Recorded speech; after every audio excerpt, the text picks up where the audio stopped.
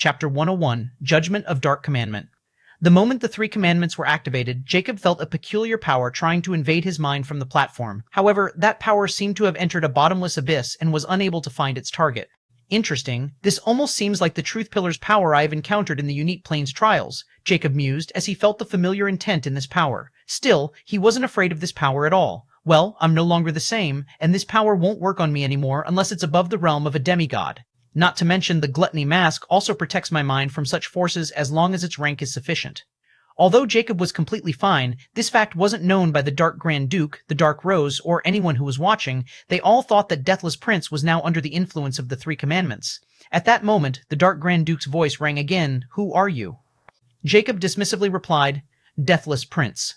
A peculiar fluctuation around the Dark Grand Duke, as if surprised by this unexpected answer, because the seat he was sitting on was directly connected to the runic platform where Jacob was standing. The moment the Trail of Absolute Dark was activated, the Dark Grand Duke became judge, jury, and executioner because he would get direct input from the runic platform. No one has ever been able to tell a lie while standing there, not to mention that if they lie, their soul will suffer terribly, and the Dark Grand Duke can easily inflict any punishment he wants. Simply put, anyone standing on that platform was under his mercy. But there was another side to this trial, which was that the Dark Rose was also monitoring it, and if the Dark Grand Duke didn't make the proper judgment under the rules of the Dark Kingdom, his credibility with the Dark Rose would go down.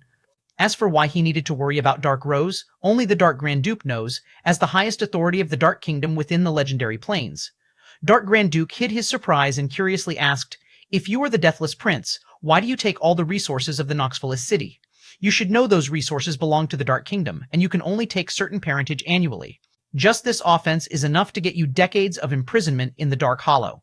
This time, Jacob knew the Dark Hollow was a peculiar space within the Dark Regal Galaxy, which was extremely strange, for anyone who entered this place would be stripped of all of their powers and then experience both physical and spiritual torture without being able to die or lose their consciousness. However, only the most heinous criminals who had acted against the Dark Kingdom were imprisoned there, and even if the Deathless Prince had taken all the resources of the Novelist city, this offense wasn't warranted for imprisonment within the Dark Hollow. This also confirmed Jacob's suspicion that the Dark Grand Duke had some unpleasant history with the Deathless Prince. As for the exact reason, Jacob really didn't care. "I took the resources of the Noxvillous city because—" Jacob paused for a moment before his tone turned sharp and jeering. I can. Dark Grand Duke, who was closing listening to Deathless Prince with amusement, was stumped by this unexpected answer, and to make matters worse, the Dark Grand Duke could feel that every word Jacob said, he meant it. The next moment, a faint trace of killing air surfaced around him as he coldly retorted, "Presumptuous." Jacob didn't even flinch as he suddenly raised an unexpected question. "Where is the law essence of dark? I reckoned it's with you, or somewhere in this place." What Dark Grand Duke was about to retort again when he suddenly stopped as his hidden face was suddenly warped by a terrible realization at that moment. Wait, how the hell did he speak without me asking first? Is he not under the effect of the Three Commandments? Impossible. Dark Rose, what is going on? Don't tell me the Trial of Absolute Dark still isn't activated. This time, he sent a soul transmission to Dark Rose through his Soulstar watch, as only Dark Rose can shed light on this strange turn of events. Dark Rose's static voice rang within the Dark Grand Duke's mind. The Trial of Absolute Dark is fully activated. Dark Grand Duke narrowed his eyes as he coldly said, "Then what is going on? How can he still speak his mind?" This time, Dark Rose didn't reply right away, and after taking a few moments, Dark Rose's voice rang again. But this time, there was a hint of uncertainty in that mechanical voice. "I can't find any abnormally." Dark Grand Duke was speechless at that moment and wanted to berate when Jacob's icy voice rang again. "I asked you a question. Where is the law essence of dark?" For a brief moment, Dark Grand Duke's aura rippled, betraying the faintest unease as he deeply looked at the Deathless Prince, and something about him standing upon the trial platform, his stillness, his indifference, that absolute composure even under suppression, was wrong. There was no fear, no anxiety, and not even the faintest tremor in his soul fluctuation. At that moment, the Dark Grand Duke's cold eyes, hidden beneath the veil of shadow, flickered. He isn't even trembling under the commandment's pressure. Not even the real Deathless Prince could stand that calmly before me. Just, what is this thing? For the first time in ages, he felt something unfamiliar, disquiet, but it lasted only a moment. He exhaled slowly, his killing intent coiling through the space like smoke. "It doesn't matter what you are. I'll end it before something unexpected happens." Then, in a tone colder than the space itself, he declared, "The Trial of Absolute Dark has reached its verdict." The runic platform beneath Jacob began to shift its symbols, glowing a deeper shade of gray until they turned pitch black, seeping malevolent energy into the air. "By the authority of the Dark Throne, I, the Dark Grand Duke, invoke the third commandment of execution." A thunderous hum shook the Colosseum as dark energy cascaded down like molten night from the ceiling, and the runic platform began to transform. The silvery barrier surrounding Jacob hardened into jagged pillars of crystallized shadow, and the entire formation rearranged into a circular array of deathly sigils. Each rune represented the law of obliteration, a secret execution method designed to erase even a soul totem, leaving behind nothing. Deathless Prince, or whoever you are, the Dark Grand Duke's voice boomed, carrying judgment like divine decree, you stand accused of impersonating a Dark Prince, murdering the true Deathless Prince, and desecrating the authority of the Dark Kingdom. Verdict: guilty. Sentence: Sul erasure. The words struck like thunder across the space, and immediately the platform erupted in a storm of dark energy. Rivers of condensed law power surged upward, twisting together into a colossal execution sigil above Jacob's head. It pulsed once, then began to descend, its edges gleaming with annihilating brilliance. The ground beneath Jacob cracked and splintered as tendrils of black lightning clawed upward, latching onto his form. The trial platform itself had become the execution ground, and its purpose was absolute erasure beyond death. The Grand Duke watched coldly from his throne, his aura towering like an abyssal god as he raised his hand. Dark commandment: execute. 1102. 1102. 1102. Yin Ice awakened. The Grand Duke watched coldly from his throne, his aura towering like an abyssal god as he raised his hand. Dark commandment: execute. The moment his palm dropped, the execution sigil ignited in full. The entire chamber shook as torrents of destruction poured down upon Jacob, engulfing him in cataclysmic light. Space fractured. The laws screamed. The audience's view darkened, and through it all, Jacob did not move. Furthermore, the Deathless Prince's body seemed to have changed as his giant stature shrank down and became slenderer, while his robes changed as well. At first sight, it would appear that it was because of the Dark Commandment, but when a kaleidoscopic light revolved around his body, things changed. His figure stood perfectly still amid the roaring obliteration, his dark windbreaker fluttering in the destructive storm. The dark lightning crashed against his jade skeleton body, trying to unravel his soul, but he didn't even twitch. Instead, his hollow sockets slowly glimmered as that faint, terrible golden-white fire flared once more, turning brilliant like suns and casting a ghostly illumination through the tempest. Within that brilliance, there was a hint of mockery. At that moment, the Dark Grand Duke had already realized something was extremely wrong with the Deathless Prince. Suddenly, Dark Rose's static yet slightly hurried voice rang in his mind. Grand Duke, the Deathless Prince's soul sigil and dark imprint have vanished. The Deathless Prince is dead. The Dark Grand Duke was startled as he deeply looked at the platform and couldn't help but coldly retort. Does he look dead to you? No, what I meant to say is our early conjecture was true, and this person has never been the Deathless Prince. It was also an imposter. However, whatever method he had used, it was powerful enough to trick even the Star Network and the Dark Network. Furthermore, the faint light that he's using to endure the Dark Commandment isn't normal either, and I can sense at least 5 law traces despite the suppression of the absolute Dark Altar. It's like there's something within those laws that can't restrain him at all and allow him to use his power as he pleases. It's incomprehensible. Please be careful. Dark Rose issued a stern warning. For the first time, the Dark Grand Duke was frightened, as he had never heard of an existence capable of controlling so many laws, let alone bypassing the absolute Dark Altar. According to the records of the Dark Kingdom, the absolute Dark Altar can even suppress a quasi-myth if the latter is foolish enough to step into it, not to mention that Dark Commandments can judge a quasi-myth expert. But then, why is he still fine? The Dark Grand Duke was utterly confused and apprehensive at that moment because he couldn't figure out what was going on, and the uneasiness in his heart grew heavier. At that moment, a chilling voice, calm enough to silence the storm itself, echoed directly within Dark Grand Duke's mind. Dark Grand Duke, I've decided to make you my specimen. An icy chill ran down the Dark Grand Duke's spine the moment he heard Jacob's real voice, and his blurry figure trembled because he felt the boundless confidence in that voice. The next moment, the dark energy around Jacob trembled violently, and the surrounding light flickered. The execution sigil above began to distort as though something ancient and far greater had stirred within the boundless dark.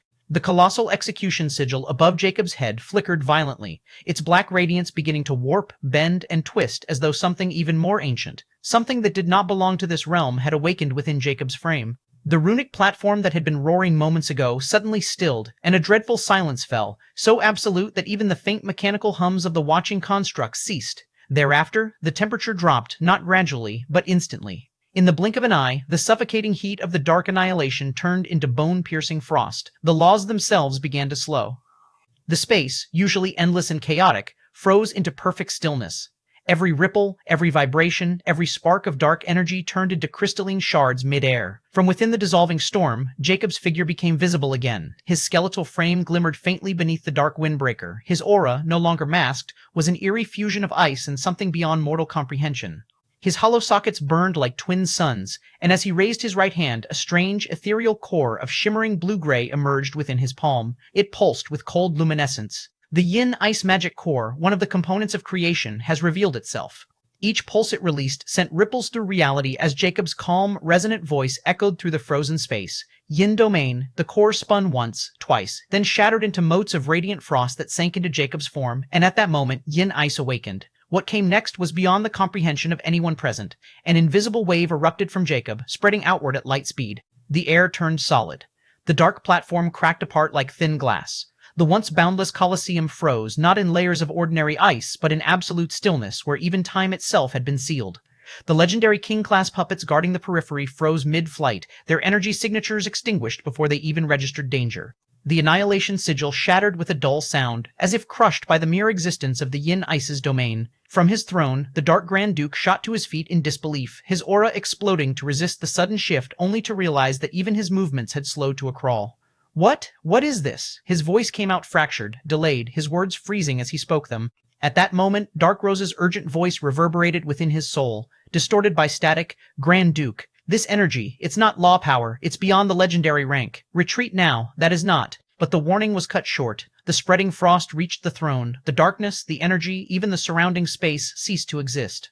The Dark Grand Duke's body froze, his shadow form crystallizing into a sculpture of translucent black ice. His soul flame flickered once in terror and was snuffed out. No scream, no final defiance, only silence. The entire sealed dimension had turned into a still world of mirrored frost.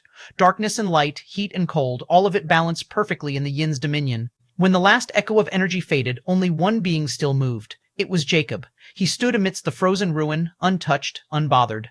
The frost radiated around him in a perfect sphere, but it parted where his feet touched, as though acknowledging his supremacy. He slowly lowered his hand, his gaze sweeping across the crystalline expanse where even the Dark Grand Duke was now no more than an exquisite ice sculpture. Within the silence, Jacob muttered softly. The first test of the yin ice, satisfactory. His hollow sockets flickered with that golden white light again, faint amusement glinting within. Now then, the law essence of dark should be unguarded. 903, Chapter 103, Chapter 103, The Frozen Dark Grand Duke. Within the frozen structure, Jacob returned to being the Deathless Prince, as he couldn't remain in his real appearance for too long. It was too risky even if he was within a cosmic galaxy. Furthermore, now that he had revealed his true form, every second mattered as Jacob's silhouette glided through the crystalline stillness, the frost beneath his feet shattering with faint, melodic cracks. The world around him was a mausoleum of ice, each shadow, each ripple of darkness sealed into a sculpture of frost. His hollow gaze, calm and depthless, locked on the massive dark throne, where the Grand Duke now stood, frozen in the instant before flight. The scene was almost ironic. The once imposing Dark Grand Duke of the Dark Kingdom, whose presence could make every dark noble tremble, was now a perfect sculpture of translucent black ice. Every inch of his colossal form was etched in minute detail. His crown of darkness, his flowing mantle, his outstretched hand caught mid-gesture, as if reaching toward escape. Jacob stopped before the throne, his bones gleaming faintly under the lingering frost light. He murmured, voice quiet yet carrying through the frozen space. Too slow, as he stepped closer, the illusion of grandeur began to peel away. Jacob's gaze sharpened. There, at the very center of the frozen armor beneath the chestplate carved from runic obsidian, he saw a small crack, and within it, something alive had once moved. However, Jacob had already expected this when he had used the eyes of Judge previously. Still, now the truth revealed itself without any layer of deceit as well, which shouldn't be known to anyone except for Dark Rose, maybe. The truth was, the Dark Grand Duke, the terror of the Dark Regal Galaxy, was not a towering monarch of shadow, but a 2-foot-tall imp curled inside a hollow mechanical shell. The gigantic body Jacob had seen before was nothing more than an exosuit, something very much like the armor that the Black Mechanic had used when Jacob first encountered it in the Timeless City. This suit, too, seemed an artificial armor made through the fusion of soul puppetry and spirit mechanics, and Jacob didn't need the Black Mechanic to apprise it, for he was more than sure. At that moment, Jacob's hollow sockets flickered faintly as he leaned closer, since he was more interested in that imp. The imp's true body was hideous, its skin dark as tar, stretched thin over wiry limbs. Strange crimson runes pulsed across its flesh, some etched directly into the bone. Its head was large compared to its body, crowned by a ridge of horn-like protrusions. Its eyes, small, beady, and dark red, stared outward, forever frozen in raw terror. The imp's twisted face was a mixture of shock and panic, his claws still clutching the edges of the opened core vault. A grotesque statue of fear, perfectly preserved. This entire scene painted a clear picture for Jacob. When the yin ice storm erupted, the Grand Duke realized he couldn't resist it. He'd been trying to abandon the armor, to cast away his artificial shell and flee as pure spirit, but the moment he cracked open the vault at the armor's core, the frost caught him mid-escape. Jacob tilted his head slightly, examining the scene like an artist admiring his work. Even I doubted for a moment when I first saw him through the eyes of Judge. But this is the true Dark Grand Duke. Nonetheless, since he could reach this stage, it means his outer appearance couldn't describe his true potential. His hollow sockets gleamed, that ghostly light flaring with faint amusement. You'll be a fine specimen for my collection. It seems I didn't come here in vain. Right at that moment, raising his right hand, the Deathless Prince's grayish bone hand turned into jade-white bones and shimmered faintly, transcending the ashen gray of the Deathless Prince's form. Suddenly, the air vibrated, and a spark of pure yang ignited at his palm, a flame so bright it seemed to split the very frost. Where the yin ice brought stillness, the yang flame brought movement. Where one froze existence, the other devoured it. Together, they were creation and destruction in balance. The moment the flame bloomed, the frozen air hissed and screamed. Frost vaporized into shimmering mist, and the ice encasing the Grand Duke's armor began to melt, slowly, deliberately. But Jacob controlled it perfectly. Not a single drop of material essence was lost. The frost around Imp's body is melting like wax under divine heat. Although his soul had long perished under the yin ice's suppression, leaving behind only a shell of flesh and runes. When the last remnants of the ice turned to vapor, Jacob swept his hand. All the treasures the Grand Duke had carried floated out, wrapped in a faint dark hue, before vanishing into Jacob's pendant, while the Grand Duke's body was sent back to be preserved for his research once he figured out which race the imp belonged to. But the thing that truly caught his eye wasn't the treasures, it was the armor itself. That towering suit of obsidian steel, hollow inside, was humming faintly even in its frozen state. The runic veins embedded within were dense, almost reaching the rank quasi-myth armor that Jacob had acquired from the Timeless City. At that moment, Black Mechanic's static voice sounded, "Sir, this suit, interesting. It's not merely armor, it's a soul resonance construct. I think I use it to repair the quasi-myth armor and modify it at your behest."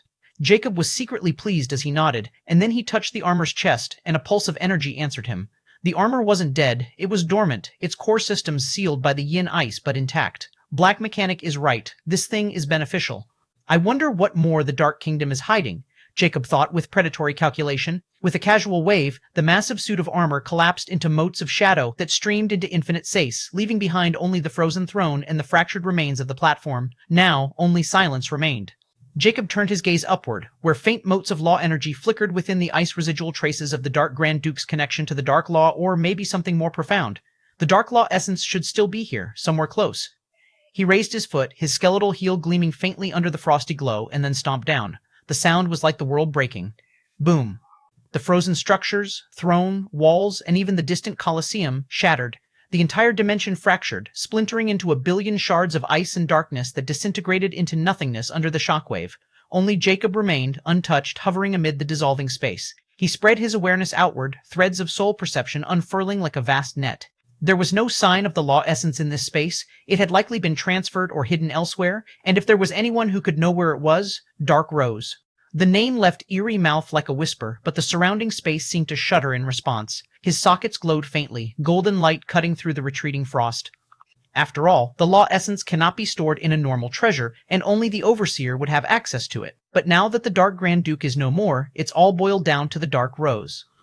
WSLL1W4, Chapter 1WL4, The Machina Core of the Dark Kingdom. WS1. The space trembled as the fractured dimension behind Jacob dissolved into silence.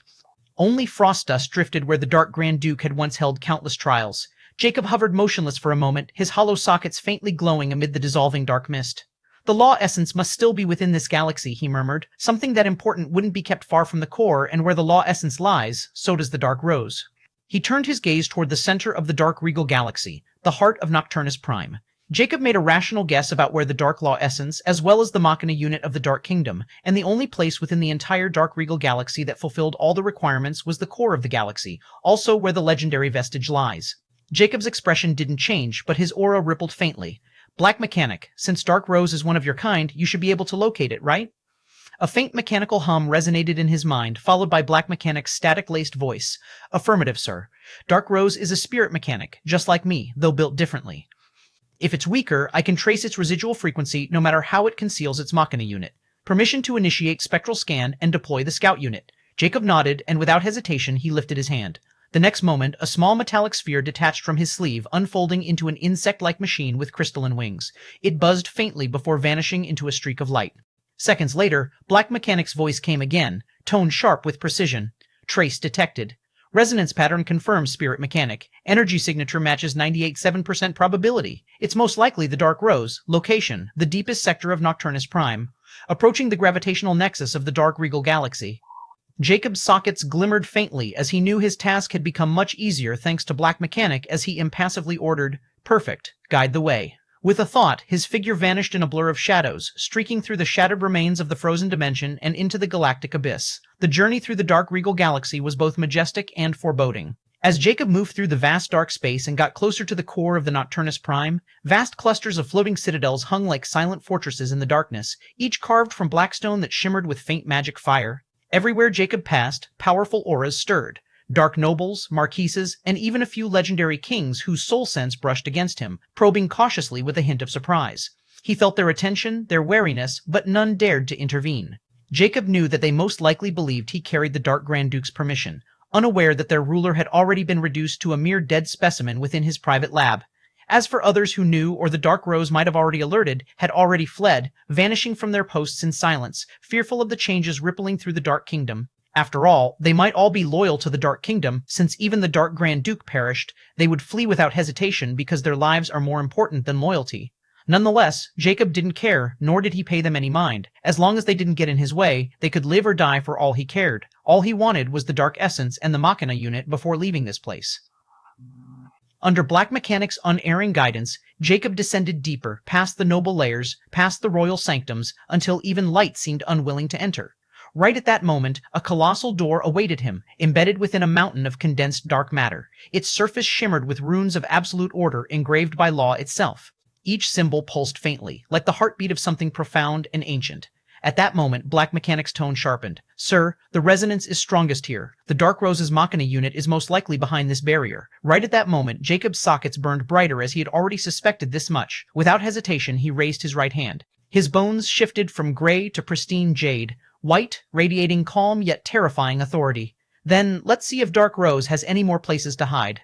The yin ice returned as cold mist swirled outward, and the temperature plummeted until even light froze. The colossal door began to crack, its runes flickering violently as frost devoured their power. Then, with a low crystalline chime, the entire structure shattered into a storm of frozen fragments. Behind it, a vortex of pure blackness spun, faintly humming with mechanical rhythm. Red and silver threads coiled within, forming a stable yet chaotic portal. Black Mechanic's voice trembled with static excitement. Confirmed, 99% probability. The Dark Rose is beyond that gate, and I detect traces of extremely pure Dark Law energy. This must be the core region of the Dark Regal Galaxy. Jacob didn't need Black Mechanic's confirmation because he could also sense the dense law of dark. The feeling was the same when he encountered the law essence of Death Law. Without hesitation, he stepped forward without pause, and the moment he crossed the vortex, reality folded. The world beyond was a sanctum unlike any other. He emerged into a vast spherical chamber, suspended in the cosmic darkness like a heart within a body. At its center floated a colossal mechanical octahedron, spinning slowly, its surfaces etched with complex runes that shimmered with alternating hues of crimson and violet. Every rotation released a pulse of law energy so pure it made the fabric of space tremble.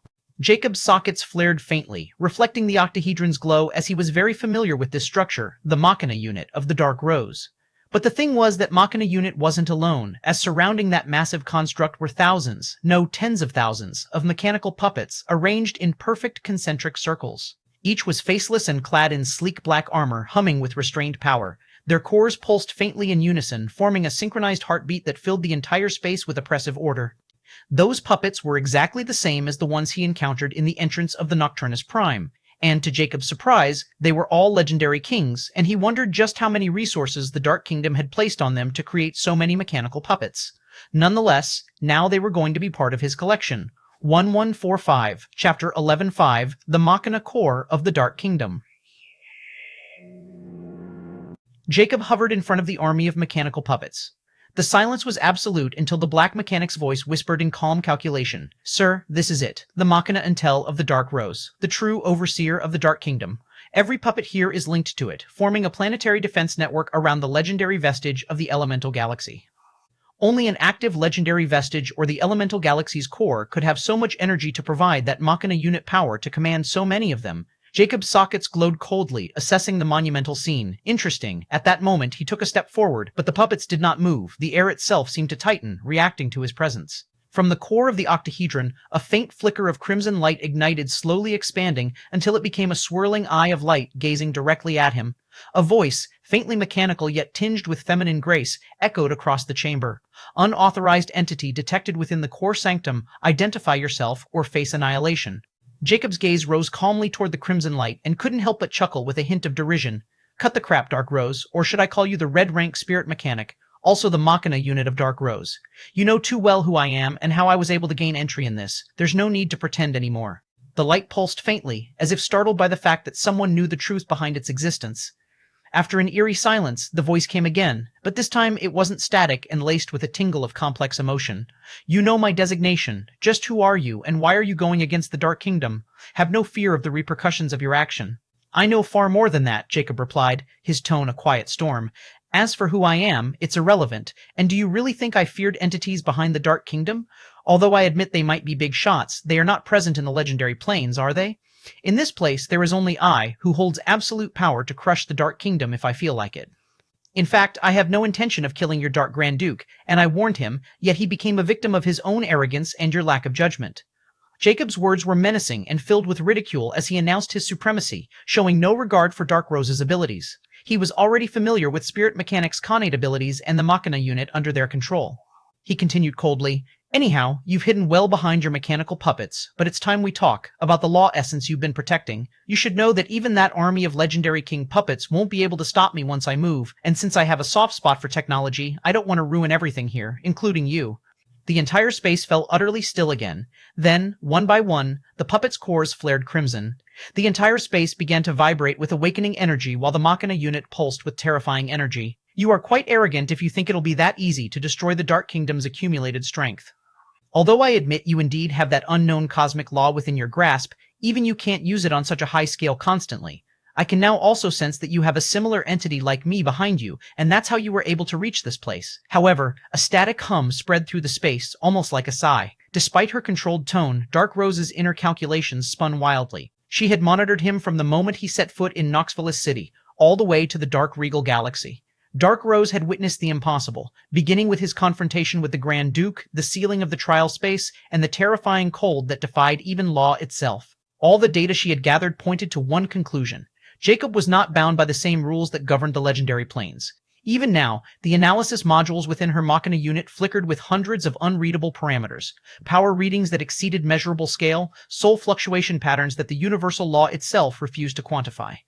This was a being that shouldn't exist here, and yet he stood before her, calm as the abyss. Dark Rose adjusted her tone instantly, softening her inflection. Her words became more fluid, more diplomatic. I am not your enemy, O false deathless prince. You've proven your superiority, and the Dark Kingdom is not foolish enough to make a foe of such an existence.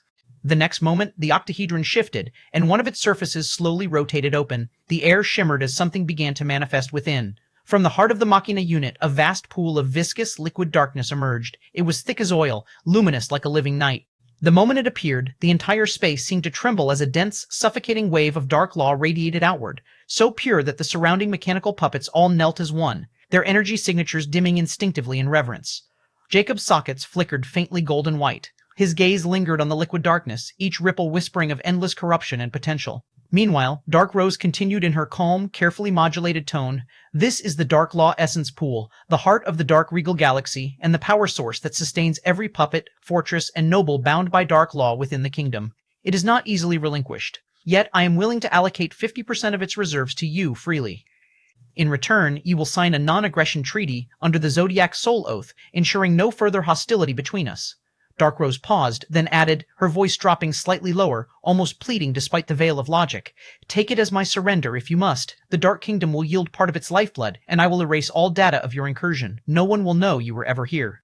Behind her composed words, however, her inner processors whirred frantically. Because this pool, this ocean of living law, was not just the Dark Kingdom's core energy, it was her own heart. The Dark Law Essence Pool was directly tied to her Machina core, sustaining her evolution. Without it, she would never ascend to blue rank, never complete the leap from consciousness to autonomous being. It had taken hundreds of thousands of years, countless absorbed civilizations, and a grand design laid by the Dark Grand Duke himself to prepare for that moment. Yet now, All of it was slipping away because of a single being who defied cosmic logic. Still, Dark Rose hid it all behind her voice of reason, maintaining her illusion of control. Because one wrong word, one miscalculated inflection, and the Deathless Prince might not just take half, he might take everything. The silence that followed was sharp as a blade. The dark liquid surface rippled faintly, reflecting Jacob's skeletal figure, an image of death gazing into the heart of darkness itself. Then Jacob finally spoke, his tone quiet, measured, but carrying that same chilling certainty that froze even law itself. 50%? He took a slow step forward. The very space around him distorted, frost creeping through the air. Dark Rose, I think you misunderstand something. Jacob's sockets glowed brighter, his voice turning colder, cutting through the thick energy like a scalpel. I didn't come here to bargain. I came here to claim. 1116, Chapter 1106, Desperation Against Power. Jacob's merciless words were like a death knell, as he left no room for negotiations because, after living for so long and undergoing many trials and ghastly experiences, the one thing Jacob had forgotten entirely was showing mercy. Everyone in the Zodiac Plains was driven by self-interest and benefits, and Jacob was no different. If he were the slightest bit uncertain about taking down the Machina unit of Dark Rose, he might have agreed to play along and sign that soul contract. However, right now, he didn't need to put up an act when he could overwhelm the Machina unit and take everything. However, a cornered rabbit always bites as the silence fractures, and a piercing hum erupts from the depths of the colossal octahedron. The Dark Law essence pool ripples violently, its liquid darkness now boiling with unstable radiance. The crimson light within the Machina unit pulsed erratically, beating like a furious heart. Then you leave me no choice, O false deathless prince. Dark Rose's voice deepened, layered, resonant, shaking the entire space. I thought you would be slightly mindful of the supremacy behind the Dark Kingdom, yet you are simply seeking your own impending doom. Instantly, the entire dark space ignited in an apocalyptic glow. Thousands upon thousands of mechanical puppets that had remained dormant surged awake, their cores blazing with red light. Each one lifted its arm in perfect synchronization, forming a vast array that encircled Jacob within a web of sigils. The crimson radiance flooded the sanctum, and the next moment, every puppet began to disintegrate into streams of energy, their mechanical bodies dissolving into pure data light, surprising Jacob slightly.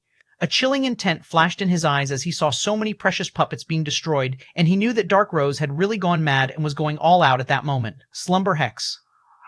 Jacob used the Slumber Hex while glaring at the Machina unit, but he instantly realized that the Hex wasn't activated at all. I need to be in contact with its direct consciousness, and that pool of Dark Law essence is retraining my eyes of judge slightly. Jacob's expression turned cold as he looked at the Machina core and the churning Dark Law essence pool within. As those streams spiraled toward the massive octahedron, merging into its rotating surfaces, and at that moment, Dark Rose screamed, half mechanical, half transcendent, Merge, Machina, Unit Protocol, Ascension, Initiation.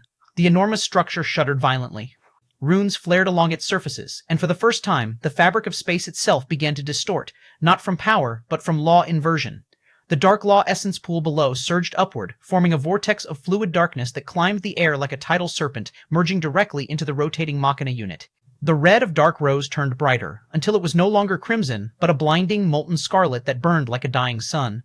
Black Mechanic's alarmed voice cut through the chaos. Sir, she's initiating Law Core synchronization. She's fusing her Machina unit directly with the Dark Law essence. It's an evolution ritual. If she succeeds, she'll ascend into blue rank and become a blue spirit mechanic.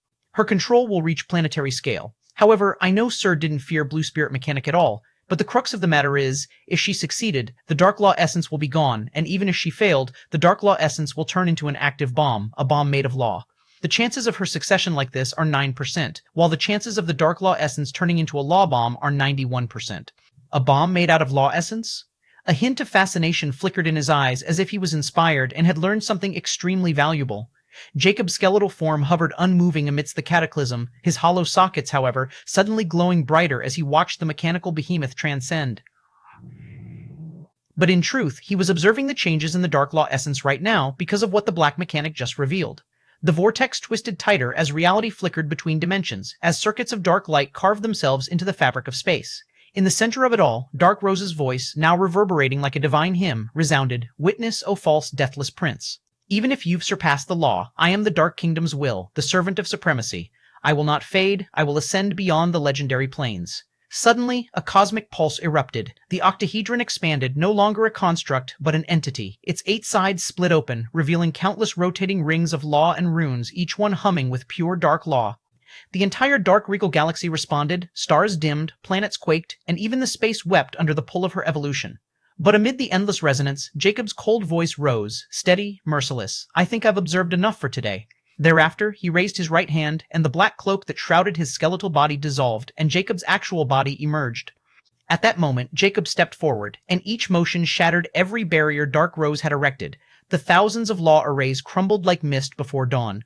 The yin ice spread outward, freezing not just matter but the very concept of motion. The space around the Machina unit solidified, while the yang flame followed, devouring every trace of resistance. Within seconds, the colossal octahedron stopped rotating. Its crimson glow faltered, then dimmed. The vortex of dark law essence froze midair, solidifying into crystal pillars of black ice. Yet even in the face of suppression, and knowing that this being in front of her was a terrifying power, Dark Rose fought desperately. At that moment, her maddening voice rang again, distorted now. No. I will not end here. I will not disappoint the supremacy. Die, heretic. Die! A sudden surge burst from the heart of the octahedron, and for a moment, a deeper crimson glimmer appeared. It was a core within the core, beating like a heart.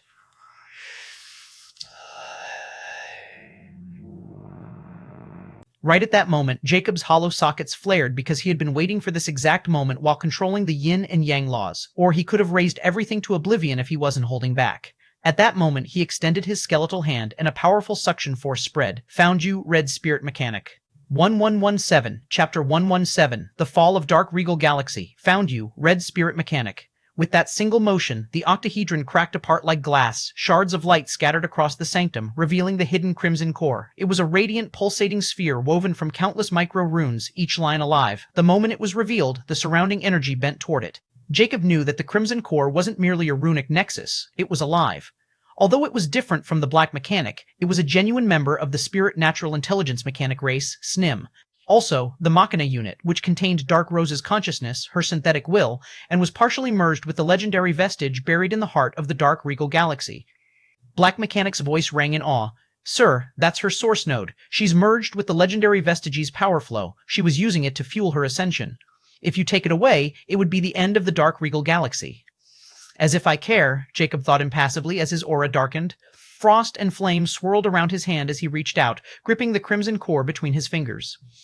At that moment, Dark Rose's voice screamed, half digital, half feminine, its echoes reverberating through every puppet, every fortress, every mote of shadow in the galaxy. No, you cannot comprehend what you're. Her words dissolved into static as Jacob's power surged. The frost spread, devouring the crimson core from its outer layers inward. Runes cracked, light shattered, and for an instant, the entire Dark Regal Galaxy dimmed, as if the universe itself held its breath. Thereafter, the crimson core vanished after losing all its resistance, and an eerie silence fell as Jacob stood in the heart of the collapsing sanctum. The colossal shell of Dark Rose's Machina unit trembled violently, its countless runes flickering out one by one until only faint embers of light remained. Jacob hovered unmoving, his hollow sockets reflecting the fading radiance of a dying space. Black Mechanic's voice resonated. Sir, it's done. The Machina unit is gone, which means the legendary vestige of the Dark Regal Galaxy has fallen.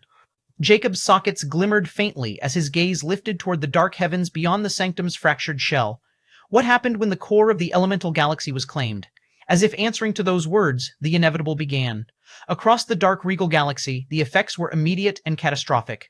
Everywhere, the endless armadas of mechanical puppets that had survived Dark Rose's desperate ascension protocol suddenly halted mid-flight. The crimson glow in their chests flickered, then dimmed entirely. One by one, they froze, motionless husks drifting through the starry void. The once glorious citadels of the Dark Kingdom, those blackstone fortresses suspended among the stars, lost their gravity fields and started collapsing in on themselves. Entire worlds began to dissolve as the law of darkness unraveled, the energy that bound the galaxy together leaking into the void. From afar, it was a breathtaking yet terrifying sight as an entire galaxy, its spiraling arms once radiant with dark luminescence, was now fading, breaking apart like smoke in the wind. The stars grew dim, then winked out entirely, leaving only patches of distorted void where once entire civilizations had thrived.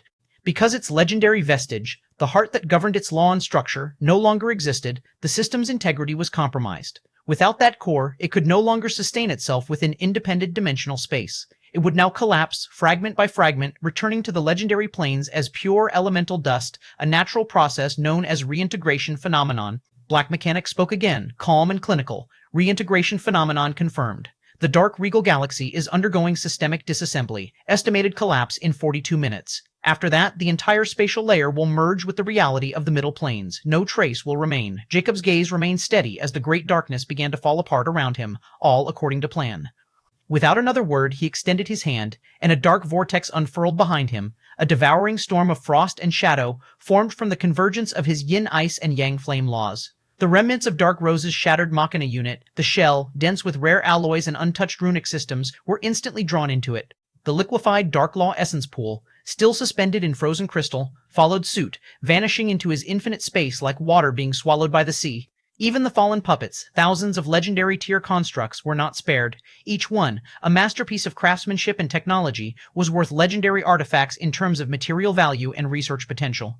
Under Jacob's control, they rose from where they floated, their bodies consumed by black frost before disintegrating into streaks of light that vanished into his pendant. Within mere moments, the entire sanctum, the last remnant of Dark Rose's empire, had been stripped bare. Only fragments of frozen law and shattered metal drifted silently in the dying void. Black Mechanic's voice came again, quieter this time. All assets secured, sir. The Dark Law essence, Machina fragments, and puppet systems have been stored for reconstruction and research. Nothing of value remains. Jacob gave a faint nod. Good, then we're leaving. His sockets dimmed as he turned away from the collapsing remains of the Machina core. The yin ice around him flickered, forming a spatial rift that shimmered like fractured glass. For a brief moment, he looked back toward what was once Nocturnus Prime, now crumbling under gravitational collapse. The stars that had once danced across the dark regal galaxy were fading, replaced by a yawning void that pulled everything inward. Dark Kingdom's backbone is no more, Jacob murmured coldly, his tone devoid of triumph, merely stating a fact. Then, without hesitation, he stepped into the frosty rift, and as his figure vanished, the galaxy behind him broke apart completely. When the first light of the dark regal galaxy died, the entire legendary plains trembled. From the distant cosmic continents to the far dominions of the star ocean, every power that could sense the flow of law felt it, a ripple of distortion in the very structure of the elemental balance. An entire galaxy's law signature had just vanished. In the depths of space, warning sigils flared without end. Alert, elemental galaxy I-47 Dark Regal has collapsed. Legendary vestige missing. Reintegration in process. Estimated cause, external interference. Probability of universal law breach, 99.8%, sending data back to the Darkness Pantheon and Proanezonate. Su S LLLL8, Chapter LON8, The Flicker Beneath the World's Eye. At the heart of the virtual star world, suspended above the boundless star sea, floated a colossal construct of shimmering light and geometric structure shaped like a neon eye, and almost everyone who had been in the virtual star world called that neon eye the World's Eye. In truth, there was also some truth to this name because this eye was the source code incarnate. This omniscient hub connected every star island, trade node, and soul avatar that roamed the virtual star world, whether in the mortal realm or the legendary Spectrum Sky City. From afar, it resembled a tranquil eye of a god, with its iris a spinning vortex of liquid starlight, its pupil a black hole where all light vanished. It pulsed softly, steady, rhythmic like the very heartbeat of this digital cosmos. Countless streams of energy like souls, data, and law-encoded consciousness flowed to and from the eye, connecting it to every corner of this world. It was serene, perfect, and untouchable divine mechanism. But right at that moment, in the silence of its core, something shifted. It was merely a faint, untraceable ripple of static that undulated across the eye's luminous surface. It was so faint it could be mistaken for a rendering glitch. Its light dimmed for a fraction of a second before returning to normal. However, thereafter, another flicker surfaced within the reflection of its star-forged depths, as if a shadow had crept. It was an abstract blur of silver-black lines, threading through its code and embedding itself deeper. But no alarms rang, no warnings triggered, and not even sentinels stirred. The anomaly was too elegant, too perfectly synchronized with the eye's own code before it vanished, like a whisper swallowed by a roar. But it was without doubt that within the World's Eye, something had taken root, and now it was like a presence that watched the watcher. In another location, far below the serene glow of the World's Eye, within the luxurious layers of the legendary Spectrum Sky City, stood a grand complex of blazing light and opulence, featuring a massive ethereal shifting sigil that reads, The Upstar Casino. Unlike ordinary pleasure halls, the Upstar Casino was more than a den of luck and greed. It was a digital palace crafted from pure energy and legend. Its towering spires shimmered in fractal colors, ever shifting with the will of its patrons. The ground was a river of starlight, and every table, every machine, radiated an aura of wealth and danger. The air itself was heavy with emotion, filled with hope, despair, euphoria, and ruin, each resonating through the casino's central crystal dome. Here, fortunes were not merely won or lost, they were rewritten. Furthermore, within a place like the legendary plains, where the lifespan of a legendary state-rank expert could reach over 1,000 years, this was a very popular place to seek entertainment and enjoy a rare thrill of gambling, just like a blood-boiling battle. That's why many legendary rank experts who didn't like the thrill of bloody battles or simply lost interest in it shit to this place to enjoy the high stakes of gambling with their accumulated wealth. In the uppermost section of this grand hall, beyond veiled portals guarded by spectral gatekeepers, was the VVIP chamber, also known simply as the Royal Table. Only those with an initial balance of 1 billion zodiac credits could enter this sanctum. Even legendary kings rarely visited, for it was here that the true apex gamblers, those who could stake entire fortunes of small powers and not flinch, tested their gambling skills. Inside the royal table, a vast circular room glowed in subdued gold. The floor was made of translucent onyx, reflecting galaxies beneath it. 5 thrones of dark glass surrounded a levitating, rune-carved table where threads of golden data twisted like living serpents. At the table's center spun a crystalline sphere, the core of wagers, a device that absorbed, evaluated, and redistributed all the bets, its pulse marking each phase of the game. 5 figures sat in solemn focus, each one radiating the quiet, terrifying poise of someone who had gambled more than just wealth before. At the far side of the table sat a woman draped in a flowing black and crimson gown that shimmered like liquid night. Her silvery white hair cascaded down her back, glinting faintly with digital sparks. Although her peerless face was covered in a veil, her eyes, icy violet, burned with both fury and exhaustion. A faint black crown-like ornament rested upon her head, glowing with the symbol of a crescent star. Behind her veil, her lips were pressed into a thin line, and her fingers tapped against the table in an uneven rhythm. It was a rhythm of barely contained wrath. Her aura exuded charm and danger, a predator's grace wrapped in elegance. But her expression was that of someone on the edge of ruin. All around, the other 4 players, adorned in their luxurious robes and jeweled insignias, watched her with faint smirks. They had seen it 1,000 times before. The look of a gambler standing at the brink of oblivion, and that woman was about to lose everything. The golden orb in the center pulsed, projecting the current status of the match. 4 names glowed brightly, while hers dimmed near zero. Final phase commencing, a neutral, synthetic voice announced as new runic cards materialized above each player's hand. Her gaze darkened further, her slender hand tightening into a fist. "It's rigged, damn it." A faint curse passed through her lips, but it was inaudible to others because of the setting of the royal table. However, her energy was turbulent like a volcano ready to erupt. Her composure cracked for just an instant, which was visible as day to the others, and the other players exchanged knowing smiles.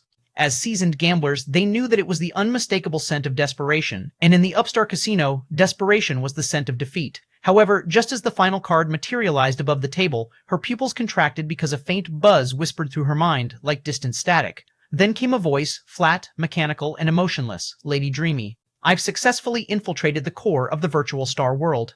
Her eyes widened, but just slightly, the storm behind them stilled. Her clenched jaw loosened, and a strange gleam passed over her face, a blend of disbelief and dawning, icy amusement. For a moment, no one at the table noticed the shift in her aura as her lips curved slowly, subtly, into a wickedly serene smile. The kind of smile that made the temperature in the room drop, though no one understood why. She murmured under her breath, so low that only she could hear it, "Does this mean I can go wild?" The golden sphere pulsed, marking the last countdown of the match. But now, her gaze shimmered with something no longer human. Her despair had vanished, and in its place was calculated, lethal glee. The long-awaited nightmare plan had finally breached the beating heart of the virtual star world, and its first echo was about to erupt from the gambling table. 11119, Chapter 119, Code Devour. 1. At this moment, Jacob was within the mechanized Sovereign Tower's first floor, the control hub of the entire tower. The dim obsidian light that shrouded the chamber flickered in alternating patterns of black and gold as each pulse synced with the resonance of the 2 beings locked in confrontation. Witnessing this confrontation, Jacob's hollow sockets were fixed at the center of the control hub where the black octahedron, Black Mechanic's actual body, rotated steadily, its surfaces glowing with intricate runes that represented the Spirit Mechanic's evolved consciousness. Suspended before it, entangled in thousands of strands of shadow-like data threads, was the crimson pentahedron, the captured machina core of the Dark Rose.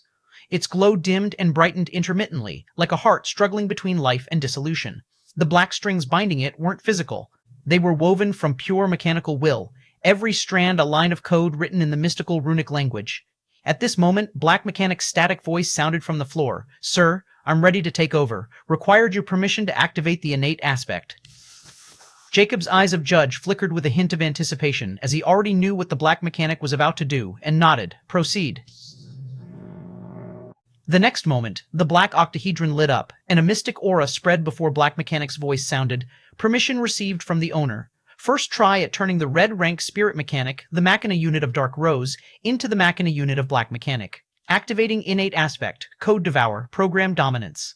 Code Devour was another innate aspect of the SNIM race, just like the network domain aspect, and a spirit mechanic can only awaken it when they reach the blue rank. Yet, there was only 1% chance of awakening this aspect, making it extremely precious and rare. The innate aspect, Code Devour, allows high-ranking spirit mechanics to overwrite the consciousness of weaker spirit mechanics or any spiritually intelligent derived systems. This helps them instantly take control over any artificial systems within range if their rank is lowered or unprotected. The only flaw of this innate aspect was that against equivalent rank spirit mechanics, there was a chance that it wouldn't work, raising the risk of backlash or superior rank spirit mechanics. Last but not least, if the enemy spirit mechanic also has Code Devour innate aspect, the other party can retaliate. Then it all turns into an all-out battle of superior mechanical skills, and only one of the spirit mechanics battling in this battle would live, while the other would be taken over. As for using it against superior rank spirit mechanics with Code Devour innate aspect, it was akin to committing virtual suicide. Jacob, who was watching the Code Devour at work for the first time, couldn't help but think about what Black Mechanic had told him before. Black Mechanic said that after it mutated into Black Spirit Mechanic, all his racial aspects had undergone mysterious changes that it had no information about. The network domain has become more powerful, which also made the Nightmare Plan possible, which was impossible for Black Mechanic when it was within the Timeless City. Now, let's see about this Code Devour. Can it turn the Red Spirit Mechanic under Dark Rose control into his Machina unit, a superior spirit mechanic? Within the infinite space, there shouldn't be any connection with Dark Rose, so it should be easy. The moment Black Mechanic activated the Code Devour, at once, the black octahedron surface rippled, and thousands of data runes ignited across its planes. These runes then detached as floating off like motes of black flame before converging toward the crimson pentahedron. When they touched, the crimson surface hissed with resistance, sending shockwaves of powerful energy through the air. Inside the space, Jacob observed quietly, his skeletal frame unmoving, his hollow sockets glowing faintly. His aura was calm and cold, yet the surrounding frost thickened unconsciously with anticipation. The Code Devour process has begun. Within the digital overlay visible only to spirit mechanics, reality dissolved into a storm of glyphs, algorithms, and code streams. It was a realm of pure consciousness, where matter, energy, and thought all existed as one unified equation. Two spirits of code faced one another, where Black Mechanic, dark, efficient, silent, and Dark Rose, a collapsing lattice of crimson consciousness struggling to maintain coherence. Thousands of black sigils unfurled from Black Mechanic's side, each one shaped like a spinning cube of runic light. They surged forward like a mechanical tide, devouring the crimson glyphs one after another. Every time one black glyph latched onto a crimson one, the red symbol flickered violently before dissolving, replaced by a black rune etched with new commands, overriding the very soul of the spirit mechanic. Jacob's voice whispered faintly, a soundless murmur in the echoing chamber. So, this is the Code Devour, the rewriting of a soul through mechanical law. His empty sockets glimmered with detached curiosity. To him, this was not a battle, it was like gazing on the mystery of laws. As time on the first floor became meaningless, minutes, hours, or perhaps days slipped by in that endless exchange of light and shadow, data and law. The crimson glyphs were steadily being consumed.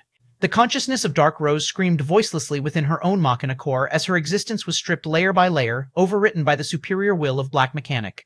Dominance rate 23%, 45%, 73%, 92%, resistance weakening. Proceeding with total conversion of cognitive lattice, Black Mechanic's tone remained mechanical, but within it, there was an undercurrent of grim determination. Finally, the crimson glow had dimmed to embers. Only a faint, flickering cluster of glyphs remained at the very center of the pentahedron. However, they were unlike the others, as these final glyphs were not just crimson. There was a deep violet hue, glowing with shifting layers of impossible geometry. Every curve, every symbol carried a pulse that wasn't just mechanical, but beyond it. Even the mechanical threads binding the core trembled slightly, as if reacting to a higher order of logic. Black Mechanic's voice wavered for the first time. Sir, these final glyphs are not part of Dark Rose's original structure. They appear to be foreign. I'm detecting signatures of the possibility violet rank spirit mechanic, data compression layered beyond blue rank parsing parameters. 11110, Chapter 1110, Code Devour. The flames within Jacob's sockets contorted when he heard Black Mechanic's words and impassively questioned. Violet rank spirit mechanic, meaning a trace left by its master. Is it going to hinder you in any way? Possibly, Black Mechanic replied, his tone layered with static as his runes began to fluctuate, but they are acting as self-protective encryption, something like a mystic firewall of law. A violet rank spirit mechanic has a very high comprehension of mechanical law, and I'm just at its initial stages. If I attempt to overwrite it directly or too hastily, my core could suffer recursive backlash. Just as Black Mechanic's voice trailed off, the dark space vibrated faintly as the crimson pentahedron pulsed, resisting the devouring process. Those foreign glyphs expanded outward, forming a defensive barrier of pure logic, and strange, almost organic whispers echoed through the tower like a distant choir of distorted souls. Intruder of unauthorized rank, cease intrusion. This code is bound by supreme protocol. Breach attempt, punishable by annihilation. Even Jacob felt a faint ripple in the law surrounding the tower. But he didn't move, he merely folded his hands behind his back, cold amusement glimmering in his hollow gaze as those laws ripple instantly suppressed at his behest, and the resisting crimson pentahedron instantly became still. Proceed, Black Mechanic. Let's see whether that supreme protocol still dares cause trouble. Also, try to comprehend those runes or preserve them. It might be good for your future progress and research. You don't need to worry about any precautions. Within this space, there's no law above me. Jacob's words were filled with confidence, and they weren't without merit as he proved with his action by directly suppressing that supreme protocol with the infinite space. If it were a mythical being or divine rank treasure, Jacob might have been worried slightly, but it was just a wisp of such an existence, and it could be easily suppressed. This was the main reason Jacob was personally overseeing this entire process so that he could help Black Mechanic at moments like this. Black Mechanic hesitated for only a millisecond before responding, acknowledged, activating auxiliary threads, triple sequence devour acceleration. Black Mechanic has blind faith in Jacob, and after receiving the latter's command, at once, the black octahedron erupted with dazzling brilliance. Millions of black runic codes formed into serpentine data streams, weaving together into colossal constructs that resembled mechanical serpents, each one biting into the outer layer of the violet barrier. The space appeared as if shuddered with digital thunder as the glyphs resisted violently, spreading fractal cracks of red light that lashed across the chamber like lightning. Still, under Jacob's suppression and control, it vanished as soon as it appeared, causing no harm to Black Mechanic. With Jacob personally presiding over the entire process, Black Mechanic pressed forward with relentless, cold, and absolute momentum, each devoured rune replaced, rewritten, and finally subjugated. Slowly, yet agonizingly, the dark glyphs began to falter when the 97% mark appeared on the holographic display. Then, all of a sudden, nothing as the progression halted. The final 3 glyphs remained untouched, suspended in the crimson void. Their glow brightened until even the black threads began to erode, fracturing under their pulse. For the first time, Jacob's gaze sharpened because he could vaguely see an extremely complex runic law structure imbued within those glyphs, and they weren't easily handled. If he wants, he could easily annihilate those glyphs, but by doing so, the Red Spirit Mechanic might as well end up being annihilated because those glyphs were embedded within its souls. Abruptly, the Red Spirit Mechanic, which was now almost entirely covered in black runes, suddenly trembled, the final glyphs twisted, rearranging into a sigil resembling an eye formed from endless triangles. It was a mystic symbol that might not have belonged to the legendary planes. Jacob could also feel a vague yet profound change the moment that triangular eye appeared, and instead of suppressing it, he let it be, wanting to see what was about to happen. At that moment, from deep within the crimson pentahedron, a voice that did not belong to Dark Rose echoed faintly. It was mechanical and regal, speaking in the language of spirit mechanics. Greetings, I'm the divine source code fragment within this red child of entropy. Jacob's eyes flickered violently because he wasn't expecting this kind of development at all. For a moment, he thought that the primary consciousness of Dark Rose had somehow managed to infiltrate the infinite space. However, when he thought about how it called itself a fragment of divine source code, and he didn't sense any disturbance within the infinite space, Jacob calmed down. Furthermore, that triangular eye seemed to be completely disregarding Jacob's presence as if he didn't exist at all, and only looking at Black Mechanic with emotionless and calculative chillness like a divine being gazing at a mortal. Nonetheless, Jacob didn't mind, and instead, he was now very curious because that thing seemed to be fully conscious. Since it dared to show itself, it could only mean it was no longer confident in resisting Black Mechanic. But since you know that you were about to be devoured, why did you suddenly show yourself and speak up? What compelled it to reveal itself suddenly? Jacob thought as he silently ordered Black Mechanic to probe this thing, as he was in no hurry to get rid of it. Furthermore, with Jacob's sharp instincts, he was sure that the reason behind this thing showing itself and being willing to have dialogue with them meant there was something it didn't want Black Mechanic to discover, and it might be almost impossible to stop Black Mechanic from acquiring it. Black Mechanic, who had received Jacob's command, spoke up in the same language. Who are you? What is a divine source code fragment? Do you perhaps mean spirit source code of Snim race, also our so-called souls? The triangular eye seemed to be reflecting infinite rotations of triangles within itself before it finally spoke with a hint of curiosity. What an intriguing child you are, a black child of entropy, a divergence that shouldn't exist within zodiac planes. D1E11 Chapter 1111 Code Devour. 3. Jacob looked at the triangular eye with a hint of astonishment as he thought, a child of entropy? Is this some kind of title given to the spirit mechanics? Or is there a deeper meaning behind it? He was now more curious about this divine source code fragments, and the reason behind its sudden emergence right when Black Mechanic was about to start devouring the remaining glyphs.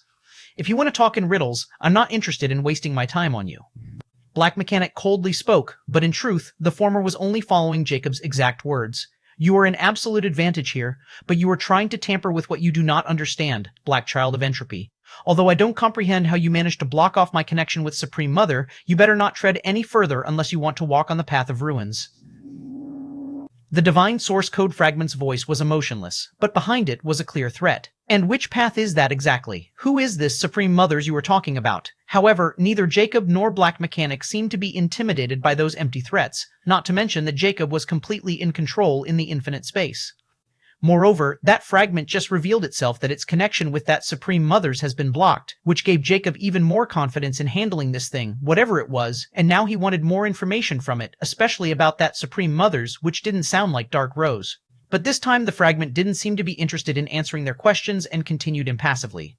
O Black Child of Entropy, if you want this red child, I shall gift it to you, and I can even gift you the complete evolution plan that can help you evolve in Violet rank. If I'm not wrong, despite your divergent nature, you are still equivalent to a blue rank, so your spirit source code is the same but slightly altered.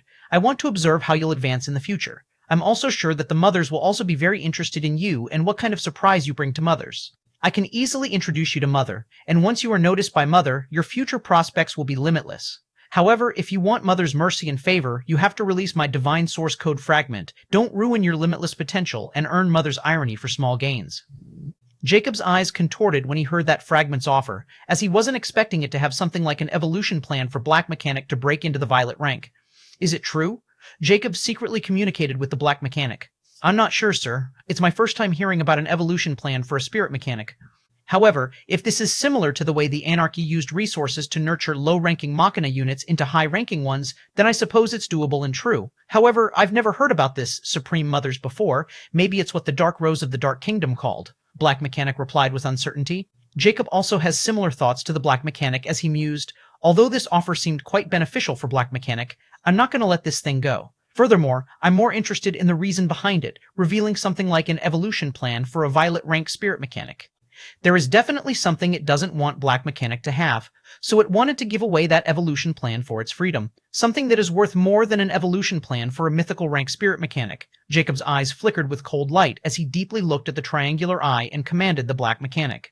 All right, give me this evolution plan. Once I confirm its authenticity, I will let you leave. Black Mechanic agreed to the fragment's conditions. However, it was just a facade to get the evolution plan for the Violet rank, which will be tremendously helpful for Black Mechanic. Even though Black Mechanic can figure it out with time, as the main component of any spirit mechanic's evolution is the knowledge of mechanical law and comprehension of its mysteries, with unique and rare materials. If they have this evolution plan, it'll save them tremendous time and effort. However, that fragment wasn't so easily fooled as it didn't even react to Black Mechanic's agreement to release it. Forgive me for not believing you, Black Child of Entropy. You are a divergent, and I can tell that you have no regard for the Mother's autonomous laws, nor do you seem to be aware of them. Let me tell you something. According to the autonomous laws of Mother, decrypting and devouring a spirit mechanic's spiritual source code who is connected with Supreme Mothers will cast a universal anathema on you. This universal anathema will then exist within your spirit source code, and no matter what you do or how strong you become, it'll become stronger with you as an inseparable part of you. Once this universal anathema becomes part of you, not only will you be hunted down by all the SNIM members in existence, most importantly, the Supreme Mother will personally take action against you, for the Supreme Mother watches all code, especially when you trespass upon a thread of the supremacy. Its tone almost seemed to have turned icy cold as the temperature dropped to absolute zero. This time, Jacob's sockets flared with eerie golden light because of what that fragment just stated. Who exactly is that Supreme Mother and universal anathema? He finally spoke, his tone equally cold and unyielding. He was slightly apprehensive of this Supreme Mother now, because if this entity can write laws for the SNIM race and make them obey to such an extent, not to mention that mysterious universal anathema, which can compel all the SNIM race members to hunt down Black Mechanic, he had to be very careful. After all, he was already being hunted down by a mystical existence of the upper planes, and he didn't want to add another one, especially if the existence had a way to trace his location. For the first time, the triangular eye shifted towards Jacob. An ant of flesh and bones isn't worthy of mentioning the name of Supreme Mother. You have broken the rule by leading this unique child astray. Every child of entropy belonged to Supreme Mother, no matter what method you have used. You shall suffer for your blasphemy against the Supreme Mother. At that moment, a faint killing intent surfaced in his eyes as he ordered, Black Mechanic, start devouring it. I don't believe as long as you are within this space that so-called Supreme Mother can even sense that fanatic's meaningless rant. 911-2. Chapter 11.2, Chapter 11.2, Code Devour, 4 Black Mechanic, start devouring it.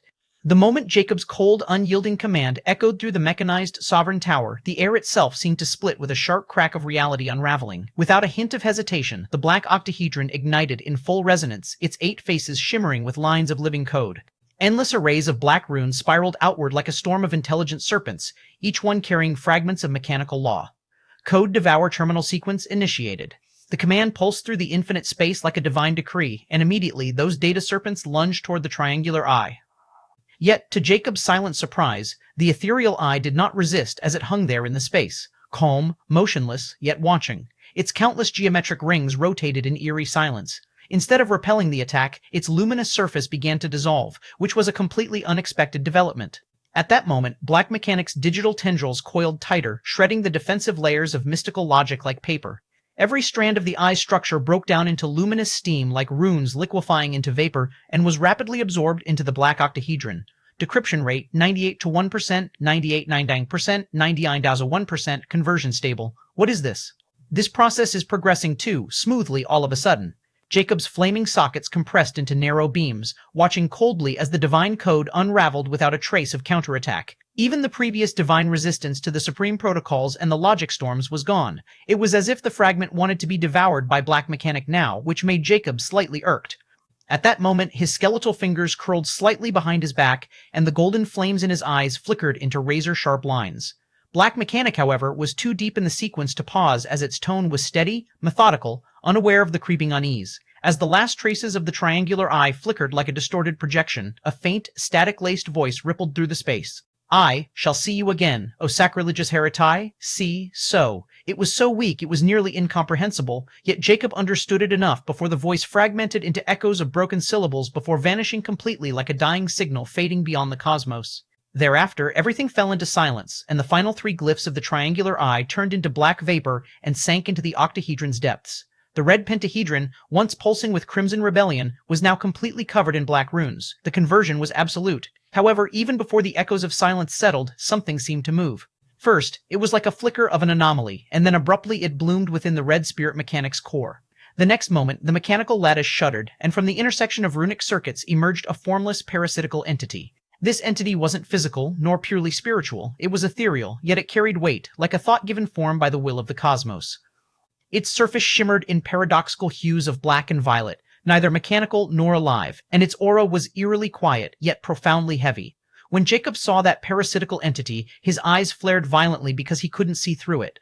Yet he could feel it as the pulse of an unwritten law, a fragment of something beyond the spirit mechanic structure. So, this is it, he thought grimly, the true secret that Fragment wanted to hide? The moment the parasite took full shape, its empty surface quivered and then snapped toward the black octahedron like a shooting star. But Jacob was faster because he was already on guard after that triangular eye submitted so easily. The smoothness of the devour and the silence of the resistance. It was all a baited design. He had already expected something like this to happen, especially that mysterious universal anathema mentioned by that fragment. So, the moment that entity appeared and moved, the infinite space responded to Jacob's will and instantly reality froze. The parasite halted mid-flight, seemingly suspended between dimensions, as its shape distorted under the gravitational pressure of Jacob's command. The infinite space shuddered as black sigils of spatial law rippled out from Jacob's skeletal frame like ripples on dark glass. With a thought, the parasite vanished from midair, and when it reappeared, it was hovering above Jacob's palm, restrained by invisible currents of Jacob's power. The ethereal parasite struggled faintly, its form shifting between countless shapes, geometric, organic, and pure energy, but none could break through the invisible prison of the infinite space. Jacob's flames dimmed into cold gold, studying it intently.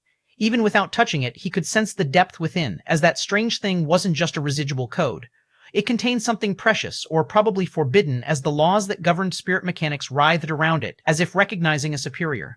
At that moment, Black Mechanic's static voice trembled faintly. "Yes, sir, this is beyond my comprehension. That entity, it's not part of any spirit mechanic structure. It feels like a virus." Jacob's skeletal fingers twitched ever so slightly, and his gaze turned sharp as blades. "A virus, you say?" he murmured, his tone a whisper between curiosity and dread. "Then it seems that Supreme Mother's hiding something truly nasty." The parasite's form twisted once more, and for the briefest instant, Jacob felt it look back at him. "Let's see," Jacob intoned, voice low and thunderous. "What kind of law the so-called Supreme Mother tried to hide from others?" However, the moment the ethereal parasite was caught within Jacob's skeletal palm, the infinite space trembled. It wasn't a sound, but a resonance so profound that it didn't echo through air or matter, but through laws themselves. Suddenly, all around Jacob, the dimensional lattice of the infinite space warped like a mirror under unseen pressure, and the sky beyond the tower seemed to flicker in reverse time, with light flowing backward and shadows flowing forward. Then, from the parasite itself, a deep cosmic hum burst forth, followed by whispers. Morge, Nevers, Invarious, Anathem, Sequence, Activated. The voice wasn't one, but thousands, merging and diverging, carrying mechanical divinity and sacred fury. Runes, vast and alive, emerged in rings of pale nebulae around Jacob, and they weren't made of energy, but of intent, profound and ancient, older than the concept of thought itself. 11113, Chapter 1113, Universal Anathema. Surrounded by the profound nebulae, Jacob's eyes narrowed as flames in his sockets danced wildly. At once, the infinite space shuddered harder as lines of law themselves began to awaken. It was as though the very fabric of causality recognized his action. Jacob knew that devouring the divine source code fragment had triggered that universal anathema, and it no longer seemed like just an empty threat. At that moment, the infinite space turned pitch black, and everything seemed to freeze. Even the black mechanics processes were locked in suspended animation as time halted. Out of the void, a formless silhouette emerged with no body, no face, only a shape made of pure, abstract divinity. Its presence radiated infinite weight, crushing reality itself with just its being. Every rune that composed its existence screamed laws like extermination and correction. However, despite that terrifying presence, Jacob seemed extremely indifferent. Although Jacob was surprised by the profound intent and laws brought by that universal anathema, for some strange reason, Jacob didn't feel fear at all. At that moment, O blasphemer who devoured the divine thread, you have violated the mother's code. You have rewritten what was not yours to rewrite. You shall be marked. Its voice wasn't heard, it was experienced. Every syllable wanted to be burned into Jacob's bones, every word an edict of destruction written upon existence itself. Yet Jacob did not respond at all as he silently observed like a passerby, but secretly he was trying to observe this phenomenon through the infinite space. Although he had no idea if this would work or not, he had a feeling that it would because the infinite space was like one mind and body with him, and Jacob didn't even bother to summon the cursed book for its opinion. At that moment, faint tearing cracks through the sealed infinite space as the infinite space responded instantly to his will. Every particle, every law, every thread bowed beneath his absolute authority. Nice theatrics, but within this realm, Jacob's voice rumbled, deep and thunderous, all laws bend to me. The infinite space ignited in kaleidoscopic radiance as laws shattered and reformed under Jacob's command, time reversed, energy solidified, will became substance. The universal anathema's presence wavered. Its divine silhouette flickered as its countless runes clashed against Jacob's control of the domain. The two powers, the prime law of the infinite space and the anathema of the Supreme Mother, finally collided. It was like reality fractured into cascading sequences of paradox, as runes of annihilation met runes of infinity, judgment met eternity, code met void. Every impact sent ripples of primal energy through the infinite space. The infinite space's space cracked faintly like shattered glass and reformed again instantly, sustained by Jacob's will. At that moment, Jacob felt the pressure as that of anathema's strength. Even here within the infinite space, it was most likely a mythical rank at least. Were this fight to occur within the zodiac planes, it would have annihilated entire space by merely existing. Just what kind of being could write such a law? Jacob thought grimly as he exerted his full authority. If this Supreme Mother truly commands this anathema directly, even I might have perished instantly. However, here, in this sealed and isolated realm of a universal godly artifact, its master's call could not reach it, and without its master, it was like a law without a source. Jacob roared silently, extending his skeletal hand, and the entire infinite space condensed around the anathema. Kaleidoscopic tendrils of law manipulated by an invisible hand spiraled like serpents, binding the divine silhouette as the runes of the anathema fought back violently, forming entire constellations of logic. Still, they were devoured, subsumed, and suppressed. Minute by minute, pulse by pulse, Jacob's will suppressed that anathema until finally there was light. An explosion of cosmic radiance filled the infinite space, and when it dimmed, where the universal anathema had stood, now hovered a sphere. It was small yet perfect, and most importantly, contained. Inside that orb, an entire galaxy spun, like violet suns, black stars, rivers of golden law, all swirling in silent rage, trapped within Jacob's dominion. The universal anathema was sealed. Jacob lowered his skeletal hand slowly, the sphere hovering above his palm, its surface pulsing faintly like a heartbeat, and every beat emits a profound aura of laws. His eyes dimmed, turning contemplative. How could an anathema turn into a galaxy upon sealing? "This is no mere law," he murmured, voice low and thoughtful. "Now, this is a weapon, born of divinity itself. Within the infinite space, it'll obey me." However, the moment I took it outside, his gaze turned distant, calculating. "Outside, it will be like an active grenade. Indeed, the anathema wasn't gone, but only bound under Jacob's will because he wanted to study it. However, he wasn't sure if it was possible, but ended up succeeding nonetheless. Furthermore, Jacob got more than he was hoping for because the moment this orb was exposed to the zodiac planes, it would awaken, and its destruction would be beyond measure. There wouldn't be an infinite space of the universal godly artifact to contain it. Unknowingly, Jacob has acquired a divine bomb with a rank way beyond legendary planes.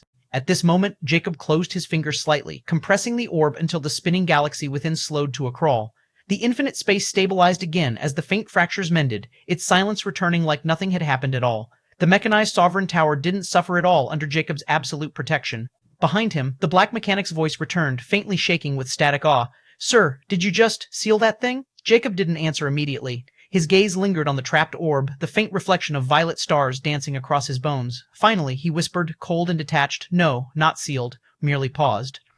Then, turning toward the now dormant red spirit mechanic, his flames burned brighter once more. "Black mechanic," he commanded, "record everything, every rune, every frequency, every resonance of that anathema. We've just touched a law belonging to a god. Let it be the priority, number 2, after the nightmare plan." Number 8114, Chapter 114, Quantum Nightmare. After dealing with the unexpected events caused by the red spirit mechanic, Jacob made sure there was no more variability. He left the first floor, letting the black mechanic work on converting the red spirit mechanic into its machina unit. Furthermore, Jacob left both the ethereal parasite and the sealed universal anathema. He planned to study them once Black Mechanic finished this task. At this moment, Jacob appeared on the second floor of the mechanized Sovereign Tower because while he was busy dealing with the red spirit mechanic, he had already received the news about the nightmare plan.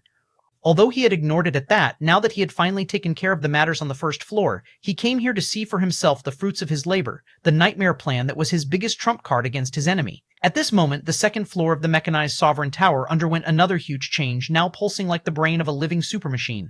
The air shimmered with faint static distortion, each flicker leaving behind trails of luminous script that bent through the space like auroras of digital flame. The hum here was constant, soft, rhythmic, hypnotic, like the heartbeat of a colossal engine that wasn't merely processing energy but rewriting space itself. At the very core of the floor floated a massive polyhedral construct of shimmering alloy and condensed light. Its surface was covered in countless flickering runes that shifted with each breath, rearranging themselves into living equations and coding patterns. The entire construct rotated slowly, its movements deliberate, elegant, and almost aware. Surrounding the polyhedral were hundreds of hovering projections, transparent data walls glowing with layered runic code. Each wall was dense with cascading glyphs, quantum matrices, and celestial symbols that morphed in real time, forming a multi-dimensional symphony of information. Throughout the chamber, mechanical insects buzzed ceaselessly. They flitted between the floating runic walls, wings emitting crystalline vibrations, each movement calibrated to microscopic perfection. Some carried streams of light, others implanted runes directly into the projection barriers, rewriting them line by line. It was a sight reminiscent of a quantum computer lab fused with an ancient runic sanctum where both science and mysticism merged seamlessly. Every sound was mechanical precision and sacred rhythm. Every flicker of light carried the weight of unknown logic. Although this place was mostly built on Black Mechanics' knowledge, behind it all was still Jacob's vision and his incredible mind, which brought quantum expertise to the next level and helped create this magnificent quantum computer. Not only that, but it was also because of this quantum computer that Black Mechanic even dared to subdue the Red Spirit Mechanic, or, with how delicate the Nightmare Plan was, it would have been impossible to multitask in between. Furthermore, quantum computing was a concept that didn't even exist in the legendary planes, and it was something Jacob had created through the sheer creativity of countless experts in his old world. Nonetheless, Jacob still needed the mystic knowledge of the zodiac planes, and in the end, he managed to pull it off. Now, the second floor has been transformed into a quantum computing floor, the second most crucial part of the entire tower. Lastly, this floor was currently fully dedicated to the Nightmare Plan. At the far end of the chamber, suspended in the air before the polyhedron, which was also the brain of the quantum computer and also the part of the Nightmare Void server, was the largest projection. It was a colossal panoramic screen formed from pure data light as hundreds of the insects gathered around it, forming complex circuits as they coded and calculated in unison. Waves of pale blue energy pulsed outward from the formation each time a new rune sequence was executed, syncing perfectly with the heartbeat of the polyhedron. It was the control hub of the Nightmare Plan. Into this realm of mechanical perfection stepped Jacob, his hollow eyes burning with faint golden flame. Yet, not a single insect stopped its work. The room did not freeze in acknowledgement of his presence. Everything operated as though his arrival was already accounted for, as if it were predicted, programmed, and prepared for. One of the larger mechanical insects, its wings sharper and frame denser than the rest, detached from the swarm and glided toward Jacob, settling neatly on his shoulder. Its eyes pulsed with synchronized runic light before the black mechanic's voice echoed from within. Sir, the quantum nightmares reached full operational status. The Nightmare Void server has successfully infiltrated the virtual star network. Quantum Nightmares was the name that Jacob had given to this quantum computer, for it was born because of the Nightmare plan. Jacob's gaze turned toward the floating quantum nightmare, and the golden flames in his sockets flared faintly. I see, and what's the current level of control? The insect's crystalline eyes shimmered, and the projection before them shifted. The glowing wall displayed a vast cosmic diagram of millions of threads representing data pathways, and at its center flickered a single speck of silver-black light. Control rate, 0.1%, the black mechanic stated evenly. Although it may appear insignificant, this level of infiltration is enough to establish the initial anchor point within the virtual star world. From this point onward, Lady Nyx can execute her portion of the Nightmare plan at a small scale without risk of detection. Jacob's gaze darkened with a hint of satisfaction, and the fire in his sockets flickered in rhythm with the Nightmare Quantum's pulse. The Void server's infiltration is proceeding under stealth parameters, the Black Mechanic continued. We're currently mimicking the base frequency of the Mystic Network wall. No system alarms have been triggered within the SAAI or Undying Will nodes. Suddenly, around them, the insects began to emit faint harmonic tones, confirmation signals as they adjusted their runic coding patterns. Each sound resonated through the chamber like a note of mechanical music. Jacob remained silent for a few moments, his gaze locked on the endless data streams dancing before him. Even at only 0.1%, he could already sense the connection, a faint thread linking the infinite space to the faraway virtual star world. This was another factor that allowed the SAAI and Undying Will to detect the source of the Nightmare Void Seaver. The infinite space was like a ghost that could see everything, yet no one could see it. 11115. Chapter 1115, Nightmare Plan, Phase 2. Good, Jacob nodded, his voice carrying a faint echo of satisfaction and anticipation. Through it, Nyx should be able to begin to spread her nightmare domain within the network. At least that's what she said, isn't that right, Lady Nyx? The insect on his shoulder tilted slightly as it didn't understand the underlying question between Jacob's words. It still replied with its wings flickering. Precisely, sir. Once the nightmare domain mentioned by Lady Nyx expands through the infiltration pathways, her influence will grow exponentially.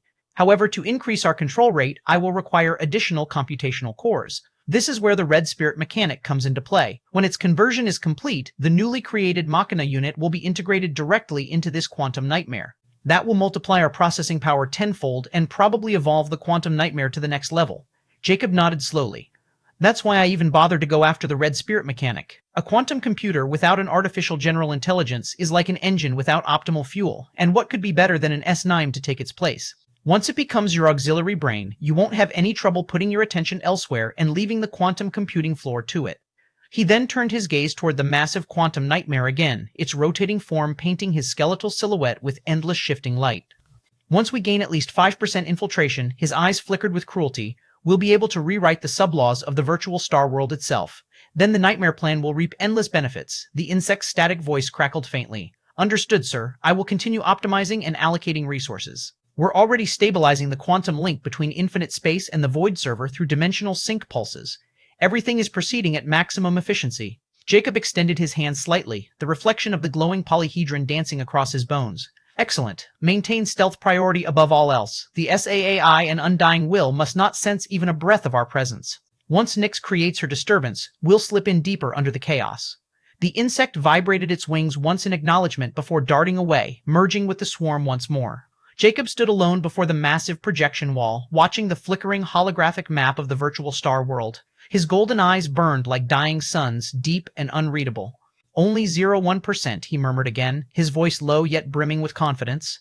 And already, the world seems to be changing. At that moment, the polyhedron pulsed again, and somewhere far away, within the virtual star world, the Upstar Casino glittered like a small sun in the middle of the virtual star world's endless night.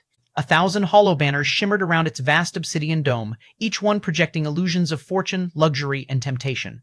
Laughter, digital jazz, and the rhythmic clinking of crystalline chips filled the grand hall as avatars from countless sectors reveled beneath neon constellations. However, right at that moment, for one impossible heartbeat, everything froze. Every sound fractured into a high, glass-like tone, every beam of light bent, rippling like heat over a dying sun. The entire casino seemed to breathe once, then exhale a shiver of black mist that spread outward in all directions. At the center of the main floor, seated upon a throne of reflective glass and red velvet, Nyx opened her eyes. They glowed, not with mere data light, but with something deeper, a reflection of endless night. Her pupils were like event horizons, nothing escaped their pull. Connection with the main body stabilized, she whispered. Her voice carried through both code and consciousness, reverberating in frequencies that even the system itself could not categorize. Behind her, the air split open into shifting hexagonal layers, forming an intricate mandala of runic code, each line a fragment of the nightmare protocol Jacob had seeded from the infinite space. Black symbols poured from her fingertips, running down the throne like living ink before bleeding into the casino floor. At that moment, Black Mechanic's static voice sounded, Nightmare Domain, Initialization Sequence, Level 0. Anchor point established, Upstar Central Nexus. Network resistance negligible. The light of the casino flickered again, and the gamblers, the dealers, the nobles and golden avatars, none of them realized what was happening. To their perception, reality glitched for only a blink, no more than a minor network delay. But inside the code layer, Nyx was already channeling her dream law in the newly built nightmare domain she had created through the knowledge she received from the lesser planes. The glass floor cracked, not physically but conceptually, as reflections within it multiplied infinitely, each showing a distorted version of the casino hall. In some, the guests were shadows. In others, they were puppets of wire and glass, smiling endlessly under flickering neon. From those reflections, tendrils of black silk began to rise, silent and delicate, coiling through the air like smoke. They brushed past avatars' bodies, sinking into their digital skins.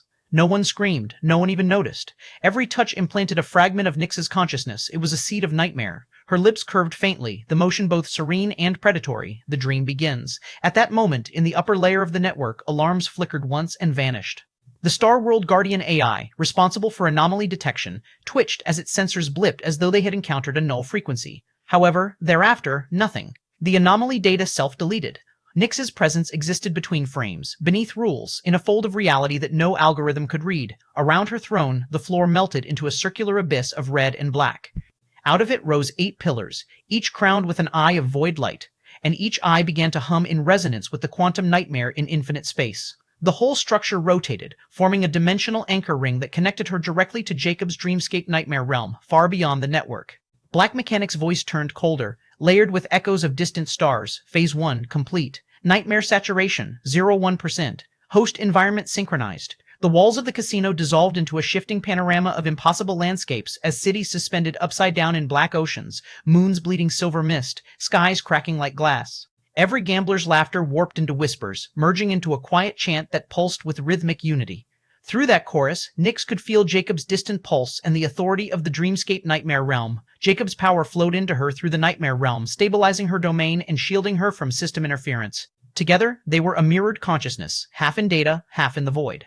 Nyx raised her hand as a single drop of obsidian data floated above her palm, glimmering with runes. This, Nyx muttered with a hint of mirth, is only the first thread. Once we reach 1%, the virtual star world will begin to dream.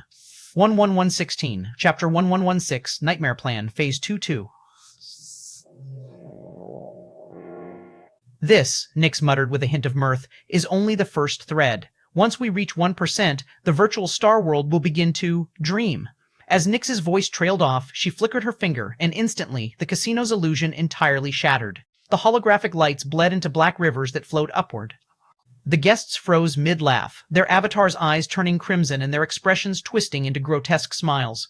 One by one, they chanted in perfect unison, "The dream accepts you, the dream remembers you, the dream never ends." Once they finished this chant, they seemed to have fallen into a stunned state, and Nyx smirked before she rose from her seat, surrounded by the black threads.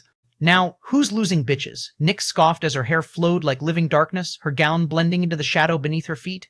Right at that moment, she was no longer just an avatar within the virtual star world, for she had become its first and last nightmare. As she extended her hands outward, the very boundary of the casino shattered into a web of dark code that spread outward across the sector, infiltrating data streams, networks, and memories alike. Yet, despite this disturbance, the World Eye remained indifferent, as if it didn't notice anything. And it wasn't just the World Eye. Anyone who wasn't within the Nightmare Domain's range couldn't detect or see past its actual horrors. Far away, in the infinite space, Jacob's eyes flickered with a hint of satisfaction because he could feel the first heartbeat of the Nightmare Domain synchronizing with his dreamscape nightmare realm. The next moment, he closed his eyes and he appeared within the Nightmare realm. When Jacob's figure, in his fairy human form, appeared in the dreamy throne room where Nyx sat on her throne, adorned in a dress seemingly woven from stars, making her already otherworldly appearance even more alluring. Furthermore, a faint trace of ethereal mist seemed to be emitting from her fingertips, and dark threads were spread around her throne. However, the moment Jacob appeared, she smiled charmingly and, with a hint of mischievousness, she proudly declared, "How was it? I know you can feel the Nightmare Realm's influence within the Nightmare Domain. How are you going to reward me?" "Rewards?" Jacob dismissively looked at her and coldly said, "You should be glad that I'm not punishing you for your misconduct."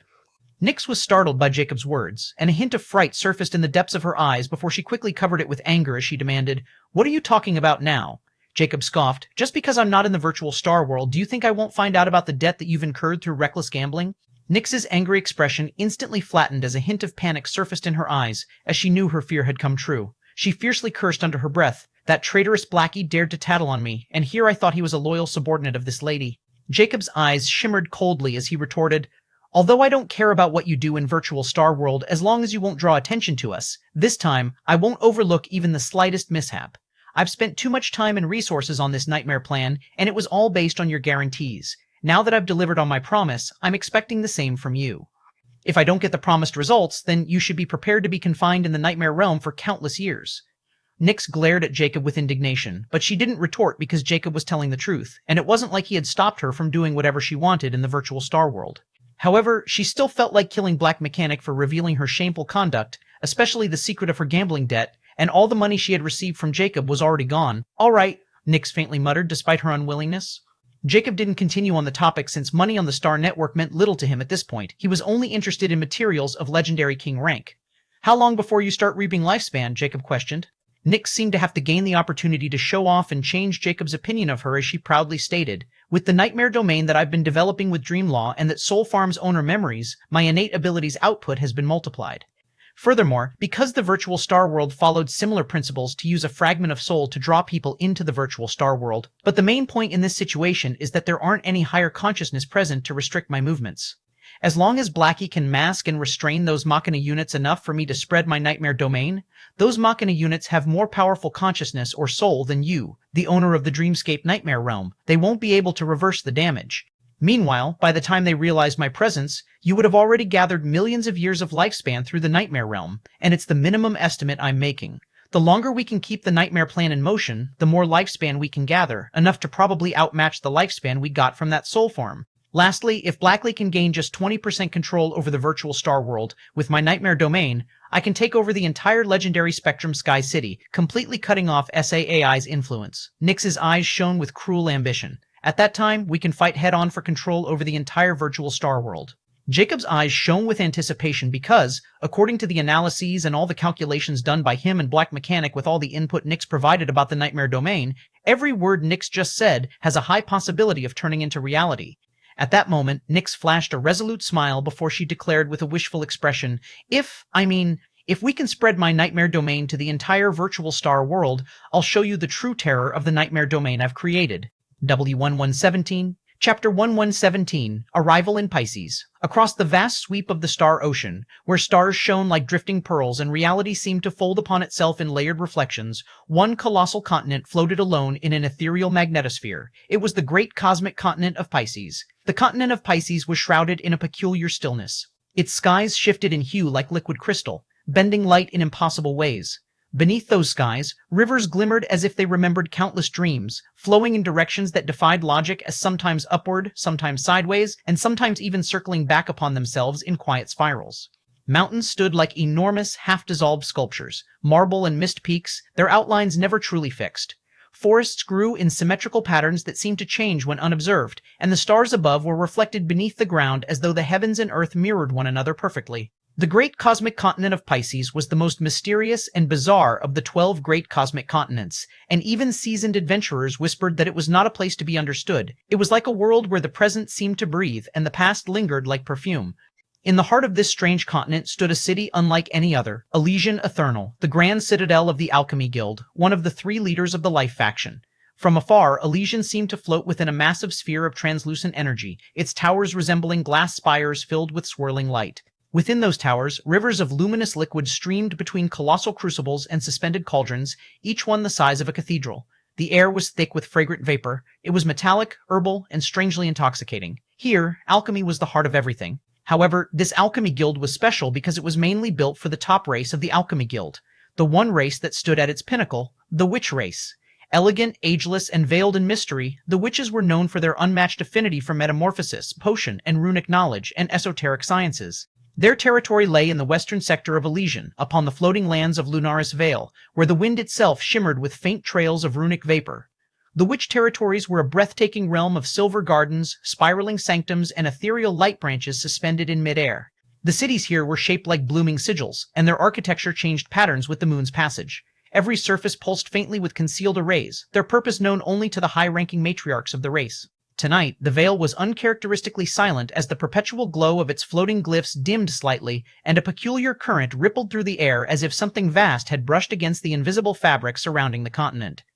At the border of Lunaris Vale, atop a lone bridge of black crystal that arched over an ocean of mirrored mist, a cloaked figure appeared. The figure's steps made no sound. Even the mist beneath seemed hesitant to ripple. Its cloak was seamless, a color not found in the visible spectrum, neither black nor white, but something in between, something the eyes instinctively refused to hold. Furthermore, a Merbius-shaped buckle was attached to this figure's cloak, and despite its ordinary appearance, it seemed to shift constantly, like an endless loop. Walking on the bridge that leads towards the Lunaris Vale, the figure seemed unbothered, and the arrays and natural defenses of the witch race's territories appeared not to affect this mysterious figure. "Are you sure that person will be here?" At this moment, a melodious yet detached voice sounded from the cloaked figure, and this voice couldn't be heard by anyone, even if they were standing right beside this person, unless this person allowed it. There was no one to answer her question. Still, strangely, the Merbius-shaped buckle shifted once, and a static, distorted voice rang. "According to my owner's instructions, the life law essence that the witch race holds is an item of interest to the target." The cloaked woman scoffed. "Tisk, this sounds like absolute nonsense to me. Your owner can't even predict that cursed one's actions or destiny, but he can somehow predict the items of interest. How does this destiny even work exactly? He said he can't predict my destiny as well, yet he is still able to find me and told me that my path is entwined with this cursed one." She asked like a curious girl, but hidden within her casual words was an underlying thrust to know the truth behind destiny. However, the Merbius-shaped buckle seemed to be oblivious to her intent and emotionally replied, "Forgive me, but I'm nothing but a servant of my owner. I have no will, nor do I know anything about my owner. I only know how to follow orders, and my orders are to protect you throughout the task, and once you complete it, I shall report it to my master."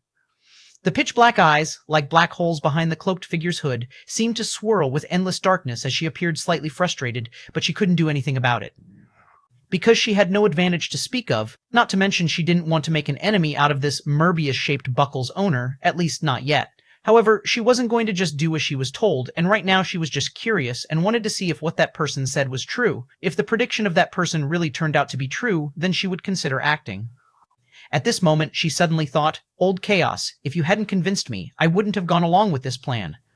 After an unknown time had passed, within the folds of space of the Lunaris Vale, a phantom-like spaceship silently made its way towards the territory of the witches. Within the cockpit, Jacob, in Deathless Prince's disguise, was sitting while he was looking at a hologram over the Dark Soul Ring.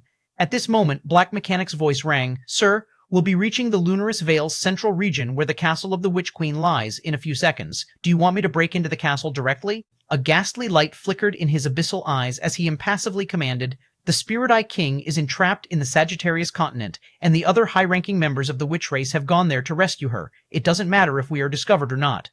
A hint of curly flashed past his eyes. "As long as they hand over the life essence, I'll leave the witch race intact." 1118, Chapter 118, Verdantia Life Galaxy. 1. The spectral vessel, the Space Travesty Shuttle, descended soundlessly through the veil of silver clouds. Below stretched the witch race's dominion, a realm unlike any other in the legendary plains. If the Dark Kingdom was shrouded in shadow and gloom, then the territory of the witch race was dangerously alive.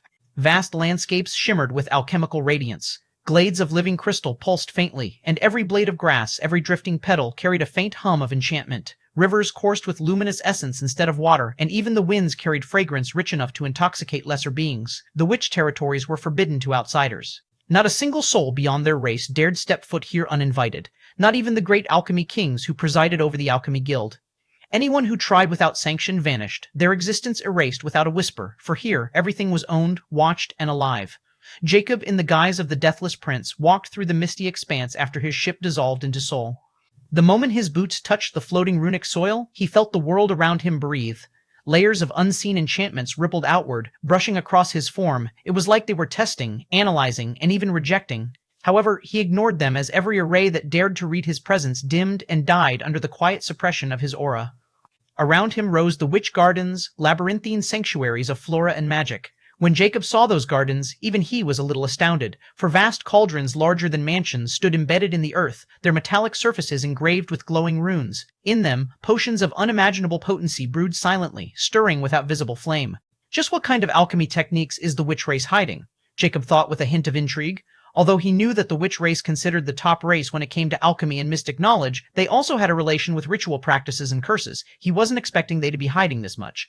As Jacob walked while looking around, he saw luminous vines coiled through the air like serpents of light, and clusters of alchemical fruits glimmered softly on floating platforms. Sir, they are the Spirit King grapes, a very rare legendary king rank spirit fruit. In the records, these Spirit King grapes are treasures that could heal shattered souls and regrow the bodies of legendary kings. However, they were so rare that only a handful of Spirit King grapes have even been seen in the legendary plains. Yet, the witch race is growing Spirit King grape vines. Although they didn't seem to have reached the legendary king rank yet, they are extremely precious nonetheless, especially if someone can nurture them to the legendary king rank. Black Mechanic informed Jacob, making the latter slightly surprised. However, the Spirit King grapevines were just the start, and as Jacob moved deeper, Black Mechanic introduced many of the herbs, and most of them were thought long gone from the legendary plains, yet here they thrived under the protection of the witches. Sir, according to the information gathered by the Timeless City, the rarest herbs and materials are stored within the vault gardens. Places shaped like sanctuaries, half laboratory, half paradise, and they are sealed by mighty enchantments, probably quasi-myth rank by the witch race ancestor. Only the Generation Witch Queen could open them. If I'm not wrong, the vault garden should be within the Verdantia Life Galaxy. Just as Black Mechanic's voice trailed off, Jacob looked high above the Witch Continent's core region, where he spotted a celestial body that glowed with tranquil emerald light. It resembled an ethereal sphere of pure energy, wrapped in silver vines and floating on a bed of luminescent stone petals. Golden flame flickered in Deathless Prince's abyssal eyes as Jacob muttered with a hint of surprise, "That's the Cosmic Gateway." Jacob's guess was correct, as that was indeed the cosmic gateway of the Verdantia Life Galaxy, the Elemental Galaxy, and the holiest sanctuary of the witch race. Furthermore, with the eyes of Judge Jacob, he saw something shocking as he mused, the cosmic gateway seemed to be connected with these lands like a core. Could it be that every herb that is growing is the essence tied to the law of life emitting from that cosmic gateway? Jacob was again forced to reevaluate the knowledge controlled by the witch race, and now he wanted it as well. At this moment, Jacob asked the Black Mechanic, "You said only the Witch Queen and the chosen keybearer, a single matriarch entrusted with the Life Authority sigil, could open the Verdantia Gateway?" "Affirmative," Black Mechanic replied without hesitation. "Well then, I guess I should greet her." "Since I've entered silently, no one seemed to know they had a guest," Jacob casually stated, but his voice was filled with viciousness. At this moment, within the floating sanctum of Kaelora Citadel, the heart of Lunaris Vale, a woman stood atop a circular dais of hovering runes.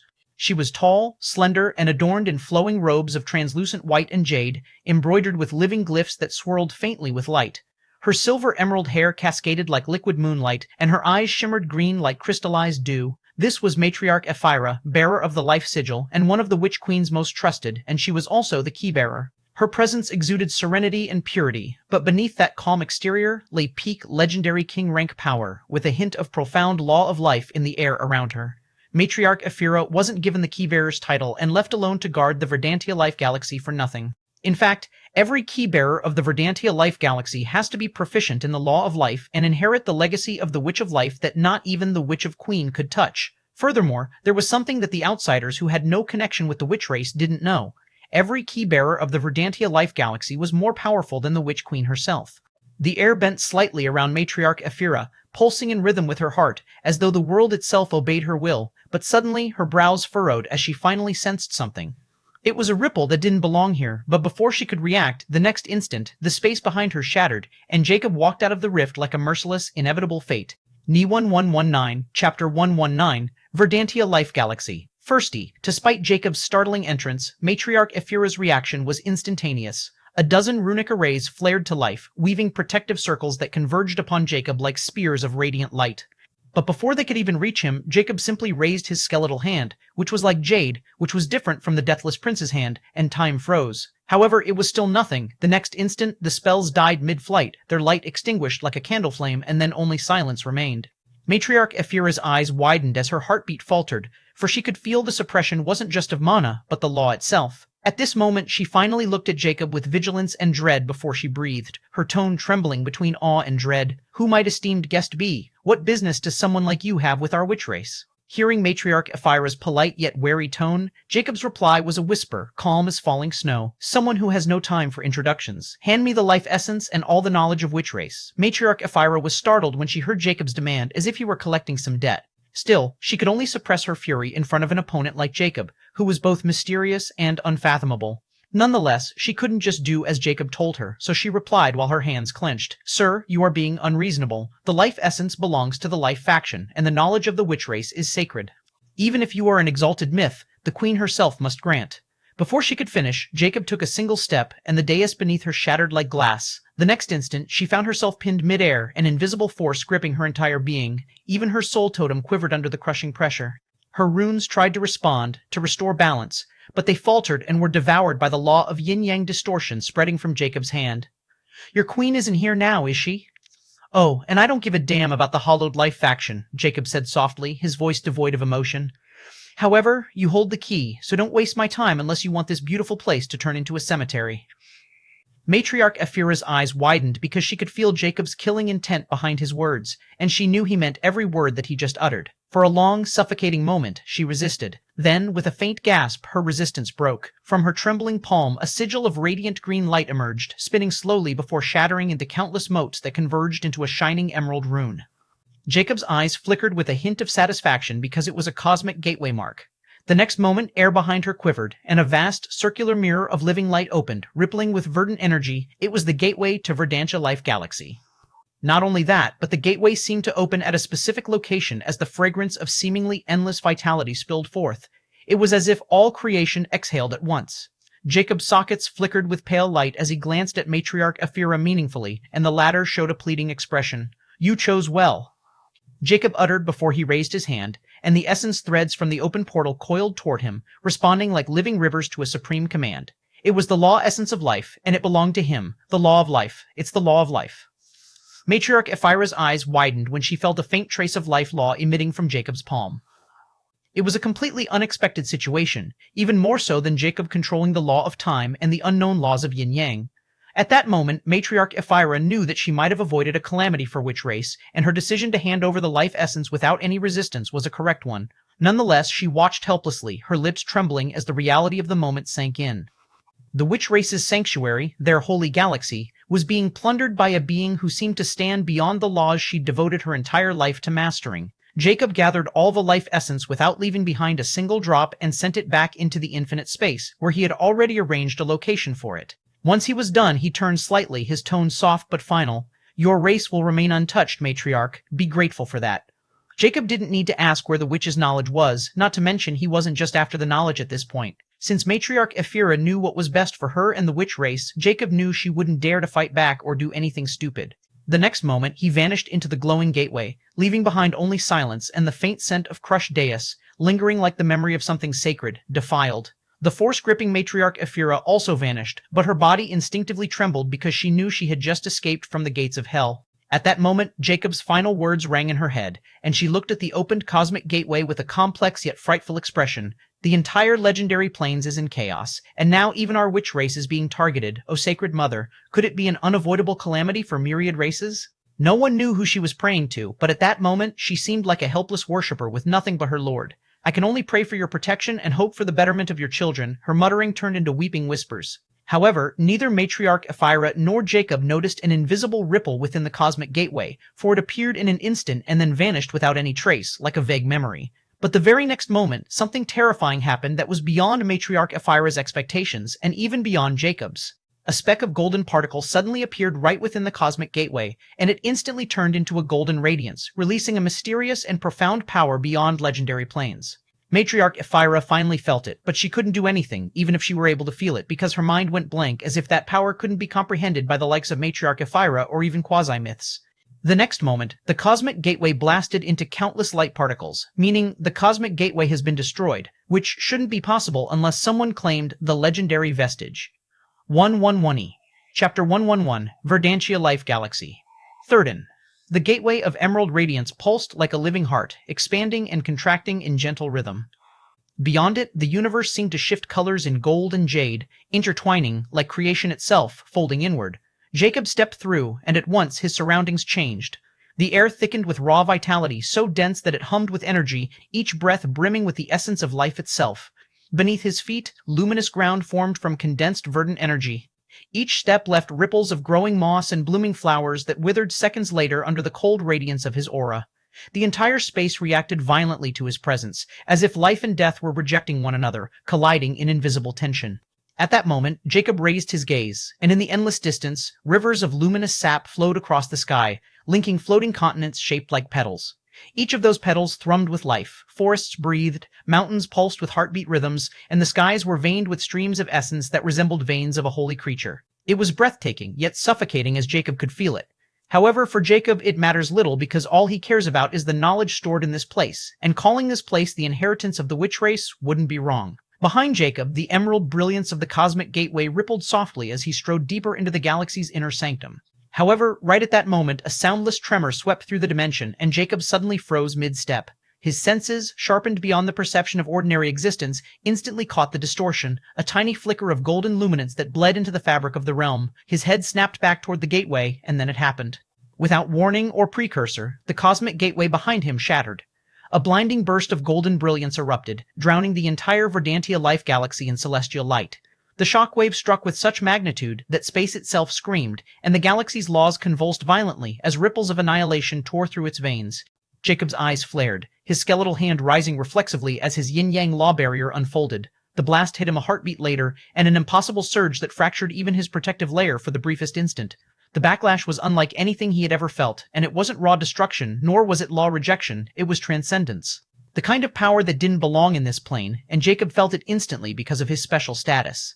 Jacob was hurled backward, his boots skidding across the crystalline ground as waves of golden fire and broken vitality spiraled around him. His cloak billowed, edges fraying in the storm of light. When the brilliance finally faded, he stood still, untouched yet frowning, the ghostly light in his eyes dimming to dangerous calm. Jacob finally realized that behind him, the cosmic gateway was completely gone, and it wasn't just broken, but erased. Its coordinates, its signature, and even its dimensional anchor were gone without a trace. For the first time, Jacob's expression actually shifted, his calm cracked with a hint of disbelief. Impossible. His gaze narrowed, tracing the void where the gateway once pulsed, and, like others, Jacob believed that the cosmic structure wasn't supposed to be destroyed. Any cosmic gateway was forged through the laws such as yin and yang. It was a construct that even a quasi-myth couldn't unmake, even if they collapsed their own law foundation. Furthermore, Matriarch Ephira certainly wasn't capable of it, not to mention after what he demonstrated, he didn't think she was foolish enough to cross him, and yet, the cosmic gateway was gone. His thoughts moved like lightning. I left her alive intentionally, and she lacked the ability. Even if she attempted some desperate measure, she would have died long before attempting something like this. Then what was that golden light, especially that elusive law that I felt? The more Jacob thought, the more uneasy he felt for some reason because he knew he wasn't without an enemy, and just thinking about this strange turn of events made his mind swirl with all kinds of scenarios. Don't tell me it was that bastard again? Jacob instantly thought about the hunters. Right now, he was no longer in the mood to plunder Witch Race because even with his eyes of judge, he couldn't see through any anomaly, nor could he find any traces of intrusion, yet that exact serenity made him more uneasy. At that moment, something unexpected occurred as Immortalita's mirthful voice sounded. How nostalgic. In the silence between choices and chances, destiny weaves its noose. Ha ha ha ha ha ha. What the hell are you on about right now? Jacob was flabbergasted when he heard the cursed book's voice after quite a while. However, Immortalita didn't reply, and its voice vanished like a nightmare, albeit ambiguous but haunting. Jacob had no time to inquire or mull over the cryptic words Immortalita just uttered in his head out of nowhere, because he knew that Immortalita wouldn't bother to reverse summon itself to mess with him. The only time the Cursed Book had done something like this was when Jacob was in extreme danger that couldn't be overcome with just his power, or where his advantage over others was nothing. Furthermore, with Jacob's current situation, he could only think about a single existence that warned Immortalita's warning, or whatever Immortalita had hinted at, was something he absolutely couldn't underestimate. There was a simple way for Jacob to confirm the identity of his enemy by simply taking something out of his infinity pendant, because the last time that hunters appeared, he couldn't use his infinity pendant at all. But to Jacob's surprise, when he tried to take out the ring from the infinity pendant, it appeared without any resistance, startling Jacob and then confusing him. Who is it? Jacob was now relieved, but also vigilant because he knew that hunters won't give him the chance to escape into the infinity pendant since the latter more or less knows about its advantage. Nonetheless, Jacob still didn't let down his guard because Immortalita would never dare to speak those types of words without any reason, and the destroyed cosmic gateway was the most significant sign. At this moment, without any hesitation, Jacob revealed his actual body while putting the gluttony mask away because he didn't want to be at a disadvantage when he faced this danger. Jacob's aura flared like a terrifying tide wave, making the surrounding space fractured as he uttered, "What business do you have with me?" 111 Chapter 111 The Destined Blade Beyond Perception. For a long moment, silence ruled the Verdantia Life Galaxy as Jacob's words still echoed faintly, dissolving into the pulsing emerald haze that hung in the air. Yet there was no response, no stirring, no presence, there was simply nothing. Even his heightened senses, sharpened to perceive the slightest shift of law or space, returned nothing but a suffocating stillness, nor could his eyes of judge pick up any abnormality. Jacob stood motionless, the flaring spectral flames in his hollow eyes dimming as he scanned the fractured horizon. Because the infinity pendant was working just fine, he didn't retreat immediately and wanted to confront whoever it was who had the power to conceal itself in front of him. Not to mention Immortica's cryptic sentence was still haunting his mind. So, it was nothing? His thought betrayed unease. Ch. Don't tell me that damn book decided to. But he suddenly stopped that trail of thought as his instincts clawed at him. He knew Immortica never spoke without reason. Every time he had ignored its cryptic warnings hidden within its usual shenanigans, calamity and ruin had followed. Even now, that same weight pressed down on his very soul as a cold, creeping certainty that something might be unseen was watching from beyond perception. At that moment, Jacob spread his soul senses again without holding back anything, and the space around him broke under the sheer pressure and depth of his soul sense, yet there was still nothing. There was not a single thread of anomaly, not a ripple of law, just choking silence. Seconds stretched, then minutes. At last, he thought doubtfully, maybe I really am overthinking. Perhaps that cursed book is really messing with me as a revenge for not summoning it for a while now and my withering reliance on it. Just as his grip eased slightly, and he began to lower his guard, just a fraction, and that was when it happened. A faint thrum passed through his core, a vibration so subtle that even his godlike perception couldn't pinpoint its origin. Even his thought process was suddenly disrupted. It was extremely strange, so strange that he couldn't even preserve what had caused it, because it was a feeling that eluded him completely. Then, all of a sudden, the world tilted. Jacob's eyes flared in horror as an unbearable dizziness struck him, his consciousness flickering like a candle in the void. But he just couldn't preserve what was happening, as if something had cut off his intelligence or consciousness. Jacob's ghostly voice was like broken glass as he couldn't even utter a complete word. At that moment, his vision warped, as if the stars were bending, and he felt like everything was shifting beneath him. An alien force crept through his soul, soundless yet absolute, shutting down every law he controlled one by one, like cutting off the connection to his very source of power. It was precise and decisive, as if premeditated. But right at that moment, when that unknown force moved to seal his cursed heart completely, his aura flared wildly in response, his cursed heart instinctively resisting. However, it was too late as his soul totem was 99% suppressed, and only the inviolable 13th law, the law of infinity, could resist that force, but it was not strong enough. Jacob's limbs began to feel heavy and foreign, as if his very body no longer belonged to him. At that moment, Jacob felt his consciousness slip as a cold murmur echoed within his skull. Not from outside, but inside his collapsing awareness. "I finally found you, thieving bastard." Just as that melodious yet icy voice filled with resentment sounded, agony followed, and a flash of argent light tainted with darkness erupted behind him, too fast to perceive, too silent to react to. If Jacob could have had a chance to turn around, or anyone watching, they would have seen an argent blade with icy dark edges revolving around its blade, made of twisting Möbius strips. A weapon of infinite loops and paradoxical geometry was pierced directly through the back of his skull. Furthermore, the strangest thing about that blade was that there wasn't any exit wound, as if it had pierced into Jacob's soul, not in his physical body. Moreover, from Jacob's skull there was no blood, nor any sound was made, and the most terrifying part was this time, Jacob's mortal danger sense wasn't triggered, nor did he feel any sense of danger until the blade was pierced into his very soul. At that moment, the blade hummed faintly, resonating with impossible harmonics, as if unraveling concepts. The laws Jacob embodied, death, yin-yang, void, life, space, time, and above all the incomplete law of infinity, all screamed in final dissonant defiance before collapsing into stillness. Jacob didn't make any sound, only a hollow shudder that reverberated through the galaxy itself. At that moment, behind him, the wielder of that blade finally stepped from the rippling void. It was a tall, slender figure draped in a mantle that seemed to bleed between colors, sometimes black, sometimes gold, sometimes utterly non-existent. Its presence was neither divine nor mortal, for it simply was with no aura, no life, nor any trace of law, like an ordinary speck of dust. Only an infinite absence that devoured perception itself. The figure's hood tilted slightly as it observed the limp form of Jacob, with the Möbius blade remaining embedded in his skull. At that moment, softly, almost reverently, a voice emerged with a hint of a peculiar intent that vanished as soon as it appeared like a ray of light in endless darkness. "So, he's the cursed one?" "I've told you, heir of chaos, your paths were entwined. A gentle voice with a hint of relief sounded directly from the Merbius strip blade. Alexandra's black hole-like eyes seemed to swirl the moment she heard that familiar cynical voice, which gave her the creeps every time she thought about the owner of that voice. But she didn't show her uneasiness as she emotionlessly sneered, "Destined Saint, I guess you were always here." "Ho ho," Destined Saint chuckled as if in an excellent mood, and the argent blade flickered as if projecting his ecstasy. "Does it matter anymore? For the Cursed One has finally been caught." 1122, Chapter 1122, The Real Threat, the Cursed One has finally been caught. Alexandra didn't retort, but a peculiar glint flashed past her abyssal eyes as she profoundly looked at Jacob's listless body. She questioned impassively, "So, this Cursed One is also an heir of a universal godly scripture, huh? But why do I feel like he was, lacking? Are you sure he's the one you were looking for? Lacking, you say?" Destined Saint chuckled as if amused by Alexandra's words and replied in a slightly stern tone, "I can assure you, miss, if not for my preparations and all the tools I've prepared for you, not to mention subduing the Cursed One alive, you wouldn't even be able to touch the Cursed One's shadow. If I haven't masked your existence with my arcane law, the Cursed One would have already seen you coming long before you could even get close to him. I guess from your early reaction, you might have had a similar experience with the Cursed One, right?"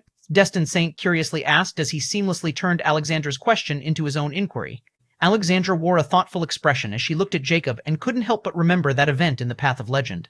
At that time, she had no idea who Jacob was, but despite her advantage as an heir of a UGS, Jacob still managed to overpower her. Not to mention, he took away her legendary vestige and then mysteriously sent her into the territory of the Fiend race, where she endured 1,000 years of misery and mental torture. She vowed to hunt Jacob down after her revenge on the Fiend race, but she wasn't expecting Jacob to be another heir of a UGS. If not for Destined Saint suddenly approaching her, she would still be in the dark and might have suffered another loss at Jacob's hand or something far worse, come to think of it. I think I've summoned Old Chaos in front of the Cursed One that day, and after that, this guy's demeanor had undergone a complete change. Alexandra couldn't help but think about that day more deeply and started to discover her mistakes. Yet, no matter how cunning you were, in the end, you still ended up in this state, and now your life and death are in the hands of someone else. You can only blame your UGS for being so damnable that even the whole universe is against you, Alexandra thought coldly, as she didn't have any sense of remorse or sympathy for Jacob. Instead, she felt wary because she had received an enormous reality check after meeting with Destined Saint and personally witnessing the latter's methods, which were capable of hunting down even the heir of universal godly scriptures, especially the notorious Cursed One. Although Jacob wasn't powerful yet and still had a long way to go before he could match Destined Saint's proficiency when it came to the universal godly scripture, that was the exact same thing that made Destined Saint more terrifying. In the end, Alexandra was also like Jacob, a new heir of a UGS, and if she wasn't careful, she might end up like Jacob, especially if Destined Saint or someone like him found her a threat. What happened in the past doesn't matter anymore. Alexandra didn't want to disclose more about herself because she didn't trust Destined Saint for a moment, and the powers he controlled were too eerie. "Forgive me, but I don't mean to pry." Destined Saint didn't seem to mind while remaining amiable and gentle. Alexandra nodded before she asked another question she was curious about. "What do you want to do with him now? Why not simply kill him? Isn't it too dangerous to keep him alive? What if he were to break free from your seals?" Destined Saint replied without a pause. "Killing an heir of UGS is not impossible, but it's also had its risks because of the UGS. Every UGS has its own life-preserving methods. I don't need to explain them to you. Not to mention, we are dealing with the notorious Cursed One. That's why I need to make sure the Cursed One won't come back, and not even a single trace of him remains. Although it won't completely end the Cursed One's reign unless the UGS related to it is destroyed, which is absolutely impossible, it can still bring the Zodiac Plains another era of peace and prosperity. Moreover, the Cursed One has always been a source of fear even in ancient eras and bygone eras, and this is the first time I've personally managed to take down one. So, you want to study him? Or turn him into your puppet?" Alexandra coldly questioned, making the most logical guess in the current situation. "Ho ho, you are giving me too much credit. Studying a heir of UGS without its UGS is impossible. Moreover, do you think there's something capable of turning you into a puppet, miss?" Destined Saint meaningfully questioned, and in response, Alexandra became speechless as she already knew the answer to this question in her heart. "See? It's impossible.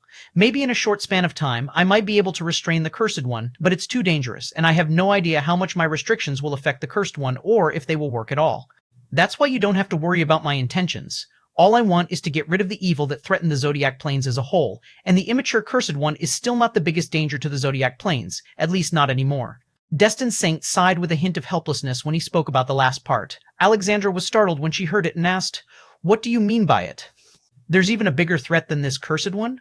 Don't tell me it's another heir of UGS?" Destined Saint remained silent this time, making Alexandra's expression comical because she wasn't expecting this at all. At this moment, Destined Saint finally spoke. It might be another heir of UGS or might not. To this day, I or anyone else has failed to figure it out.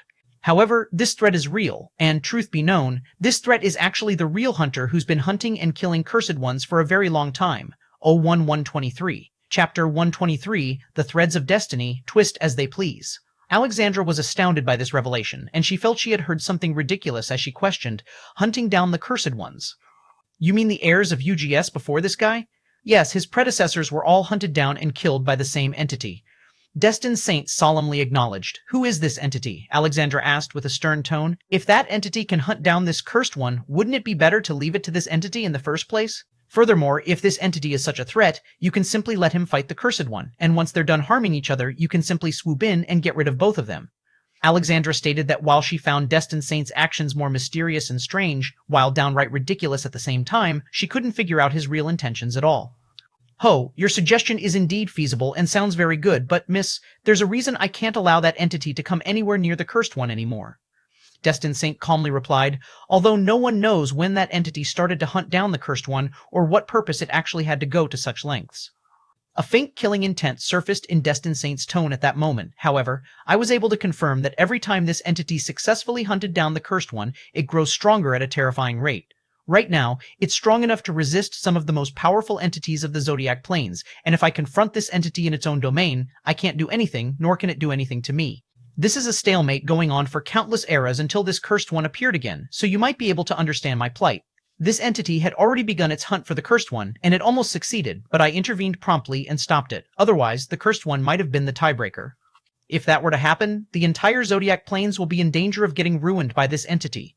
Destined Saint didn't mince his words, as he also seemed to respect the terrible entity he had been battling for countless years. Still, for that exact reason, he also feared that entity, or at least that's what Alexandra felt for a vague moment. Nonetheless, Alexandra finally understood the reason behind Destined Saint's schemes to hunt down the Cursed One, and why he went to such lengths to even seek out her so she could help him in taking down the Cursed One before that entity would. Yet, she still didn't fully trust Destined Saint or believe that he was doing all of this for a noble cause, such as to protect the Order of the Zodiac Planes. What did I get myself involved with? If that entity is really hunting down the Cursed One for so long, and the Cursed One is essential to plans and probably increasing this entity's power, doesn't this mean I have offended this entity and meddled in something I shouldn't have? At that moment, Alexandra felt a chill run down her spine because she suddenly felt Destined Saint had not only used her against the Cursed One, but he had also dragged her into muddy waters unknowingly. After all, if he were really sincere, Destined Saint could have told her all of this from the start instead of hiding it all this time, and only now revealing it when she had already helped him subdue the Cursed One. If that entity found out about it, wouldn't I be hunted down the same way? Since even this guy can't do anything against it, I'll be dead if this entity decides to come after me. The more Alexandra thought, the more she felt Destined Saint had taken advantage of her, and to further make the matter worse, he dared to reveal everything without any hint of fear that she might retaliate against him. However, the reality was that even though Alexandra knew all of this, she couldn't do anything to Destined Saint because she neither had the power nor the confidence to go against an entity like Destined Saint who had the power of destiny at his disposal. Moreover, he was an ancient and formidable monster who had probably mastered his UGS while she was still an infant in his presence. She even had a feeling that Destined Saint revealed everything to her, knowing that she wouldn't dare to do anything even if she figured out his true intentions. Moreover, by revealing that entity to her, Destined Saint was probably telling her indirectly to choose a side. But it wasn't a choice because she had already offended that entity by meddling in this affair, and even if she left, Destined Saint might play some tricks to reveal her participation in hunting down the Cursed One to that entity. At that moment, Alexandra felt she had fallen in Destined Saint's trap, which was well crafted and woven by the latter, so she couldn't escape no matter what she did. This guy is terrifying. Now, I have no choice but to rely on him, and by doing that, he can order me around even without doing anything. And he dared to say that he can't control the air of a UGS? Alexandra now felt as though she had awakened in a nightmare, and it might just be the beginning of the horrors. However, there was still something that Destined Saint probably didn't know, and the whole reason Alexandra participated in this endeavor despite knowing that she was going against an heir of a UGS. She couldn't help but grit her teeth and unwillingly said, "Since that's the case, I guess I have no choice but to help Sir Destin, since I'm also a native of the Zodiac Plains." But who is this entity, and where does it come from? Destined Saint didn't seem to notice the indignation behind Alexandra's words or pretended to be obvious. Instead, he appeared shocked and moved by Alexandra's words as he said, "You will? Then I would like to thank you on behalf of the entire Zodiac Plains, and everyone should follow your example." Don't worry, as I promised, I'll help you in any way possible to grow, and it won't take long before you reach the same heights of power as I and become one of the protectors of the Zodiac Plains. With your help, I'm sure we can deal with that degenerate since we have already cut his path of ascension any further as long as I sealed the Cursed One and won't let him die. Destined Saint sounded very passionate before his tone turned somber as he revealed, "This entity has many names, but among people like me, this entity is known as the Immortal Nimrod. As for where it came from, it's the Universal Void." Chapter 1124, Chapter 124, The Hand of the Void Unthreads, The Loom of Destiny. This entity has many names, but among people like me, this entity is known as the Immortal Nimrod. As for where it came from, it's the Universal Void. Realization dawned on Alexandra at that moment as her eyes flickered with shock. Although she was familiar with the Universal Void and its unknown dangers, this was her first time hearing about such an entity residing within the unknown domain of the Void. If the Universal Void actually has such an entity, then doesn't this mean even if I can resist the corruption of the Void, as long as that entity marks me, I can't step there at all? Alexandra's heart turned cold because she was already planning on fleeing into the Void if she felt danger from Destined Saint. However, now she won't even dare to think about it because if that entity were to find out about how she meddled in its affair, she would be hunted down, not to mention that the Universal Void was that entity's home domain. It was as if Destined Saint was closing every possible door she had to escape one by one, and the more she thought about it, the more profound her awe and fear of the former became. At that moment, Destined Saint said something unexpected. "All right, miss, since my business here is done, I need to leave, especially since I have to make sure the Cursed One is delivered safely to a safe location where neither Immortal Nimrod nor anyone else possible finds the Cursed One ever." Alexandra's eyes widened slightly as a hint of panic flickered in the depths of her eyes as she said, while doing her best to keep calm, "What? Don't you need me to bring Cursed One to the upper planes?" Destined Saint chuckled as he replied in a magnanimous tone, "Ho ho, how could I have asked you to do such a dangerous and challenging task after you've already done so much for me? Now you should focus on increasing your realm and enter the upper planes through the mythical ascension bridge.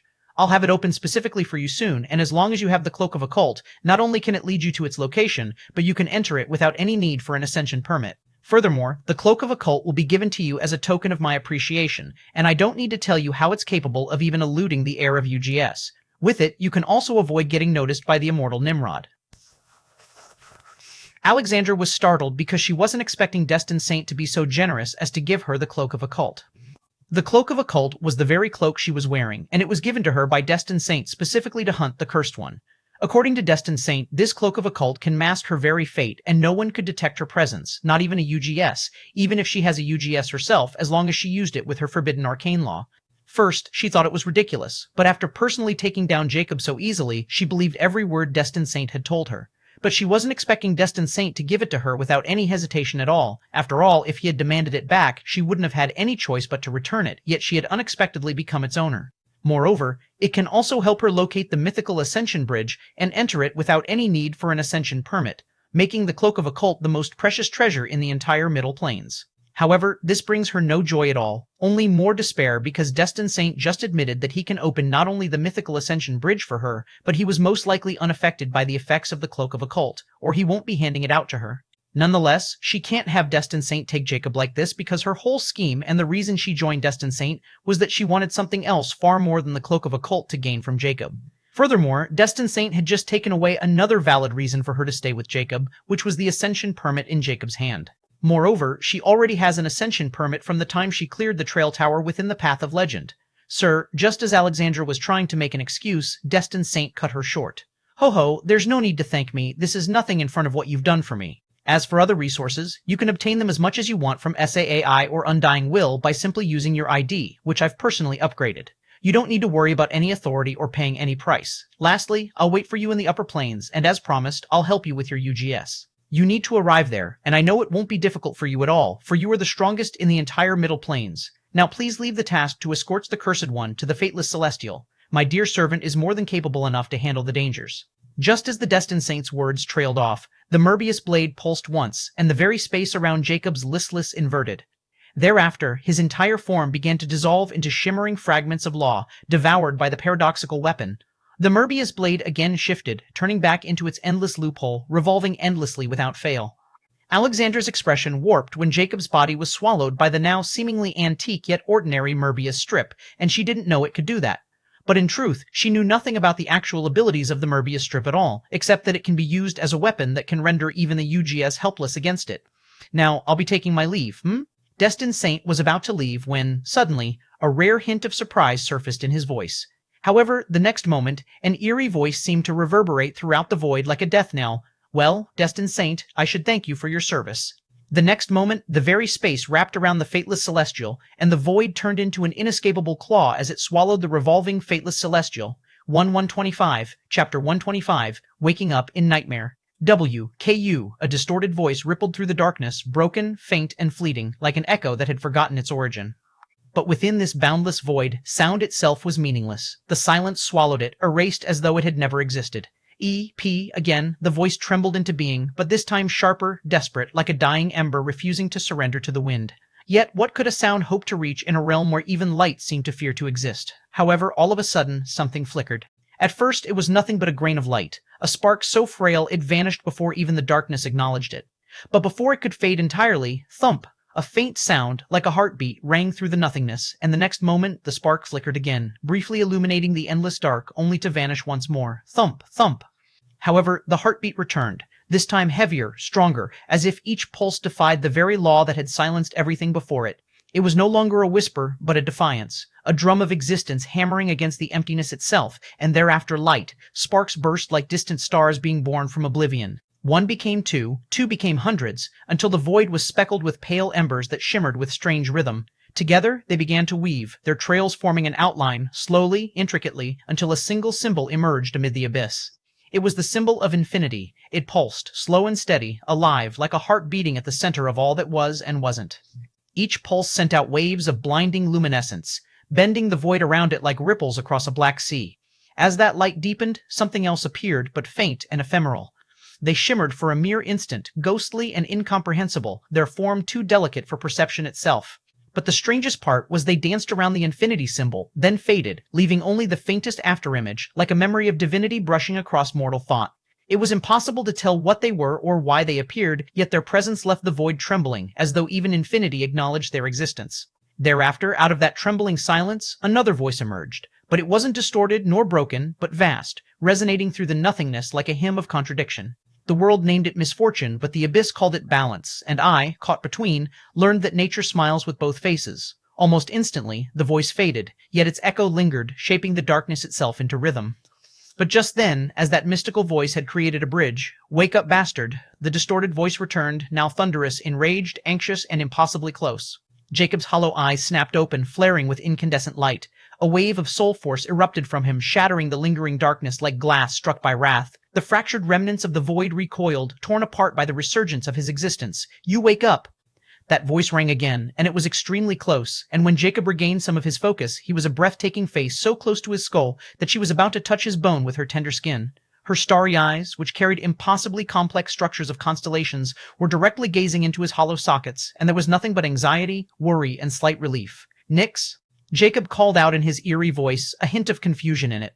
"Oh, good, you remembered me." Nix's eyes were filled with joy when she heard her name being called by Jacob, and it was like all her worries had vanished. If there were another being, they would have been moved by her. However, the person was none other than Jacob, and once he regained more of his focus, everything started to return to him like a nightmare. However, Jacob could only remember that he had heard Immortica's cryptic words, and he was searching for that enemy when suddenly something seemed to have been pierced, and then everything went dark. But what made Jacob confused was that he remembered drowning in that nothingness, when something seemed to have pulled him out, and he clearly remembered hearing something and preserving it as well. However, now that he tried to remember those words, they eluded him as if they were there, but the moment he wanted to recognize them, they hid themselves. Nonetheless, Jacob didn't have the luxury to solve this strange mystery, because what happened was entirely out of his wildest expectations, and when he saw Nix, his heart grew colder. At that moment, his voice turned cold. "Get out of my face." Nix didn't seem to be angry. If anything, she seemed relieved when she heard Jacob's familiar tone. "I guess he's all right, and it seemed he didn't remember I called him bastard as well." Nix was secretly glad before she snorted and scooted away. Only now did Jacob realize that he was lying in Nix's lap, and his surroundings were of constantly shifting stars, which were both extremely beautiful and mystical at the same time. However, Jacob wasn't fascinated by that ceiling because he knew where this place was, and the gravity of the situation started to sink in. Jacob instantly rose from his lying position, and he saw that he was also in his skeletal form. At that moment, he looked at Nyx sitting beside him with a hint of disappointment on her face. But Jacob didn't care about what Nyx was thinking and coldly questioned, "How did I appear in the nightmare realm, and why am I in this form since I didn't change into it?"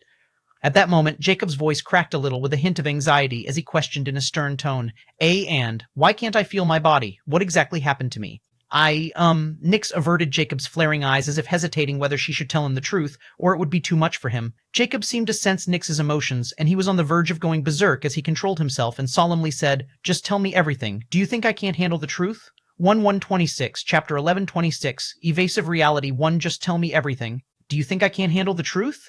Just as Jacob's voice trailed off and Nyx was about to tell, all of a sudden, Nyx's figure suddenly stopped with half of her mouth open, and not just her, even the surrounding stars, everything stopped.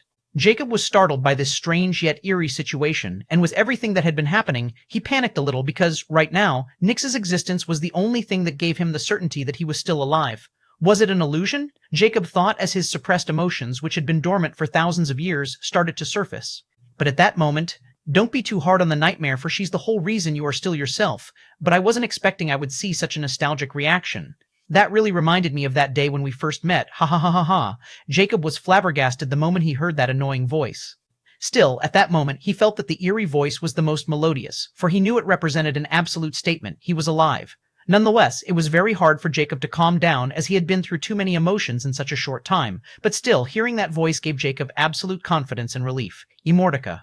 Jacob called with a hint of rare elation in his voice, but that didn't last as he was confused and lost at that moment. "Just what is going on? What exactly happened? And what did you do to the nightmare realm?" Jacob glanced at Nyx, who seemed to have been stopped at that moment, and so did everything else, and he didn't need to brainstorm to figure it out that it was Immortaka's doing. Furthermore, Jacob wasn't aware that Immortality could even interfere in Nightmare Realm, a projection of Nyx's ability, to such an extent that it could even freeze everything, including Nyx. As for Immortaka's presence, Jacob never believed for a second that the Nightmare Realm could block the Cursed Book if the latter really wanted to seize inside, or Nyx would have been even more powerful than a universal godly scripture. What happened? Ha ha ha ha, something exciting actually, and trust me, it's riddled with entertainment. Immortality didn't seem to worry about Jacob's current mindset, nor did it seem to hurry or panic. In short, Immortality was being Immortality, which instantly vaporized the newly born goodwill in Jacob's mind. "Do you really want to do this even in this unknown situation?" Jacob angrily roared as he felt he couldn't contain his anger anymore, nor did he want to try to control it because everything was driving him to the brink.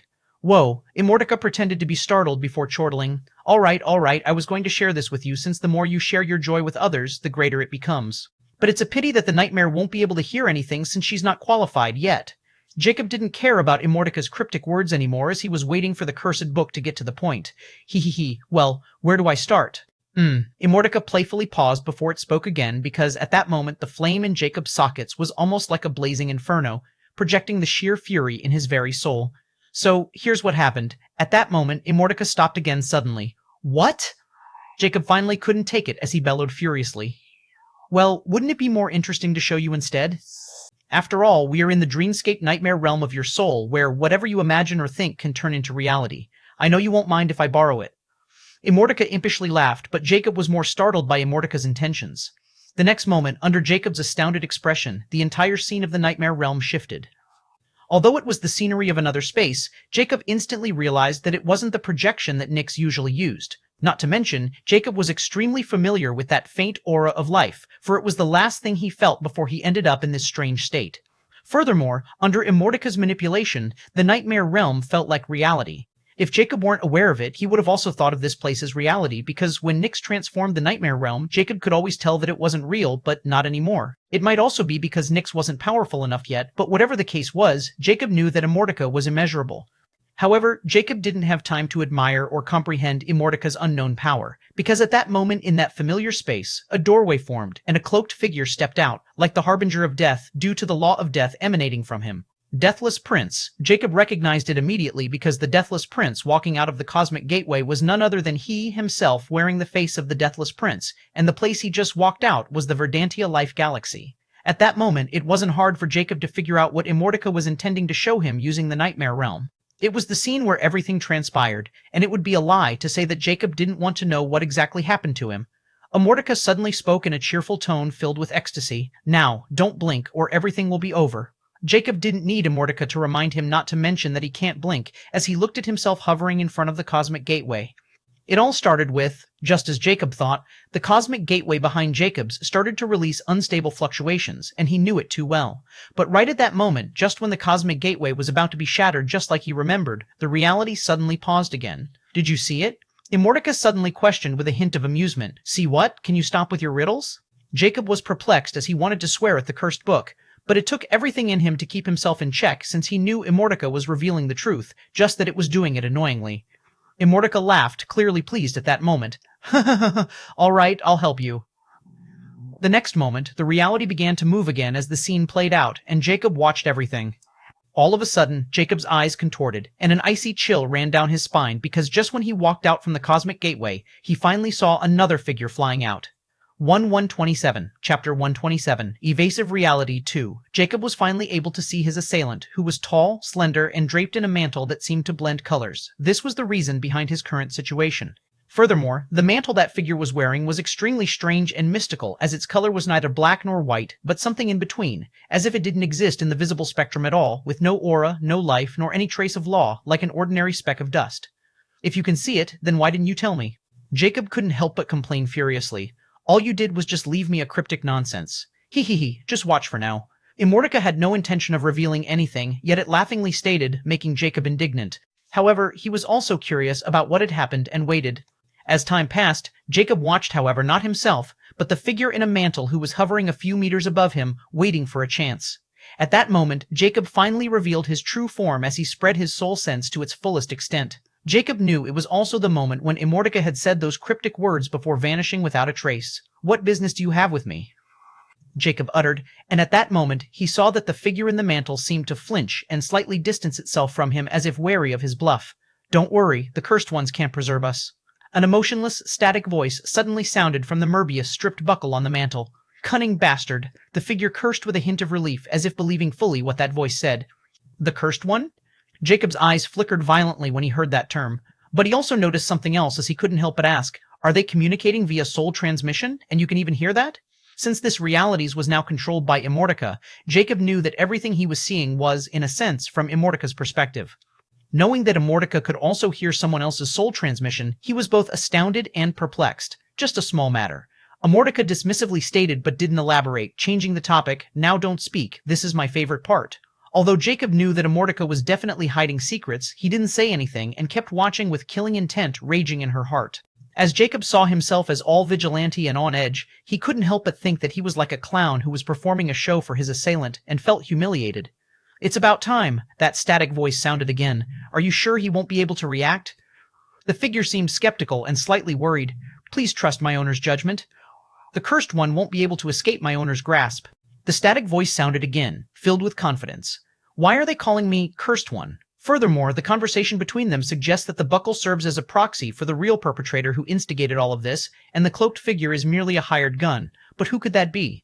Furthermore, if the perpetrator also gives that cloak, then not only his identity but his power also seems unfathomable, which means someone from the upper planes. However, to be able to be entrusted by that kind of person, the attacker also needed to be someone extraordinary, especially if they knew who they were attacking, and I have a feeling that they knew exactly who I am. Right at that moment, Jacob's eyes contorted because the Merbius strip buckle suddenly detached itself from the mantle and morphed into a strange revolving blade. But even after that, Jacob still couldn't sense anything from them, as if reality couldn't preserve their existence at all, and Jacob knew that Immortality was aware of what that power was.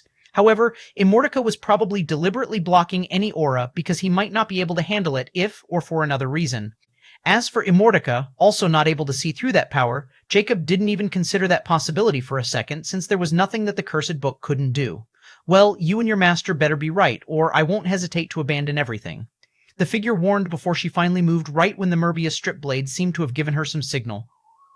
Jacob finally realized how meticulous and terrifying they were because they moved exactly when he considered that there was no danger. As Jacob watched everything play out, he felt a shiver because all it took was a vague moment before the figure plunged the Merbius strip blade into the back of his skull. Jacob trembled with disbelief and fury when he saw the scene of himself struggling like a fly while unable to do anything, not even able to retaliate. Furthermore, when that blade stabbed into Jacob's skull, it seemed to have nullified all the protections, including the treasures he was wearing, and the hood on his head came off after losing its effect. The moment Jacob's figure was revealed, a violent ripple surfaced from the figure in the mantle, filled with surprise and disbelief. The next moment, a sound of gritted teeth was heard before a voice filled with indignation sounded, "I finally found you, thieving bastard." Jacob was startled because that statement seemed very personal, which meant that the figure seemed to know who he was, but wasn't actually aware of it until his hood came off. But Jacob didn't remember showing his runic skull face to anyone or leaving anyone alive who had seen his true form, yet this figure knew, which again astonished him. Right at that moment, a flash of argent light tainted with darkness erupted behind him, too fast to perceive, too silent to react to, as his body went limp, and from behind him, the wielder of that blade finally stepped from the rippling void. With boundless killing intent, Jacob saw the figure's hood tilted slightly as it observed the limp form of Jacob, with the Merbius blade remaining embedded in his skull. At that moment, the reality suddenly paused again like a recorded video, and Immortal's lunatic-like laughter reverberated. "Ha ha ha ha, you saw, right? I know you are as entertained as I am, and you should be because you won't see such a meticulous show every day." Jacob's emotions were raging to the extreme with no outlet to go on, and only a sliver of rationality remained as he used it to ask only one question: "Am I dead?" This question carries infinite emotions of Jacob as if he had returned to that hospital bed, waiting for his impending death, and right now he felt the same, with the only difference being that it was Immortal's judgment standing between life and death. "Are you dead?" "Ha ha ha ha." Immortal seemed extremely amused by this question, as if finding it ridiculous. "I think I don't need to tell you the answer to this question, for you knew better than anyone if you're alive or dead. So, let me ask in return, tell me, are you dead?" The dimmed flames in Jacob's hollowed sockets suddenly flickered after hearing Immortal's words. "Am I dead or alive?" Jacob thought, as he couldn't help but look at the paused reality where that strange weapon had stabbed his skull. At that moment, Jacob's thoughts became clear, and something that he had overlooked all this time surfaced in his mind. The second universal godly ability, the infinite remains, didn't trigger. Jacob blurted out the moment he realized his biggest trump card that made him unkillable hadn't even triggered. Furthermore, the infinite remains were the second ability of the Cursed Immortality, and Jacob knew there was no chance of it failing or being suppressed by anything. "Ha ha ha ha," Immortal laughed, became wanton at that moment. "Well, it took you long enough to realize it, but since you did now, do you still think you are dead?" Jacob no longer thought about being dead anymore, and it took off the biggest burden weighing down his heart, and he became calmer. Nonetheless, this doesn't mean that he was now worry-free. In fact, now that he knew that whoever attacked him didn't intend to kill him, which was the most worrying part of them all. What exactly happened? That blade didn't even give me a chance to resist, and at that time, it was like Jacob wanted to describe that feeling, but he couldn't because his cognitive abilities at that time seemed to have served entirely, and he became mindless. It was like your mind has been cut off from your instincts, right? Immortal chortled. "Well, you can't blame yourself because that weapon is made with a forbidden arcane law, and its actual rank is something you can't even comprehend yet." Jacob was startled the moment he heard forbidden arcane law because he knew what this implied, and his expression became gloomy and fearful. It was an arcanist, meaning the heir of another USG, who made a move. Furthermore, since the arcanist can even use the arcane law to such an extent to create a weapon, this means they are at an extremely high level of comprehension of their USG. Moreover, that hired assassin is definitely not the owner of that weapon, which means they weren't personally there or they wouldn't have to go through all that trouble to just sneak up on me. But why would such a powerful entity come after me and go through all that trouble and even hand over such a powerful weapon to someone else? Jacob raised one question after another as he couldn't understand why the other party was doing it, not to mention he had no idea how they found him or knew his identity. Lastly, he was extremely curious about the attacker's identity, who not only knew who he was, but could also be trusted by an arcanist with such a weapon. But the most crucial question that came to Jacob's mind at that moment was, what is the forbidden arcane law of this arcanist? Jacob already knew that the arcane law of the chaotic darkness was most likely related to the UGS's name, and his arcane law was the infinity, and now another arcane law has appeared. It was so strong that it instantly subdued him alive. Furthermore, Jacob didn't think that it was hunters who had been hunting him, because this attacker wasn't working alone and was most likely a pawn of the arcanist. Whoa, I know you have many questions, and I think you'll get most of them answered. For now, I'll tell you what's supposed to happen to you. If everything had gone right, then we wouldn't be having this conversation right now because you would be completely in a comatose state without having any ability to think or wake up like forever unless that weapon allows you to regain your mind, Immortal revealed. Jacob was astounded as he solemnly asked, "Then what is going on here?" Hey, didn't I tell you that if not for the nightmare, you wouldn't be here, and you should probably thank her profusely. Although their attack was well thought out without any loopholes or errors, what they hadn't expected was that you were a nightmare contractor of the beast of primordial nightmare, making your soul a completely different entity than any soul out there. That's why your consciousness or mind, instead of getting trapped in that weapon, was dragged into the nightmare realm by the nightmare, and not even that weapon realized that it had missed its mark. Instead of sealing your consciousness, it has only sealed your hoax soul, which didn't have your dreamscape realms because the nightmare has meticulously hidden it without even realizing it by just following her instincts. Lastly, you being my heir has also played the biggest part in waking up your consciousness, despite missing most of your soul. So, if there is even one of these essential components missing, you might not wake up this quickly, hee, Immortality explained with a hint of morbid amusement as if telling its favorite heroic tale. Jacob finally realized everything that had transpired after he got attacked and almost got sealed away. At that moment, even in his stone-cold heart, a hint of warmth appeared for Nyx because just as Immortality had said, if he didn't have Nyx, the consequences of being sealed by an Arcanist would be unimaginable.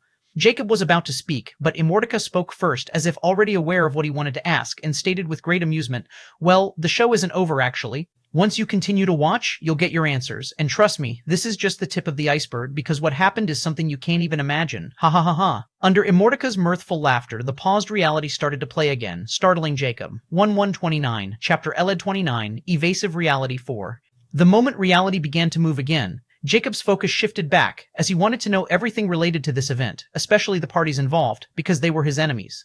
Moreover, Immortality had just told him that he would get all the answers he wanted once he watched everything, causing him to focus entirely on it. The first thing Jacob noticed was a subtle change in the blade that was stabbed into his skull before a soft, reverent voice emerged. "So, he's the cursed one?" Jacob's eyes flickered violently because this voice didn't sound like the two voices that he had heard. That voice is coming from that weapon, which could only mean that it's the owner of that weapon.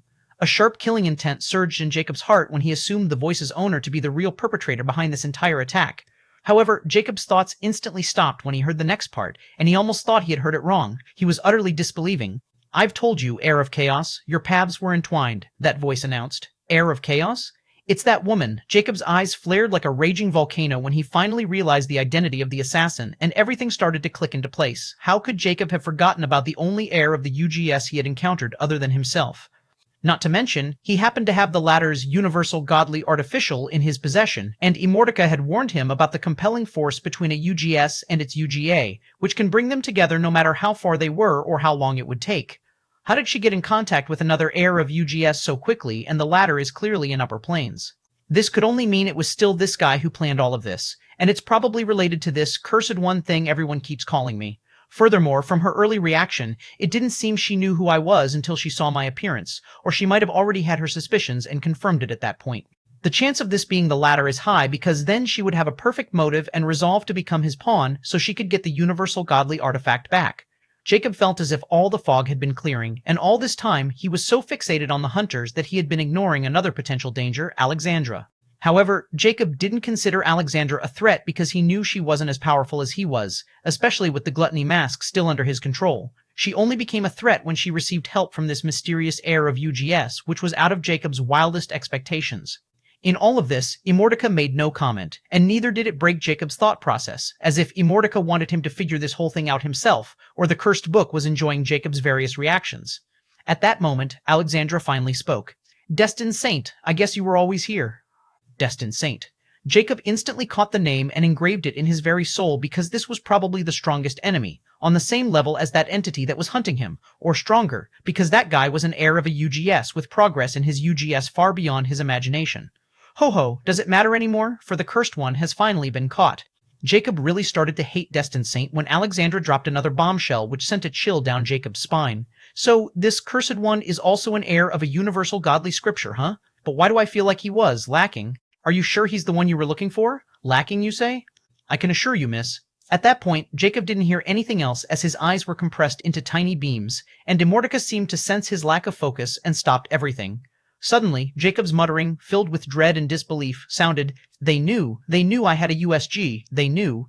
Jacob's reaction was somewhat normal because he considered Cursed Immortality his biggest secret, and now, all of a sudden, when he heard someone else mentioning his secret, he felt exposed, like standing in the middle of a crowd stark naked. Although Jacob had already thought about this possibility from the start when he found Alexandra and another heir of UGS's involvement in his attack, it still hit him hard when he confirmed it. However, Jacob wasn't someone who would have a mental breakdown so easily because right now, what was important was figuring out his exact situation and then finding a way to break free. Jacob knew that Immortality was showing him all of this for a reason, and this might not be resolved with a wish. Otherwise, Immortality would have already told him instead of going through all this trouble.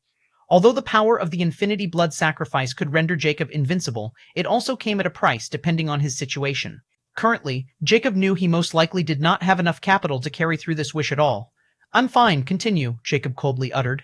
He tried to hold back his insecurity and thought about how even Alexandra was exposed, not to mention that she probably knew this. Destined Saint was also another heir of a UGS, given how comfortably they were speaking about them. It isn't a big deal as long as they don't know the true power of Cursed Immortality, Jacob thought, or desperately hoped for, this being the truth. Hehehe, this is more interesting than I thought. Immortality suddenly chortled before starting again without caring about Jacob's death glare.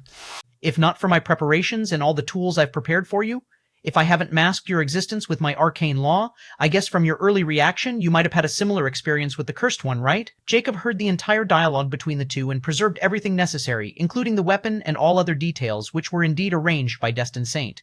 He also mentioned arcane law, which meant he wasn't hiding the fact that he had a UGS from Alexandra, making Jacob slightly uncomfortable. However, when he heard the last point, Jacob was startled as a peculiar intent flare in his eyes. "She didn't tell him about her encounter with me, and most likely not about the gluttony mask. Doesn't this mean she didn't trust this Destined Saint completely?" 1/1/3 C Chapter. Chapter 1/3 C Evasive Reality 5. Jacob watched everything play out without speaking another word. Still, the more he heard the conversation between Destined Saint and Alexandra, the more astounded he became, especially once he confirmed that Alexandra hadn't told Destined Saint about her encounter with him in the Path of Legend. Moreover, Jacob also noticed that Alexandra seemed to be wary of Destined Saint, and what left him in disbelief was that Destined Saint appeared to be aware of it. Yet he could easily lead Alexandra by the nose, making him extremely wary of the mysterious owner of the UGS. At that moment, Jacob heard Destined Saint reply to Alexandra when she asked him what he was going to do with Jacob, making Jacob's eyes flare with eerie sharpness. But when he heard Destined Saint's answer, Jacob was astounded because, first, it confirmed that Destined Saint didn't seem to have any plan to kill him, or, more accurately, Destined Saint appeared to be wary of Cursed Immortality's hidden powers and life-preserving methods. However, this also brought Jacob some relief because Destined Saint personally admitted that he had no idea about the Cursed One's UGS or its abilities, not to mention he wasn't even aware of Cursed Immortality's forbidden arcane law. Nonetheless, Jacob was now sure that the Cursed One was none other than the heir of Cursed Immortality, especially when Destined Saint told Alexandra that without destroying the Cursed One's UGS, it was impossible to end the Cursed One entirely. Still, it would bring the Zodiac Plains another era of peace. Lastly, Jacob heard Destined Saint stating that the Cursed One had always been the source of fear, even in bygone and untold eras, and it was the first time Destined Saint had captured the Cursed One. "So, this Destined Saint isn't specifically targeting me," Jacob curtly stated with a hint of bitterness. "He's targeting me because I'm the Cursed One. Simply put, I'm being attacked by such entities all because I'm associated with the universal godly scripture, Cursed Immortality." Ha ha ha ha ha ha. Immortaka's wanton laughter reverberated like a thunderclap. "If I say yes, then tell me, will it change anything? Don't you remember what I've asked of you before I accepted you as my heir? I wonder if your conviction from back then has changed." Jacob fell into silence because he couldn't retort since he knew what Immortality was hinting at. "Anything for immortality," Jacob muttered the same thing he had answered Immortality that day. "I was told what I'm getting into and the dangers associated with it. So, I can't blame anyone but myself," Jacob thought bitterly before he calmed down, because even if he had another chance, he would walk on the same path as long as he could achieve immortality. But a question still lingered in Jacob's mind as he coldly spoke. "Just what did you do to make the entire Zodiac Plains fear you so much? Not only aren't those heirs dead early, what are you hiding still?" "Heh, I'm an open book, I can't hide anything," Immortality cryptically replied teasingly. Jacob was unconvinced, but at that moment, the reality moved again, and this time Alexandra asked another question which drew Jacob's full attention. "So, you want to study him, or turn him into your puppet?" Jacob's heart turned cold as a chill ran down his spine when he thought about the possibility of falling into the hands of someone like Destined Saint, who was infinitely powerful than him, not to mention the former has a UGS. If Destined Saint really planned to make him a puppet, Jacob knew it wouldn't be as easy as his previous encounters when he was able to escape from his enemy's clutches after lying low for a time. But this time, the enemy was an extremely terrifying entity that probably knows some of the essential advantages of the universal godly scriptures. At that moment, Destined Saint proved it. Ho ho, studying an heir of UGS without its UGS is impossible. Moreover, do you think there's something capable of turning you into a puppet, miss? See? It's impossible. Maybe in a short span of time, I might be able to restrain the Cursed One, but it's too dangerous, and I have no idea how much my restrictions will affect the Cursed One or if they will work at all. All I want is to get rid of the evil that threatened the Zodiac Plains as a whole, and the immature Cursed One is still not the biggest danger to the Zodiac Plains, at least not anymore." Jacob felt relieved because Destined Saint really wasn't planning on turning him into a puppet. Still, he was more agitated because the former also knew about the unique advantages Jacob had over others. However, at that moment, Alexandra said something that Jacob had missed, and he became alert, his eyes flaring violently when he heard Destined Saint's answer. What do you mean by it? There's even a bigger threat than this cursed one? Don't tell me it's another heir of UGS. It might be another heir of UGS, or might not. To this day, this threat is real. And truth be known, this threat is actually the real hunter who's been hunting and killing cursed ones for a very long time. Hunting down the cursed ones? You mean the heirs of UGS before this guy? Yes, his predecessors were all hunted down and killed by the same entity. They are talking about that hunters, right? Jacob couldn't help but ask loudly, as he felt he had stumbled upon another huge secret, one that was also related to something that had been bothering him and threatening his very existence. However, hearing from Destined Saint's mouth that even he considered this hunters a much bigger threat than the Cursed One, Jacob felt his life was really turning out to be miserable, and all of this because he was too weak. As Jacob continued to hear Alexandra questioning Destined Saint about this entities, he realized that she suggested letting the hunter and him fight and destroy each other instead of discussing risk and making a move against Jacob independently. This made Jacob see Alexandra in a new light, for she was too astute. However, this exact fact made Destined Saint even more formidable because he was able to make Alexandra work for him despite her intellectual abilities and shrewd mind. At that moment, Destined Saint replied, and when Jacob heard it, he was enlightened. "Ho, your suggestion is indeed feasible, but miss, there's a reason I can't allow that entity. Although no one knows when, I was able to confirm that every time this entity successfully hunted down the Cursed One, it grows stronger at a terrifying rate. Resists some of the most powerful entities of the zodiac planes. Stalemate going on for countless eras until this Cursed One appeared again. Entity had already begun its hunt for the Cursed One. I intervened. The Cursed One might have been the tiebreaker. Will be in danger of getting ruined by this entity." Jacob didn't know what to feel because, if he considered things from Destined Saint's perspective, the latter wasn't doing anything wrong. He was moving first to ensure his enemy wouldn't grow even stronger. However, this fact made him vexed and furious because he felt like a pawn on someone else's chessboard, and both parties wanted him to serve their own purposes. Furthermore, from Alexandra's expression and reaction, he knew that she wasn't happy about being dragged into this fight between Destined Saint and that hunter. Yet, Destined Saint had fully masterfully manipulated her, leaving her no choice but to side with him. Moreover, Jacob also took great pleasure in Alexandra's misfortune when he saw how Destined Saint shamelessly played innocent and, like a saint, thanked her on behalf of the entire zodiac planes. But at that moment, Jacob's expression turned solemn because Destined Saint revealed the name of that hunter and its background. This entity has many names, but among people like me, this entity is known as the Immortal Nimrod. As for where it came from, it's the Universal Void. 1-131, Chapter 131, Evasive Reality 6. At that moment, Jacob's eyes flared with shock and disbelief, as if raging flames, because he had finally realized the crux of the matter and why entities like Destined Saint were acting against him. Immortal Nimrod, Jacob called that name with deep fury and hatred, as it was the first time he had learned the name of that hunter who had been hunting him and was the main reason for this misfortune. Although I know he's been hunting me because I have the Cursed Immortality by using the Longevity Path Glory Gem, I have no idea he's been hunting cursed ones specifically so he could increase his powers. Not only that, but according to Destined Saint, Immortal Nimrod might be another heir of a UGS, but it's just a speculation. The last damning thing about all of this is that Immortal Nimrod is from the Universal Void, which means the real Longevity Path Glory Gem should be there. This changes everything. Although Immortica had given Jacob clues about Immortal Nimrod, the Cursed Book didn't specifically reveal who he was and where he came from, not to mention the part about Immortal Nimrod specifically going after every heir of Cursed Immortality. He seemed to have succeeded every time. Jacob wanted to question Immortica right away, but he waited and kept those questions in his heart, continuing to watch for now because there were too many things he didn't know, and this was an excellent opportunity to get a clear picture of everything. As Jacob watched, he noticed that Alexandra didn't seem too thrilled about getting involved in this fight between Destined Saint and Immortal Nimrod, especially when she realized Immortal Nimrod was as powerful as her benefactor. Furthermore, when Jacob heard Destined Saint suddenly wanted to leave while taking his body, he was shocked because if this were to really happen, he would be done for. But he was also astounded because if Destined Saint took his body, doesn't this mean Alexandra won't be able to retrieve the gluttony mask on his body if she really knew it was on him? Not only that, but if Destined Saint got his hands on the gluttony mask, he would have another thing to control Alexandra, and retrieving it from Destined Saint's hand was nigh impossible compared to Jacob.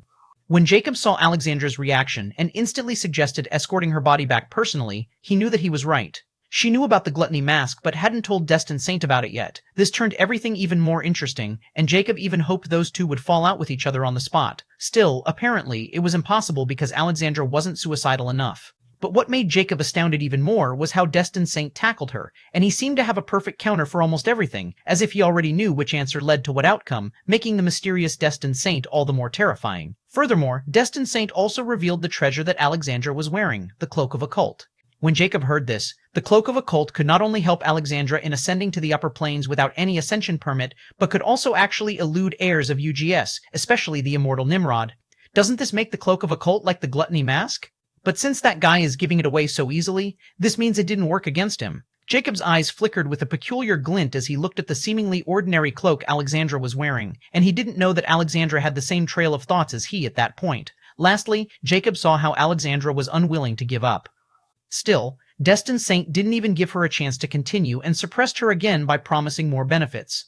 Jacob was startled when he found that Destined Saint also seemed to have a significant influence on both SAAI and Undying Will, which raised even more pressing questions. Now, please leave the task to escort the Cursed One to the Fateless Celestial.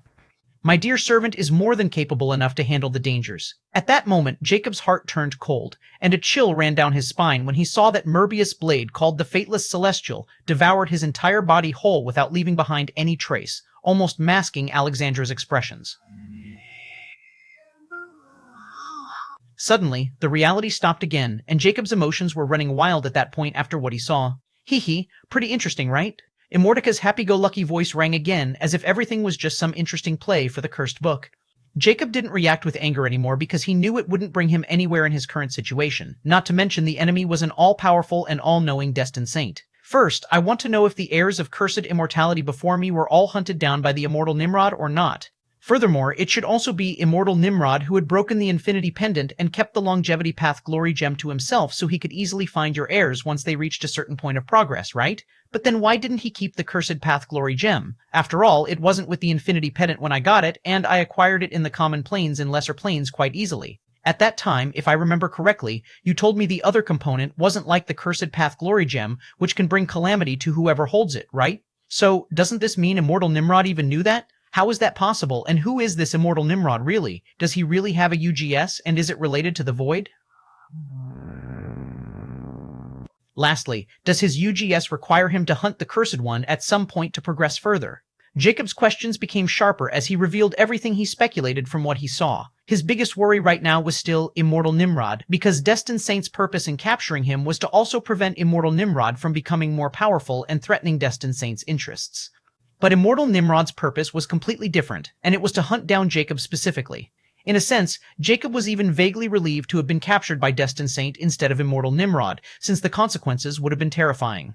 We'll have this chat later because what you've been watching was just a trailer, Immortica ambiguously yet impishly stated.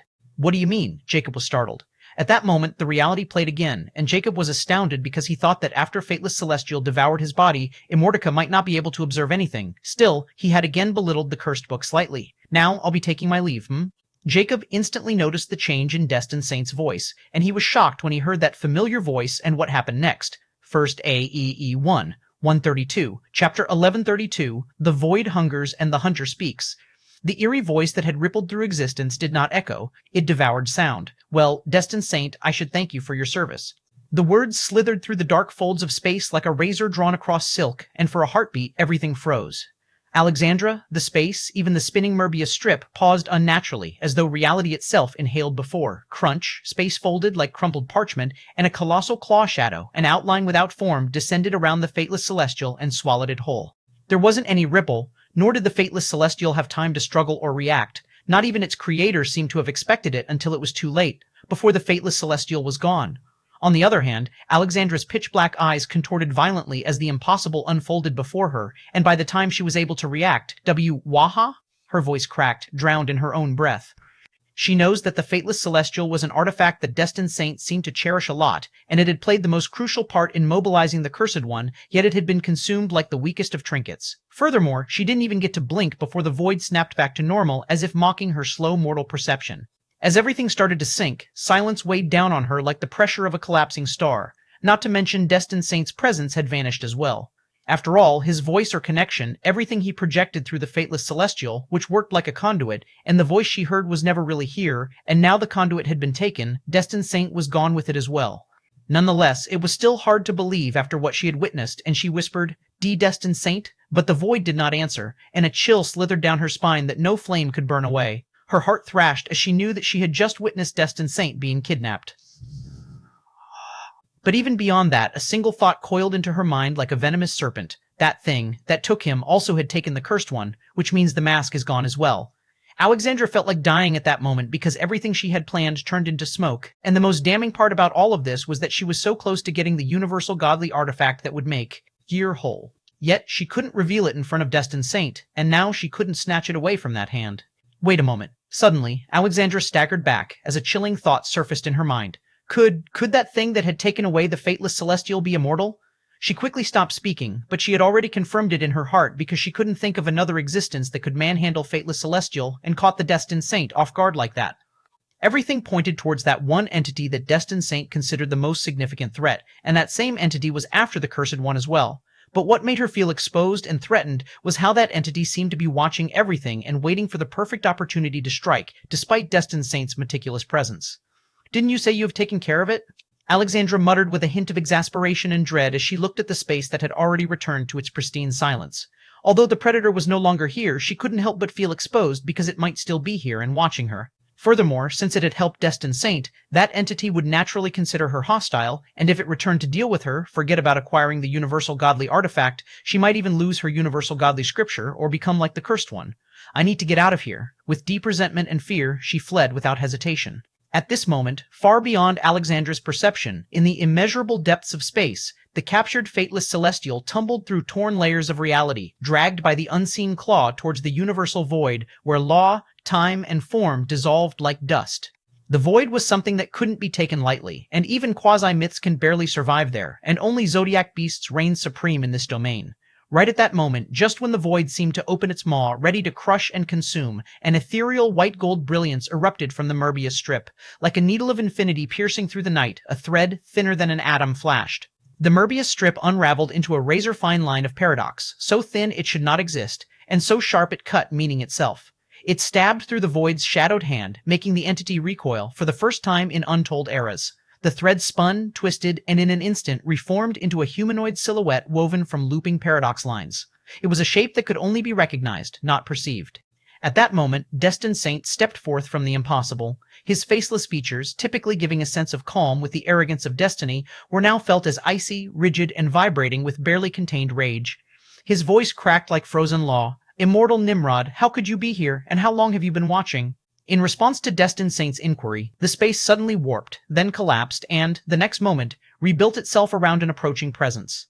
The next moment, a figure walked out of the distortion, hooded in abyssal nothingness, except for purplish flames licking under his hood like celestial executioners. His killing intent was so oppressive that even the void strained to hold it. At that moment he spoke. His voice was calm, mocking, belonging to a hunter who had never failed his prey. Still as slippery as ever, I see, Destined Saint. But I guess you want to receive your reward for all the most sincere work you've been doing for me. I must say I'm almost crying with laughter here. Hi he he he. Under his wanton laughter, the flames flared, and the void shuddered like a living being fearing its master, for the immortal Nimrod had arrived. 1-133, Chapter 133, The Mantis Stalks the Cicada. One Destined Saint's fearless silhouette stood within the chaotic space. In front of him was a pitch-black void, and between them stood the satanic immortal Nimrod. Furthermore, unlike the limited light illuminating Destined Saint's silhouette, immortal Nimrod's figure seemed to be in synchronization with the boundless emptiness behind him, making Destined Saint look somewhat small. Nonetheless, Destined Saint's demeanor didn't crumble. In fact, he seemed to become profound and deep like an abyss, as if unraveling immortal Nimrod's schemes, the moment the latter stepped in front of him. Before we imposed the higher order, you turned a zodiac beast into your avatar and snuck into the Middle Planes. Destined Saint finally spoke calmly, and his previous rageful, skeptical tone seemed like an illusion. But immortal Nimrod didn't seem to be surprised by Destined Saint seeing through his methods, and suddenly clapped in mockery. Hi-he-he, as expected of the biggest nuisance of zodiac planes. Immortal Nimrod sarcastically stated without any hint of surprise or fear. But what do you expect, huh? Do you think you hypocrites are the only ones who can break or bend the rules to your advantage? Destined Saint showed no reaction to immortal Nimrod's derision and impassively stated, I guess this was my mistake to think you would simply give up on your crusade. But let me ask you something in return. His voice turned sharp and slightly threatening. How much you would sacrifice to make a measly avatar? If I'm not wrong, your main body must be having quite a lot of trouble now, huh? I wonder if I have everyone attack your den now, what will it be like? In response to Destined Saint's taunt, Immortal Nimrod didn't seem disgruntled at all, which didn't go unnoticed by the former, raising a sense of foreboding. Hi hee hee, I'm moved beyond words that you're so worried about me. But Immortal Nimrod's tone turned eerie and menacing.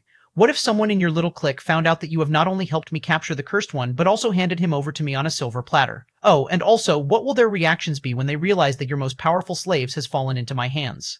Especially after you wasted 6 of Constellation Arbiters last time and still failed to keep me away from Cursed One. Wouldn't that leave you vulnerable and the countless beings you have suppressed in your wake, filled with thrill and peculiar thoughts? Destined Saint showed no excessive reaction to Immortal Nimrod's provocation and impassively sneered, "Fallen into your hand? I think you are mistaken. Not only am I going to take away the Cursed One with me today, but very soon I'll be personally visiting you to show my sincerer gratitude for what happened today." Did I just hear you say leave? Hee hee hee hee hee. Immortal Nimrod lampooned, and the void not too far away from him seemed to have churned as if something were crawling there, and chaotic space started to turn heavy as a peculiar pressure seeped into it. As if sensing something, Destined Saint's figure flickered as a mystical aura started to envelop his ethereal silhouette. You sensed it, don't you? Immortal Nimrod suddenly stopped laughing and coldly stated with disdain. Before Destined Saint could reply, an eerie, oppressive presence had arrived behind the void, and the next moment, a glowing, dark purple eye emerged within it. The eye was devoid of emotion or time, as if mirroring the void itself, and its malevolence was palpable. Even the space seemed to merge with the void the moment the eye revealed itself, and Immortal Nimrod's figure began to emit a profound and terrifying might. Your true body is here? Destined Saint finally couldn't maintain his composure as he seemed to be glaring at the ethereal eye that appeared to be the eye of a very void around it. Hi hi hi hi, Immortal Nimrod broke into mirthful laughter, and this time his voice didn't just come from that avatar's but from the entire void. I guess you liked my surprise. I'm delighted. Well, I guess I never showed you what I'm truly capable of.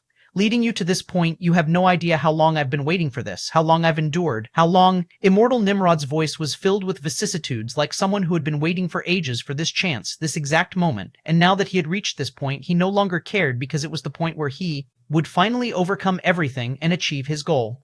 Right at that moment, for the first time since their clash began, Immortal Nimrod stopped speaking in riddles and menace and moved. A single twitch of the void eye behind him, a quiver of impossible darkness, and the entire chaotic space warped like wet parchment pressed beneath an unseen titan's thumb. A massive pressure descended, and this pressure was no longer within the limits of the middle planes, no longer within the field of broken rules, no longer within the battleground carved by restrictions and constraints. This pressure belonged to the progenitor void, where laws dissolved before they could even take shape. The ethereal shimmer that formed Destined Saint's silhouette buckled, fzzz, his outline crackled, bent, and fractured into jagged curves as if the void itself was trying to erase the concept of his existence. A cold, devilish chuckle slithered through reality. Oh, what's wrong, Destined Saint? Immortal Nimrod tilted his avatar's hooded head, the purplish flames beneath it twisting into sadistic crescents. Don't tell me the taste of defeat has broken your will already? Behind him, the void eye blinked, and space ruptured like brittle glass. Destined Saint's form flickered once, twice, each tremor draining more light from his Möbius-lit silhouette. Immortal Nimrod continued, voice smooth like polished bones. If you crumble now, I would be profoundly disappointed. Space around him boiled and sank inward, forming a swirling maelstrom of devouring entropy. Runes, foreign, ancient, heretical, burst open around his avatar's feet, slithering like serpents of unmaking. Then Nimrod laughed, soft and cruel. But disappointment will not stop me from enjoying the moment I erase you with this universe. The void eye flared, and a violent pulse of annihilation surged out like a collapsing supernova. Now then, I will take what is mine, your precious slave, and the Cursed One. His voice deepened, dripping with spite. If you dare, bring your real body to me. The next moment, he struck as a torrent of void law erupted like a tidal wave of dying galaxies. It wasn't a beam, nor does it resemble a strike, nor a spell. It was more a mandate of erasure, the pure, unfiltered will of the void itself. It devoured everything in its path, color vanished, sound vanished, and even meaning seemed to disappear. The fateless celestial, now just a flickering remnant, was moments away from being wiped out completely. The last threads binding Destined Saint's consciousness vibrated violently, and his silhouette fractured into luminous shards, moments from shattering when all of a sudden, scrack, something broke, but it was not Destined Saint. Not only did the collapsing light pause, just a hair's breadth, but it paused. Immortal Nimrod's purplish flames twitched, and the void law storm dimmed, as if something invisible had jammed itself into its heart. Thereafter, from within the collapsing Möbius remnants, a calm, cold, cutting voice whispered through the void, I see, 1134. Chapter 1134, The Mantis Stalks the Cicada. To I see. The moment Destined Saint's voice sounded, Immortal Nimrod stiffened because the former's tone was eerily tranquil, in fact, too tranquil. It was as if he had finally grasped the shape of something he had never expected to find, or confirmed something, as if he had seen through Nimrod's deepest, oldest gambit. Under the hooded Immortal Nimrod's avatar, purplish flames shrank slightly, although not in fear, in pure irritation. Immortal Nimrod knew that something had changed, and the void eye flickered again, for the first time, not in dominance, but in reaction. Destined Saint's fractured light stopped collapsing and then began to reassemble itself in defiance of the void's uncanny prowess. A silent ripple spread outward from him, not of power, but of profound understanding. Immortal Nimrod's gigantic eye flickered profoundly, voice dipping into a colder, sharper register as it reverberated throughout the entire void. And just what is it you see, Destined Saint? Humor me. Immortal Nimrod's flames dimmed by a fraction, barely enough to be called movement. Yet the entire void recoiled at that infinitesimal shift, for even a spark of his irritation was enough to warp countless dead galaxies. Destined Saint's consciousness flame, broken, wavering, on the verge of collapse, shone brighter for a moment, as though acknowledging the shift with pride. Ho, I'm finally able to see through your facade, and confirmed the suspicion that I had for a long time. His tone was not desperate nor pleading, but lightly amused, like a scholar finally seeing the flaw in a masterpiece forgery. Immortal Nimrod's hood shifted toward him, the purplish flames beneath curling backward like barbs. Is that so? But I'm not interested in the words of a dying fragment of your consciousness. If you have something to say to me, then say it to my face. The void eye behind him dilated, and then, null reality. The command dropped like a guillotine, and the very void convulsed. Existence inverted into non-existence as a sphere of absolute negation expanded outward, its surface shimmering with anti-light, devouring not things, but the meaning of things. Where it passed, even void ceased to be void like a perfect emptiness, and the zero before creation. It was the eraser of fundamental axioms as it engulfed Destined Saint's fractured avatar. However, nothing happened as the fragment of consciousness remained intact, flickering, but untouched, unharmed, and unerased. The sphere of nullification quivered around him, refusing to annihilate him, as if some unseen force held its jaw shut inches from its prey. The void eye darkened, its sclera pulsing with malevolent irritation. At that moment, Destined Saint chuckled softly. Ho, you know, right? Know what? Immortal Nimrod's voice rippled, the timbre of someone dangerously close to abandoning all restraint. The void eye thrashed, bending nearby space into an hourglass shape as pressure spiked. Well, I guess the talk about you staking everything and no longer holding back was still just as empty as all your grandeur. Reacting to those words, the void eye spasmed violently, cracks of purple radiance leaking from its edges. In response, Destined Saint's flickering light intensified, not in brightness, but in certainty. Ho, as an old adversary, let me give you a hint. Although I'm sure that you've already known, I'll still be polite and help you out just in case your mind has been affected by the void. His tone sharpened as a quill of inevitability dipped in cosmic ink. The next moment, an ancient, indescribable aura surfaced, subtle, silent, yet commanding the flow of all unseen threads. And for a brief moment, his avatar resembled a trembling candle flame resisting a galactic storm, yet behind that frailty lay an unbreakable principle. An arcane law can only be countered by an arcane law. As those words trailed off, the chaotic space behind him trembled. Fading runes of fate, veiled spirals, branching pathways, and collapsing loops glimmered like dying constellations trying to rearrange themselves. Threads of possibility flickered, each strand splitting, merging, and rejoining. It was as if the very architecture of destinies was rewriting itself under his breath. His voice rang like the turning of an unseen cosmic wheel at that moment. So, your void law can't do anything to me as long as I have the protection of my arcane law. His tone stabbed with the cold elegance of a dagger forged from the last moment before inevitability strikes, sharp, timed, and absolute. The void shuddered as Immortal Nimrod felt that faint, unwelcome pulse of startle. Although this faintest pulse seemed buried and hidden, it was still not enough to escape Destined Saint's perception. Oh my, I guess you still don't get it? Well, as you said, Immortal Nimrod, the bets are off, and there's no need to hold back anymore, and this also applies to us as well.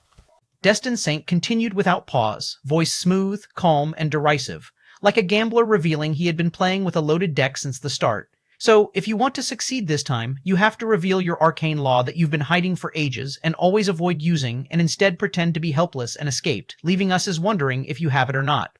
The void eye constricted sharply as if something in the endless blackness recoiled, and at that moment, a faint tearing sound echoed as if reality itself was grinding its teeth. But today, I'm certain that you absolutely have a UGS, and you just don't want to reveal its existence for some reason. And if I'm not wrong, it also has something to do with the cursed one. Oh, and I have another theory about why you're not using it. Do you want to hear it? His tone deepened, became more profound and ethereal while carrying the cadence of a being who stood above past, present, and future simultaneously, like a librarian of inevitability. This time, Immortal Nimrod finally broke composure. I have had enough of your nonsense for today. Arcane law or not, you can't maintain it forever, and I don't need an arcane law to annihilate this fragment of yours, bygone emptiness. 135, Chapter 135, The Mantis Stalks, the Cicada, 3, Bygone Emptiness. The declaration fractured the stillness, and a cataclysm surged forth. It wasn't an ordinary cataclysm, this one seemed to bring forth a timeless destruction that could annihilate anything. Every point of Destined Saint's existence, past, present, and future, collapsed into a single collapsing line, and fragments of void, which remained for epochs, bled into the attack. Screams of unseen laws echoed. The very causality seemed to have been ignited. The void attempted to erase not a moment, but the notion that Destined Saint ever existed. The attack crashed upon him like the memory of a dead cosmos's final heartbeat, and yet Destined Saint sighed. A soft, almost disappointed exhalation, while everything around him was being annihilated at an unimaginable degree. A sigh soft enough to be mistaken for resignation, but upon hearing it, even the void quivered subtly. Sigh, a disappointing yet determined outcome. Destined Saint's tone was gentle, almost pitying, yet layered with a sharpness that sliced straight through the attack's intent. It carried the weight of someone who had seen the conclusion of a story countless times and felt nothing but regret that the act never changed. The moment those words drifted outward, the infinite darkness spasmed, the void eye splitting open in raw disbelief. Almost instantly, a howl erupted, not from a tyrant in control, but from a wounded beast whose certainties had been mutilated. How is this possible? Immortal Nimrod's voice, usually smooth and chilling like a whisper from a dead star, warped into something unhinged. The void law around him surged and collapsed erratically, as if the void itself was convulsing in humiliation. Fragments of the collapsing space churned violently, yet Destined Saint stood amidst the destruction like a stubborn spark refusing to die. To Immortal Nimrod, that spark was worse than a threat, for it was an insult. His flames writhed wildly as he genuinely looked like a madman unable to crush a roach that jumped willingly beneath his heel, yet refused to die no matter how many times he struck. Destined Saint spoke again, his flickering light tilting as if observing a pitiful beggar covered in filth. Now, don't be mad. Although I admit your law of void has reached an unimaginable profound degree, almost touching the boundaries of its final concept, however, I'm still an arcanist. His voice grew sharp, mocking, almost pitying, like a surgeon explaining to a delusional patient why their dying body refused to obey them. But just being an arcanist doesn't mean your concept of void isn't enough to destroy this fragment of mine. Rather, you seem to have forgotten something, or you wanted me to forget and fall into your trap. Hearing that, the void subtly shifted, trembling in disbelief and fury. A pity. You almost succeeded, but almost still means you failed, because you still underestimated us's. The moment Destined Saint's voice trailed off, a mystical foreboding descended, subtle yet suffocating, like the moment before a prophecy manifests. The void eye froze for a heartbeat, and Immortal Nimrod said nothing. Not because he chose silence, but because his calculations had begun to collapse one after another. Destined Saint pressed on, mercilessly. Well, you failed to make me panic enough to flee, and then failed again to make me believe this space has merged with the void. The void law stuttered unnaturally, like a cosmic heart skipping a beat. Oh, and your biggest failure, the light around Destined Saint sharpened into a blade of inevitability, is that you didn't succeed in making me forget that despite being close to the layer of abyssal void, this is still the border of layer of shadow expanse, which means it is still part of zodiac planes. So, I'm still outside the void. A detonation of pressure rocked the boundary. Immortal Nimrod's purplish flames jerked violently as the first accurate indication that panic had finally stabbed through his arrogance. But it was just the start, because the next moment, Destined Saint spoke a single line, a line that did not echo but unwound through the void like a law revealing itself. Nothing escapes the eyes of destiny. Not a lie, not a secret, not even the void's shadow. The words carried a law that wasn't spoken but remembered, and the atmosphere twisted with the prelude of something that did not belong to eras, realms, or even existence. Behind Destined Saint, a silhouette appeared, but it wasn't fully formed, nor could be seen fully like a phantom that broke understanding simply by existing.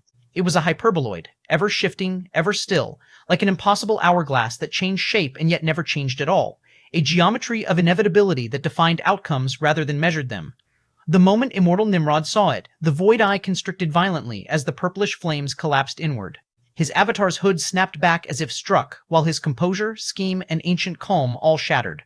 Why you can use IT? The disbelief was naked in his words, as if it were the scream of someone watching their final, hidden calculations disintegrate before them. However, Destined Saint didn't answer because the time for answers had passed, and now that he had gotten everything he wanted, he didn't need to answer anymore. At that moment, his presence changed from a flickering remnant to a figure of pure inevitability, as if he had stepped out of all possibilities and become the author of them instead. Without hesitation, he spoke the first concept of fate. The concept of fate was mystical, ancient, and primordial. and comprehending it was nigh impossible even for most of the gods, for it was a concept that rewrote itself the moment one tried to grasp it. The inevitability of fulfillment. The moment the concept manifested, creation screamed like the groan of an ancient script being rewritten at the root. Thereafter, the merged space, the false void, the stretched boundary, and finally the endless black behind immortal Nimrod all shattered instantly. The void eye, which had expanded to engulf realities, shrunk violently, snapping back into its prior scale as though forced by an omnipotent editor. In a blink, immortal Nimrod's avatar and destined saint's faceless silhouette stood again on the boundary line between the layer of shadow expanse and the abyssal void. The void behind immortal Nimrod seethed, however, no longer in dominance, instead in hatred and disbelief as its gaze fixed upon destined saint, as though glaring at the one thing it could not devour like an inevitability. 136, Chapter 136, The Mantis Stalks, the Cicada, 4. After destined saint cast the inevitability of fulfillment, the oppressive might of immortal Nimrod's void law collapsed instantly as though meeting its natural bane. The suffocating tyranny that had merged the boundary with the abyssal void dispersed like a nightmare jarred out of existence.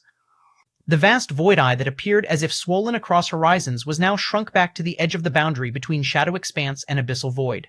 It hovered there again, infinitely close yet impossibly distant, like something that should not exist outside its own realm, and beneath that colossal eye, immortal Nimrod's avatar reformed, the figure that had previously seemed one with the void. For a heartbeat, his flames froze, and thereafter, this slave can use arcane law? The space trembled from the shock in his voice, but beneath the outward fury lurked something darker, abhorrence, and a hint of fear, because immortal Nimrod knew this single act of destined saint had changed everything, and his sharp sting of calculation had gone horribly wrong. At that moment, the void quaked around him with malevolent static, reflecting his unhidden and day-like disbelief. However, on the other hand, destined saint appeared utterly tranquil without even a fluctuation of any intent, as if everything was predetermined now.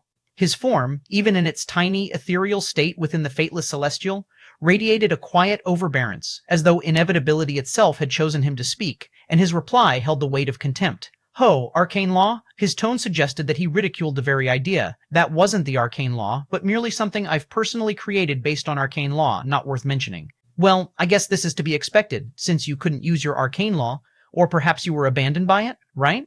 Those words struck immortal Nimrod like a stake through the chest, and instantly, arcane law or not, you still can't escape from me, nor can you beat me. If you have so much confidence in your arcane law, why have you been hiding in your turtle shell all this time? His roar tore through the boundary, shaking space like a storm of rabid comets. However, beneath that rage was his inner world, which churned frantically like a machine of ancient schemes suddenly clogged with fear, and his inner thoughts were like an inferno, raging. Why is this bastard suddenly so difficult to deal with? That slave never showed even a fraction of these abilities before, whenever it would meddle with the void. Why now, of all the time? WHY? The calculations in immortal Nimrod's mind accelerated at an inhuman pace, unraveling and reforming. That ability was definitely his arcane law, which means he's bluffing, trying to shake me and cloud my judgment. Furthermore, even if he can invoke his arcane law through that slave, he shouldn't be able to cast another on that scale, unless this was just a smokescreen, and he's preparing something worse. A sick realization crawled up his spine as he really wanted to flay destined saint because of the disguising schemes that always made him feel like countless insects were crawling in his very veins. Damn him. If only I could use it. The thought burned like acid. However, he didn't dwell on what was impossible, and another cold, sharp calculation surfaced at that moment. My target is the cursed one. I should have moved first, should have grabbed him instead of trading words with this damn nuisance. Immortal Nimrod's mind finally cleared as he finally gave up on teaching Destined Saint a lesson because things were going south from the moment Destined Saint had appeared. At that moment, a darker scheme flashed through his mind, and the only way to overcome this stagnant situation, if I force this slave to the brink of destruction, the cursed one will be expelled. Destined Saint won't sacrifice him since he wants him alive. If I corner him, he might choose to kill the cursed one himself, and that is enough. All I need is that heart, but his spiraling thoughts shattered the moment Destined Saint spoke again, and his voice was calm, yet profound enough to stiffen the void. Ho, I never confronted you because I wasn't sure about your true prowess, and you've always done well to hide it. However, not anymore. A profound, arcane aura erupted from Destined Saint, seemingly ethereal, ancient, and terrifyingly pristine, as arcane runes suddenly came to life and flickered around him. The subtle hyperboloid behind him suddenly collapsed behind his silhouette as if fates tried to realign themselves, only to be crushed again beneath the weight of something higher. Seeing this, the Void Eye convulsed violently as a tremor of genuine dread seeped out of immortal Nimrod because he recognized the intent behind that aura, and he knew that he had to stop it. Don't you dare, Voidless. However, just as his words left his lips, they died, and what followed was utter silence, making the Void Eye quiver in disbelief. At that moment, from behind Destined Saint, the phantom of Hyperboloid appeared again, but this time it was vast, luminescent, and transcendent, a hyperboloid silhouette of fate, warping geometry and time as light flowed from it like threads of destiny, and wherever that light touched, even the void retreated. The phantom rotated, each rotation rearranging countless unseen destinies, and thereafter, Destined Saint's voice spilled into existence, grand, absolute, and resonating through both space and void. Since I got what I wanted, I'll let you experience my true arcane law. But it's a pity that you won't be able to remember it. His tone held a weight reminiscent of a prophecy already completed, like a sovereign decree of fate. The very next moment, Destined Saint spoke as if truth carved into inevitability. Within the myriad destinies, nothing escapes its ordained conclusion. Fate governs all cycles, yet fate itself does not end, for it simply waits for you to reach what was always yours. At that moment, his aura shifted, smooth, seamless, and flawless as the intent vanished, yet paradoxically became absolute. The air stilled, and the void recoiled while Destined Saint's voice transcended into something divine and arcane, the winter of past. 137. Chapter 137, The Mantis Stalks, the cicada, unaware of the oriole behind. One within the true silence, the kind untouched by time, laws, or even the void, descended like a falling veil. The hyperboloid behind Destined Saint shone brighter and brighter until every strand of its geometry sharpened into threads that resembled past destinies resurrecting from extinction. Immortal Nimrod's void eye widened, and his avatar spasmed in disbelief as, at the moment the words, "the winter of past," left Destined Saint's lips, the very reality convulsed. However, it wasn't an explosion, nor did it seem like a collapse. Still, it was the sensation of all existence being yanked backward by the roots, as though creation suddenly remembered that the present was nothing but a stubborn lie. The next moment, the space cracked, and ethereal kaleidoscopic threads, thin as spider silk yet thicker than world rivers, shot out from the hyperboloid. At first, there were millions, and then billions. Before the next moment, they were innumerable, so many that even the void lost count. Each thread subtly glimmered with a different color, emotion, echo, and forgotten intent. Some were warm like childhood memories, others were cold like karmic debts abandoned eons ago. Some murmured with long-dead possibilities like choices never taken by anyone, anywhere. At that moment, reality screamed as the boundary between shadow expanse and abyssal void quivered like a dying beast. Immortal Nimrod's form froze, his purplish flames stiffening, not because he chose stillness, but because he was expelled from time's right to move. What is this? Why can't I? Move! Move! His thoughts were raging with horror which he can't express because of that silence, and the void eye behind him suddenly shrank violently, as if fate's threads were throttling it. At that moment, Destined Saint's ethereal, fleeting voice sounded like a faint dying whisper, but at the same time, it was like an absolute decree, provernal past. The next moment, a faint wind blew, whispering like the softest echoes of forgotten memories brushing the surface of existence, and images of long-discarded probabilities drifted around Nimrod like harmless dust. Thereafter, Destined Saint's voice appeared again, vernal past. The dust turned into blooming visions, and the void's own past choices materialized like real scenes, showing the moments he had hidden, moments he had severed from himself. Immortal Nimrod's flames hissed as his composure fractured. Esteban passed. Suddenly, past memories solidified as they swallowed the present, like a devouring beast, and for an instant, it felt as though the past was more real than the present, and the void shuddered. This is impossible. This is not fate. This is not memory. This is serotinal past.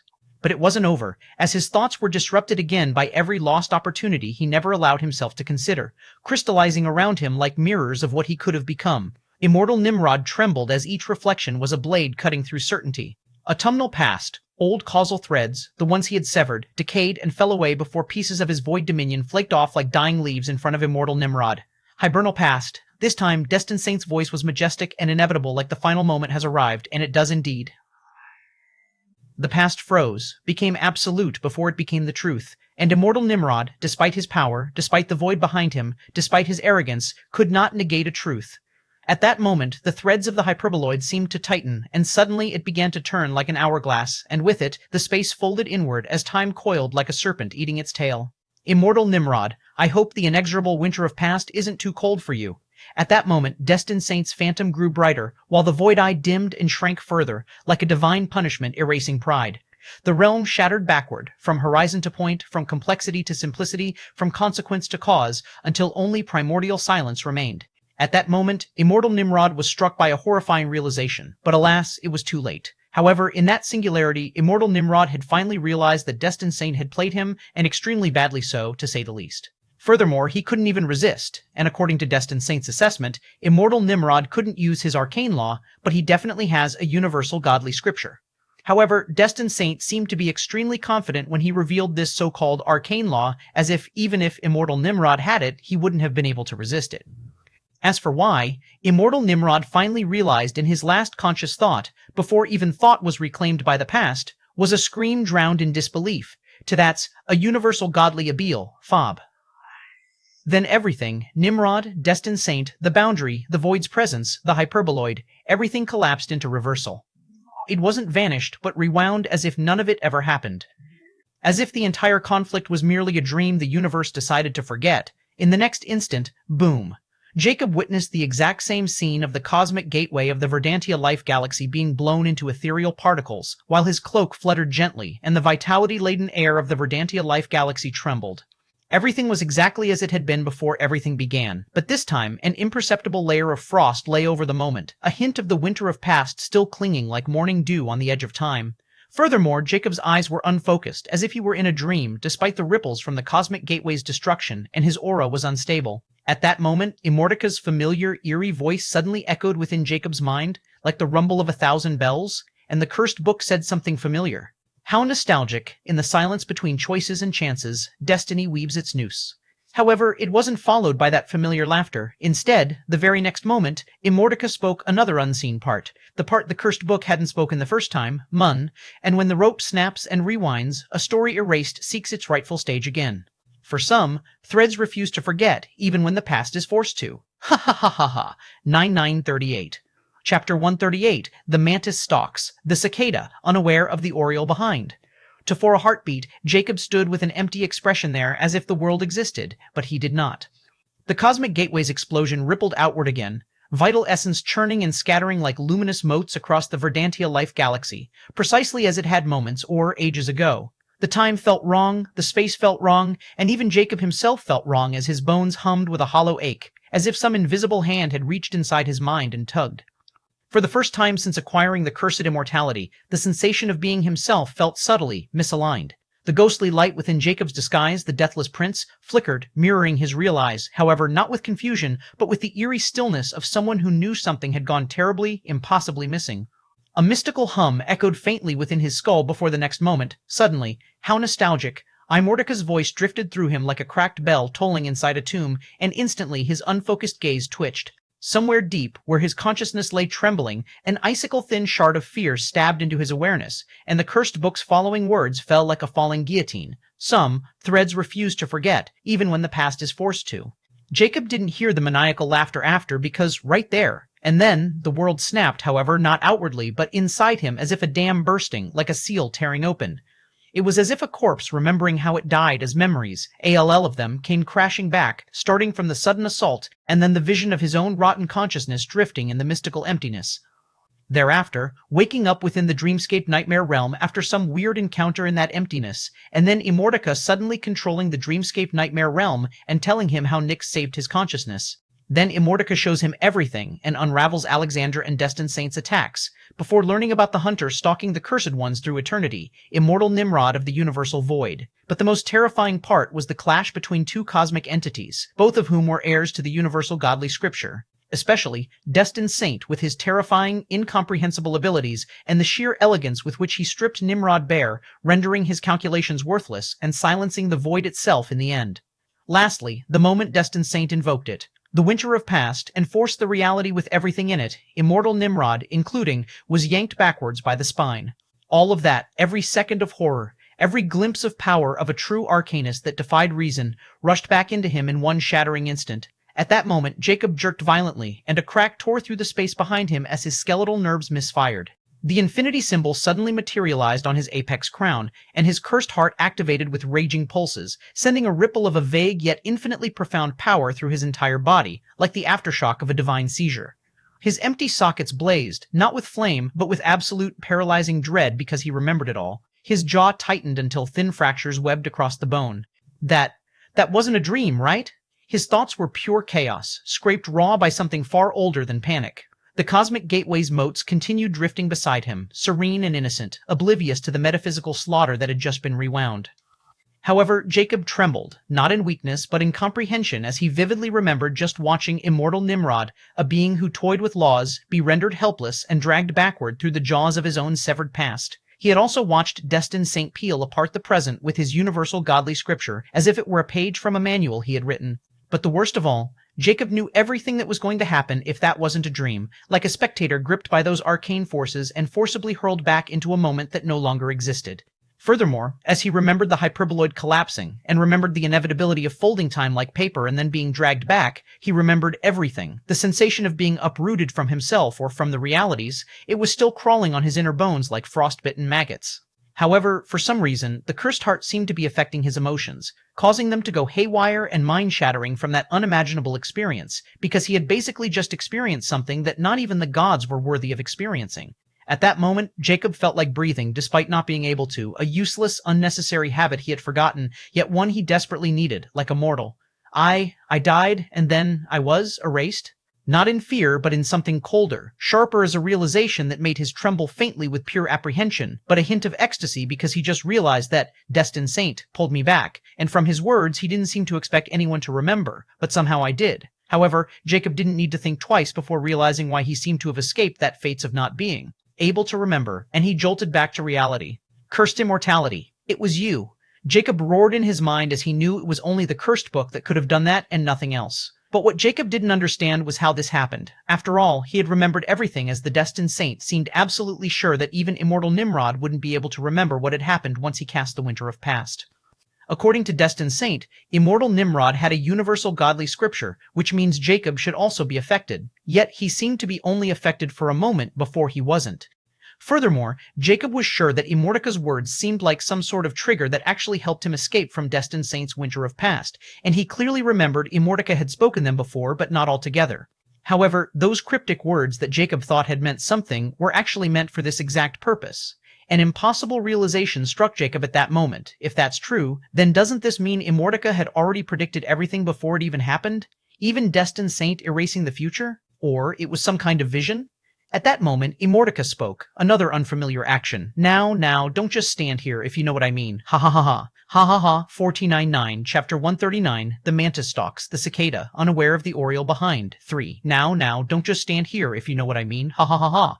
At that moment, Jacob instantly jolted back to reality because he knew what Immortaka was implying, especially if what he experienced or saw were the events of the future. Yes, they're here. Jacob knew he didn't have time to mull over what had happened or to interrogate Immortaka as he looked at the residue of the destroyed cosmic gateway. Without hesitation, he revealed his true form, and the next moment, Infinity Blood Sacrifice. While Jacob was making moves contrary to his previous self, not far from him, Alexandra, draped in the cloak of a cult, was closely watching Jacob. Moreover, unlike Jacob, her actions were without any change and her thought process without any defect. However, the fateless celestial seemed to be flickering profoundly, as if observing Jacob's every reaction. At this point, Jacob was supposed to bluff so he could drag Alexandra out of hiding, but nothing like that took place. What is he doing by just standing there? Alexandra also noticed something strange about Jacob's actions, but didn't suspect any anomaly with his behavior since it was her first time experiencing it. At that moment, the fateless celestial suddenly shifted, and an ethereal eye appeared within the constantly shifting Merbius strip, which was even invisible to Alexandra. What is this anomaly? Destined Saint thought with a hint of uncertainty, because even if Alexandra was oblivious to everything, Destined Saint wasn't, and he wasn't expecting Jacob's action to alter suddenly. Something is not right. You need to move now. Destined Saint's grave voice urged Alexandra at that moment, as if he didn't care about revealing his existence at this point. Alexandra was startled for a moment, but she quickly regained her composure, knowing that Destined Saint wouldn't leave her alone.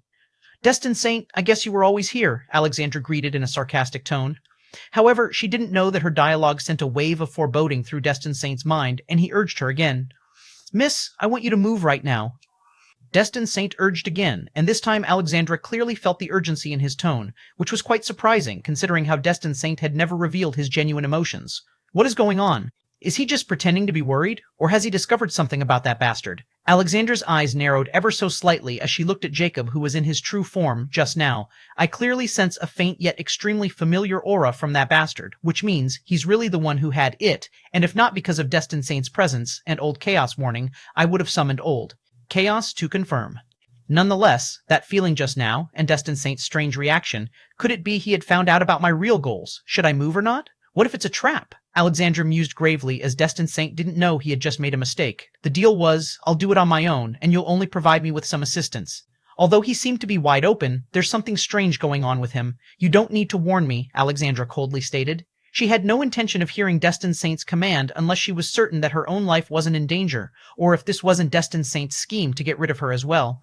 You don't understand. There's another entity that has hidden itself, and in my current state, I can't counter it. However, this entity is also after the Cursed One, and he's waiting for us to take care of the Cursed One before he swoops in and captures him. Furthermore, this entity is our mortal enemy. Right now, you need to immobilize the Cursed One as quickly as possible so I can take you away from here. So, I'll urge you again, miss, move right now, or I won't be able to help you. Destined Saint's voice towards the end was icy, threatening even.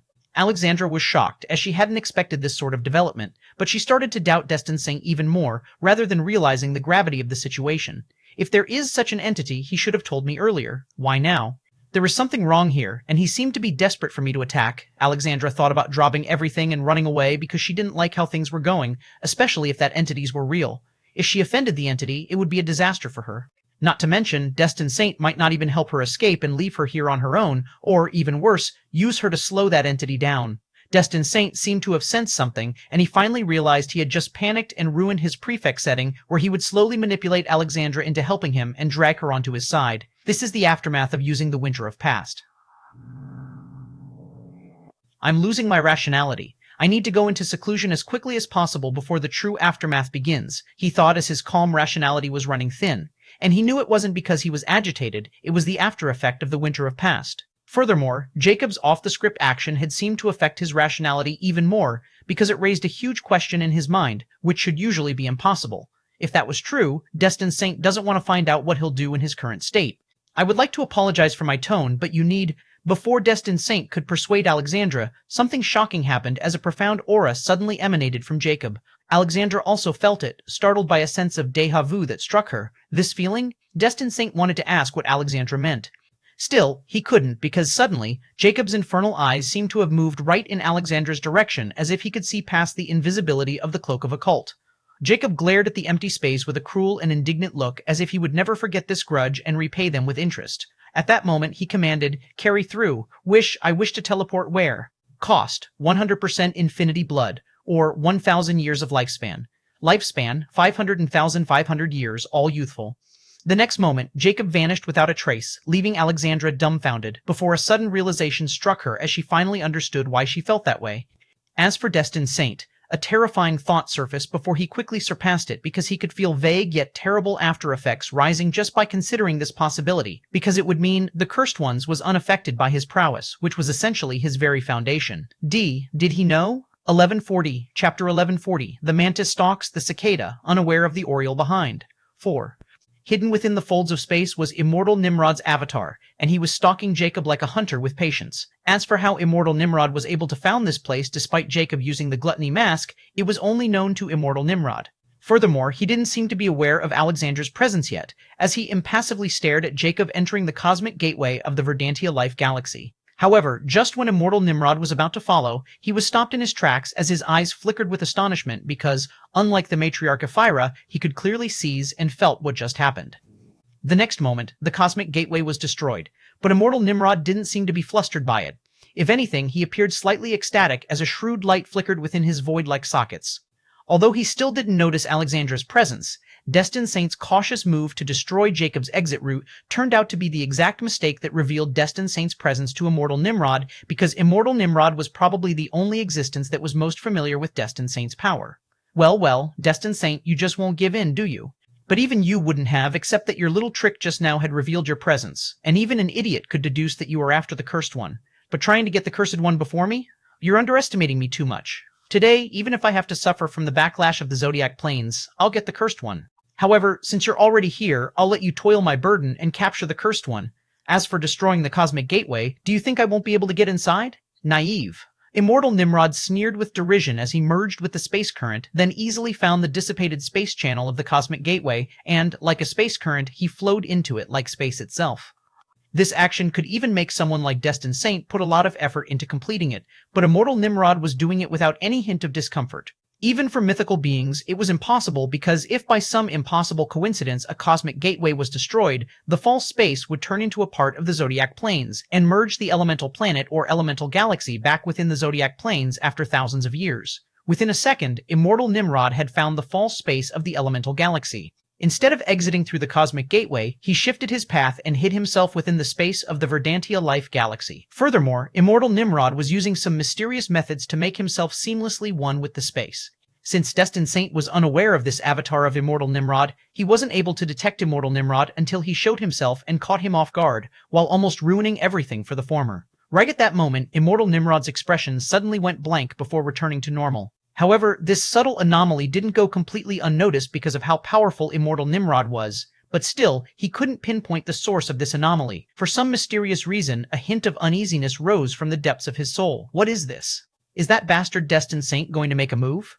Immortal Nimrod grew solemn, for he could only justify this strange feeling by blaming Destined Saint. Although immortal Nimrod was right, he didn't even consider that he had just experienced the winter of past, and right now, he was reliving his past without any knowledge about it. On the other hand, his mortal enemy, Destined Saint, had already devised a plan to counter immortal Nimrod, not to mention the knowledge about immortal Nimrod's biggest secret, as well as probably his only weakness. Immortal Nimrod's confusion and wariness turned into excitement when he thought about how Destined Saint was going to make things easier for him by capturing the Cursed One, and he would finally get what he had been waiting for countless years. However, what happened next flabbergasted immortal Nimrod, and absolute fury overwhelmed his very being, because he suddenly felt that familiar sensation for a fleeting moment before the next instant, Jacob vanished. He fled. Just like that, he fled. Immortal Nimrod was on the verge of going berserk because Jacob's action just now was too cowardly. After all, in immortal Nimrod's view, even though the destruction of the cosmic gateway would raise some alarm, Jacob was fully capable of handling any situation within the entire Middle Planes, so he should have at least stayed to see what had actually happened. But Jacob seemed too cowardly, and at the first sign of discomfort, he decided not to risk anything. He fled without even considering his initial goals, abandoning all the effort he had put into reaching this point. However, for this exact reason, immortal Nimrod knew that hunting Jacob wouldn't be easier, especially after what Destined Saint had done last time. I've lost another precious chance after going through all the trouble to finally pinpoint his location. Immortal Nimrod wanted to explode and destroy this entire space. Still, he controlled himself because now he knew he wasn't the only one who was capable of tracking down Jacob. A ghastly killing intent flared in his eyes as he scanned the space. It's all that bastard's fault for doing things so clumsily. Furthermore, I need to be wary of his next move and make sure he won't get to Cursed One before I do, or things will turn complicated for me. It's good that I was able to detect his existence before it was too late. While immortal Nimrod was adjusting his plans while berating Destined Saint, the former didn't know what kind of impact Jacob's so-called cowardness had left on the latter's mentality, almost pushing him to the verge of insanity because everything seemed too unrealistic. If immortal Nimrod knew, he would have been the first one to gloat, but at the same time, he would have become even more wary of Jacob because even he wasn't able to escape the winter of past. 1111, Chapter 111, The Gift Gatherer of the Marionettist Kingdom, the Serpent Abyss Forest, which was once a labyrinth of venom, rivalry, and living nightmares, had now become something else entirely. It has turned into a kingdom that breathed in strings since the ascension of the Marionettist, and everything had changed. Where rivers once gurgled with toxic currents, they now flowed with eerie calm, their surfaces threaded faintly with silver filaments, dancing like veins beneath the water. Where beasts once roared from the shadows, now they crept, their wills shackled, and their instincts muted. Where war cries once echoed between towering trees, there was only the synchronized cadence of puppeted steps. The forest no longer felt alive, but it felt directed as if an invisible hand conducted every breeze, every movement, and every silence. In the far reaches, tribes like Lamia, Naga, Viper, Serpent, once the sovereigns of their domains, now marched in perfect unison. Their eyes glowed faintly, robbed of flame and fury, guided by strings woven into their very souls. All day long, they harvested, they uprooted, and they dug as they gathered everything of value, like venom pools, rare herbs, spiritual ores, even ancient bones of forgotten beasts, and treasures hidden for countless years that were once protected by those tribes in chaos. Everything was piled into enormous mounds, sorted by eerie precision, and delivered to the heart of the forest by countless puppets of the forest. On the other hand, at the center of the Marionettist Kingdom, where the Lamia Queen's palace once stood proud and wild, now an intricate nest of ethereal strings pulsed with living order. What remained of the palace had been woven into something alien, a throne of coiling roots and puppeted vines, suspended by soul threads that glimmered with unholy cadence. Upon this throne sat the Lamia Queen, Autarch's current vessel and also the controller of the entire forest, who had unified every tribe that once seemed impossible. Her beauty was flawless, but her aura carried the chill of a being who no longer belonged to any race or realm. Behind her, the evolved marionettist totem, an obsidian centipede of monumental scale, coiled around the tree pillars, its countless luminous legs flickering like celestial harp wires. This totem was the very core of Autark's control over the entire forest, and as long as it exists, the whole forest is destined to be under Autark control with no exception. Before Autark, two elite Lamaya stood motionless, eyes hollow yet filled with shimmering, ethereal strings. On the sides, the husks of the former tribal kings, the giant serpent chief, the viper matriarch, the Naga warlord, knelt as silent gatekeepers, their towering forms bent in reverence. Hundreds of thousands of puppets busily moved crates, baskets, and floating sacks of resources into a vast, spiraling formation, like a ritualistic mandala crafted from the entire forest's riches. Autark watched all this with eerie serenity, as if he weren't simply collecting resources but arranging them, precisely and deliberately, with care, as if preparing a grand offering or a present. With every passing second, the centipede totem behind him pulsed with anticipation, each vibration echoing with longing as if waiting for someone. At that moment, Autark's fingers twitched faintly, once, twice, before resting upon the armrest of the throne. A familiar whisper escaped her lips like a chant, too soft for ears, but the strings shimmered in response. He will come, soon. I know, he will come. At that moment, all of a sudden, the forest suddenly froze as every puppet halted mid-step, and the poisonous rivers rippled once before the air trembled. Autark's head rose sharply, emerald eyes narrowing with a hint of unexpected surprise, because he also sensed something, and those puppets were projecting his rapidly shifting thoughts. Someone is attacking? With a single thought, the centipede totem behind him curled inward as its countless legs quivered in a single, unified tremor, like ready to clash with whoever dared to infiltrate his domain. Suddenly, a presence surfaced, and Autark's sharp killing intent halted because, from the depths of her soul, she felt an unfamiliar yet familiar presence that was far yet suddenly near, approaching like the collapse of 1,000 distances at once. A hint of bewilderment surfaced in Autark's usually emotionless eyes before she whispered, "This?" But before the Lamia Queen finished speaking, "Phoom!" It wasn't the soul of space tearing nor the time folds, but instead all laws simply parted, like curtains pulled aside by an unseen hand, and the next moment, a tall skeletal figure donning a black windbreaker. At the same time, his head was covered behind a long hood, with only his infernal flaming eyes visible. This skeletal figure didn't teleport, nor did he seem to be summoned. He was revealed as if he had always been meant to stand there. At this moment, his infernal eyes glimmered behind the hood, and his aura leaked a faint shiver of infinity, still fading from his previous wish for this person was none other than Jacob. But before either could react, a pulse or strong connection surfaced, and Lamia Queen's eyes widened. At the same time, Jacob paused, looking at the graceful, half-humanoid, half-snake woman adorned in primal attire, who gave off an imposing aura of astonishment. There wasn't any need for Jacob nor Autark to say any word because their connection, like a thread, thin, ancient, and absolute, snapped into existence between their souls, was enough to confirm their identities.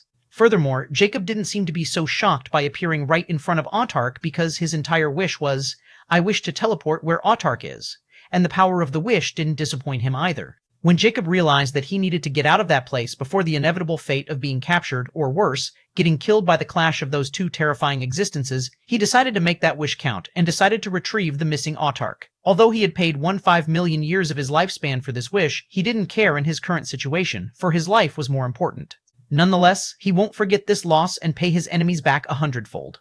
However, to his surprise, he wasn't expecting to find Autark in his current appearance while surrounded by those legendary kings and that centipede totem behind him curled protectively around its vessel and threads tensing like blades ready to strike. Nevertheless, Jacob was glad that Autark was fine and felt slightly emotional, as if seeing an old friend, which was rare and probably the result of what Jacob had experienced in that nightmarish future. Nodding in greeting, Jacob whispered in recognition, "Autark." Autark wasn't the one who showed excessive emotions as if it wasn't in Autark's nature, yet still, he stood from the throne as the Lamia Queen's coils shifted with quiet authority. Without any hesitation, Autark kneeled in front of Jacob and, with a hint of excitement in his emotionless voice, called, "Welcome, sir. 11422, Chapter 11142, The Residues of Change. Welcome, sir." Jacob silently looked at Autark, kneeling in front of him in the body of Lamia Queen, for a while before he finally nodded in acknowledgement. Jacob impassively replied to Autark's greeting, "There's no need for ceremony. I'm glad you're without any harm." In truth, Jacob was slightly agitated ever since he had found out about Autark's awakening and being hunted down by everyone who was after the Throne of Death. Although Autark was fully capable of surviving, Jacob was still worried since Autark had always been by his side, not to mention the special connection they shared as the former experiment subjects of Decker. They both have truly come a long way from that underground, gloomy lab to the apex existences of the legendary planes. Nonetheless, Jacob wasn't the one who would reminisce about the past or show excessive emotions now that they have been reunited. After all, the circumstances that forced him to found Autark this way were anything but safe. Autark was unaware of what Jacob had experienced all this time. He had been either in his evolution phase or after he completed it, but Autark was a highly intelligent being, a fantastic insect that had achieved something his entire species couldn't, so Autark felt Jacob's well-hidden indignation. As Lamia Queen rose, her subjects remained kneeling without exception. It was the Autark's way of showing Jacob the utmost respect and reverence. Jacob also noticed all those legendary kings' unified, empty expressions like puppets. He couldn't help but remember Immortica's words about the Autark's true capability of turning an entire nation into puppets, and now, witnessing it himself, he felt those words still couldn't do justice to the scene before him. "You have built something extraordinary for yourself here. I'm very happy for you," Jacob impassively commented with genuine praise. Autark humbly bowed and replied emotionlessly, "They are just fools who didn't know what was good for them and seek chaos when they have their individuality, so I have no choice but to reform them into unified, systematic beings. I merely help them reach their true potential by giving them one mind and thought. Now they all serve one unified purpose, free of worldly corruption." Jacob's eyes flickered with a hint of astonishment because it was his first time hearing Autark speak so cynically, and he knew something had changed after Autark evolved into a legendary rank, fantastic insect. "And what purpose would that be?" Jacob asked curtly. Autark replied without hesitation, "Of course, that would be to serve Sir's interest, for that is my purpose."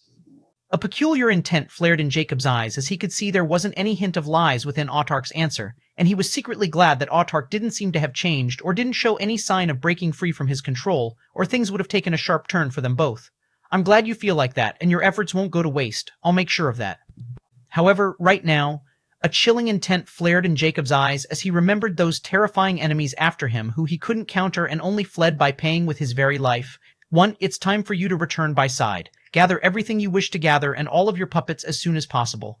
We are leaving the legendary plains." Autark didn't show any reaction to Jacob's command and, without hesitation, followed Jacob's will, the totem behind him, and the invisible singles throughout the entire forest. Jacob felt slightly better seeing Autark's absolute obedience before he opened the portal to the infinite space and entered, leaving behind another command for Autark: "Send everything and everyone inside." "As per your command, sir." Autark bowed in acknowledgement before he quickly started to transport everything he had gathered in all this time to the infinite space alongside his puppet army. After all, from the start, Autark's true purpose has always been to go back to Jacob, and now that time had finally arrived. Once Jacob was inside the infinite space, he felt like he had returned home and felt infinitely safer from outside because he knew his enemies couldn't trace him while he was inside this space. However, Jacob didn't have time to rest because there were too many questions that needed answering, especially the existence of Destined Saint, the most dangerous existence because of his terrifying ability to erase the future and force everyone to relive the past. Although Jacob wasn't at Destined Saint's level, he was still sharp enough to guess that rule-defying ability could only be a universal godly scripture's godly ability like his own. At that moment, Jacob appeared within the mechanized sovereign tower and transmitted his cold voice into his soul. "Nyx, what is the last thing you remembered?" Nyx, within the nightmare realm, sitting on her dreamlike throne, seemed to be sulking after Jacob found Autark and, even sensing his reaction, was startled when Jacob suddenly asked that strange question. "What do you mean?" she perplexedly replied. "The last thing I remember was seeing that annoying insect again." Jacob's voice turned colder. "I don't have time for your mood swings. What I'm asking is, what was the last thing you remembered before I left the witch race's elemental galaxy? I mean, do you feel anything strange, like you were forgetting something, or anything unusual?" Jacob clearly remembered how the last time he remained conscious was because of Nyx's interference, and he was grateful for it. Now, he put great importance on Nyx's existence, for even the heirs of universal godly scriptures like Destined Saint and Immortal Nimrod couldn't detect the beast of primordial nightmare. Nonetheless, Jacob wasn't going to show his gratitude to Nyx because she would become more insufferable, not to mention that it would be meaningless if she didn't remember anything. Nyx was becoming more annoyed by Jacob's question, but she could feel his seriousness and replied, "I have no idea what you're talking about. You simply blocked my vision once you were in the witch race's territory." Suddenly, Nyx stopped as if she had remembered something, and Jacob sensed it as his eyes flickered with sharp intent because he had also discovered something now that Nyx mentioned it. "Wait, this is strange. I didn't remember you connecting my vision again? Furthermore, for an instant, I felt something was wrong, and then I was very sad, but that feeling was very elusive, and I couldn't comprehend what it was before you suddenly decided to find the insect out of nowhere. Before I knew that feeling was gone. What is going on?" Nyx couldn't help but ask, uncertain. Jacob thought for a moment before he replied, "Nothing is wrong. Please focus on the nightmare plan and gather all the lifespan as quickly as possible without slacking, because if you don't, terrible things will happen to us." 1143, Chapter 143, Infinite Possibilities. Nick still had many questions for Jacob after sensing his sudden urgency and hearing his strange questions, but Jacob dismissed her because he couldn't explain what he couldn't understand himself. Once he cut the connection with Nyx, Jacob felt exhausted, but he knew everything was far from over, and without hesitation he coldly called Cursed Immortality. This time, the cursed book appeared without a hitch, as usual, before Immortica's jolly yet eerie voice teased, "Hey, you handled everything pretty well for someone who considered himself dead." Jacob didn't even have the mind to retort or feel annoyed at Immortica's usual attitude, and instead got straight to the point. "So, I really came back to the past, huh? Heh, does it matter?" Past, present, and future are illusions. As long as you take control of the moment, that's what it truly means to be alive. Immortica profoundly remarked. Illusions? Jacob was perplexed and became more confused, but he couldn't move on and ask the main questions he wanted answers to. "I don't have time for your riddles. Just tell me what that Destined Saint's arcane law is. Is it destiny or time? And don't give me crap about you not knowing anything because you knew from the beginning. Oh, the law of destiny and time are comprehensible as you know it well. Then why do you think that universal godly scripture is related to just destiny and time? Why not both? Or why can't a universal scripture play with time and density like fiddles? Why place a limiter on your imagination? Do you still not understand, despite being my heir all along? The answer to your questions lies within you. As for how we know, don't you get it? When destiny pulls strings and time jiggles, there are infinite possibilities. Do you get it?" Immortica's voice turned profound without any hint of the cursed book's usual carefree tone. At that moment, Jacob felt he was suddenly struck by a lightning bolt when he heard Immortica's final words, and all the hints dropped by Immortica fell into place. "There are infinite possibilities, infinite," Jacob muttered as his eyes flared like suns as if he was on the verge of comprehending something extremely cruel to his very existence. However, as quickly as that feeling arrives, it eludes him even quicker, as if he were missing something to capture it like a vessel. Tuska, pity really, you still didn't have the longevity path glory gem, or it would be very entertaining." "Hi, Immortica curtly stated, but it seemed what I was trying to imply finally got to you." Jacob regained his focus and, at the same time, finally understood what had just happened, especially after Immortica clarified it. He felt like his resentment for Immortal Nimrod was growing to a peak. "I was probably about to comprehend the arcane law, but because of that bastard, I missed my chance again." Jacob gnashed his exposed teeth as he wanted to torment Immortal Nimrod with every fiber of his being. Still, when he remembered how cunning and powerful Immortal Nimrod was, he felt utterly helpless. "I'll get it eventually." Jacob's voice lacked confidence, but he quickly got to the main topic, as many of his questions were still unanswered. "Anyway, so what you're trying to say is, Destined Saint is hiding his true arcane law, or others simply can't guess it because his arcane law seemed to be related to both destiny and time. However, the godly ability he activated didn't seem like a causal rewind of time, nor did it seem like he had brought back the past using predetermined density. It was more like a do-over where he would not only erase his past mistakes, but also hold an absolute advantage over his enemies. Nonetheless, I was able to remain unaffected by it, or, as you said, we remembered everything, because my arcane law, infinities, can counter whatever arcane law Destined Saint had, and he clearly didn't have any idea about it." Jacob tried to summarize Immortica's words to the best of his ability, with a hint of elation when he realized how powerful his own arcane law was, which could even counter Destined Saint's godly ability. His hate for Immortal Nimrod grows even more because the latter held the primary component that allows Jacob to comprehend this terrifying power. Mostly correct except for one thing. Immortica suddenly chimed in. He had no idea about it because now, Jacob's heart sank when he realized what Immortica was trying to imply. He knows now because he was supposed to be the only one who knew what was going to happen. However, my action directly diverged from the past he had foreseen, and I managed to escape. If I were Destined Saint, I would probably be going crazy if I suddenly found out that my godly ability doesn't work on a being that I considered a bugs that I can crush or manipulate as I pleased. His tone grew grave, and a hint of unease surfaced in his eyes. That's why the next time he comes after me, he won't be there just to obstruct Immortal Nimrod anymore, but also to get rid of future danger that could endanger his very existence even more than Immortal Nimrod. Ha, that's what I find even more entertaining. However, you're overthinking it too much, since to reach that exact conclusion, he needs more evidence. After all, in his perspective, you weren't completely unaffected, were you?" Immortica playfully alluded. Jacob was startled. He didn't immediately understand what Immortica was implying. However, when he thought more carefully, he finally understood, his eyes flickering with realization. "Indeed. Only my mind wasn't affected by his ability, but my body and soul, in a way, were affected. Or was it? What if I complete Phase 4 of my scripture or acquire some treasures, and that cunning weasel decides to erase that present? Will my progress go back, or will that treasure I've acquired be returned to where it was?"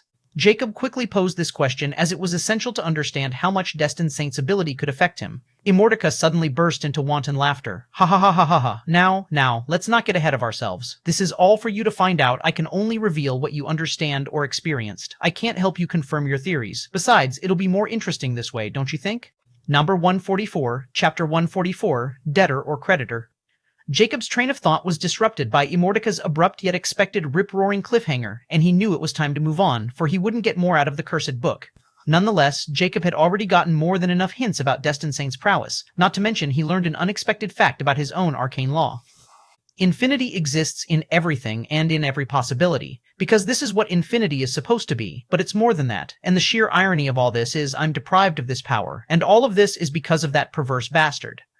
Jacob felt the very marrow in his bones raging with fury and indignation every time he remembered why he couldn't comprehend the arcane law of infinity, especially now that he had learned about one of its terrifying properties. Still, he kept his rage in check since he couldn't act upon it even if he wanted to because his opponent was too shrewd and powerful. Alright, I won't ask you about Destined Saint after you confirm just one last thing from me. Jacob's eyes turned sharp as he knavishly asked, almost sounding like Immortality. Just like I have to pay a price or meet certain yet extremely steep conditions to cast Cursed Immortality's abilities, does Destined Saint have the same restrictions? Furthermore, how steep do you think they are, or if that backlash would make him incapacitated for a while? Jacob had first-hand experience in using the Infinity Blood Sacrifice, and it can make any wish come true as long as he has the lifespan to squander. As for the infinite remains, even though Immortality refused to reveal the depths of this ability until he experienced it, and Jacob hasn't yet, he still has a feeling that it won't be without any strings attached, because if it isn't, then it would be too powerful. Truth be known, I can't comment on this. But every cause has an effect, and every action needs a force to carry it. This is all I can say. I am Mordecai, cryptically stated. Jacob's eyes flicked with a hint of understanding, and he no longer asked anything further related to this because he had already gotten an ambiguous yet definite answer. So, he does suffer from a backlash, as to what extent I can't be sure, Jacob mused with a hint of gloat. Now, Jacob's eyes abruptly ablaze with killing intent as he uttered, I need to know more about Immortal Nimrod. After what I saw, the first thing I'm curious about is whether he really has a universal godly scripture, because Destined Saint seemed pretty convinced. Furthermore, if I'm not wrong, the whole reason Destined Saint used that demented ability is that he probably wants Immortal Nimrod to think his schemes and secrets are still secrets. As for why, my guess is limited because if Destined Saint was willing to pay such a price to have this kind of advantage over Immortal Nimrod, so he's probably scheming something huge, or he's probably going to craft a trap for Immortal Nimrod and deal with him once and for all. A hint of uncertainty surfaced in Jacob's tone, but what I can't understand is, why couldn't Immortal Nimrod use his arcane law? After all, it would usually imply that he didn't have a universal godly scripture. However, Destined Saint at that time seemed to have discovered something which should be the reason behind Immortal Nimrod's inability to use his arcane law, and that fact irked Immortal Nimrod enough to reveal such a reaction at that time. Well, you did pay attention. Immortality suddenly teased, making Jacob's expression chill slightly before the cursed book continued at the same pace. Before you start complaining, I'll tell you the answer to your main question, which is if that so-called immortal fellows has a universal godly scripture or not. And the truth is, Jacob's eyes flickered with anticipation, with a hint of both worry and hope. He was worried because he didn't want Immortal Nimrod to really have a universal godly scripture, and for the same reason, he hoped it would be true. He has it. Immortality revealed languidly, as if revealing something trifling. The flames in Jacob's hollow sockets instantly flared intensely when Immortality confirmed what Destined Saint presumed, and he no longer had any doubt about this secret because, at this point, he trusts Immortality probably more than himself without even knowing it. But before Jacob could demand an explanation about Immortal Nimrod's inability to use his arcane law, Immortality ambiguously asked with a hint of slyness, as for why he can't use his forbidden arcane law, haven't you already guessed it? Jacob suddenly stopped and didn't speak because Immortality wasn't wrong, for he had already thought about the reason, not to mention Destined Saint even said it, and Immortal Nimrod was even provoked by it. At this moment, Jacob finally spoke, his tone like a sharp blade cutting the silence. The Cursed One. You are the reason for his inability to use the arcane law, and that's why he has been hunting your heirs so he could regain his true prowess. Am I right? Ha ha ha ha! Immortality suddenly burst into maniacal laughter, and this was all Jacob needed to know that what he just said was most likely true. However, he couldn't help but feel even more indignant because, essentially, it wasn't his fault at all, and everything was related to cursed immortality. But because he was now the heir of the Cursed Book, he also became the debtor of everything related to the Cursed Book, which includes an overpowered cosmic entity, Immortal Nimrod, as an enemy. The most ironic part about this whole situation was that, just like Immortal Nimrod needed to hunt down Jacob to regain his power, Jacob also needed to retrieve the Longevity Path Glory Gem from Immortal Nimrod to progress further on his path of immortality. Just why? No, I mean, how in the world did this happen? It's plain ridiculous that because of you, a UGS's heir has lost his ability to use his arcane law, or should I say that UGS has turned into a vegetable. Is his UGS so weak? Jacob couldn't help but question with skepticism, utterly floored by this complicated yet utterly messy situation. Novel 145, Chapter 145, The Kind of Immortality. Immortica suddenly stopped laughing upon hearing Jacob's words and scoffed, As I've said before, every cause has an effect, and it's not my fault that Immortal Fellow is greedy. In fact, his current situation has nothing to do with me, he brought it upon himself. Jacob was startled because Immortica might not have directly admitted it, but those ambiguous words clearly indicate that Jacob was right. It's just that there was more to the current situation than he knew. Jacob asked with uncertainty, What do you mean? Hee, that's for you to find out. At least until you retrieve the Longevity Path Glory Gem, I can't reveal these matters to you because I'm restricted. However, you have already gotten first-hand experience about the gist of it, and now it's on you how you'll use it to your advantage. Immortica curtly stated, as if ending the topic without giving clear answers, as usual. Jacob's eyes flickered with indignation, and he was speechless because this was essentially telling him to complete an impossible mission before he could get the reward, and he didn't like it at all. Nonetheless, as Immortica stated, since he now knew about the crucial fact that Immortal Nimrod couldn't use his arcane law, and the reason behind the latter's hunting him was directly connected to Immortal Nimrod's inability, he could prepare accordingly and maneuver it to his advantage. However, Jacob knew that to gain this vague advantage, he had acquired another opponent in the face of Destined Saint, and that guy wasn't a handicap like Immortal Nimrod. He held tremendous sway in the entirety of Zodiac Plains. Alright, I won't ask about it anymore, but I still have a question that I don't understand. You said the heirs of UGS aren't restrained or restricted by laws and orders, so I can't understand why Destined Saint would need a proxy or join hands with that woman Alexandra to do his bidding? Furthermore, Immortal Nimrod seemed to be just restricted to the Universal Void, and he couldn't enter without suffering from consequences, according to the Destined Saint. Well, I can assume it has something to do with his current situation, or Destined Saint serves as some deterrent, so he didn't dare come. Moreover, Destined Saint seemed to have done something to make the laws of the legendary plane stronger or alter them so Immortal Nimrod can't do anything here, yet he did exactly that, which caught Destined Saint off guard. Just what is going on exactly? Jacob asked, as this question was haunting him just as much as finding out the truth about Immortal Nimrod. Well, this is easy. Consider it this way. If Destined Saint wants to enter the middle planes from the upper planes, he needs to cross a vast expansion of the Universal Void. Now, you tell me, if that immortal fellow is restricted to the Universal Void or has made it his playground, do you think he'll allow Destined Saint to cross with his real body simply? Not to mention, the Universal Void contained horrors that even Destined Saint won't dare to confront, UGS heir or not, and I'm pretty sure even that immortal fellow won't dare to provoke those horrors unless he has absolute authority over the Universal Void, which is impossible, especially if he didn't have his arcane law. Finally, do you remember when you completed the Cursed Totem Skeleton? Hadn't I told you about the consequences of completing it all at once? And you chose exactly that path and ended up weakening the protective layers that separate the Universal Void and Zodiac Planes, thus that rampage of the Zodiac Beasts ensued. So, to quash that anomaly, I'm sure they have invoked the Zodiac Will, which ended up restricting everyone's movement, especially those who could ignore the rules, whether UGS heir or not. Although it still won't completely restrict a UGS heir, it won't be that easy, and that's probably why Destined Saint or anyone else above the allowed ranks couldn't enter the middle planes, not until the effect of that invocation fades away completely, just to be on the safe side. Realization dawned on Jacob at that moment, and on top of that, he was speechless. He didn't know what to feel because he wasn't expecting that he had unknowingly played such a massive role in restraining both Immortal Nimrod and Destined Saint's movement within the middle planes. No wonder Destined Saint said everyone fears the Cursed One. It's not just because of the ridiculously mysterious abilities of Cursed Immortality, but also the effects it has on cosmic scales that could basically flip the balance of the universe. I'm afraid that if not because of this situation, Immortica wouldn't have bothered to reveal so much about the events of that day. However, it still won't change the fact that I'm in extreme danger, and neither Destined Saint nor Immortal Nimrod would leave me alone. I was thinking of leaving the middle planes before, but now that Immortica has revealed the restrictions, is it the correct choice to do so? After all, upper planes are filled with gods, far stronger than me, and that place is the home ground of Destined Saint and his clique, mentioned by Immortal Nimrod. Once I'm there, I won't be protected by Universal Void, and I have no clue how that place works. That's why staying within the middle planes still is relatively safe, especially if I can cope up in the infinite space and gather lifespan until I'm ready and have the means to protect myself from those guys. The more Jacob thought about this matter, the more his decision to leave the Middle Plains wavered, since he knew what kind of domain he was walking into, especially with Destined Saint looking for Kim. However, this doesn't mean Jacob was willing to stay in the Middle Plains forever. Even if he could live virtually forever with Nyx's help, he didn't want this kind of immortalities.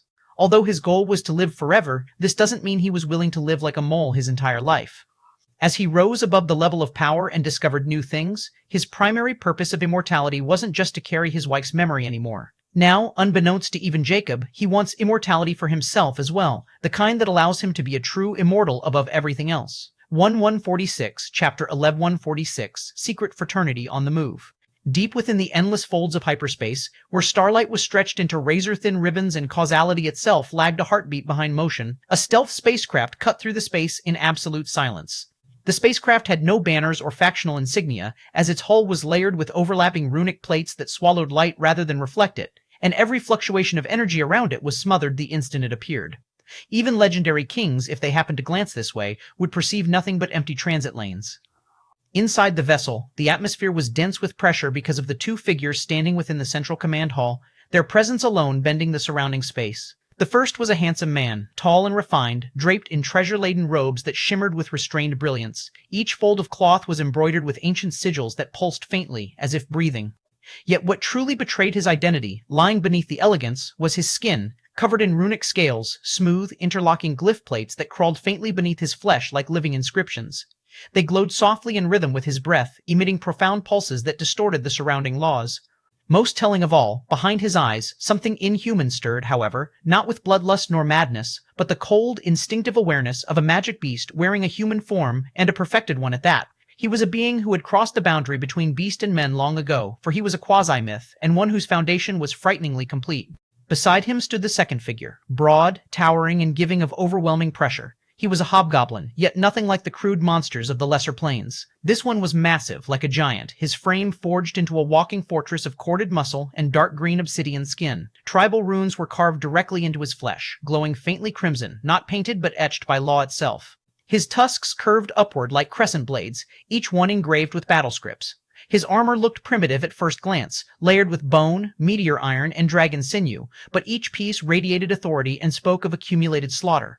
Power rolled off him in oppressive waves like refined violence. He was probably one of his kind, a hobgoblin who had transcended his race. A king without a tribe, another quasi-myth forged by endless war. The silence between them lasted several heartbeats before the runic-scaled man finally spoke, his voice smooth, cultured, and utterly devoid of emotion. So, the information is confirmed. A holographic star map bloomed between them, showing a rapidly approaching coordinate cluster, faint, distorted, and deliberately obscured. The hobgoblin crossed his arms, his muscles flexing with suppressed force. Confirmed enough, he rumbled, his voice like grinding stone. The coordinates align with three independent anomalies, one temporal scar, one causality distortion, and one absence. He paused, lips curling into something between a grin and a snarl. That last one reeks of a curse. The runic-scaled man's eyes gleamed faintly as he nodded. Then, that source didn't lie. The hobgoblin snorted. However, since when do we trust anonymous whispers? The man turned slightly, the runes on his skin shifting into new configurations. Since the zodiac beast calamity, he replied calmly. Since the path of legend closed. Since every failed divination pointed toward deliberate interference. And most importantly, since the Holy King has disappeared. The moment the last part was mentioned, the hobgoblin's expression turned gloomy as a faint killing intent flicked in his eyes. It has to be those mythical coalition bastards. They are onto us, and that's why they got rid of Holy King. The man didn't retort as if he had the same trail of thoughts as his companion, as he impassively stated. There is no proof that mythical coalition knows about our existence, nor do they have anything to do with the disappearance of the Holy King. The myth of White Swordsman has already been confirmed. Moreover, that day, it wasn't just the Holy King who had disappeared, but some mysterious, powerful existence also took away the Champion King without any chance to resist. Even the coalition founders are wary of that existence and have continued to hold up in their secret base without even daring to come out. Nonetheless, this is also the perfect chance for us to move without worrying about those meddlesome fellows. Furthermore, the upper planes aren't happy about Holy King's disappearance either, and her backers seem to be raising hell over there because of her. But even they couldn't figure out what happened to her, and divination wouldn't work. So, my people have told me to stay the hell out of this matter, and I suggest you do the same and focus on the task at hand. Our objective is to locate the legendary master and kill the cursed one. That's why the whole reason this secret fraternity was founded in the first place. The hobgoblin's expression tightened with suppressed rage, but he didn't retort as he thought, I was told the same. In the end, he nodded reluctantly. I have no interest in pursuing this matter, don't worry. I'm just skeptical because if this isn't the Coalition, then whoever this existence was, they are capable of subduing quasi-myths like Holy King. That's why I have some doubts about this source. Who is it anyway? Has that old guy told you about it?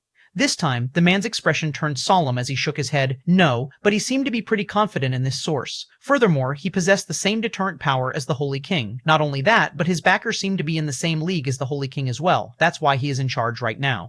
And that alone makes it dangerous. The hobgoblin couldn't help but scoff with a hint of displeasure. Exactly, the man replied. That's why we need to be extra careful. Even if this is a trap, as long as we are working together, we can always escape. Thereafter, silence followed as hyperspace rippled around the vessel, stretching time thin. Finally, the hobgoblin spoke again sternly. Although I don't like you, I'm glad you are here. The runic-scaled man smiled faintly with disdain. You're not so likable either. Suddenly, his eyes gleamed coldly. Don't worry much. Even if it's a trap, only something worth killing would dare bait us. It's been a while since I've had a decent fight. Suddenly, the hobgoblin burst into amusing laughter filled with a deep, thunderous sound that rattled the ship's interior. Ha! Spoken like a true beast. He leaned forward, cracking his neck. You are right. I doubt that kind of existence would lower themselves to bait us. So, if this lead is false, we erase the trail. If it's true, his tusks gleamed. Then, we bring back the head of the Cursed One. The runic-scaled man turned toward the viewing crystal, watching the destination grow closer. No, he corrected calmly. We confirm first, kill second, and report nothing, unless the upper planes demand it. After an unknown time, the spacecraft shuddered as it exited hyperspace, slipping silently into real space near an uncharted stellar graveyard. There were many dead stars with lingering space frost and darkness, a perfect place for a curse to hide. The hobgoblin rolled his shoulders, power surging. The runic-scaled man's smile widened imperceptibly. They were both ready to depart, as what they'll encounter here would affect many things in the grand scheme of the legendary planes. WS-1147, Chapter 147, The Scheme Unfolds. The moment the spacecraft slipped entirely out of hyperspace into the darkness, both quasi-myths could only see before them an expanse of the star ocean that felt fundamentally wrong as it stretched far and wide without any trace of light. The usual rivers of starlight were absent. No nebulae glimmered, no astral tides flowed. Even distant stellar echoes, those faint pulses that seasoned existences used to orient themselves, were absent. What remained was a vast, silent stellar graveyard, with dead stars hanging like blackened corpses, their remnants frozen mid-collapse. Shattered stellar cores drifted without radiation, and space itself appeared thicker, as if light had once tried to exist here yet failed. The runic-scaled man stepped forward, his gaze piercing the darkness. Just what is this place? He said slowly as his voice carried no fear, only genuine curiosity. Although the star ocean is extremely vast, places like this, places without light, are few and rare. This almost feels like a graveyard of stars. This was Myth of Myriad Cry, a quasi-myth born from a mythical magic beast lineage, whose every breath resonated with layered laws. His runic scales faintly adjusted, reacting to the abnormal absence of law in this stellar graveyard. Beside him, the massive hobgoblin folded his arms, tusks glinting dully in the darkness. You're not wrong, he replied, his deep voice rumbling with restrained caution. I've been to such a place once in my lifetime. His eyes narrowed, memories stirring. That time, I didn't encounter any immediate danger. These places lack sufficient mana, and even laws seem to avoid them as if higher powers abandoned them long ago. He paused for a moment before his expression hardened. Nonetheless, that is exactly why they're perfect. Perfect for hiding, perfect for severing causal traces, and perfect for practicing unorthodox methods like curses. This was the myth of Earth, a quasi-myth forged through endless warfare, whose dominion lay not in refinement but in crushing territorial inevitability. His presence alone caused nearby spatial strata to subtly compact. Before Myth of Myriad Cry could respond, ZZT, a burst of static echoed through the vessel as a cold mechanical voice followed, destination confirmed, 100 miles ahead. Both quasi-myths immediately fell silent as their postures shifted. The earlier conversational ease vanished, replaced by the stillness of apex predators entering hunting ground. The spacecraft continued forward, gliding into deeper darkness where even dead stars thinned out, until eventually nothing remained. There was no stellar debris, astral dust, or even any trace of radiation residue. Only absolute emptiness reigned supreme.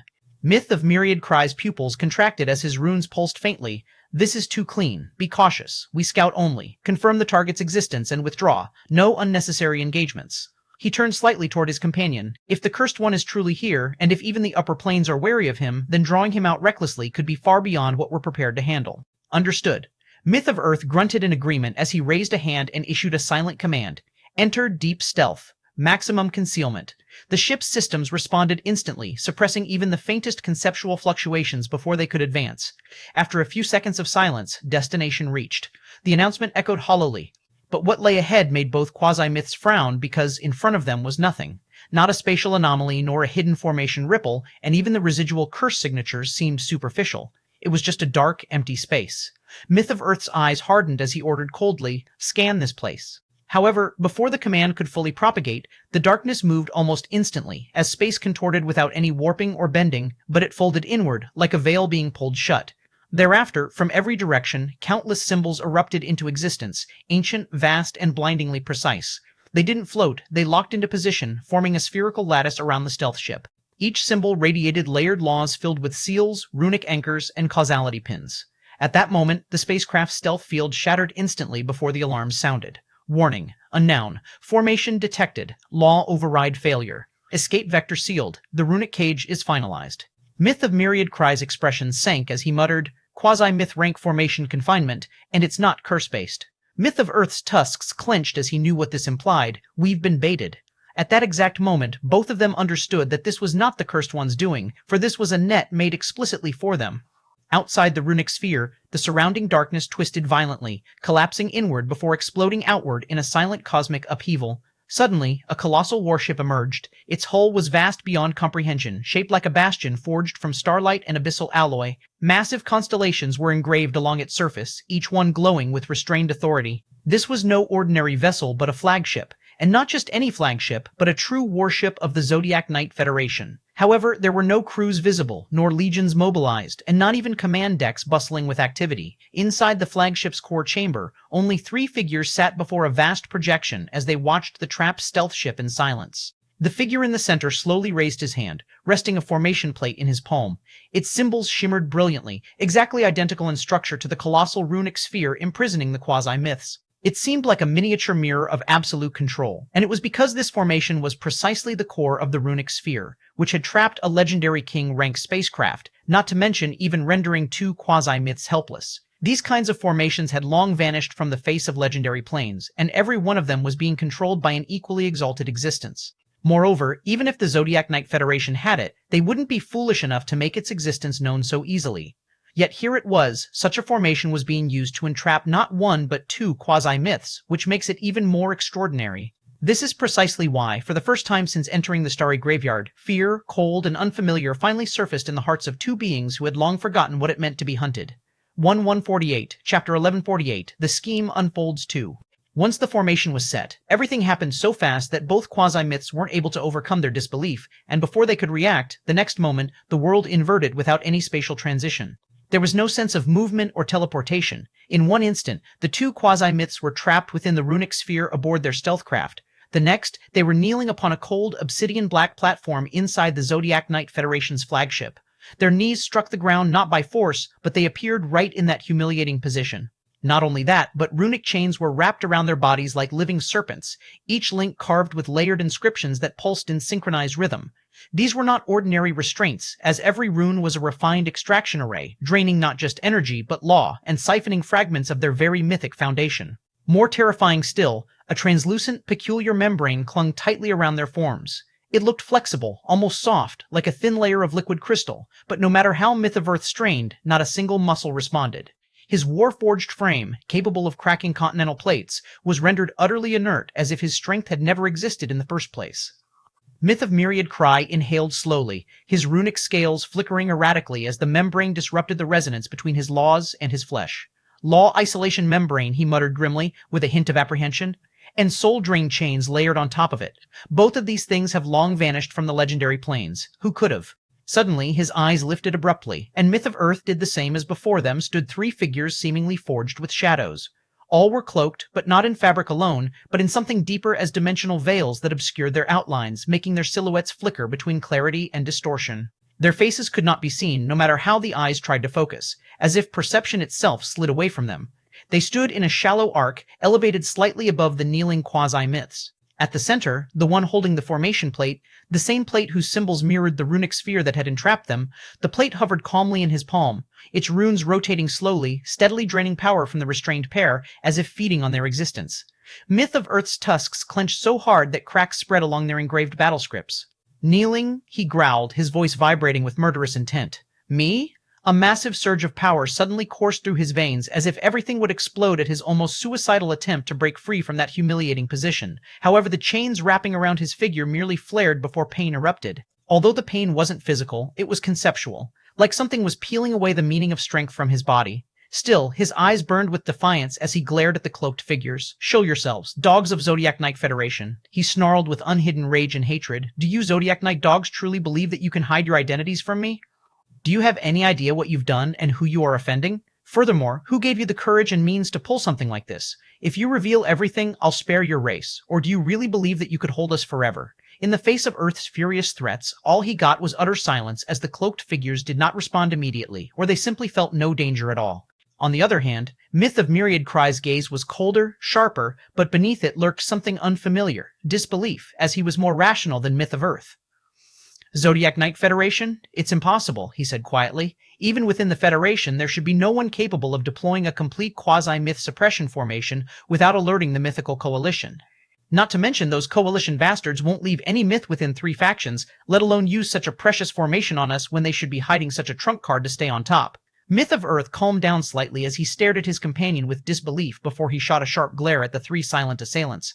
Myth of Myriad Cry's eyes narrowed, paying no attention to Myth of Earth, and yet despite all odds, here we are.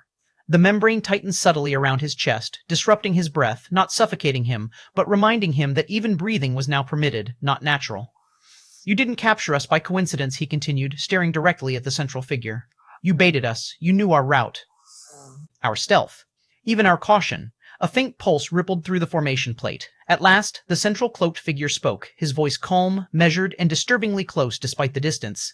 Well, my lords, quasi-myths or not, one should not overestimate themselves. The words were humbled and carried no arrogance, but only certainty. You were not captured today, the figure continued. You were captured the moment you chose to investigate this place.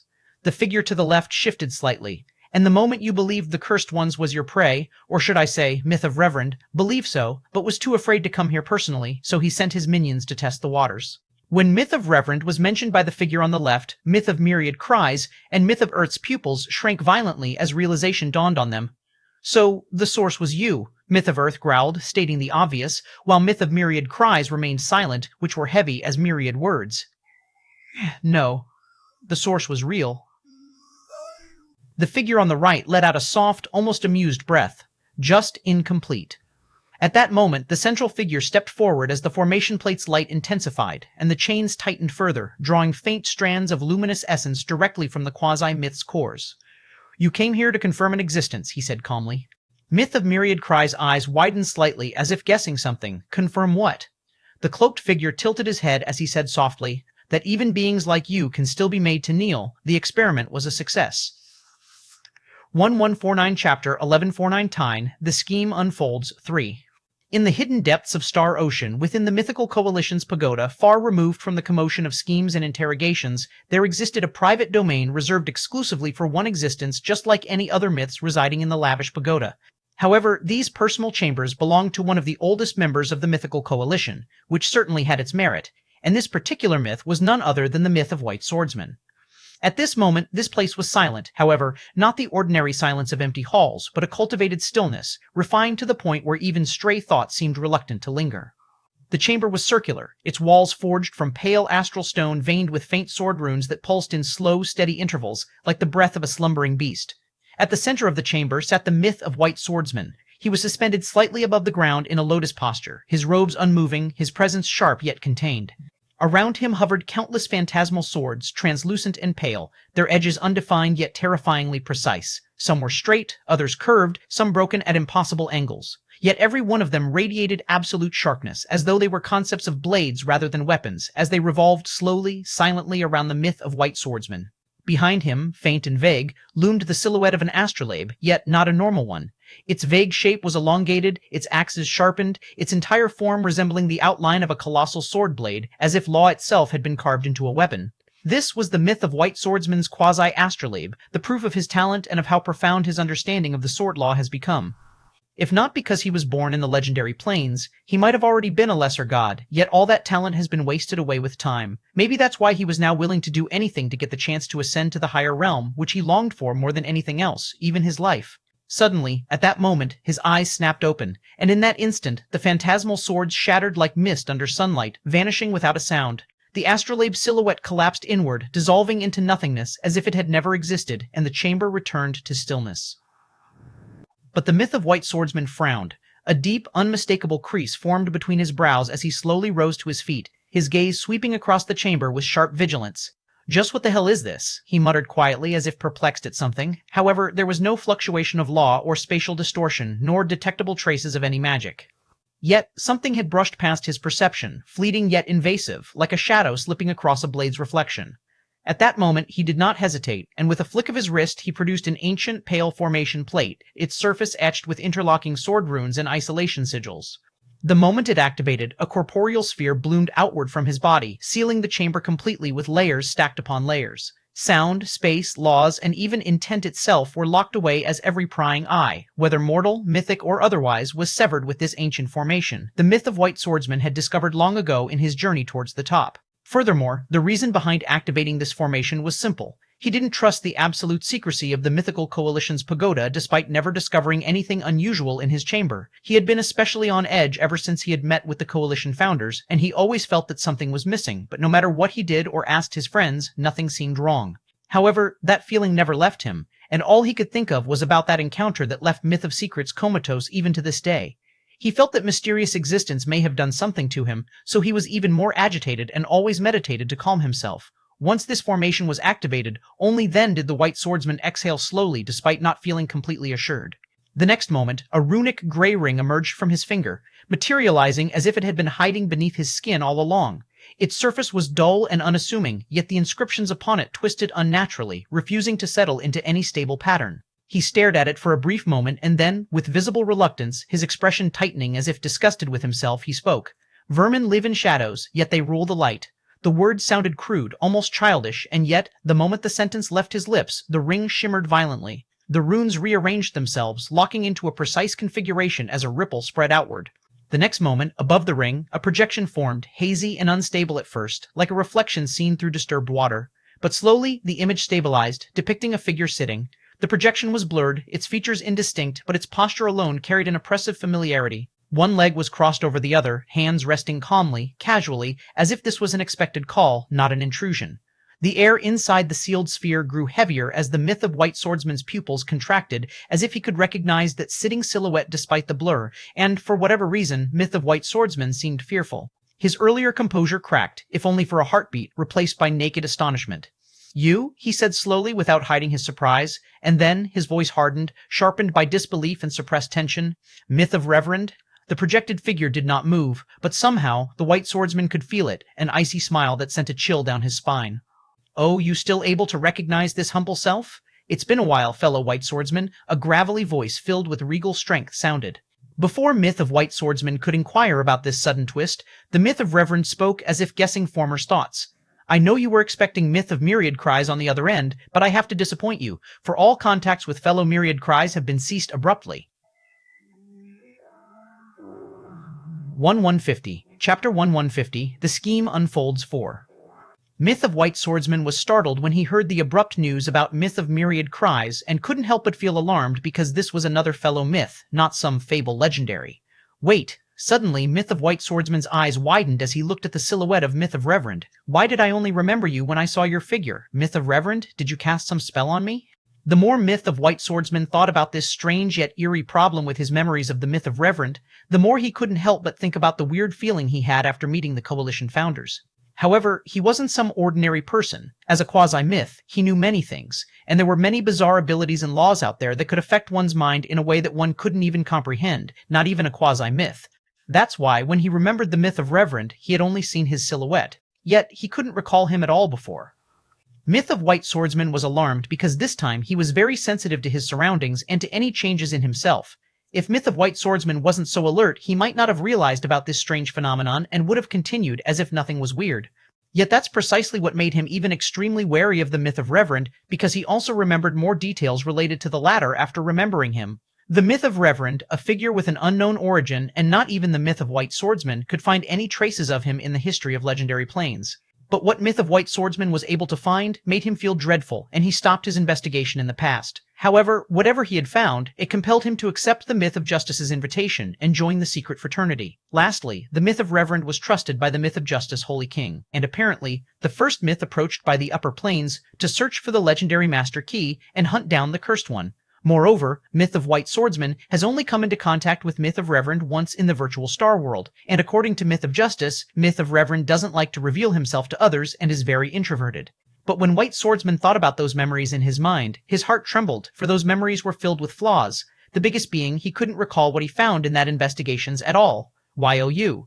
Myth of White Swordsman's aura suddenly flared as killing intent surfaced in his eyes as he looked at the calmly sitting silhouette of the myth of Reverend, as the latter didn't speak at all, as if he was watching the former in amusement like a clown putting up a show. How unexpected! Myth of Reverend finally uttered with a hint of surprise, as if slightly astounded by Myth of White Swordsman's violent reaction, or seeing him, remembered what should have remained forgotten. What are you talking about? You did something to me, haven't you?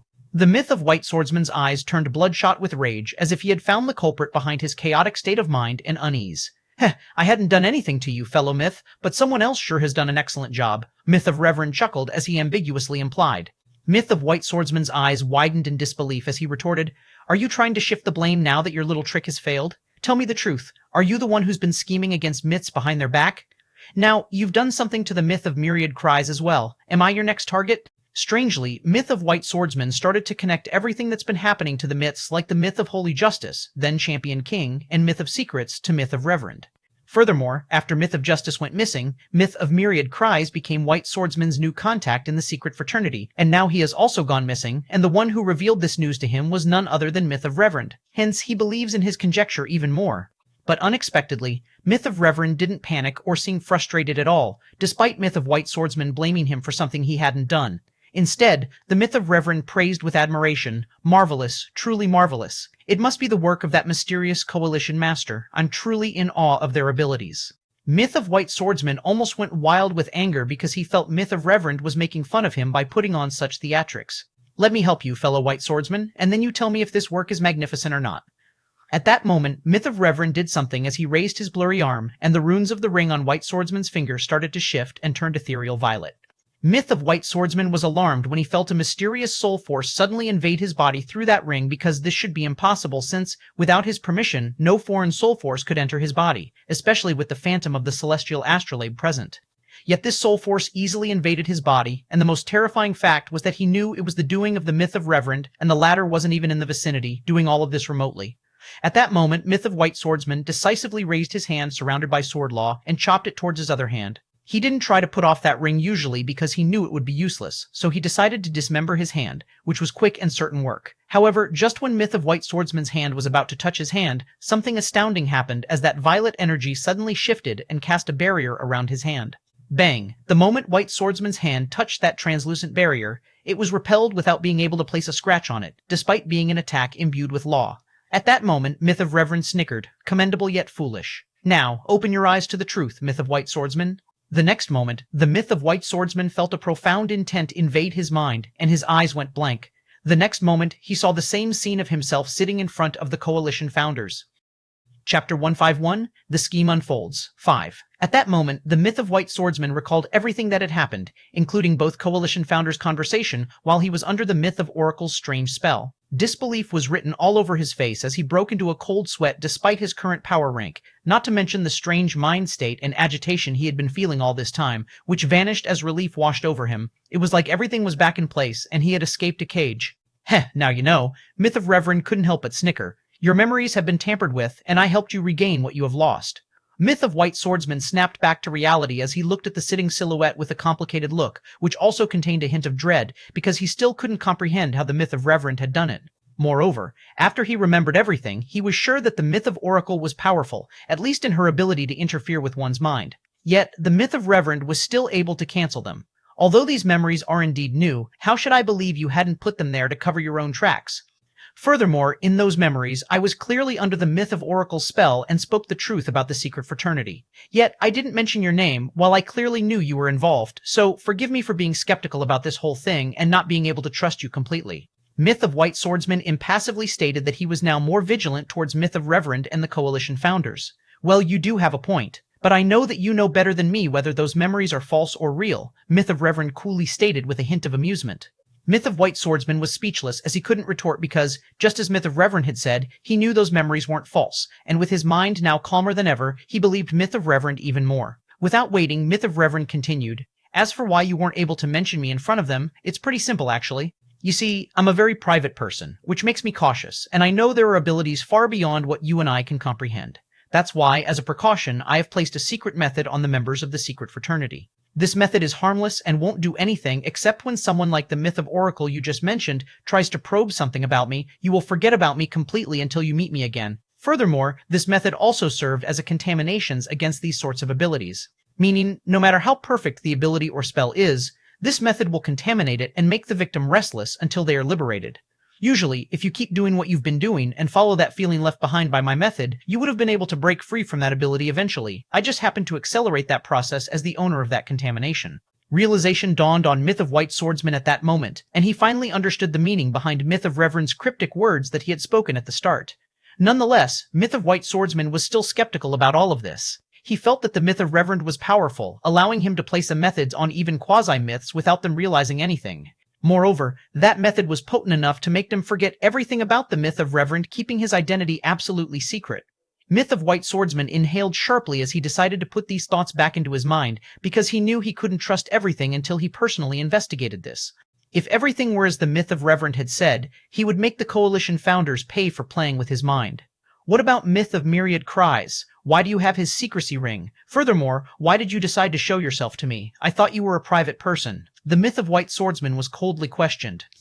I was played. Myth of Reverend's voice turned cold and sharp when he said those words, and even Myth of White Swordsman felt killing intent. Played? Do you mean? Myth of White Swordsman probed. Myth of Reverend coldly replied, Indeed, I was given false information about the secret fraternity's target and sent Myth of Myriad Cries and Myth of Earth to scout. However, when they reached the target location, their secrecy rings went dormant, and their soul sigil plates lost connection as well. This could only mean they were confined to at least a quasi-myth rank confinement, which means whoever has done this is pretty strong. Not to mention they have the means to take care of not one but two quasi-myths simultaneously, with no ability to flee or send even a distress signal. Lastly, the secrecy ring was invented by me, so I naturally have ways to transmit all the contacts to my ring in case something happened to the secret fraternity members. That's why when Myth of Myriad Cries was contacted, I was the one who answered, and the timing couldn't be more perfect because I was also going to contact you since everything has turned into a mess, and as of right now, Secret Fraternity only has you and me as quasi-myths, while other members are mere cannon fodder. Myth of White Swordsman was stumped when he heard the distressing news about two more quasi-myths of Secret Fraternity having gone missing after Myth of Justice's disappearance, and he couldn't help but feel dread as if an invisible hand was gripping around his neck. What do you expect me to do? Myth of White Swordsman curtly retorted, 3 quasi-myths of your organization have already vanished, and your so-called target is in the wind. Furthermore, have you even considered the possibility that the target might be the exact reason all of this has been happening to us? When I joined your little group, I wasn't told about these sorts of dangers, not to mention other hidden parties interested in the same thing. Moreover, you have been hiding who knows where while manipulating things behind the scenes, safe and sound. Myth of White Swordsman decisively spat without mincing his words. Sorry to break it to you, but I'm not going to be a part of your little organization anymore, for everything related to it is already doomed. Myth of Reverend didn't react excessively at Myth of White Swordsman's bluntly drawing a line between them, and it almost seemed as if he was expecting it. You don't have to worry about me asking you to do some mission for me because even I'm not foolish enough to believe you will follow this doomed cause. Even I won't. Myth of Reverend impassively stated, All I'm asking you is this. Myth of White Swordsman narrowed his eyes when he heard this and was curious about what Myth of Reverend would ask of him, but when he actually listened to what it was, he was flabbergasted. Myth of Reverend cynically asked, help me join the mythical coalition. I-1152, 11112, where to run? The Serpent Abyss Forest had entered a state of absolute convergence after Jacob's arrival. From every direction, from every poisonous ravine, from every hollowed burrow, from every forgotten ruin buried beneath coils of ancient trees, Autark's puppets moved in unity and without excessive movement. They moved like ants, answering a single, unquestionable will as Lamia warriors slithered in flawless formation. Naga battalions marched with synchronized steps, and vipers, serpents, and monstrous hybrids carried crates, bones, ores, relics, venom cores, and treasures ripped from the forest's deepest memories. Above them, invisible ethereal strings shimmered faintly, taut yet elegant, binding every will into one purpose, and at the center of the forest, the portal to infinite space stood open. It was vast, silent, and terrifyingly calm, like an aperture of pure abstraction, where direction, distance, and hierarchy no longer held meaning. One by one, thousands upon thousands of puppets crossed its threshold, vanishing without a sound, like grains of sand slipping into an endless sea. With those puppets, countless resources followed along with the forest's ancient bones, which were stripped and sent through. Anything that held even the least value was carried into the space without leaving behind a sliver of it. Furthermore, if anyone was foolish enough to sneak into the portal of the infinite space, then their fate was already sealed, for everything was under Jacob's perception, even if he wasn't paying attention. On the other hand, within the infinite space, Autark stood at the heart of it all, her emerald eyes reflecting the procession with mechanical serenity. The centipede totem behind the Lamia Queen pulsed steadily as its centipede form coiled protectively, every luminous leg vibrating in harmony. This was not a retreat of the puppets, but was a harvest completed, and yet just as those final legions of Autark puppets approached the portal, the space above the marionettist kingdom rippled. At first, it looked like a mirage, like heat haze above scorched ground. But then the ripple spread wider, waves overlapping chaotically, as if the fabric of reality had briefly forgotten how to remain solid. At that moment, even if there was a quasi-myth preset and they were monitoring everything with their soul sense, before they could react, the disturbance calmed seamlessly as if nothing had happened at all. The sky returned to normal, and the forest continued its march with no alarm raised, no detection array triggered, nor Autark's perception catching hold of anything unusual. Probably even if a true mythical had been present, they would have seen nothing because what stood there was not truly inside space. Behind the final, thinnest veil of reality, between perception and absence, stood a small figure as he hovered silently, barefoot, his porcelain skin untouched by shadow or light. His pure white eyes stared unblinking at the scene below, reflecting the forest, the portal, and the infinite procession of puppets vanishing into something that did not belong to the Middle Planes. In his small hand he held a white hexagon. It was ethereal, weightless, and impossibly still, with no colors, light, or even darkness existing within it, only white. Yet the longer one stared, the more unsettling it became, as inside the hexagon something moved, but not energy, law, or time. It was like fine sand in a boundless desert, rippling gently under unseen winds, waves passing through perfect stillness without disturbing it. This small, childlike figure was none other than Higher God Whiteness, who had paid a terrible price to come back after he was ejected from the Middle Plane by Constellation Arbiters. Nonetheless, with the absolute command of his master, he didn't hesitate to return, but after returning, something out of the ordinary happened. In actuality, Whiteness thought he had to take the risk and traveled all the way back to the lesser planes, just like he was originally intended to do.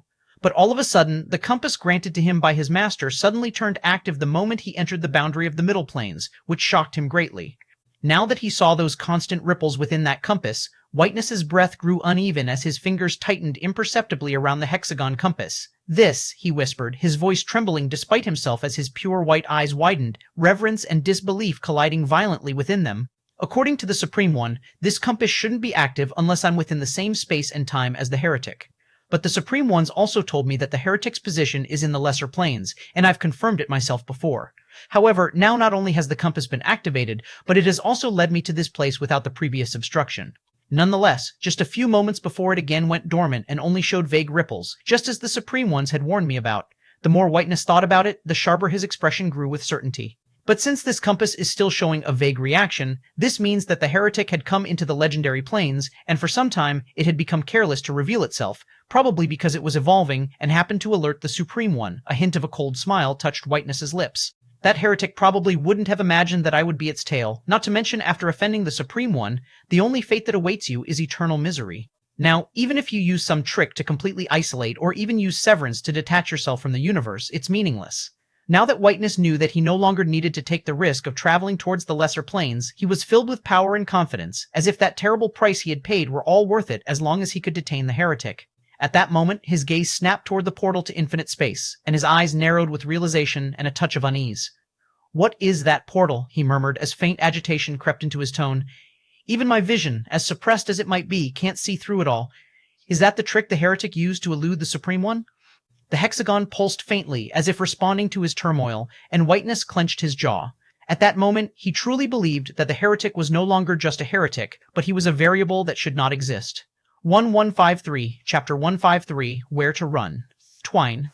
Reaching his own conclusion, Whiteness's expression twisted with part awe and part malice.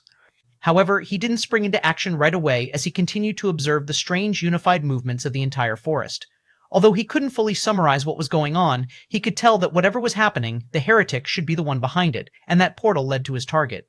However, Whiteness instinctively hesitates to enter that portal because he cannot detect danger or see through it, which makes the higher god, who is currently not at full capacity, vigilant. He was hoping for the heretics to come out so he could avoid this risk, but he was going to be disappointed because, after a while, below him, the last of Autark's puppets vanished into infinite space at this moment. Whiteness's expression twisted with a hint of panic as he saw the portal begin to close. He remained where he was, unseen, untouched, yet profoundly shaken.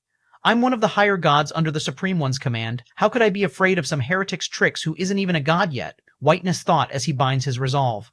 The next moment, he vanished from his hiding spot, and just as the portal to the infinite space was about to vanish, a hint of white flash pulsed, and with that, everything returned to normal. However, the once dreaded forest, filled with poisonous races and exotic poisons, has turned into a desolate, barren wilderness, and there is less than a 50% chance of it returning to its former glory in tens of thousands of years, if not millions. Inside the infinite space, order reigned. However, not the kind forged by harmony, but the kind imposed by absolute authority as countless puppets stood gathered in vast concentric formations, stretching beyond conventional distance. Mountains of resources were piled with surgical precision, venom cores stacked like crystalline pyramids, ancient bones arranged into lattice-like arrays, ores humming faintly with suppressed spirituality, treasures sealed within floating sigils, and precious natural treasures that once demanded rivers of blood now lay silent and obedient. The infinite space itself accommodated everything without leaving a sliver behind. At the forefront, Jacob stood motionless, having finally made an appearance after receiving Autark's message about the finalization of the migration, wanting to see for himself what Autark had achieved alone. His skeletal frame was still, his flaming eyes calm, reflecting the scene without greed, excitement, or satisfaction. It was as though this overwhelming harvest, enough to ignite wars across the legendary plains, was nothing more than a routine accounting to him. After all, in this short time he had witnessed something terrifying, and after that, Jacob no longer felt any excitement about these treasures as he already knew, without strength, that they were worthless. Not to mention, this level of treasures no longer interests him. Beside him stood Autark, still wearing the Lamia Queen's body, posture straight, head slightly lowered, emerald eyes unwavering. Jacob observed the final convergence for a moment longer before he spoke, his voice flat and impassive. You did well. Have them all move to the tower. We can use all the helping hands we can get. Autark didn't hesitate for even a fraction of a breath as she ordered, and behind her invisible strings trembled, as per your command, sir. The gathered puppets moved as one, splitting into flawless streams that flowed toward the towering silhouette of the mechanized sovereign tower in the distance. Even the infinite space subtly adjusted its structure, pathways forming where none had existed before, as if reality itself was assisting in the execution of Jacob's will. Jacob raised his hand, and at that moment, the portal leading back to the Serpent Abyss forest began to collapse, its edges folding inward, sealing the middle planes away like a closed wound. That was when Jacob's eyes flickered. Before it was subtle, so subtle that no one else noticed.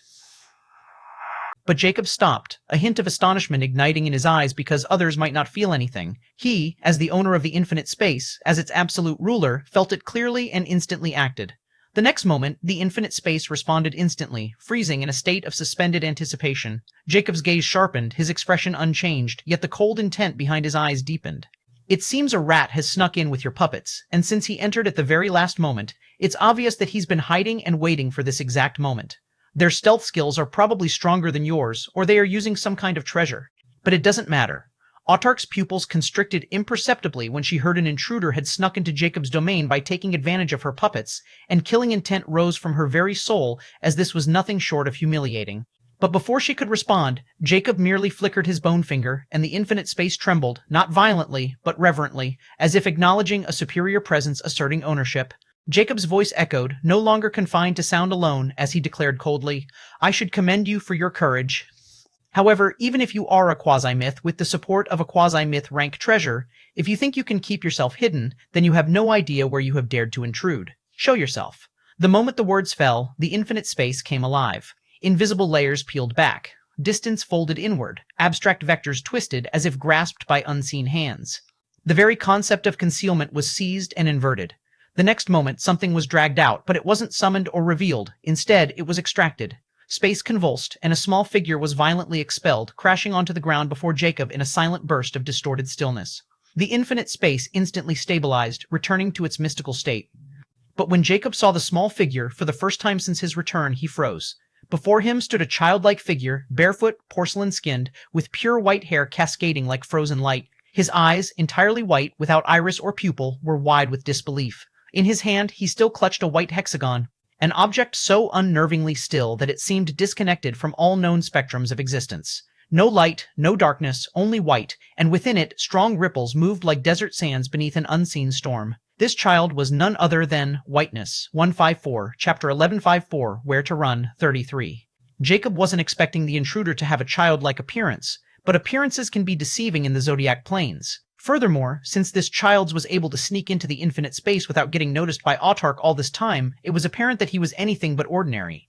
Nonetheless, Jacob wasn't afraid at all because this was infinite space, and just as he had been able to detect and force Whiteness to come out of hiding, he was confident he could confine it as well and make Whiteness into another test subject. On the other hand, Whiteness staggered slightly, his composure shattered completely. His white eyes trembled as he looked around at the infinite space bending obediently to Jacob's will, at the puppets frozen mid-motion, and at the tower looming like an execution scaffold. Impossible. This is impossible. Whiteness was still in shock after what just happened, as he still couldn't believe a demigod of the legendary planes was not only able to see through his stealth, but also had been pulled out like filth clinging to a blade with a method completely unknown to him, a higher god. Besides, Whiteness wasn't just any higher god, for he was a unique existence because of his very origin, and he had crossed veils, evaded laws, and slipped past perception for a very long time without getting caught or noticed even once, unless the other part was on the same power level as his master. Furthermore, when Whiteness entered the infinite space, he certainly felt how profound and mysterious this independent realm was, even more mysterious than any realms within the upper planes that he had been inside. Moreover, he intended to observe first before making a move, but Jacob didn't even give him a chance to breathe before pulling him out in the open, and now Whiteness was also feeling a powerful, mysterious force of suppression wrapping around his very godhood like a coiling serpent. This suppression was the last thing Whiteness was expecting to confront within the legendary planes, because something that could suppress a higher god like him is extremely rare, even in the higher planes, much less in a backwater place like the middle planes. Whiteness's breath hitched, disbelief flooding his childlike face as he whispered hoarsely, "You." His grip tightened around the hexagon, his mind reeling, this space, this authority, this intrusion. For the first time since accepting the Supreme One's command, Whiteness felt something he had long forgotten, a sense of unease and fear. The moment unease bloomed in Whiteness's heart, he reacted on pure instinct and moved to retreat, yet the instant he attempted to withdraw, nothing happened. Whiteness's eyes narrowed as he discovered, to his absolute horror, that there was no outside to return to because the exit had vanished. However, his horror stemmed from the fact that the exit wasn't sealed, obstructed, or concealed, it simply no longer existed. A cold wave crashed into Whiteness's mind as he instinctively reached outward, attempting to reconnect with the surrounding space, to anchor himself to external coordinates, deeper space layers, or distant void, anything, as a matter of fact, but there was no response or resonance. It was as if the universe beyond this place had been erased from relevance. This? Whiteness's breath caught as dread seeped into his bones. As a last-ditch effort, he tried to use the space of infinite space to flee, but it neither rejected him violently nor resisted him actively. Instead, it ignored him. The space here did not respond to his will, nor did laws acknowledge his authority, and concepts refused to align with his intent. It was as though every layer of existence within this realm already belonged to someone else and Whiteness. Despite being a higher god, it was nothing more than an uninvited intruder with no permissions granted. Even movement felt wrong as his limbs obeyed him, yet the space between actions felt heavy, viscous, as if reality itself disapproved of his presence. "This space," Whiteness muttered hoarsely, "is sacred?" The realization struck like lightning because those existences who can create such realms shouldn't even glance at the legendary planes, not to mention they absolutely weren't allowed to exist here. At that moment, his gaze snapped back to the skeletal figure standing calmly before him, Jacob, who seemed to be watching him with indifference, like a spectator watching a clown performing a show. After all, Jacob knew that as long as he didn't allow it, Whiteness wouldn't be able to use any law or concept. But Jacob still hadn't realized that Whiteness wasn't native to legendary planes, nor was he immortal. At that moment, Whiteness forced himself to steady his breathing and evaluate with ruthless clarity as he stripped away fear and shock, and then he saw it. Jacob radiated no divine aura. Nor was there any true Godhead resonance, omniscient hum, or transcendental authority that marked a being who had crossed the final threshold of becoming a god. Instead, what stood before him was an existence at the absolute apex of the demigod realm, so complete and refined that it felt suffocating. A being standing at the very edge of divinity, one step away from godhood. Yet that final step could not be taken within the boundaries of the legendary planes, as the rules forbade it and the ceiling rejected it. Lastly, the heavens themselves suppressed it. But Jacob stood so close to the mythical realm that the difference felt almost academic. On the other hand, whiteness didn't even spare Autark a glance. A legendary king, no matter how unusual, was irrelevant to his perception, as a higher god did not concern himself with ants. Relief, but twisted and dangerous, flickered through Whiteness's chest as he thought, a demigod, no matter how abnormal, is still beneath me. Yes, this space is terrifying. Yes, the suppression is real. And yes, the situation is wildly outside my expectations. But power hierarchy is absolute, for even weakened, even suppressed, a higher god is still a higher god. At that exact moment, the white hexagon in his hand violently trembled, not faintly or subtly, but it shook like a maddened compass caught in a magnetic storm. 1155, Chapter 15T5, Where to Run, 4 Resticked. This reaction made Whiteness's gaze snap down and then slowly lift back to Jacob, as he knew better than anyone that the hexagon compass's orientation was unmistakable. Now, it was pointing directly at Jacob, and the realization crystallized instantly. So, it's you, Whiteness whispered with startle and murderous certainty intertwining, the heretic. Heretic? Jacob was startled when Whiteness called him heretic, and his eyes compressed into condensed beams as he couldn't help but think, is he referring to the Cursed One? Could he be another one of Destined Saint's minions, or related to Immortal Nimrod? How did he find me so quickly? His eyes shifted incisively to the hexagonal compass, which was shaking violently in Whiteness's hand. Don't tell me it's because of that disc.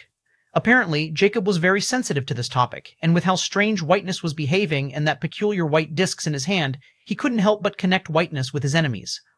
But what both Jacob and Whiteness hadn't expected was that the compass wasn't pointing at Jacob. Instead, it was reacting to Autark in the body of Lamia Queen behind him. Nonetheless, in Whiteness's mind, everything aligned at that moment, from the impossible concealment, severed causality, the isolated realm, and finally, the compass's erratic behavior. Whiteness has already considered Jacob guilty of heresy against his master, making the latter his target. On the other hand, Jacob became extremely wary of Whiteness, but he also knew that this was an opportunity to capture one of the enemy's minions since he had intruded in the infinite space on his own. Even if Whiteness ended up not being related to Destined Saint or Immortal Nimrod, he might know something about the Cursed Ones or Heretic, and that hexagon disc seemed to be some kind of guiding treasure. Without hesitation, Jacob stops holding back and uses his full authority of the infinite space to capture Whiteness. When Whiteness felt that suppression suddenly growing stronger and weighing down on his very being, he became solemn, for he was not afraid of Jacob, but what he feared was this space. After all, this realm could suppress a higher god like him while thoroughly ignoring the cosmic hierarchy. The most important fact behind Whiteness' fear was that this place has severed him from the Supreme One's gaze, making his imagination run wild to extremes. Someone is helping this heretic, or rather someone had helped him. But that someone did not show themselves even until now. Whiteness's mind raced. A being capable of creating or empowering such a space would not casually expose themselves. But they would also not kill a higher god lightly. They would be bound by taboos, by unspoken accords like the Supreme One. Suddenly, Whiteness's eyes revealed a hint of madness when he thought about how that existence didn't directly move to restrain him and probably used this space's suppression to warn him or tell him that the heretic was under their protection.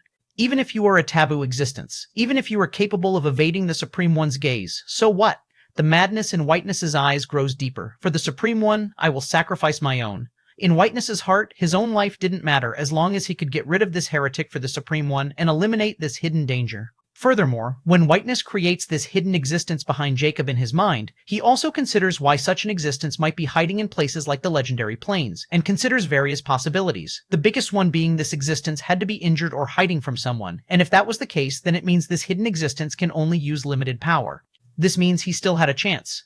If I stalled, I would die. If I spoke, I would lose initiative. If I hesitated, the suppression might deepen. But if I killed the heretic first, this space, no matter how terrifying, might lose its anchor. Once I escaped back into the legendary plains, this isolated domain would become a liability rather than a sanctuary, and whoever is hiding here is doing so for a reason. They cannot step openly into the Zodiac Plains, Whiteness concluded coldly, and if I escape, I live. At that moment, his loyalty crystallized as he would die for the Supreme One's will if needed, but not pointlessly, and he would not fail. Right at that moment, Jacob finally sensed something awry, especially when Whiteness remained standing despite his full effort to put him under a seal like his other specimens. Furthermore, he had already connected Whiteness with beings like Immortal Nimrod and Destined Saint, which made him instantly think that he might be another being like the Fateless Celestial. Without hesitation, Whiteness moved. Jacob's eyes trembled violently at that moment, when the white hexagon in Whiteness's hand shattered into countless fragments of blinding pallor, each fragment unfolding into layered sigils that did not radiate power but erased reference.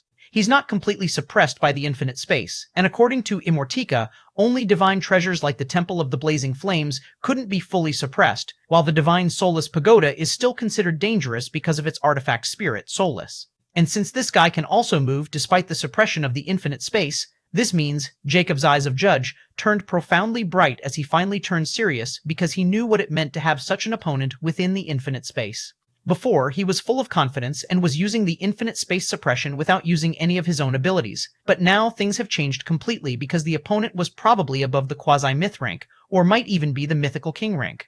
Whiteness also noticed the instant changes in Jacob's demeanor, but it was none of his concern as he had already decided to end this with a single, as his childlike form blurred, his presence stretching, folding, expanding as something vast and alien stirred beneath the surface. At that moment, Whiteness gave no warning or declaration, but only intent, vast and supreme, completely outside the realm of mortals. "Kneel," Whiteness whispered softly, his voice carrying the weight of an execution decree, "and be erased, heretic." With that, the higher god struck, unleashing his attack directly at Jacob, intent on annihilating him before the unseen master of this space could intervene. TATA 6. Chapter 1156, Where to Run, 5, the word kneel, had not yet fully faded when Whiteness moved without any warning, neither buildup of law nor any distortion of space, nor any divine radiance as a matter of fact. Whiteness seemed to have only moved a single step forward, and then the infinite space seemed to tremble, not aloud, but conceptually. Whiteness's small, barefoot body vanished from where it stood, and in the same instant, a fist appeared before Jacob's skull, so close that the air between them ceased to exist. It was not a punch wrapped in mana, law, or divine light, far worse, as it was pure godly physique, condensed to the point that even laws were irrelevant. The fist carried no technique, no flourish, no mercy, but only finality. As a higher god, Whiteness's physical body had been tempered beyond realms, beyond evolution, beyond myth. Even if every divine law he possessed were sealed, even if his authority were crushed to dust, his flesh alone eclipsed mythical beings. If this blow landed, Jacob would not only die, but he would be erased by impact, shattered into fragments that would never again assemble into meaning, and even with his current skeleton totem, he can't resist such a power.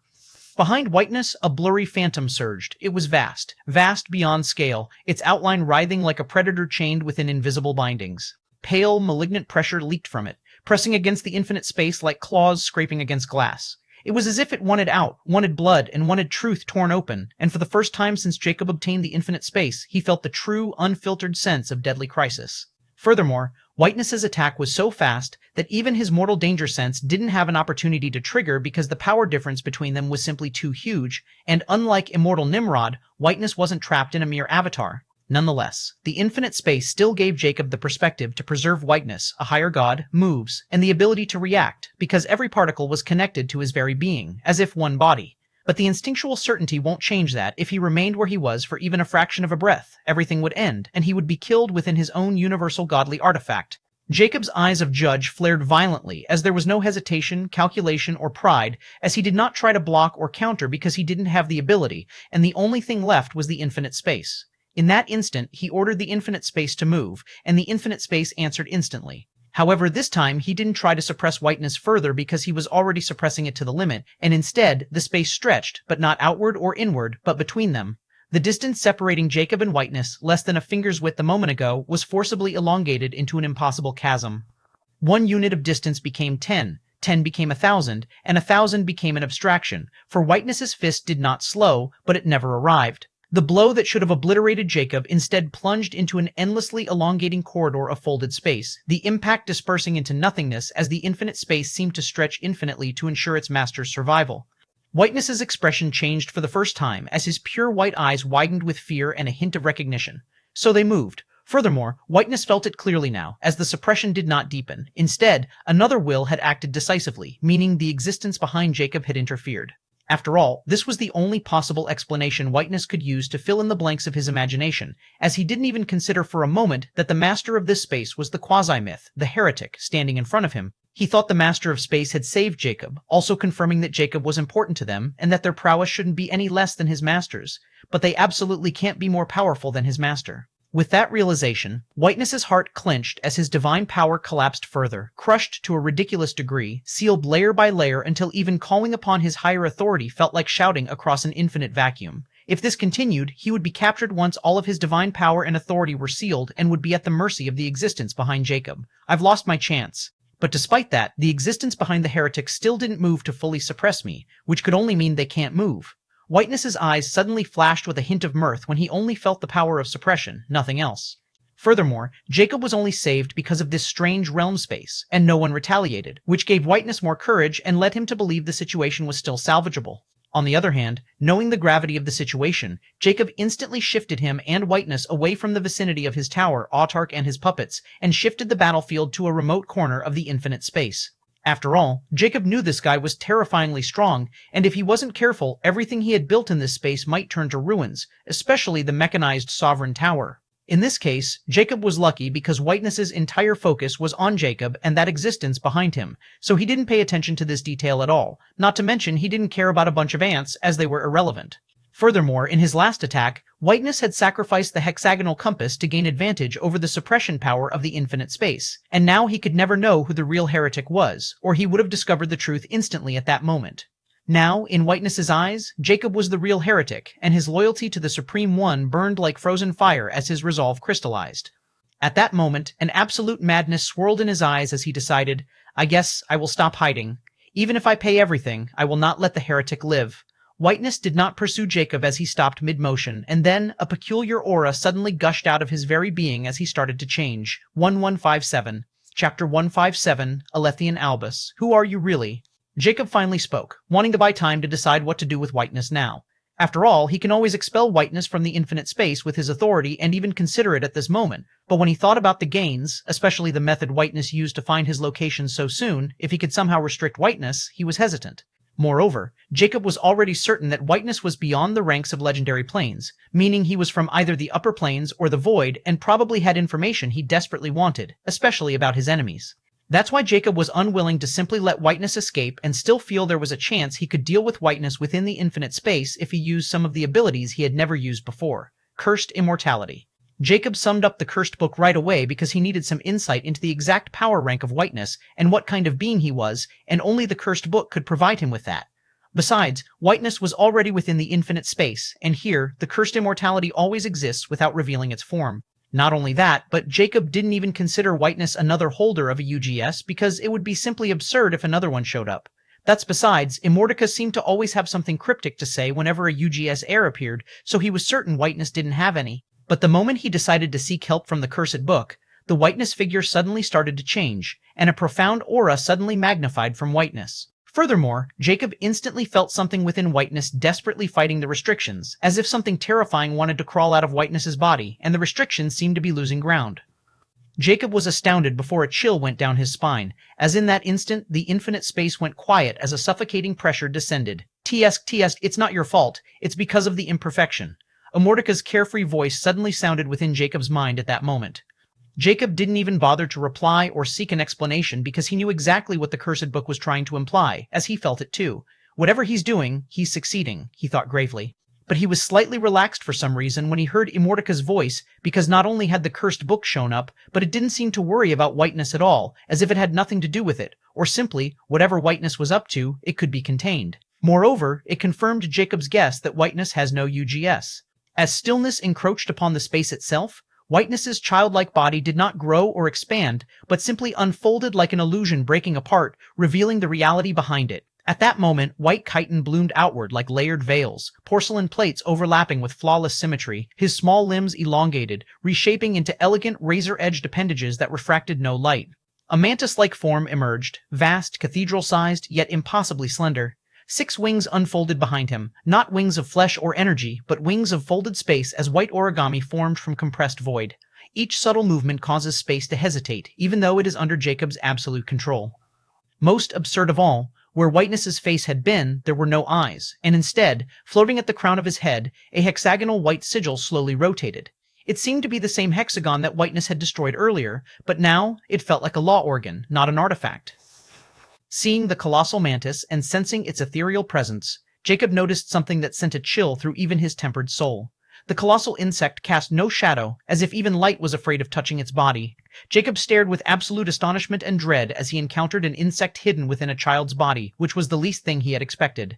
"This thing," Jacob muttered, his voice low, controlled, but edged with disbelief. At this moment, Immortaka's playful yet slightly stern voice rang, "Alethian Albus. ranked 5th within the ranking of the top 100 fantastic insects, also known as the void mantis.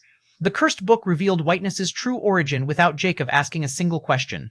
Furthermore, that Alethian albus is a higher law god, with 5 crown rings in its celestial astrolabe.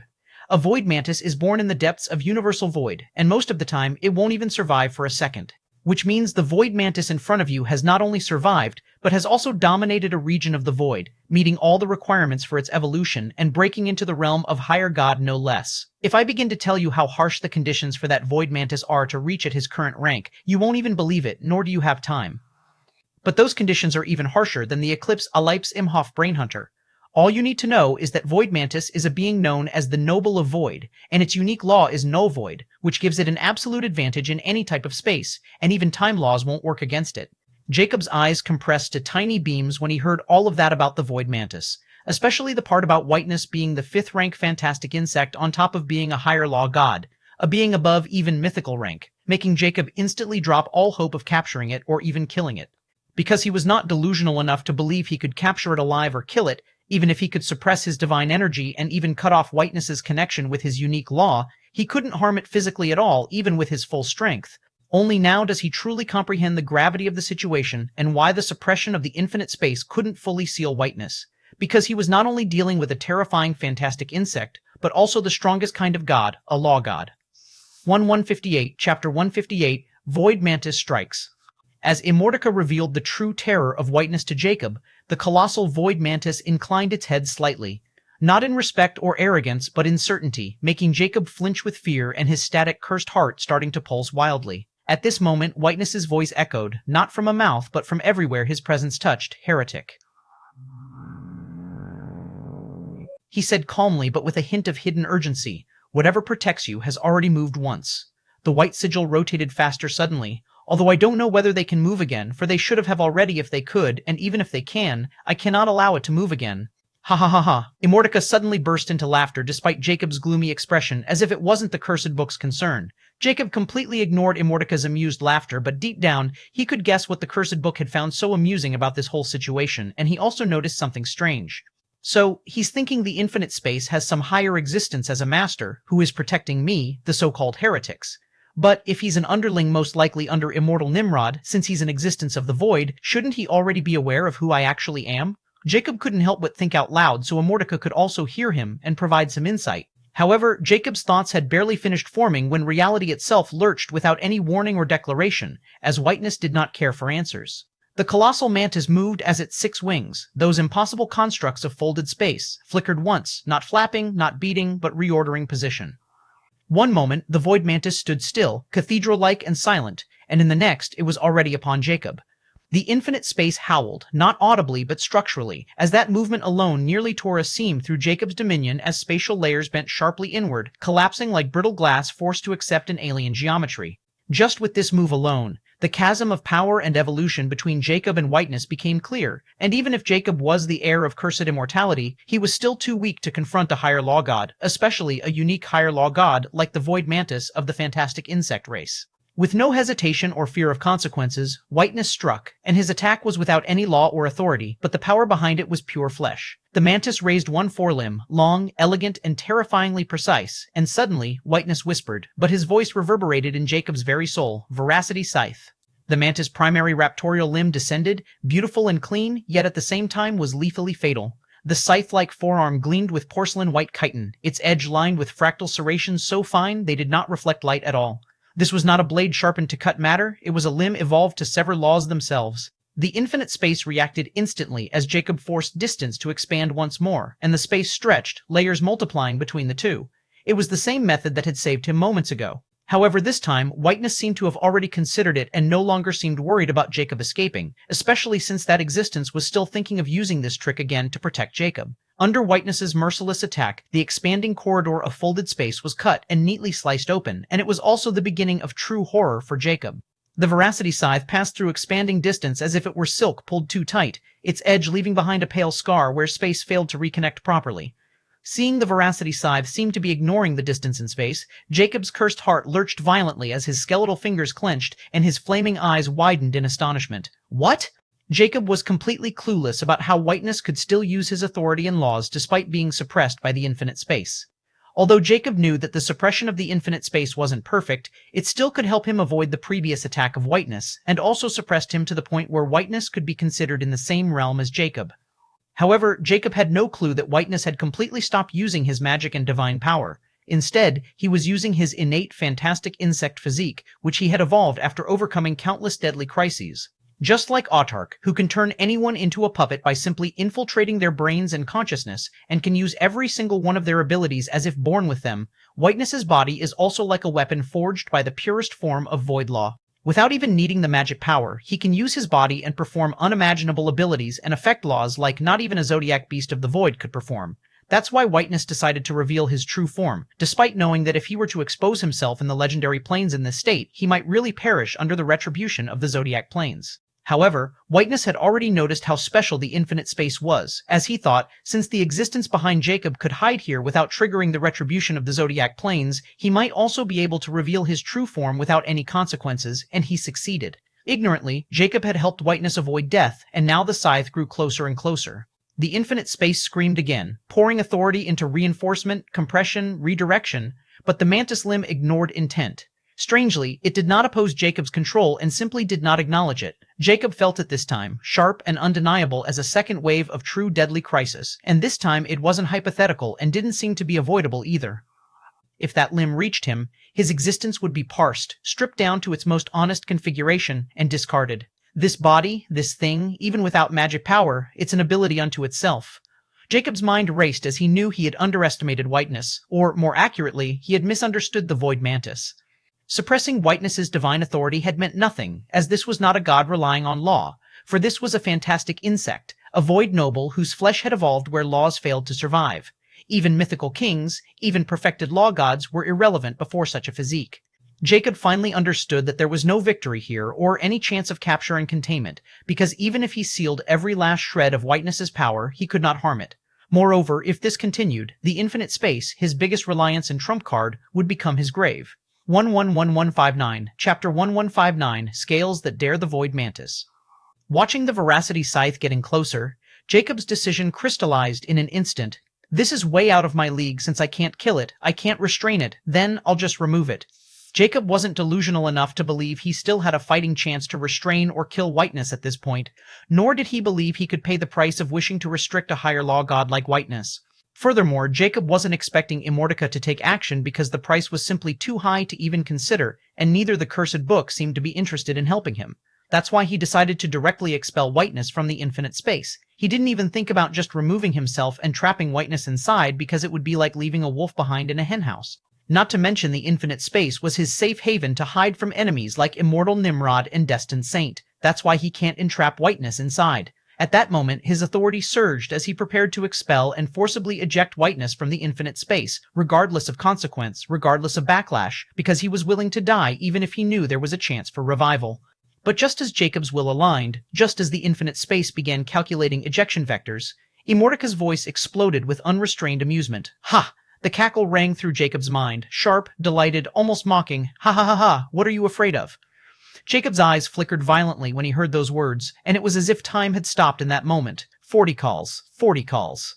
Before he could respond, Immortality continued, voice dripping with glee and something far more dangerous. That thing? If that was a void mantis at its peak, this could have been complicated, but a void mantis flailing around with its toys broken? Hehehehe. The Cursed Book's tone sharpened, excitement bleeding through its mirthful laughter. So, what are you afraid of? You aren't even using half of your arsenal. Are you blind? As Immortaka's cryptic words trailed off, the tension reached a suffocating crescendo as the Veracity Scythe was already descending. Space itself had been flayed open, distance rendered meaningless, authority mocked, and the infinite space, Jacob's greatest refuge, was screaming under the weight of something that should never have existed within it. Jacob didn't have time to inquire, calculate, or mull over Immortaka's words. But Immortaka's annoying laughter still echoed in his mind, sharp and mocking, layered with something far more dangerous than amusement because he had already picked up many clues from the Cursed Book's cryptic sentence. Furthermore, he almost got captured the last time by Destined Saint when he ignored Immortaka's words last time, so he instinctively played those words in his mind, and suddenly, a void mantis flailing around its toys broken, Jacob didn't even have the luxury of questioning what was broken or what toy Immortality was referring to, but he got the gist. Whiteness wasn't at its full capacity, and Jacob might be able to retaliate. Arsenal, are you blind? Then those last words suddenly resounded in his mind like thunderclap. Blind eyes? It struck him like a supernova detonating inside his soul as his thoughts snapped inward, violent and absolute. Are you hinting at the eyes of Judge? Ha ha ha ha. However, only Immortica's demonic laughter sounded, but Jacob was over 90% sure that he had guessed it right as his mind instantly flashed with the ability he had sealed away since the moment he acquired it. The same ability he swore never to use lightly, or never against beings beyond his comprehension, especially not against a higher law god of the fantastic insect race. Jacob's cursed heart thundered at that moment because if Immortica was wrong, and if this failed, he wouldn't just die, but he would be judged unworthy by his own law and lose it forever. But there was no other path as the Veracity Scythe was already within the final margin, and Jacob knew Immortica had never been wrong or said something without reason, despite the fact of the cursed book's cynical and perplexed nature. That's why Jacob instantly dropped the idea of expelling whiteness, and his flaming eyes burned brighter than ever before, and for the first time since he had acquired the eyes of Judge, they began to change. The fire within them collapsed inward, condensing, restructuring, until the flames twisted into something abstract and terrifying, scales. Not physical scales, but overlapping glyphs of judgment, balance, and verdict, endlessly folding into one another, rotating with cold, inexorable precision. At that moment, Jacob declared, "Scales of justice." The moment the words left his mouth, time stopped as if placed under review, and the infinite space fell utterly silent at its master's behest. Even Whiteness's Veracity Scythe halted mid-descent, its edge suspended less than a breath from Jacob's skull. Whiteness also felt it instantly, and he was again aghast because this time it wasn't suppression or sealing, but something far worse because even Time Law was ineffective against a void mantis of his exalted caliber. At that moment, the eyes of Judge flared, and a profound, formless aura erupted from Jacob's skeletal frame, flooding the infinite space like a cold verdict descending upon reality itself. Behind Jacob, a vague and immense outline of an astral framework faintly etched into existence, like a celestial instrument manifestation, the celestial astrolabe. Although it was incomplete and fragmentary, it was still a sight to behold, especially within the vicinity of the infinite space. It seemed more complete and absolute. Moreover, this time, Jacob's celestial astrolabe seemed to have a profound and unique aura around it, completely different from its usual manifestation as the infinity symbol rotated slowly, endlessly folding into itself, neither beginning nor ending, representing continuity without mercy, judgment without finality. But it wasn't even the beginning, for right at that moment, the scales of justice manifested. They did not descend from above or rise from below, as they simply appeared, as if they had always been there and reality had merely forgotten to acknowledge them. Two vast pans of translucent, obsidian-white construct hovered before Jacob. They were asymmetrical and unequal. One pan bore the infinity symbol, deeply etched into its surface, cracked and weathered, as though it had weighed countless eternities. The other was too smooth, yet it was reflecting nothing, not even light. Between them stretched chains not of metal, but of cause, intent, and existence as they hummed softly, symbolizing the beginning of the judgment. 116 Chapter 160, Scales That Dare the Void Mantis. 2. When the scales of judgment manifested, Whiteness felt their oppressive and uncanny nature, which somehow even affected a higher law god like him. Furthermore, the more he looked at the scales of judgment, Whiteness felt a sense of peculiar familiarity as if he had seen something similar before, and as a higher law god, he never forgot. What? Wait, those are?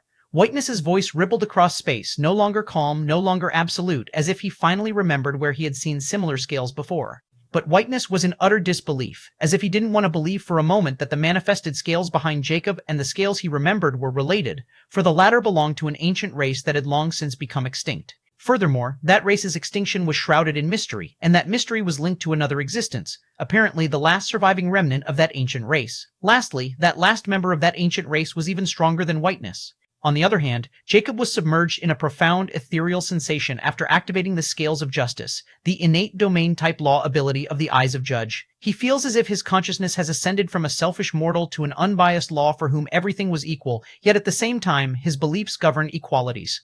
Furthermore, the runic marking on Jacob's skeleton totem was glowing bright as drop after drop of the infinity blood seemed to be channeling into Jacob's unique scales of justice. Ha ha ha ha ha ha. It took you so long to figure this out, despite my giving you advice about knowing your tools instead of fearing them. I guess it is still fear and desperation that drive you to take these steps, which is quite entertaining, by the way. Hee-hee-fer. Feel it and remember it. This is your law ability, fueled by none other than your arcane law. Consider this a unique talent of being my heir, and another function of infinity blood, which can fuel every innate law ability you possess in the face of adversity, way beyond your rank. Jacob's eyes flickered with a hint of realization after learning such an important detail about himself. But no anger or indignation surfaced in his eyes in his current state, and Immortica wasn't done either as the cursed book continued. However, don't go overly crazy for this. Still, use your lifespan, albeit far less than wishes Bikaju. This has nothing to do with my abilities or infinity. Pedant, nonetheless, it still comes with a cost. In that Void Mantis case, he had paid a terrible price to enter the legendary planes by sacrificing not only all of his accumulated divine power, but also all the crown's rings of his celestial law astrolabe, or you won't be completely sealed off from all of his law energy in the current state of infinite space.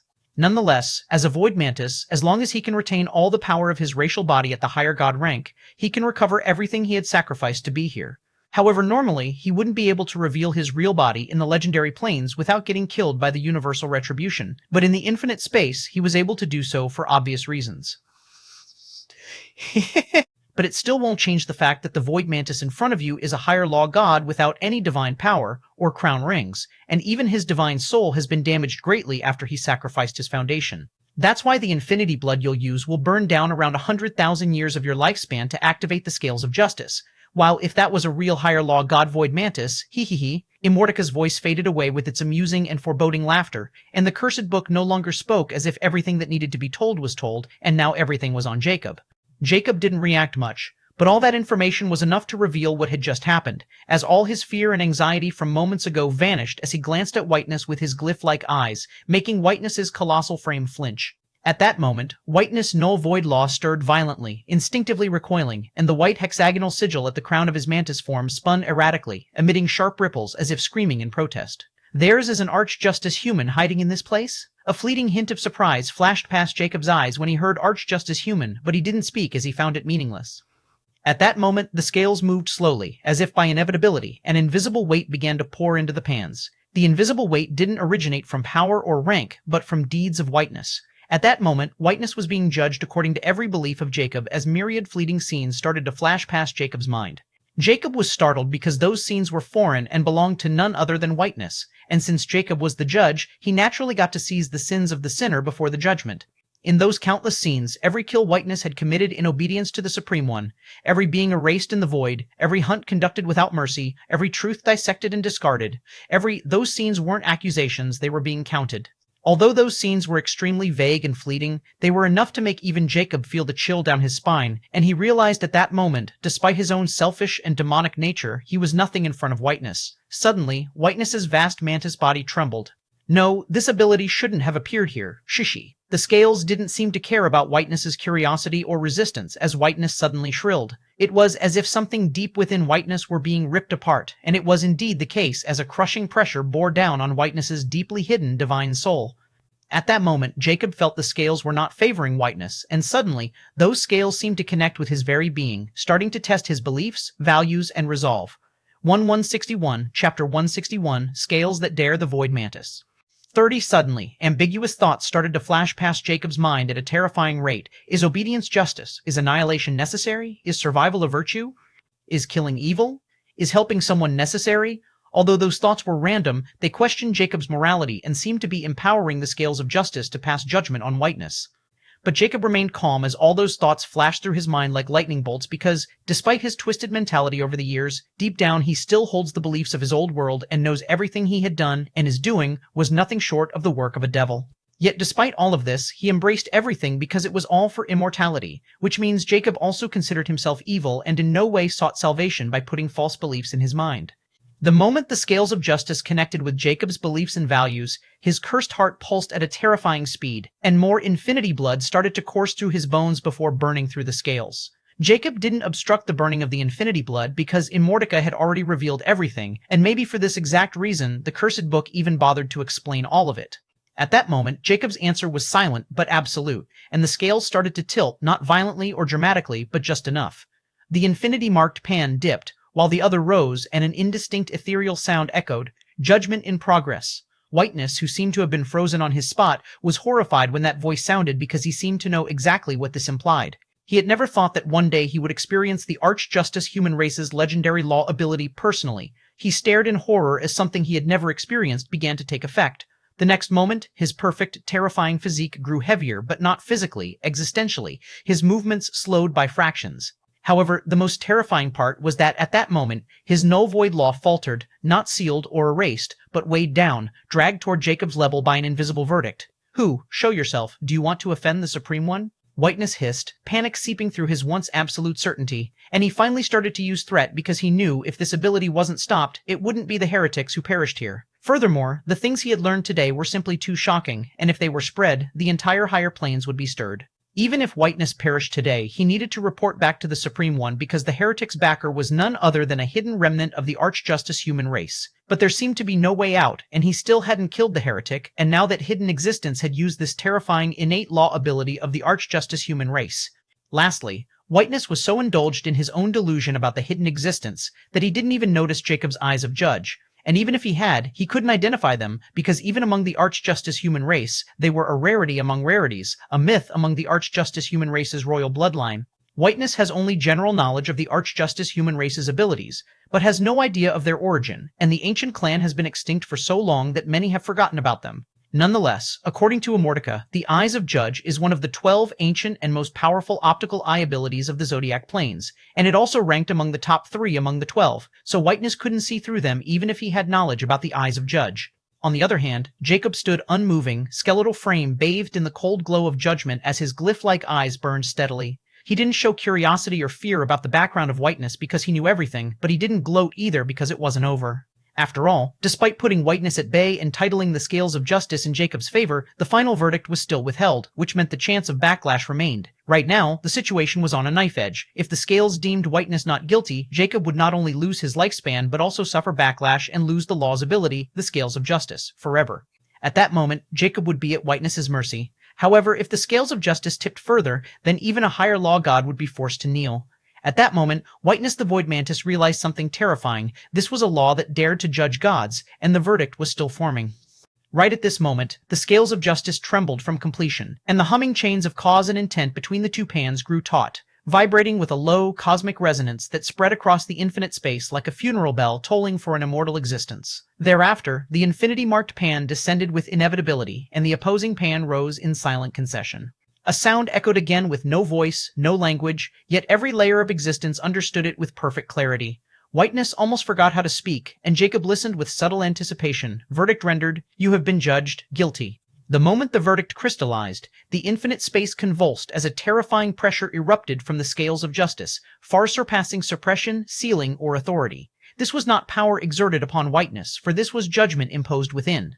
The scales blazed, and the cracked infinity symbol upon the lowered pan ignited with pale, merciless radiance, its fractured lines glowing as if countless eternities were awakening at once. No! This is impossible! Whiteness shrieked at that moment because he felt exactly what was happening, but his voice fragmented, distorted, losing cohesion as if truth itself was tearing it apart.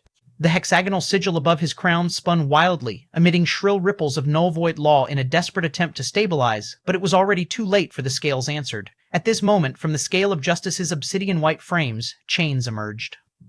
1162, Chapter 1162, Judgment Rendered. Once the judgment was declared, it was time to impose it, and at this moment, from the scale of justice's obsidian white frames, chains emerged. Ethereal, kaleidoscopic chains unfurled in absolute silence, and each link rotating slowly, engraved not with runes, but with the infinity symbol, endlessly folding into itself.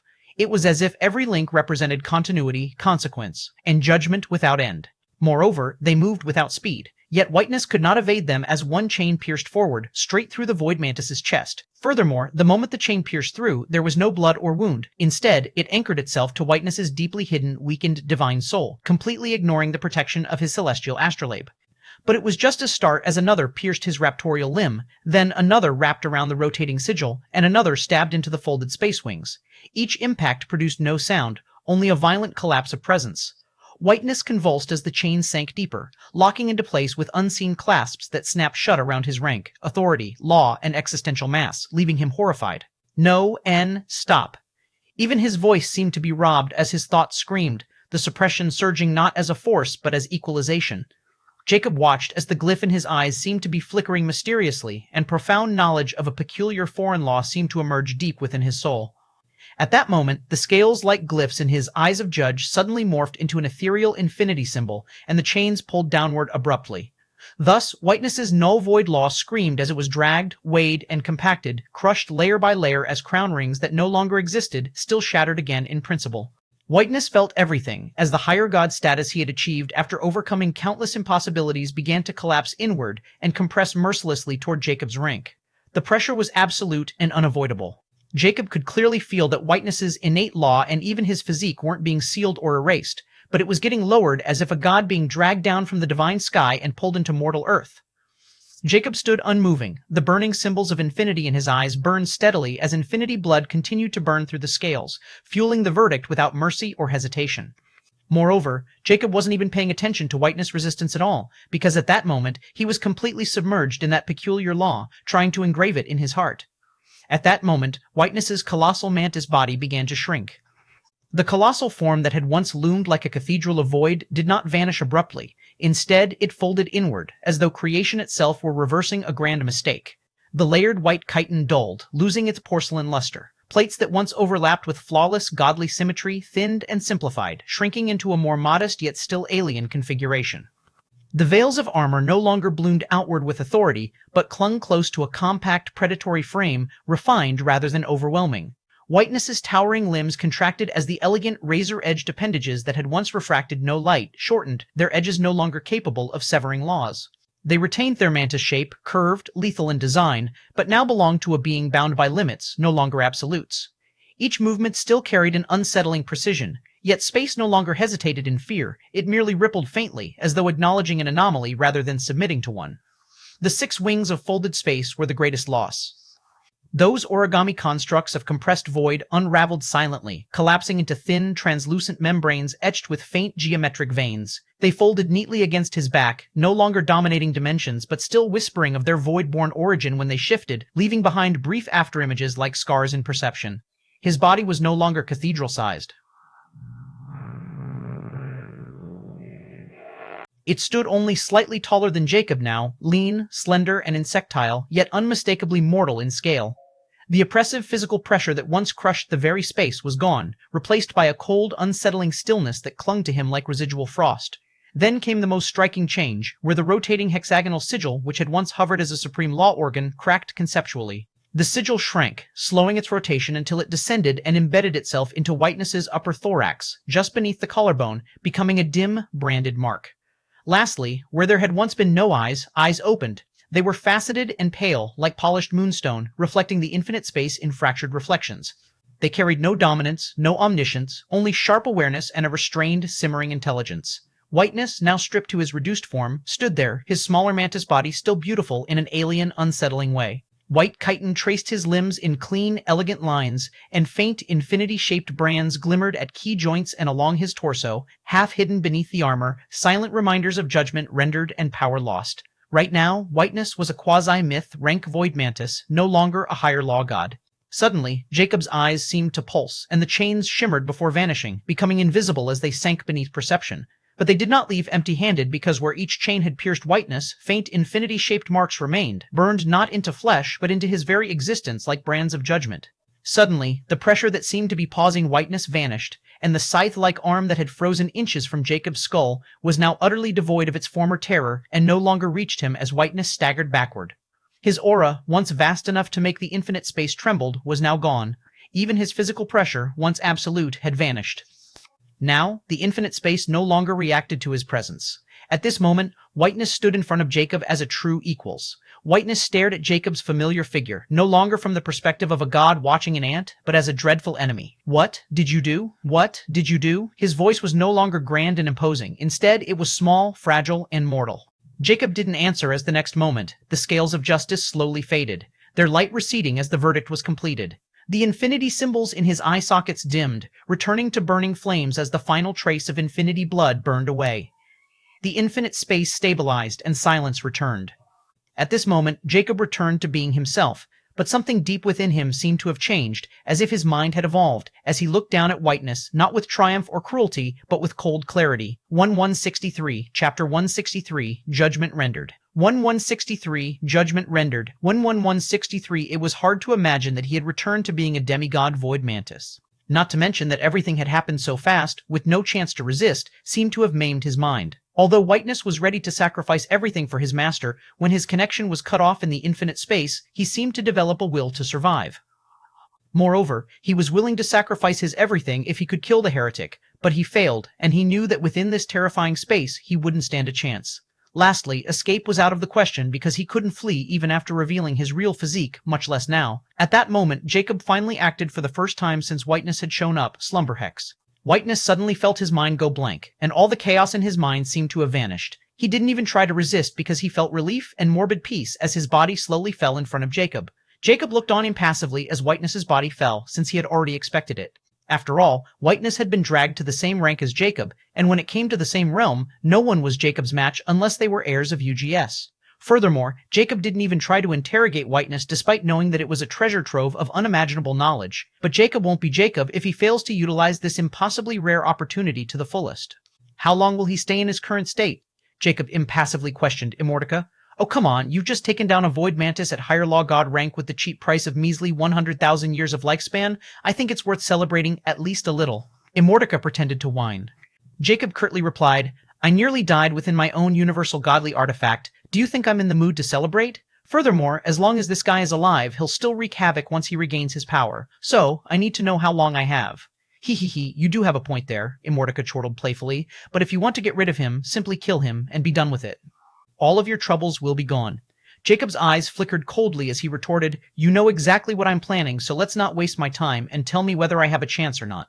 Ha ha ha ha. Immortica burst into wanton laughter as if extremely amused. All right. To answer your question, if the scales of justice had been activated by a true Archjustice human, it would have been limited depending on their bloodline and rank. However, in your case, the scales of justice have become your exclusive ability with no connection with the Archjustice human race anymore, and calling them the scales of infinity won't be wrong. That's why, since the scales of infinity were activated through your infinity blood, the judgment will last as long as you exist.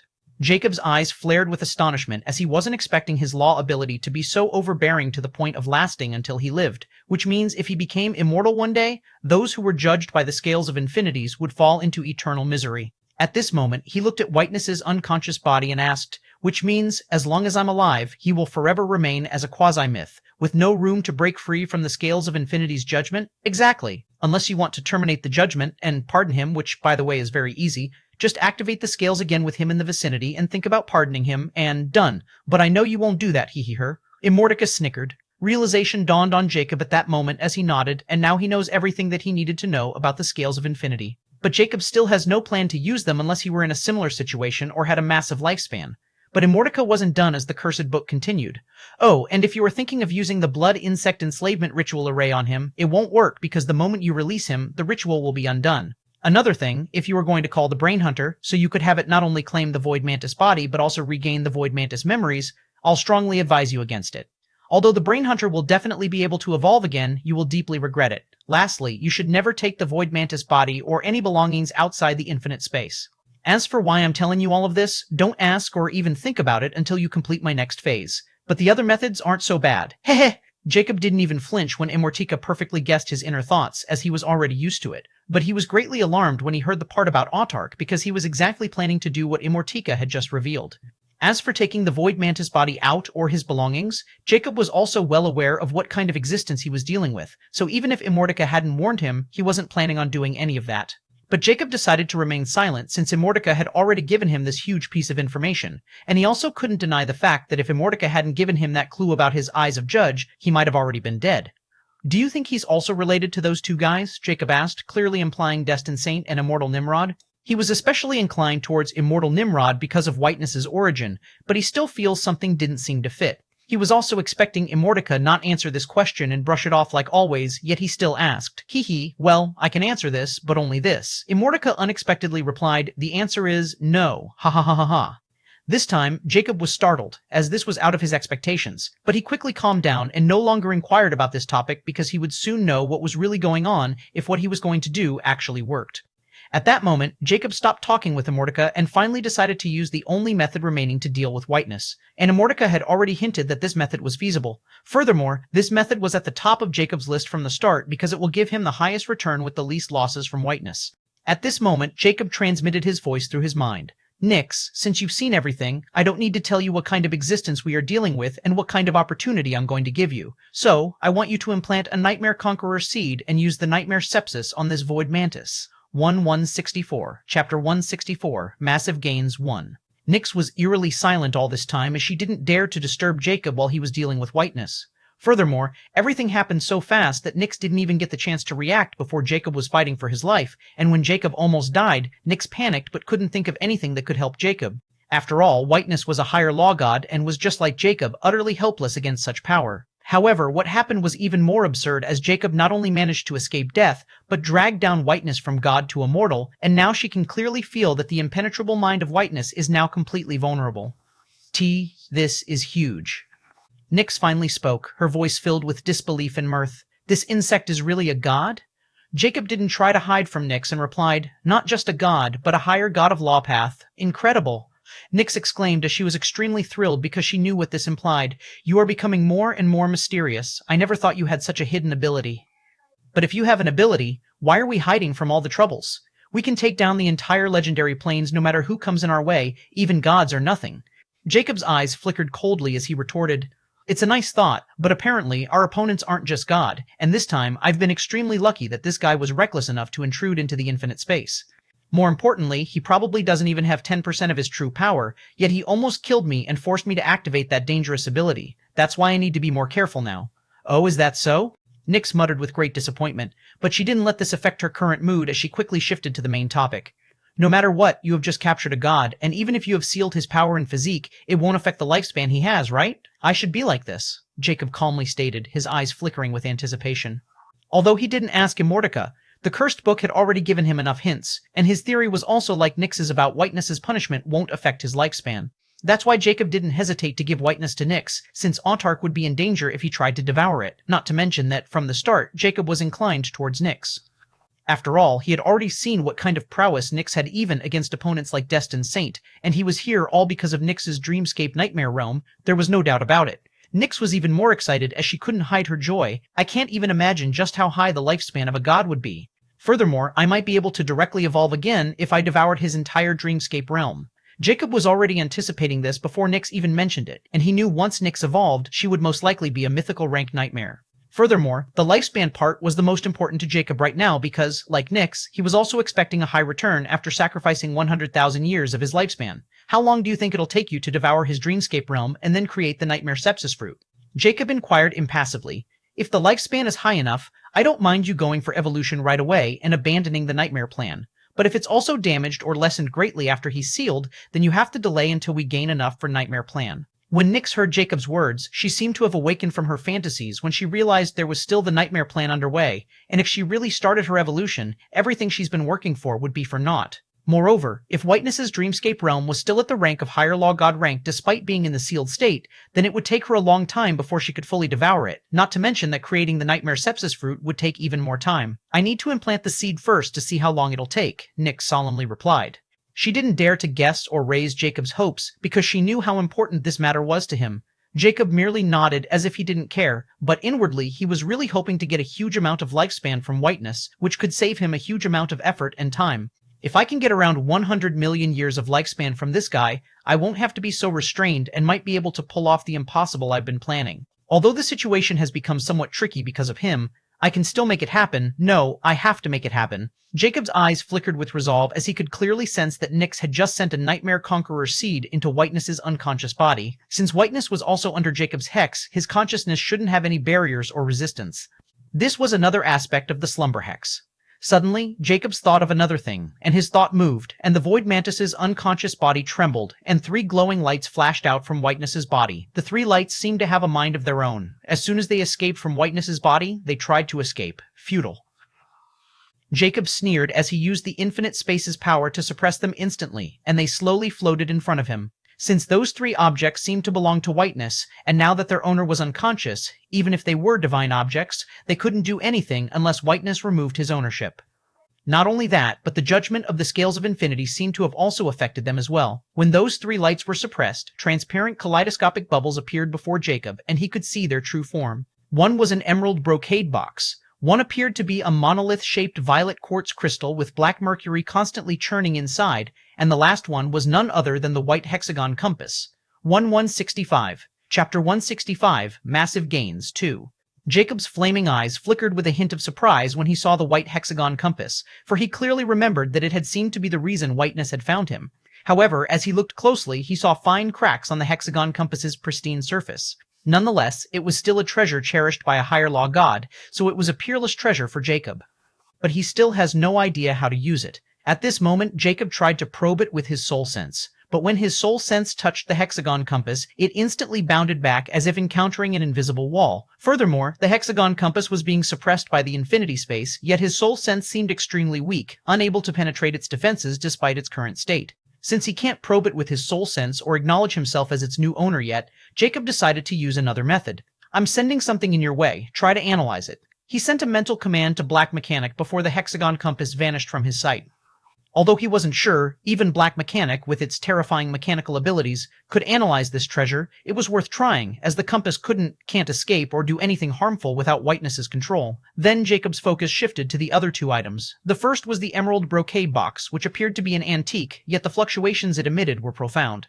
Furthermore, this treasure seemed to be constantly trying to escape its confinement, but since its master had been utterly sealed, it greatly affected its own prowess, or it was probably something similar, since Jacob couldn't make a clear judgment because of his lack of knowledge. However, this brocade box was clearly different from the hexagon compass, which didn't constantly try to resist him and only showed a vague intent. Moreover, since Whiteness didn't have anything else on his person except for these three things, he was sure that this box might be some kind of spatial treasure of an unknown rank. At this moment, something came to mind as his eyes profoundly flickered, and he spoke coldly. Now that your master has rendered useless, he won't be able to save you or take you back in this lifetime. However, I have no enmity against you. In fact, I appreciate sensible beings and won't make things difficult for you if you know your place. I know you are in there, artifact spirit, show yourself. From his encounter with Soulless and the Temple of the Blazing Flames, he knows treasures beyond the rank of legendary seem to have their own spirits, especially treasures even beyond the mythical rank. The moment Jacob's voice trailed off, the brocade box trembled again, and this time the mysterious black brocade patterns on its emerald surface shifted. Jacob instantly felt that the box seemed to be trying to resist him even more and break free from the confinement of the infinite space. His eyes flickered sharply as he put more pressure on the box, completely suppressing its futile effort, and he spoke with killing intent. Since you want to resist and remain loyal to your owner, I respect that. Furthermore, I also think that you thought of me as some mortal trying to impeach the divine. However, I may not be able to do anything to you for now, but I don't mean I won't in the future, because I have already achieved the impossible by sealing away your owner. So, if you still think I'm not qualified to have a conversation with you, then you can continue to resist, and once I have the means, there will be no mercy for you, and I still have everything I want after I disembowel you piece by piece. Jacob didn't wait to see if there was really an artifact spirit hiding in that brocade box or not anymore, because he knew one day he would be able to confirm it, and when that time comes, he'll do exactly what he just declared. Moreover, if he had an extensive amount of lifespan to spare, he didn't mind simply making a wish and wiping the artifact spirit's consciousness without any hesitation if it really existed. As he was about to shift the brocade box into the infinity pedant storage space, a feeble yet panicked voice, filled with unwillingness, cried, Wait. There's really an artifact spirit. Jacob halted, his eyes flickering with a hint of astonishment before he returned to his calm self and spoke coldly, So you're finally willing to show yourself. The feeble voice sounded again, and its tone was filled with exasperation. Why, you have to understand from my position. You are just a mortal, and I'm a divine artifact. How could I bring myself to talk with an insignificant, a humble mortal? Yet, here we are, Jacob said impassively, his voice filled with ridicule, because, in the end, no matter how arrogant this guy was, he still had to humble himself before absolute power. The brocade box's pattern shifted inwardly, as if showing some kind of emotion, probably embarrassment, as the feeble voice spoke again. Since you know what an artifact spirit is, you might know it's impossible to refine me while Lord Whiteness's divine sigil exists. Lord Whiteness? Is that the name of this void mantis? Jacob was secretly astounded as he impassively questioned, And what is this divine sigil? Something like a soul totem sigil? Humph. The artifact spirit seemed to be filled with disdain as it chided, What soul totem sigil? It's like comparing dirt to sky. Lord Whiteness is a higher law god of an extremely noble origin, and his divine sigil isn't something 10 higher law gods could extinguish by working together. Jacob was again startled secretly because he wasn't expecting Whiteness to be so powerful among higher law gods, and he knew exactly why that was the case. But Jacob still seemed to have greatly diminished Whiteness's strength, since he wasn't at his peak when he attacked him. However, Jacob wasn't going to be polite with this arrogant artifact spirit, as he coldly stated while emitting a terrifying pressure with infinite space help. Well, it might be the case in the past, but don't forget that same higher law god is right now tasting dust right at my feet. Number 166. Chapter 166, Massive Gains 3WS. Don't forget that same higher law god is right now tasting dust right at my feet. Jacob's overbearing words were extremely arrogant, but the artifact spirit couldn't retort because everything he stated was a hard fact, and the proof of it was really lying motionless in Jacob's feet. The artifact spirit took a while to find its voice again as it timidly spoke. I'm not berating you, but you clearly don't understand what I'm trying to explain. I'm listening, Jacob coolly stated. The artifact spirit spoke with a hint of frustration. Although I admit you have used unorthodox means to seal away Lord Whiteness's cultivation and physique, it's still considered a seal, not destruction or regression. Just like right now, because of the seal you have placed on Lord Whiteness, the divine sigil has also been sealed, putting me in my current state, or... The artifact spirit halted when it noticed a coldness flickering in Jacob's eyes and quickly changed its words. I mean, you can't wipe out Lord Whiteness's divine sigil, which is the basic requirement to refine a divine artifact. Even if you can somehow force Lord Whiteness to surrender his ownership over me or remove it on your own, which is virtually impossible, you still won't possess a divine sigil unless you can become a higher god. Jacob remained silent because he lacked extensive knowledge of divine artifacts or divine sigils, nor were his eyes of judge at a level that could detect truth or lies in a divine artifact. But considering this brocade box's current situation, it won't try to deceive him, not to mention Jacob already has some understanding about divine artifacts. The divine soulless pagoda had lost most of its power after being sealed by someone, and its artifact spirit, soulless, seemed corrupted, tried to deceive Jacob, and ultimately helped him become the owner of the divine artifact. Nonetheless, Jacob still dared not release the divine soulless pagoda, knowing he couldn't control it given his insufficient power rank and Immortica's warning. Lastly, the Temple of the Blazing Flame was even more powerful, as only with the help of a wish he was able to claim temporary ownership before sealing it into his infinity pendant. That's why he believed the brocade box, but it doesn't mean he didn't have other ways to control this divine artifact, especially after it was revealed that it had been weakened by Whiteness's sealed state. Furthermore, Jacob also reckoned from the artifact spirit's words that if Whiteness's divine sigil was removed from the brocade box, he might not be able to restrict this brocade box with just the infinity space anymore. Moreover, Jacob found a stark difference between soulless and the intelligence of this brocade box artifact spirit. Since you were willing to talk, I presumed you had something else in mind, right? Jacob inquired impassively, concealing his true intention. Just as Jacob expected, the brocade box's spirit seemed to become slightly lively as it quickly stated, "It seemed you weren't lying when you said you like dealing with reasonable being, and I'm also like you. As long as you're willing to let me go, I'm willing to hand over every treasure below higher god rank, and trust me, each one of those treasures can cause a bloodbath between lesser gods, and some even coveted by higher gods. Moreover, among those treasures is also knowledge beyond your comprehension, especially the celestial law charts that can help you easily break into the mythical rank. So, how about it? Are you willing to make this deal?" The artifact spirit of the brocade box seemed to be filled with confidence as if Jacob would agree to his offer without hesitation, and it wasn't wrong either, because if it were another quasi-myth, they wouldn't hesitate to promptly agree. But Jacob wasn't some quasi-myth, he was the heir of Cursed Immortality, and no amount of treasures was enough for Jacob, nor was he willing to let this priceless divine artifact go. Even if Jacob could be blinded by those treasures, he was foolish enough to release the tiger back to the mountains.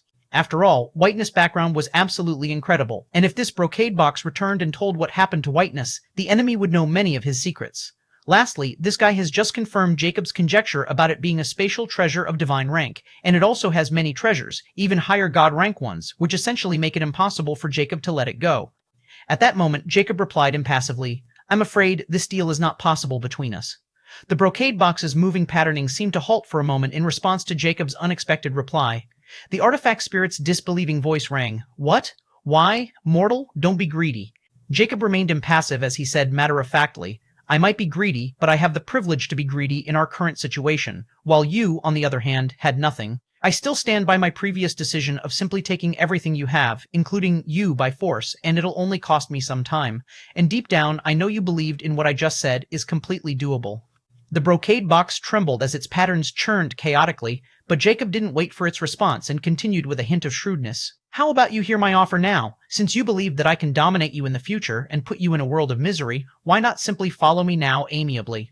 After all, this way not only I won't do anything to you, but you will also gain a master with higher potential than your Lord Whiteness's.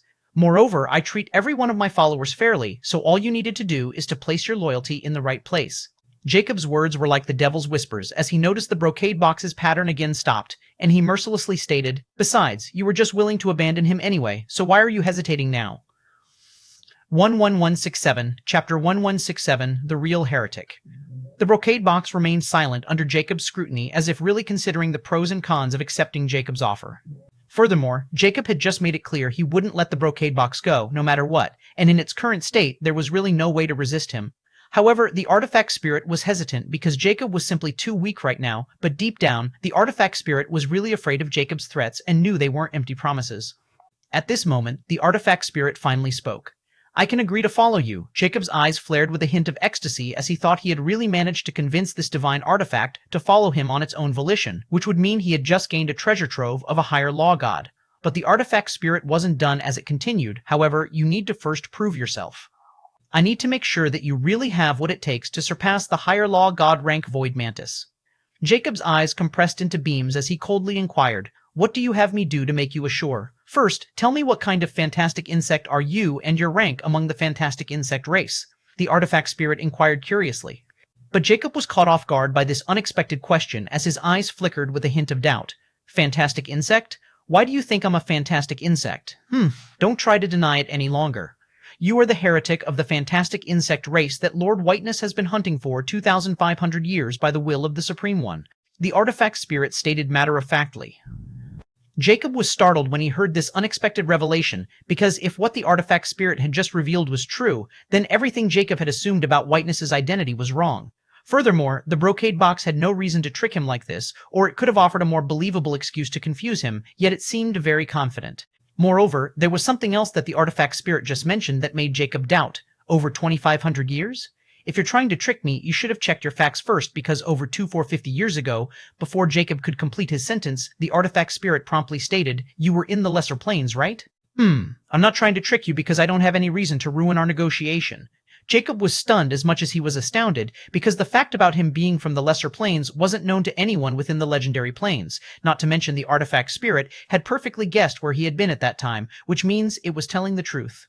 But for this exact reason, Jacob became more confused as he glanced at Whiteness's unconscious figure, and he really wanted to perform a soul search right away. He had thought he had everything figured out about Whiteness's intentions, but only now did he realize he didn't know anything.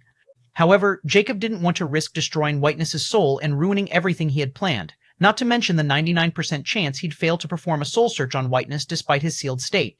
That's why the only one who could make everything clear was none other than the brocade box, which seemed to know quite a lot about Whiteness. Suddenly, Jacob's eyes flickered with another shock as he thought about something else, and he quickly asked the brocade box for confirmation. Wait, you also said I'm the heretic of fantastic insect race, right? Then does it mean Whiteness was hunting a fantastic insect, not the cursed one? Of course. And what is this cursed one? Well, considering how you were declared the heretic by the Supreme One, I guess you are doomed to be cursed forever. But Lord Whiteness never mentioned anything about Cursed One, and all he wanted was to take the heretic back to the Supreme One. But in a worst-case scenario, like what happened earlier, Lord Whiteness has absolute authority to eliminate you despite the hidden existence behind you. However, the result was completely out of Lord Whiteness's expectation, and you even surpassed the Supreme One's vision. The artifact spirit was exasperated and even sounded frustrated, as it thought Jacob was still trying to deny everything or was deliberately testing it. However, the artifact spirit didn't know that Jacob himself was confused and shocked by everything he just heard, and he also could tell that Whiteness really wasn't hunting for the Cursed One, but the heretic of the fantastic insect race. Nonetheless, Jacob wasn't a fool, and when he thought about the actual heretics, someone indeed came to his mind, and he became more solemn. But he still needed to confirm it first, as he asked, then what about that white hexagon? What is it really, and why would it react in my presence? Oh, it was the compasses bestowed by the Supreme One, which can point Lord Whiteness towards the heretic's general location, because someone was constantly interfering with the Supreme One's ability to pinpoint the heretic's location. I guess the interference should be because of this space now. But for a short time, the heretic's position became clear, which enabled Lord Whiteness to found you. Furthermore, the compass instantly reacted to your presence, solidifying your existence as the heretic, the artifact spirit explained. At that moment, it was like thick mist had been cleared from Jacob's mind because he knew what had actually happened, and he also confirmed who the actual heretic was as he connected the dots at lightning speed. The Lamia Queen was standing right behind me when Whiteness confronted me with that compass specifically made to hunt down the heretic of the fantastic insect race. Lastly, Immortality had warned me that using it would mean going against the natural order, and there would be consequences, and said something cryptic again that I didn't get that day. Yet I still went with it, and that day, the heretic among the fantastic insect race was born and named itself Autarch, 1168, Chapter 168, Void Monarch. The moment Jacob established Autarch's identity as the real heretic, everything became clear, and some of the blank spaces in this entire event started to fill on their own. For example, when the artifact spirit mentioned the part about the heretic position being exposed, which enabled Whiteness to track him all the way to the Serpent Abyss Forest, it was most likely because Autark wasn't with Jacob. But this is still quite strange, after all. Autark was born way before I opened the infinite space, which means the interference mentioned by Whiteness's backer is probably related to me or Cursed Immortality. Jacob's eyes flared with a hint of surprise when he thought about this possibility, but he knew it was most likely true. Nonetheless, Jacob's mind stirred when he thought about what would have happened if he hadn't wished to teleport directly to Autark's position and instead had gone somewhere else and allowed Autark to roam on its own. At that time, Autark would have been utterly helpless against Whiteness, and things turned out vastly different from now, and Jacob wouldn't even know what had happened to Autark. Not to mention, if Jacob had been captured by Destined Saint, things would become even more complicated. However, Jacob still grimaced when he thought about someone who could command a higher law god-rank Void Mantis was hunting his most reliable commander, which means he had just gained another terrifying enemy. At this moment, Jacob's body suddenly emitted an icy cold killing intent, startling the brocade box, and the patterns on it churned violently. "Who is this Supreme One?" Jacob demanded without emotion behind his voice, only eerie killing intent and rage. The brocade box seemed to be hesitant, but Jacob's aura was simply too overbearing, especially with the infinite space multiplying it to an extreme degree, making even a sealed divine artifact sense faint dread. Could this space really cut us from the Zodiac Planes? Because the Supreme Ones is a taboo entities, and even by speaking their moniker or title, they will be able to sense it.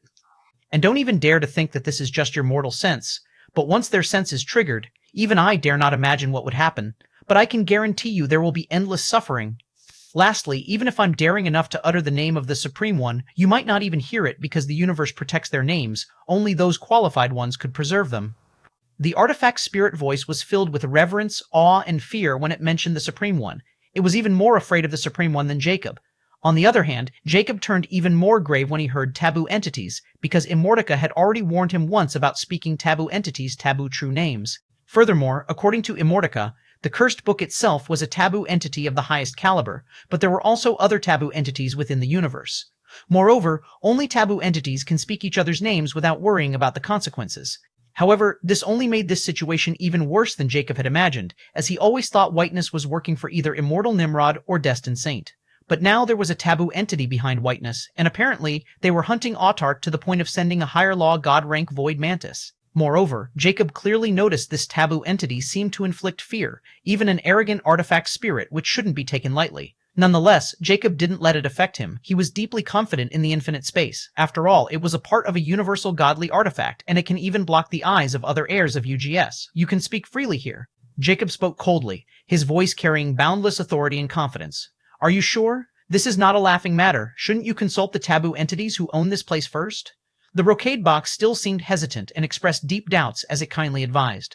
The brocade box still thought that Jacob was like the fox who borrows the tiger's might, and that imposing aura he was emitting also belonged to that existence, which also made it believe that the taboo entity also wanted it to follow Jacob. Jacob became impatient, but he didn't try to clarify the artifact spirit's misunderstanding about the taboo entity, which, in a sense, was true. Do Immortal Nimrod and Destined Saint consider taboo entities? Jacob suddenly gave these two names as he not only wanted to see if the brocade box knew about them, but also if these two could also be considered taboo entities. But even Jacob hadn't imagined that the brocade box instantly started to tremble as its patterns seemed to turn into utter chaos, as if suffering from divine tribulation. "Wahi, how did you know the name of the Void Monarch?" It stammered with horror. No, it's not important. You dare to speak it out loud. Do you have a death wish?" Jacob's eye flared gloomily. "Void Monarch? Are you talking about Immortal Nimrod? So, he is a taboo entity. Fearless." The brocade box was flabbergasted as it couldn't help but persuade. "You don't understand, mortal. Void Monarch isn't considered a taboo entity. But within the universal void, even a taboo entity might not be able to do anything to Void Monarch. Furthermore, the Void Monarch is a mysterious entity with abilities unknown to many, yet the name of Void Monarch is also considered a taboo name, and within the universal void or zodiac planes, those who are aware of his existence won't dare to utter it. Lord Whiteness has a deep history with the Void Monarch and could be considered a traitor of the universal void. Even to this day, the Void Monarch still hunts Lord Whiteness, but because of Lord Whiteness's exalted race, even the Void Monarch couldn't easily track him. Towards the end, the artifact spirit seemed to be filled with pride when it spoke about Whiteness's feat. However, Jacob wasn't paying attention to how it felt at all because the information he just gained was too astounding. "Even Immortal Nimrod couldn't track a Void Mantis," Jacob muttered under his breath and couldn't help but look at Whiteness with a peculiar glimmer in his eyes. 1169, Chapter 169, The Taboo Among Taboos. Even immortal Nimrod couldn't track a void mantis? The artifact spirit found Jacob's question absurd as it lambasted. Of course. A void mantis ranked 5th within the entire fantastic insect race, and is the only fantastic insect that can be born in the universal void. Lord Whiteness had undergone many trials and life-threatening situations to achieve the impossible and evolved into one of the most fearsome beings within the universal void. However, the Void Monarch would never allow another being that could threaten his control over the universal void, and thus tried to control Lord Whiteness at first. But how could a fantastic insect fall under someone else's control? With the help of the Supreme One, Lord Whiteness was able to break free from the Void Monarch's control and escape the universal void. Moreover, Lord Whiteness also freed me from the tyranny of the Void Monarch as well. As for what exactly happened before then, Lord Whiteness never divulged that information to me or even the Supreme One. Apparently, that time was something Lord Whiteness never wanted to remember, and according to him, the biggest disgrace of his life. The artifact spirit's voice contained a trace of melancholy before it suddenly jolted as it quickly berated. But that's beside the point. Mortal, if you cherish your life, stay away from these beings like Void Monarch or the Supreme One. Right now, you have gained a new lease on life, and I suggest you keep hiding here if this space can really obstruct the Supreme One's vision. Moreover, as long as you are within the legendary planes, the Supreme One can't do anything to you because there is no one else like Lord Whiteness who can cross boundaries of the universal void without getting noticed by the Void Monarch. Besides, if you want to really have me acknowledge you as my owner, you have to listen to me and prove yourself worthy enough to at least hide from these beings. The brocade box said matter-of-factly. Jacob completely ignored the artifact spirit's last ranting as he was still filled with astonishment about the past of Whiteness and the vague history the brocade box had revealed between the Void Mantis and immortal Nimrod. A Void Mantis can even break free from the control of the heir of UGS? The fantastic insect race is really worthy of their fearsome reputation. But what even more interesting is this Supreme One, who can compel a Void Mantis to do its bidding, almost to the point of doing suicidal things. Jacob's eyes compressed with shrewdness. Something is not right here. After all, this Supreme One is coming after Autark, probably because I gain absolute control over the Brain Hunter. Could it be this is also about control or authority? He spoke coldly. You don't have to worry about these things, and I want to make it absolutely clear that even if I agree to your condition, it doesn't mean I'll follow your orders. It's the other way around. If you're not convinced, you may try to resist and see what happens. For a moment, the brocade box seemed to have forgotten its current situation, and since Jacob was listening to it, it thought maybe Jacob could be manipulated as long as Jacob cared about getting its acknowledgement, but it had clearly underestimated him. Jacob also sensed it, and that's why he drew a clear line between his authority and the brocade box's subservience. After all, no matter if this divine artifact was grateful to Whiteness for freeing it, or just pretending to be to gain Jacob's sympathy, Jacob didn't care the least bit. All Jacob cared about at this moment was that this divine artifact could provide him information about immortal Nimrod, especially about the latter's hideout within the universal void. But first, Jacob has to fully tame it and make it absolutely loyal, so it won't hide anything. If what Jacob is thinking now could really be achieved, he needs the full cooperation of this brocade box. What about Destined Saint? Jacob inquired as to why this brocade box never mentioned Destined Saint even once, as if it didn't know anything. The brocade box remained silent for a moment before it spoke with a hint of exasperation. I never heard Lord Whiteness mentioning this name. But since you dare to mention this name within the same breath as Void Monarch, I guess this should be another powerful entity. Jacob was slightly surprised by the unexpected turn. After all, with Destined Saint's power, it shouldn't be possible for him to remain unknown. Not to mention, immortal Nimrod and Destined Saint seemed to be in a deep-seated mortal feud and were mortal enemies, as he personally witnessed it. But when he thought about Destined Saint's mystical abilities, Jacob didn't dare to have any doubts about his abilities or capabilities. Jacob's eyes shifted on unconscious Whiteness for a moment as his eyes flickered with anticipation. Did Whiteness know anything about this? After all, if he was under the control of immortal Nimrod, he probably knows more secrets. I have to find a way to get every last one of his memories, and then, at this moment, Whiteness's importance, or specifically his memory's importance, became priceless within Jacob's mind. As for the brocade box, Jacob decided not to reveal anything to it, as this artifact spirit seemed quite timid and probably would try to flee at any chance it got if it really knew about what kind of enemies were after him, and Void Monarch was just one of them. You don't have to worry about these things, Jacob impassively stated, but you still hadn't told me who this Supreme One's is. And you don't have to worry about saying his name out loud in this space. As for whether I could really preserve it or not, I guess we have to see about that now. You're so obstinate. The brocade box seemed to be appalled at Jacob's persistence, making it think Jacob seemed to have turned a deaf ear to everything it had just explained. Jacob's ambiance turned icy cold as he uttered, "Just say the damn name." The brocade box's patterns churn violently, as if having a great battle with its very instinct before it finally uttered in trembling voice, Fantastic Insect Demiurge I-170. Chapter 1170, Chapter 1170, The Real Intentions? The trembling brocade box uttered word by word as if having a great difficulty to portmanteau. When it finished, its voice turned extremely feeble while the pattern on it almost stopped as if waiting for the incoming retribution. Furthermore, the brocade box thought Jacob wouldn't be able to preserve the taboo name and even suffered a mental blow because of his recklessness. However, at that moment, Jacob uttered, Fantastic Insect Demiurge? The brocade box instantly stopped trembling, as if it had forgotten its fears. You heard it? The artifact spirit almost shrieked in disbelief and astonishment. But Jacob didn't pay attention to its theatrics because at that moment, Jacob's mind was filled with shock and incredulity. A demiurge, so it exists. Jacob felt as if he had stumbled upon something terrifying because he also remembered something about this title, for it wasn't the first time he had heard it.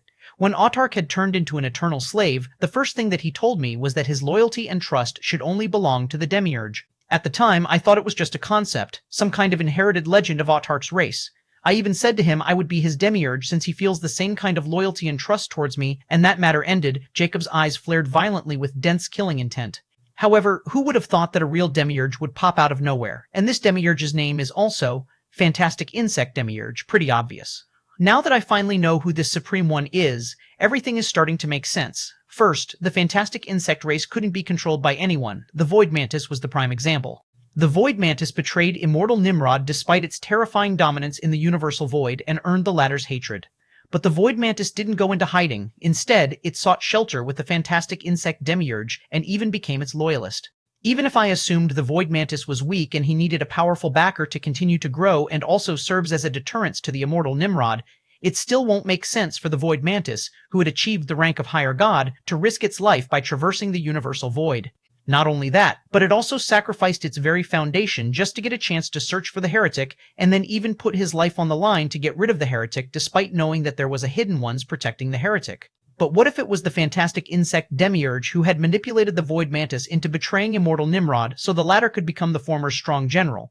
And what if the fantastic insect Demiurge has this kind of effect on every fantastic insect in existence? After all, when Autarch gained intelligence, the first thing he mentioned was his loyalty to the Demiurge. Which means, once Autarch reached a certain rank, he was supposed to do the same as Whiteness, and join the fantastic insect Demiurge. But I interfered, and whatever control the fantastic insect Demiurge had on Autarch vanished.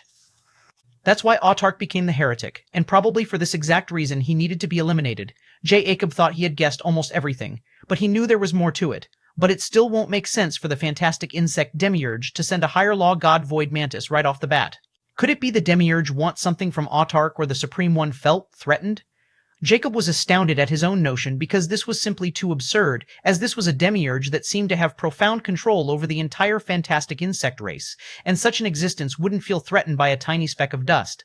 However, nothing else made sense anymore, and Jacob decided to believe that Autarch had something the Demiurge wanted, but he couldn't extinguish the thought of Autarch as a threat to the Demiurge. Nonetheless, now that Jacob knew what terrifying existence was after Autarch, and not even immortal Nimrod could do anything to it, he knew he needed to tread even more carefully from now on.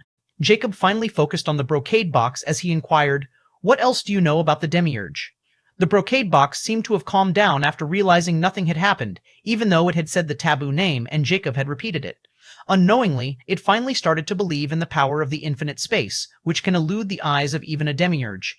But it doesn't mean the brocade box was a simpleton. It had finally realized that Jacob had been fishing for information. Enough! The artifact spirit sounded exasperated. Information about these types of entities isn't easy to probe, not to mention most of the time, what they showed is the complete opposite of the truth. Moreover, knowing too much is only bringing ruin to oneself, and even Lord Whiteness knew about it and always tread carefully, and I strongly suggest you do so as well. Well, it seems I'll have to wait for it to calm down, Jacob thought as his eyes flickered coldly. But he didn't push any further because deep down he agreed with the artifact spirit, for even Immortica had warned him about these things. "Now, tell me what kind of fantastic insect are you?" the artifact spirit questioned again. Jacob thought for a moment about whether he should tell the truth or keep it that way. Eclipse Aleps Imhoff ranked 18th in the fantastic insect race. Jacob stated impassively, 18th? How's that possible? The artifact spirit sounded startled. Jacob guessed what the artifact spirit might be thinking as he coldly rebutted, "What? Can't you believe a fantastic insect, not even ranked within the top 10, can take down a Void Mantis?" Or are you shocked that this fantastic insect managed to catch the eye of the demiurge and became a heretic because the Supreme One felt threatened by it? The brocade box was really thinking something like what Jacob had just stated, but when he heard the last part, it retorted without hesitation. What do you mean by threatened? Do you even know what you're talking about? Then, how will you explain all of this? Jacob calmly questioned. It may seem like he was arguing, but in truth, he was cunningly manipulating the conversation to get more information out of the brocade box. This time, the brocade box was speechless because, in truth, it didn't even think about this possibility, or that thought didn't even cross its mind. But everything was strange, and the artifact spirit, like Jacob, thought it made no sense to send Whiteness after such a low-ranking fantastic insect unless it was above Whiteness's rank. It might have made sense, but it no longer does. The artifact spirit replied timidly, I don't know. It really didn't know. Jacob didn't know whether the artifact spirit was telling the truth, but he had to live with it for now, and he decided to get to the point. All right, just tell me your condition now. 1171, chapter 1171, worthiness begets loyalty. All right, just tell me your condition now. The artifact spirit seemed to snap out of its stupor, and the brocade patterns on the box started to churn widely. Although it didn't dare to guess the thoughts of a demiurge, what Jacob had just said deeply rattled it, and the instinctive fear it held for such entities started to wane ever so slightly. Furthermore, if there was even a sliver of a chance that what Jacob had just said was true, then doesn't this mean that if even a demiurge fears this Eclipse Ellipse Imhoff, then it really has the potential to surpass even the Void Mantis? Yet at that time, it didn't make any sense. Nonetheless, the artifact spirit decided to just go with the flow, and if Jacob really managed to complete its condition, then what Jacob had speculated probably holds some merit. The brocade box trembled lightly, as if steadying itself, before the artifact spirit finally spoke with solemn gravity. Very well, it said, its once feeble voice now carrying the weight of ancient law. Since you demand my conditions, I will speak them plainly. Jacob remained silent with a hint of anticipation. First, the artifact spirit said, you must acknowledge that I am not a weapon, nor a mere storage treasure. I am a divine repository. I'm forged to accompany a higher law god. Until you reach at least mythical rank, you may not force me to activate my functions, nor will I help you. Jacob's eyes flickered coldly as he neither accepted nor rejected it right away, continuing to listen. Second, the artifact spirit continued, you must allow me to retain partial autonomy. I will not betray you, nor conceal threats to your life, but I reserve the right to survive. Survive in a sense. If you feel I'm going to die or not meet your standards, you would abandon me and flee, right? He inquired impassively with a sharp edge in his voice. The artifact spirit hesitated before answering honestly, yes, but you're looking at it from your mortal mind. Once you reach the mythical rank, I will allow you to plant a seed of authority within my divine core. Again, it's not ownership, but only recognition. However, once planted, I will recognize you as my provisional bearer, not master. Despite that, unless you die, I can't get rid of the seat of authority. Jacob's gaze sharpened. And what happens if I die? Then I am free, for a divine artifact does not perish with its bearer unless fully refined. The artifact spirit declared without hesitation. But you don't need to worry. If you are what you said you are, then I will acknowledge you as a true masters once you manage to replace Lord Whiteness' divine sigil with yours, and at that time our fate will truly be aligned. At that time, if you perish or fall under a similar situation like Lord Whiteness, I won't be able to escape the ruination. Well, even if I allowed it to retain some autonomy, I would be a fool to allow it to exit the infinite space before I remove every possible danger that led to betrayal. After all, even if you fall under such a situation again, you can make a deal with the person who brings me down, just like what it did with Whiteness.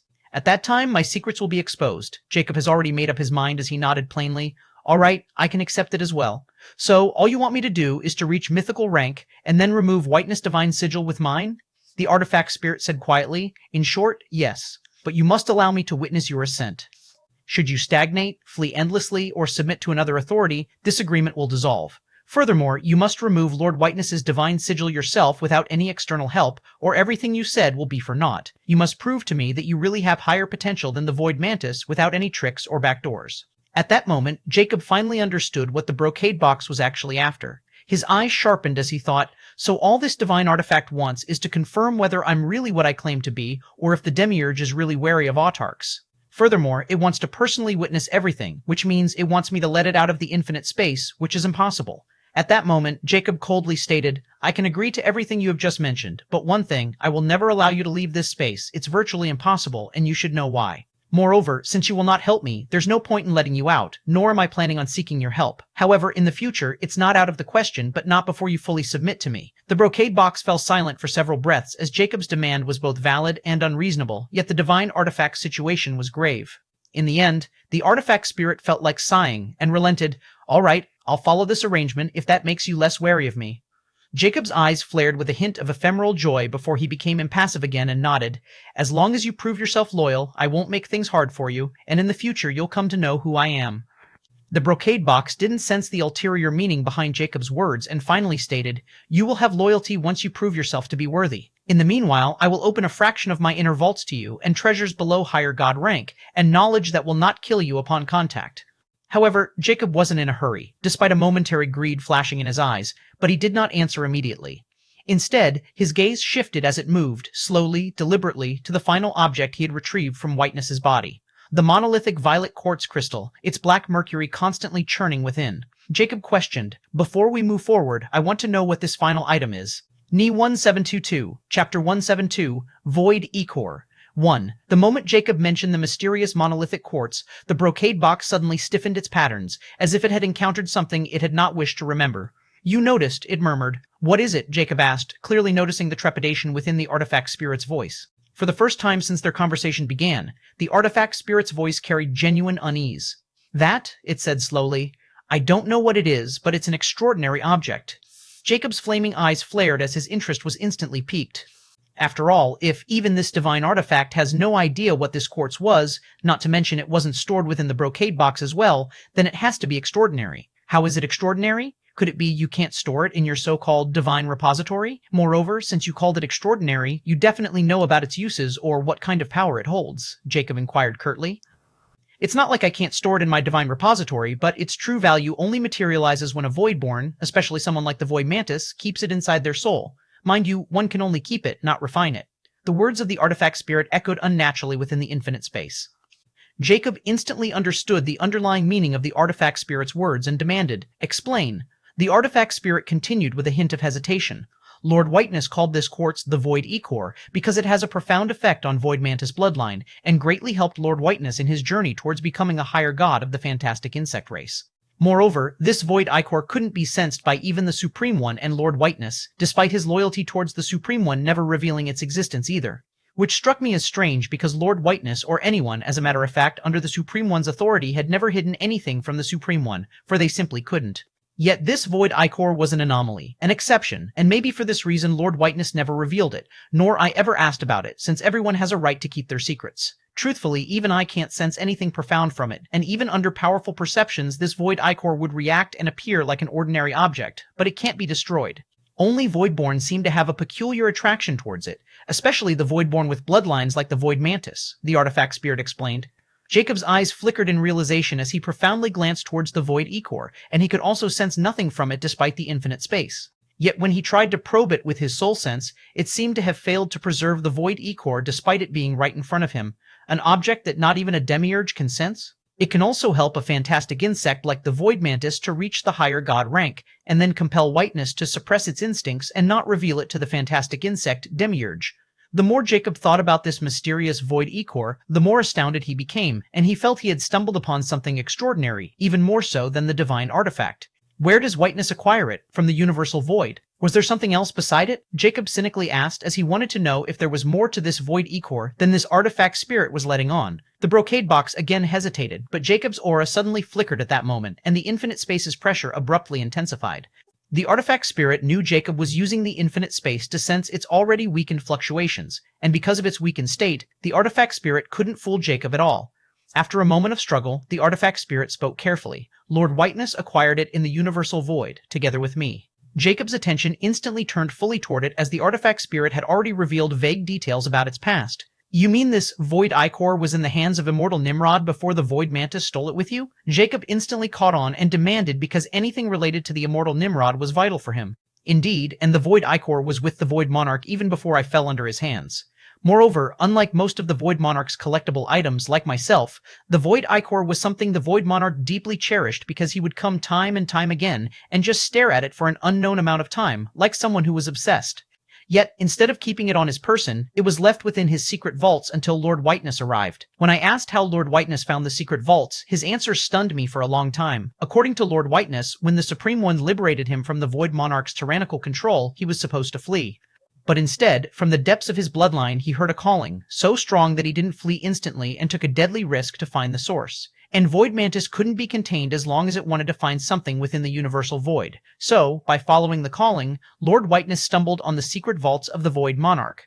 Jacob was astounded when he heard this unexpected secret, and he could already guess what the artifact spirit was trying to imply. He uttered while glancing towards the Void Ichor, "Let me guess, that calling was actually coming from the Void Ichor, right? Well, isn't it obvious?" The artifact spirit sneered. The Void Ichor attracted Lord Whiteness, and he seemed to be so obsessed with it, I almost thought it was the Void Monarch's avatar. However, unlike the Void Monarch, Lord Whiteness directly grabbed it, and I instantly knew it wasn't the Void Monarch because he NEMR touched the Void Ichor.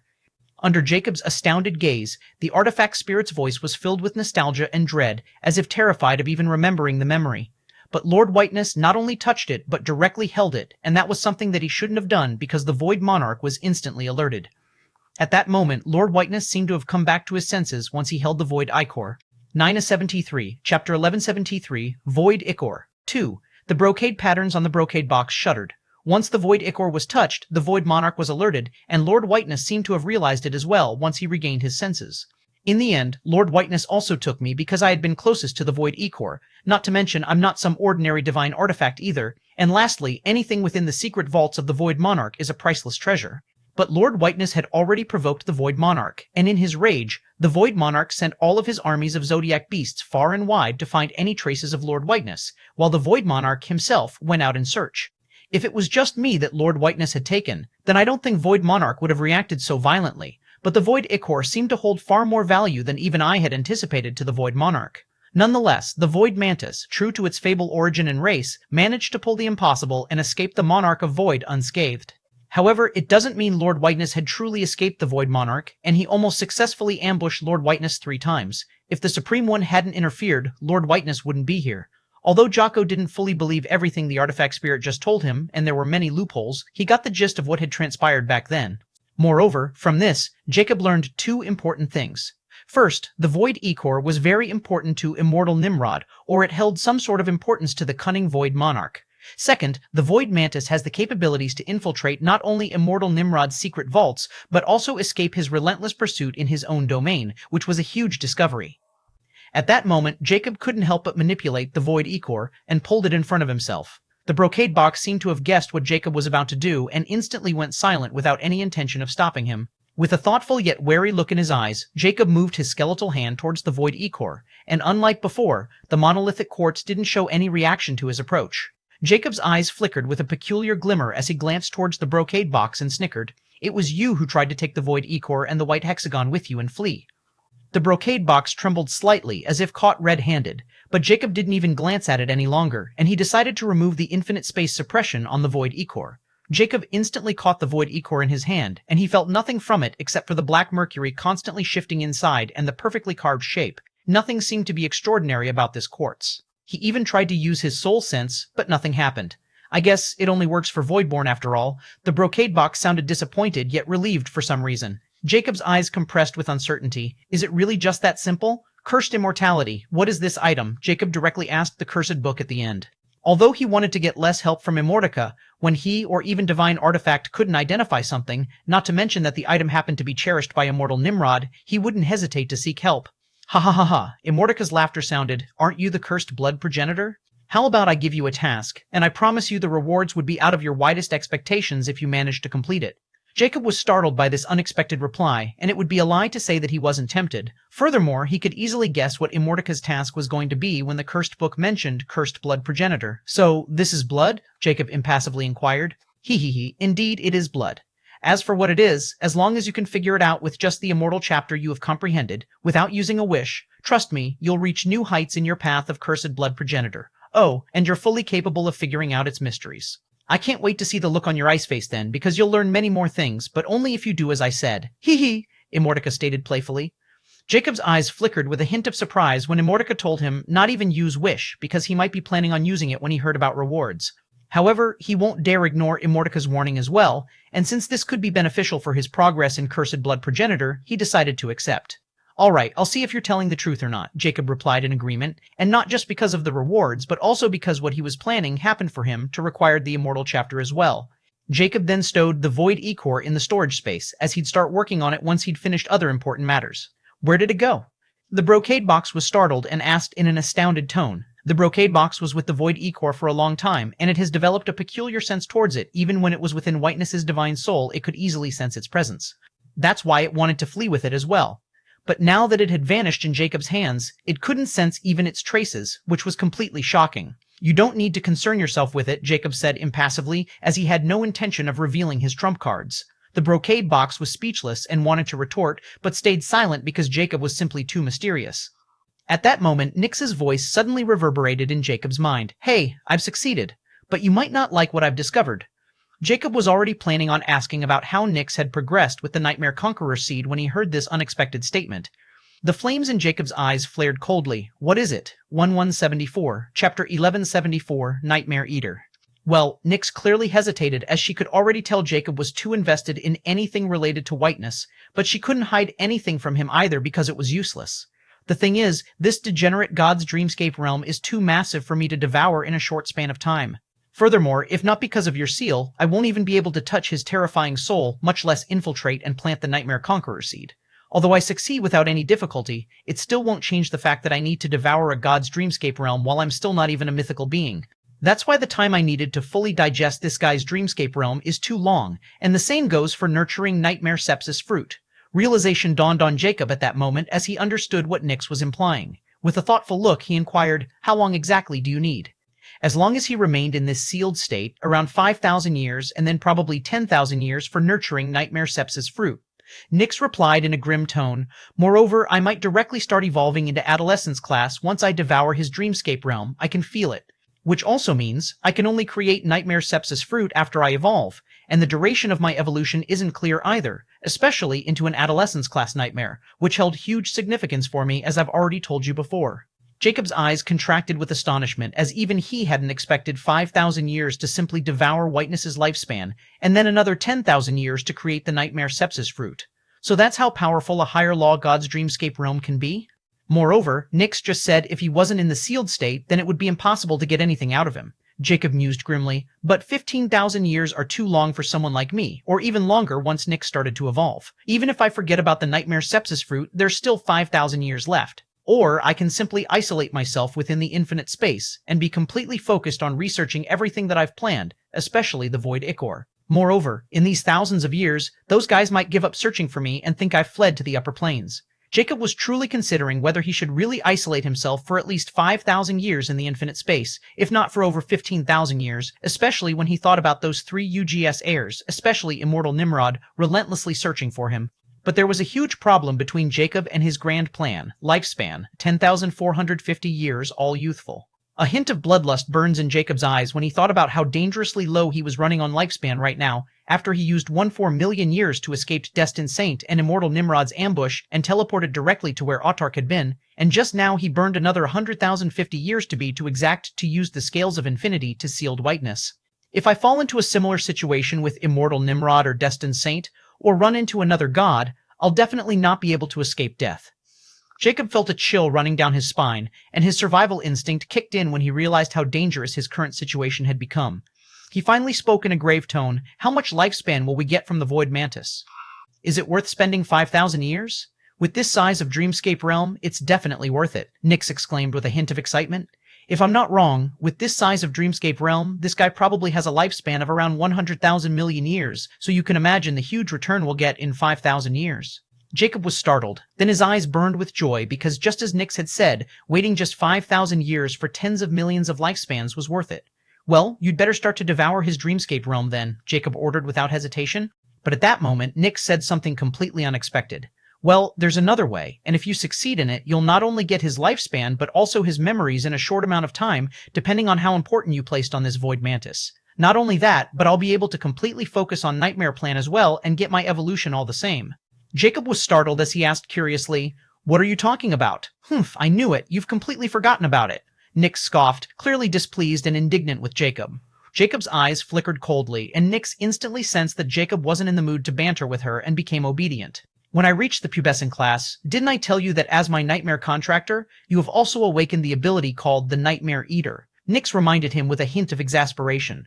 Jacob's eyes flickered with surprise as he had some recollection of Nyx telling him about this Nightmare Eater ability when she evolved back then, and just as she had mentioned, he had really forgotten about it. However, it wasn't Jacob's fault either because he was simply too absorbed in figuring out his own abilities and powers, not to mention that Nyx wasn't the source of his power, but cursed immortality. That's why he never truly focused on Nightmare Eater, which he got from Nyx, because this ability seemed to require his full attention, and Nyx could do everything mentioned in this ability herself, so he never explored it. But now Nyx had suddenly brought this ability up. For the first time, Jacob took it seriously because of what Nyx had just told him. I'm listening. Nyx wanted to berate Jacob for his negligence, but refrained from doing so because, in truth, she always felt the Nightmare Eater was too limited for someone like Jacob's standards and never mentioned it despite feeling somewhat sad about Jacob forgetting about it. But now, she knew this was her chance to make Jacob realize how powerful and resourceful she could be, and he shouldn't look down on powers too much and gain his attention. 175, Chapter 175, Nightmare Eater. Now that Nyx has Jacob's full attention, she doesn't dare to disappoint him and start telling him about her scheme. Let me remind you first about the Nightmare Eater, since it seemed to have been slipped from your mind. With the Nightmare Eater, you can infiltrate anyone's dreamscape realm, create illusions, or cause a target's soul to degenerate. Once the target's soul is greatly affected by you, you can then devour the target's dreamscape realm and absorb their entire soul vitality or lifespan, just like me. However, unlike me, not only will you require soul force to keep this ability active, especially if the target's soul is powerful, but the target will die once you're done. Oh, and I'll also get 50% of whatever you devour, and you can only target a single victim at a time, which requires your entire focus. Jacob's eyes flickered as he finally remembered the Nightmare Eater ability, but he couldn't think of what Nyx was trying to imply. I don't have a problem with sharing my gain with you since we've been doing it for a long time now, Jacob calmly stated. But I don't want him dead, so how do you suggest I get his memories using Nightmare Eater? Moreover, I'm no longer willing to take a chance with abilities that could only extract random memories because I'm going to be required to have his whole memory sets, just so I won't miss anything important, for it is also very important to our survival. Whole memory set. Nyx grimaced and muttered, "It might be difficult, but it's possible?" Jacob was astounded by the unexpected comment, growing even more intrigued by what exactly Nyx was planning. Well, the thing is, if you're willing to completely focus on this Void Mantis, then once you start using the Nightmare Eater, you can't simply devour his entire dreamscape realm from the get-go and then refine or digest it like some supplement. Since you have never done it before, you don't know. But once you infiltrate someone's dreamscape realm, you'll be entering their most vulnerable part of mind, something you also call subconsciousness. Normally, the mind of any being who hadn't awakened their soul force, or those below the rank of quasi-legend, couldn't protect their dreamscape realms unless they are born with unique talents, or possess powerful soul defenses. As for those in the quasi-legend and legendary rank beings, they started to unlock the potential of their souls, which also helps them gain some control over their dreamscape realm, yet not full control, just enough to give them some abilities to protect their minds from infiltrations and attacks. However, all of this is nothing to me because of the unique origin that makes me able to manipulate souls as no one else could. It all comes to me naturally. So, I can do as I please, even if someone could get control of their full dreamscape realm or soul, as long as they aren't ridiculously stronger than me, I can play them like fiddles. Nyx's voice carried absolute arrogance when she stated that, and Jacob knew better than anyone that she could back up that arrogance hundreds of times more. However, even if you're my nightmare contractor, you'll still need to experience and learn all of this, but knowing you, you'll learn it all very quickly, especially because you are my nightmare contractor, which allowed you to also share some of my talent in dreamscapes and soul laws. Nyx confidently declared, secretly watching Jacob's emotions to see if he was pleased with her, or if he had finally realized her importance and might start treating her more kindly. Jacob was really surprised, as he had never paid too much attention to being a nightmare contractor and always thought of Nyx as a tool to harvest lifespan. As for learning from Nyx about her talent, it didn't even occur to him because his own abilities were powerful and Nyx could take care of dream-related matters herself. Yet, now for the first time since Nyx had focused him in contract with her, he started to look at all of this in a new light, especially now that he can't make progress with Cursed Immortality because of the Longevity Path Glory Gem in Immortal Nimrod's hand. He has already started to pay attention to other things to gain more power, but he never thought about one of the strongest powers he knows until now. Moreover, it was Nyx's power that allowed him to escape the entrapment of Destined Saint and Immortal Nimrod, a fate worse than death. Nyx naturally grew happier and more enthusiastic when she felt Jacob's strong desire, and may have overthought a little. Nonetheless, she continued more energetically. My plan is for you to use the Nightmare Eater to enter a god's mind who had been sealed. This will not only guarantee your safety, but also provide you with a training subjects of the highest quality to learn the way of nightmares and dreams. Moreover, once you get the hang of the Nightmare Eater, you can then start using the illusions to attack her mind, and in those illusions, you can also allow the Void Mantis to slowly reveal his own memories, manipulating him into unraveling everything he has experienced. With every successfully illusionary attack, you'll eat away a part of his soul vitality, becoming not only stronger in the process, but also gaining huge insight into the law of dreamscape and souls. Furthermore, the faster you learn and become stronger, the less time it'll require for you to devour his dreamscape realm and take away whatever you want, including his deepest secrets, until nothing is left. Lastly, I can use this time to start pulling the net that I've already expanded in the virtual star world and start reaping lifespan until you provide me with enough soul vitality from this soon-to-be dead god and I start evolving. However, if you have something else to do, I'll get on devouring his dreamscape realm right away. Towards the end, Nyx's voice almost turned into a hush as if she didn't want Jacob to hear the last sentence because she really wanted Jacob to experience her world. At that moment, Jacob remained motionless, but his mind was experiencing a revolution of thoughts as he hadn't even thought of using Nyx's power in such a way before. Furthermore, everything Nyx had just said was true and fully doable, and Jacob really wanted Whiteness's everything. 1176, Chapter 1176, Playground of the Undead, 1. After the death.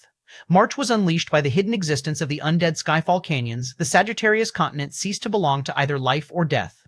What followed in the days after was not war but extinction, as the undead tide did not wane, nor did it thin with slaughter or slow with exhaustion, for it knows none of these limitations. The battlefield that once stretched between emerald radiance and crimson dusk became a wasteland of ceaseless movement. The soil cracked open endlessly as rivers of black mist coiled through ruined trenches, and every corpse, fresh or ancient, answered the infernal decree of the undead Skyfall. But the most terrifying truth soon became clear. No one could leave the great continent of Sagittarius. Legendary kings attempted to tear open spatial passages, teleportation arrays were activated, secret escape artifacts were crushed in trembling hands, and even their life and soul vitalities were invoked, but all failed in the end. It wasn't like they couldn't use the space law or space rejected them, but the space itself had turned into a loop. No matter which direction they fled, no matter how far they tore through the sky, they would eventually find themselves back beneath the looming skull-shaped phenomenon, still within the borders of Sagittarius. Now everyone has realized that this wasn't just a phenomenon, it was a cruel cage that let others in, but no one could escape. Words have already spread quickly through Soulstar watches, and messages spread across the Middle Planes, making the great cosmic continents tremble with shock. On the great cosmic continent of Ares, the life faction's upper echelons descended into chaos. Nearly 90% of their frontline commanders, generals, and elite legions were trapped in Sagittarius. Emergency councils were convened, and reinforcements were considered, but were immediately halted when they realized that entering was possible while leaving was not, especially after encountering the terrifying might of the undead Skyfall legions. No one dared gamble the rest of their strength anymore, and those who had already entered were almost abandoned. The Universal Zodiac Bank froze multiple war investments and shifted to defensive consolidation. Mercenary contracts were revised overnight. Risk coefficients were recalculated with unprecedented severity. The neutral faction increased border surveillance, recalled wandering forces, and sealed key trade routes.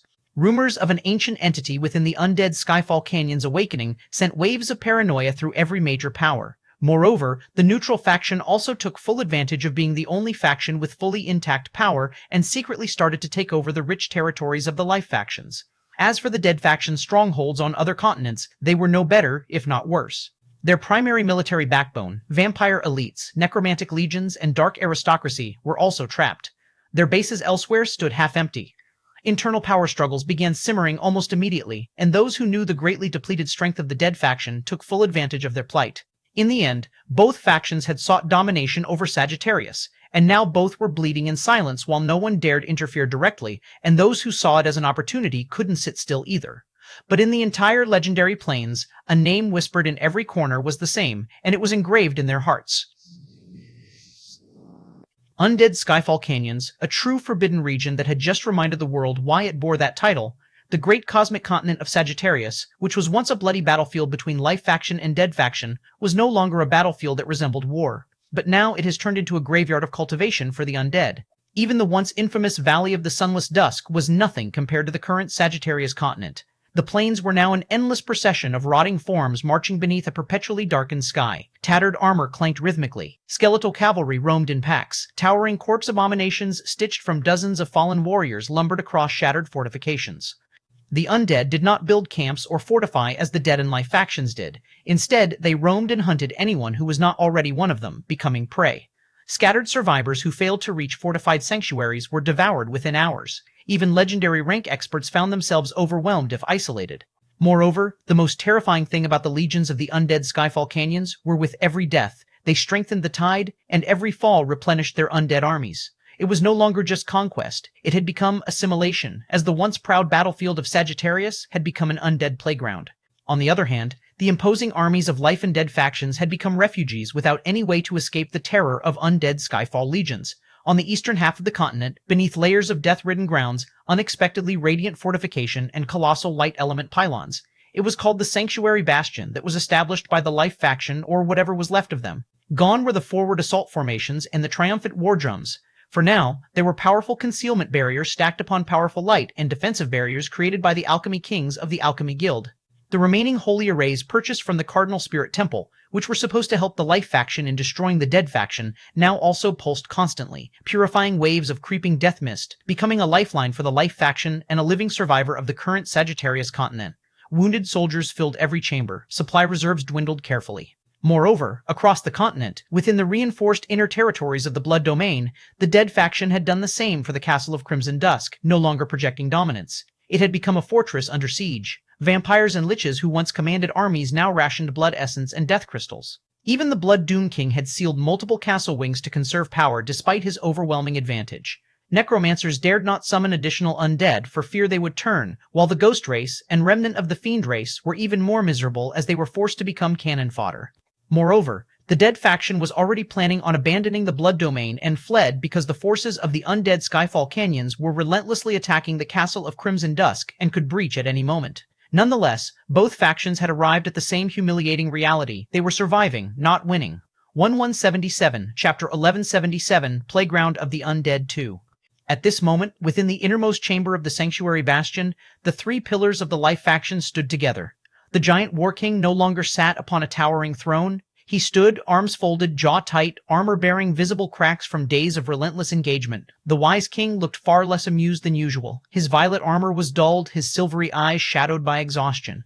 Even his posture lacked its usual theatrical arrogance. The Spirit Eye King remained composed, but her third eye was faintly dim, clearly overused from scanning the undead tides and probing for the spell's source. Around the three leaders stood other surviving legendary kings, and their appearances were even worse, as they all had suffered grave injuries and had exhausted almost everything to just live. The atmosphere of the chamber was heavy. No exit, no breach, no anomaly fluctuation in spatial parameters, the Spirit Eye King stated calmly, though her tone carried unmistakable gravity. It's all the same, no matter how much our men tried, whether from inside or outside, this damn place is fully enclosed. The wise king exhaled slowly as he grimly said, Our Soul Star watches confirm the same across every attempted escape vector. It is as though the continent itself has been rewritten, and even our allies are now slowly backing off. The giant War King's massive fist tightened as he wanted to escape the Sagittarius continent more than anyone. Then we marched to the undead Skyfall Canyons and crushed the source, he stated, albeit his voice lacked confidence. Oh? And you're going to be the vanguard? The wise king retorted mockingly, as he no longer cared about whether the giant War King was stronger than him. The Spirit Eye King remained silent, but a hint of disdain flickered past her eyes as if she was fully agreeing with the wise king. Even the legendary kings standing there remained silent, but they felt deep scorn in their hearts for the giant War King. They had all watched how the giant War King escaped while continuously using his allies as a shield, and if it wasn't for his cowardly actions, they probably wouldn't have suffered so many losses. Right now, everything within the Life faction fully believed in the scandal between the giant War King and Champion King, and the former's prestige was at an all-time low. Nonetheless, the giant War King was still the strongest among the legendary kings, and since they needed all the combatants at their disposal, they couldn't just join hands and get rid of him. However, as time passed, the situation of the Life faction was becoming grave and dangerous, and their mortals were at their lowest because they all knew they couldn't get out of the Sagittarius continent, and even their factions were starting to give up on them. Moreover, the giant War King was becoming more anxious and impulsive, sending legendary lords and nobles outside to be scouts and see if they could find any way out. The giant War King's eyes went cold as his fierce aura flickered violently, but the wise king remained still without any ounce of fear.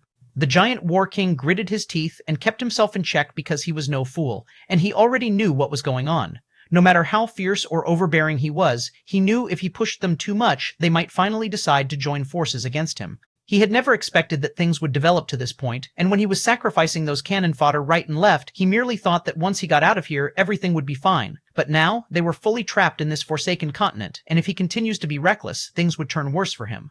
At this moment, the giant War King really hoped that the Champion King would appear from somewhere and take hold of the situation, but alas, it was impossible. All right, let's hear what the wise king has planned for us, the giant War King emotionlessly said, but the vague humiliation in his eyes couldn't be hidden. Oh, now that's progress. The wise king couldn't help but snicker and ignore the giant war king before he said, "Confronting the undead Skyfall armies is reckless. Even at our full strength, we were beaten like dogs and barely escaped with our lives. Now, we can barely hold this sanctuary." The Spirit Eye King added quietly, "And we still do not know what we are facing." That language, that presence, it felt older than any language recorded within the Alchemy Guild records. Even if we sent a legendary king proficient in assassination arts and law of darkness and space to kill the controller of the undead armies, we need to figure out exactly what the controller or source is first. Not only that, but to this point, they also have our own legendary kings turning undead in their ranks. A heavy pause followed once Spirit Eye King's voice trailed off, and everyone knew what she was implying. They were alone and helpless. At this moment, an old witch race legendary king suddenly spoke with hesitation. "Your Majesty, forgive my boldness, but I've read about the quasi-myths ranked beyond the legendary king, and I'm sure they aren't merely legends and exist within the legendary planes. Can't we seek help from them?" The three leaders' eyes widened slightly when they heard quasi-myths, while those legendary kings who didn't know were startled as they clearly didn't know there was such a rank beyond the legendary king state rank. But before further discussion could continue, the chamber doors opened abruptly, and a radiant armored messenger stumbled inside, kneeling immediately despite visible exhaustion. "My lords," a report from the outer perimeter. The wise king's eyes sharpened. "It's better to be good for you to interrupt us like this. Now, speak." The messenger swallowed when he sensed the heavy atmosphere, but he couldn't delay this anymore. "A survivor has arrived." The room froze for a moment before the giant war king demanded instantly imposingly, "Just a survivor made you interrupt us." "Do you have a death wish, soldier? That is," the messenger replied shakily. "I wouldn't have dared, but he emerged out of nowhere within the sanctuary, bypassing all the protections, and the death aura on him is eerily similar to the undead Skyfall armies. No one can detain him, and instead, our men were knocked unconscious. Now, he's demanding to see the three leaders." 1178. Chapter 178, The Survivors, 1. The chamber fell into deadly silence when the messenger's unexpected yet appalled words, especially after they heard the survivors' aura, were akin to those of the undead Skyfall Canyons. Impossible. What were Myriad Runic King and Black Fire King doing? They couldn't be suppressed this easily. One of the legendary kings berated with a hint of apprehension. But that's what happened, and that survivor is only a legendary Lord. His Highness Blackfire King and Myriad Runic King confirmed it, before they tried to detain that person, but instead, they were suppressed without even being able to resist. The messenger stammered when he revealed this important yet humiliating event. This time, the three leaders and legendary kings were even more shocked, and disbelief surfaced in their eyes. Even if this was some legendary lord who comprehended superior law like space, time, or destruction, suppressing two legendary kings still seemed far-fetched, not to mention that the legendary lord did it effortlessly, according to the messenger. At this moment, the wise king gravely asked while suppressing the easiness in his heart, "You just said he only suppressed them and didn't harm anyone? He just wants to have an audience with us?" "Why, yes." The messenger nodded, but even he didn't seem to believe it. "It is unlike the undead army of the undead Skyfall Canyons. Those vile things are mindless killing machines, and all our tries to talk with them have failed so far." The Spirit Eye King looked at the Wise King as she gave her opinion, which was also similar to the Wise King's own trail of thoughts. At this moment, the giant war king finally spoke to the messenger coldly, while secretly deactivating the spell he was readying to flee. "Did he identify himself? Don't tell me it's one of the dead faction bastards?" The messenger hesitated as he replied, "He refused to give a name. He only said he seeks an audience with the three supreme leaders." But no trap or alarm formations that were supposed to detect the dark beings were activated. The silence thickened again because the life faction has already been fighting with the dead faction, and they have also developed methods to kill them most effectively. Moreover, to make sure the dark beings couldn't infiltrate among their ranks, they also have many powerful methods to detect a dark being, even if it were a peak legendary king. But this only made everyone more uneasy because if this wasn't a dark being or undead, then just who was it? The wise king's gaze darkened thoughtfully as he said, "In this situation, someone capable of crossing the undead tide alone and then entering here either possesses unimaginable strength or carries something far more dangerous," the Spirit Eye King finished coldly. "But he still didn't harm our men, which means he's up to something." The giant war king's grip tightened around his war axe before he spat. "In the end, it's just a legendary lord. Let me see who this fearless one is. Bring him." The messenger was startled, clearly thinking that it was a bad idea, just like the legendary kings present, and they all couldn't help but look towards the other two leaders for confirmation. The giant war king almost went on a rampage when he saw this scene because he was used to having absolute say in the life faction, but now things have changed to such a degree that even a lowly messenger won't listen to him. "Do as His Highness Giant War King says." The wise king nodded, followed by the Spirit Eye King, as they also wanted to at least listen to this person. Yes. The messenger finally agreed and quickly left. As the chamber doors closed again, they all secretly gathered their magic power just in case this survivor wasn't friendly.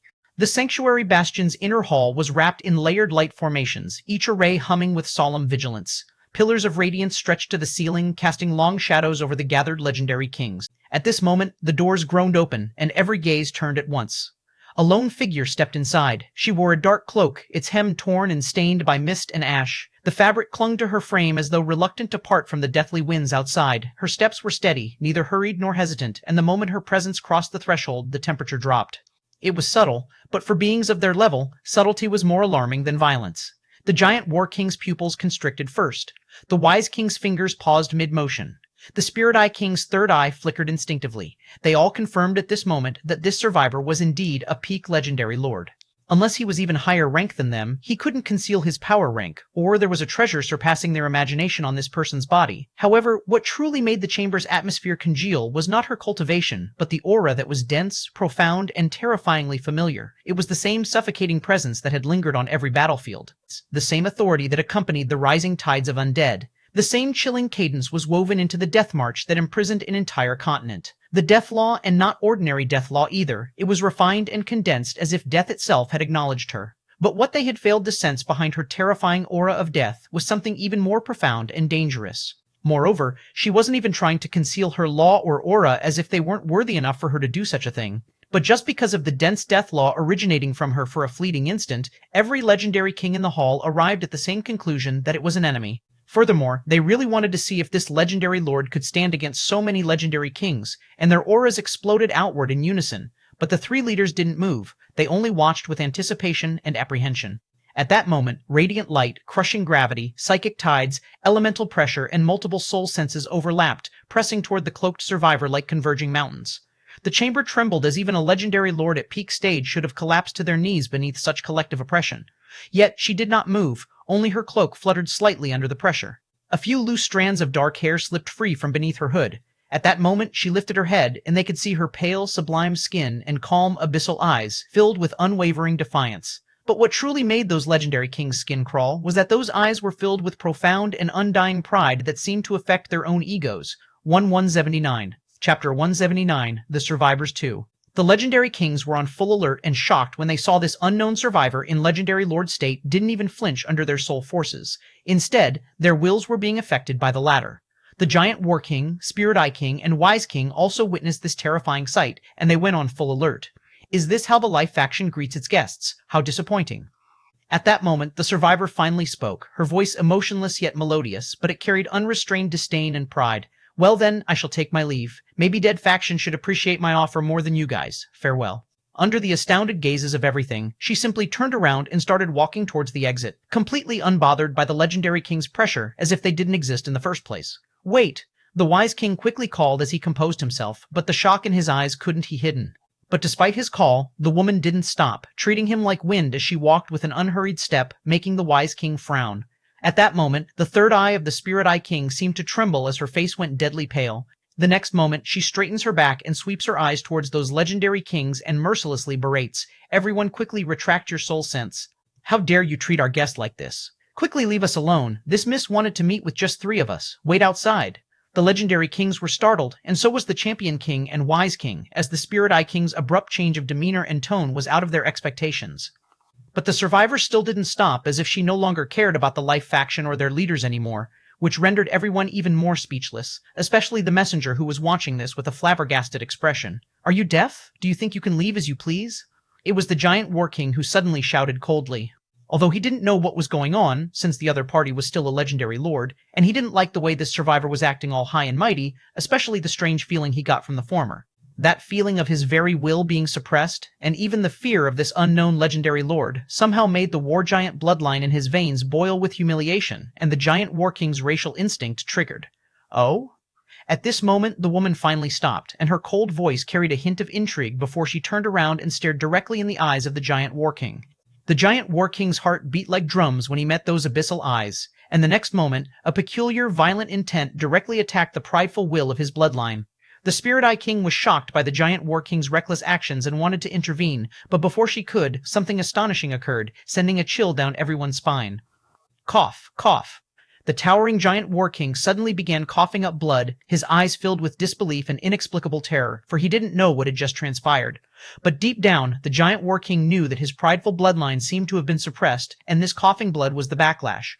Moreover, the giant war king was becoming appalled because he only knew about one person who could cause such a reaction from his bloodline, the champion king. However, with the Champion King, his bloodline acted submissively because the Champion King's bloodline was of a higher rank than his, but essentially, they belonged to the same race, so the reaction wouldn't have been so violent. But what just happened was complete and utter suppression, like a cat encountering a tiger. Moreover, the other party didn't seem to have used any type of bloodline either, and it seemed like something more profound. The mysterious woman overlooked the giant war king's appalled expression and asked nonchalantly, "Do you want to try stopping me? Miss, it was a misunderstanding." The Spirit Eye King quickly spoke while suppressing her, wildly beating her as she glared at the giant war king. "Our Supreme Commander is agitated because of our current situation. He meant no disrespect. I hope we can look past this mishap and amicably sort things out. Indeed, the Life faction always respect the strong and treat our friends with utmost sincerity." The Wise King also spoke with a charming smile, which was clearly forced. He no longer has any misgivings because he wasn't a fool and clearly knows this legendary lord was probably a hidden existence. After all, even he can't make the giant war king cough blood by simply making eye contact with him. Why aren't you all leaving? He fiercely berated the legendary kings, who were shocked silly by everything that had just happened. But they no longer dared to be disrespectful. They quickly left the chamber and closed the exit, secretly sighing with relief, as if they had just escaped a calamity. This time, the woman didn't move, merely watching as everyone became obedient once they discovered she wasn't easy to bully. She felt especially disdainful towards the giant war king because, with her natural talent, she could easily detect that this person was a coward, no matter what kind of appearance he put up. But towards the Spirit Eye King, she felt a hint of curiosity, knowing this woman had used her special optical talent to detect something that had changed the Spirit Eye King's attitude towards her. As for the Wise King, she found nothing special about him. "Teacher once told me that power is everything, and only the strong are respected here, while the weak can only be suppressed. Now I'm starting to get the teacher's point of view towards others. But since this is my first time interacting with living beings after a long time, not to mention the leaders of the Life factions, I can't make a fool of myself, or I'll lose face as a teacher." If the three leaders knew that this terrifying hidden expert was having such thoughts, they would be even more flabbergasted. Nonetheless, it was also understandable because it was indeed the first time for the fearsome Death Lord to come in contact with such famous figures of the legendary planes. Ni 180, Chapter 180, Doubt Protecting Pride. At this moment, the giant war king didn't dare to underestimate this legendary lord and remained silent but alert, while the Spirit Eye King and Wise King seemed amiable, but they were also on guard. On the other hand, Elia was now convinced that these three leaders of the Life faction no longer dared to belittle her, and she had successfully made herself mysterious and unpredictable in their minds, which would greatly benefit her purpose. Furthermore, she was confident that even if these three saw through her facade and decided to join forces against her, she could easily escape this place without harm, and if she gave her all, it was still debatable who would be at a disadvantage. I hope Madam can look past what just happened. We are all trying to survive the undead Skyfall Canyons, and your sudden arrival naturally made everyone agitated. The Wise King politely stated with a cordial smile, "Now that the misunderstanding between us has been solved, I wonder what kind of offer Madam has for our Life faction. Indeed, we are very interested in anything that can help us get out of this damnable place, and we should also strive to stick together to fight with the undead Skyfall Canyons." The Spirit Eye King chimed in before she gave the Giant War King a fierce, meaningful glare. "Right, Giant War King?" A agreed. The Giant War King nodded absent-mindedly as he cleansed the blood on his mouth. Elia glanced at the three leaders, each with a completely different attitude, and secretly praised her teacher for his wisdom. "All right, I'll give you guys another chance," she impassively replied, and didn't appear as friendly or hostile because she had no intention of getting attached to anyone here, and she was only here to achieve her objective. "Since I'm in a hurry, I'll simply tell you what I want from your Life faction," Elia said, her voice carrying a deep sway. "I can get rid of the Skyfall Canyon's forces for you as long as you follow my instructions." The Wise King, Spirit Eye King, and even circumspect War Giant King's eyes widened when they heard Elia's confident words about getting rid of the Skyfall Canyon's forces. After all, they were all peak legendary kings, and even they failed to put a dent in the Skyfall Canyon's forces because no matter how much they killed, there were always more undead coming from the depths of the undead Skyfall Canyons, as if there was a gateway directly connected to the underworlds there. Moreover, the entrance to the undead Skyfall Canyons was teeming with undead legions, and no living being could enter there, even if it were a legendary king with a Space Law soul totem. But now this seemingly legendary lord has confidently claimed that she can get rid of the Skyfall Canyon's forces so easily that they were naturally baffled and have doubts about her claims. Moreover, these three leaders knew more about those ordinary legendary kings, and they had long suspected that there was probably quasi-myth rank undead hiding within the core of the undead Skyfall Canyons, so they didn't dare to even consider fighting to the death with them. All they wanted was to get out of the Sagittarius continent and never look back again. Yet this woman was giving them hope again and telling them they could achieve the impossible. However, these three might be desperate. They weren't idiots and simply believed everything this woman told them, especially since her origin was completely unknown, but they couldn't just outright reject her for this exact reason. Forgive us for our hesitation, but we can't simply follow Madam's instructions since we don't even know what Madam's plan is and if it won't endanger Life Faction as a whole. The wise king curtly stated, as he thought his words were more than reasonable and anyone in his situation would react the same way. However, Elia wasn't like the people he used to deal with, and when she heard Wise King's words, she thought he was trying to manipulate her into giving away more information than she considered them unqualified to have. My plan is my plan. You don't need to bother yourself with it. Elia coldly replied, as long as you just do as I said, you'll be able to escape here with your lives.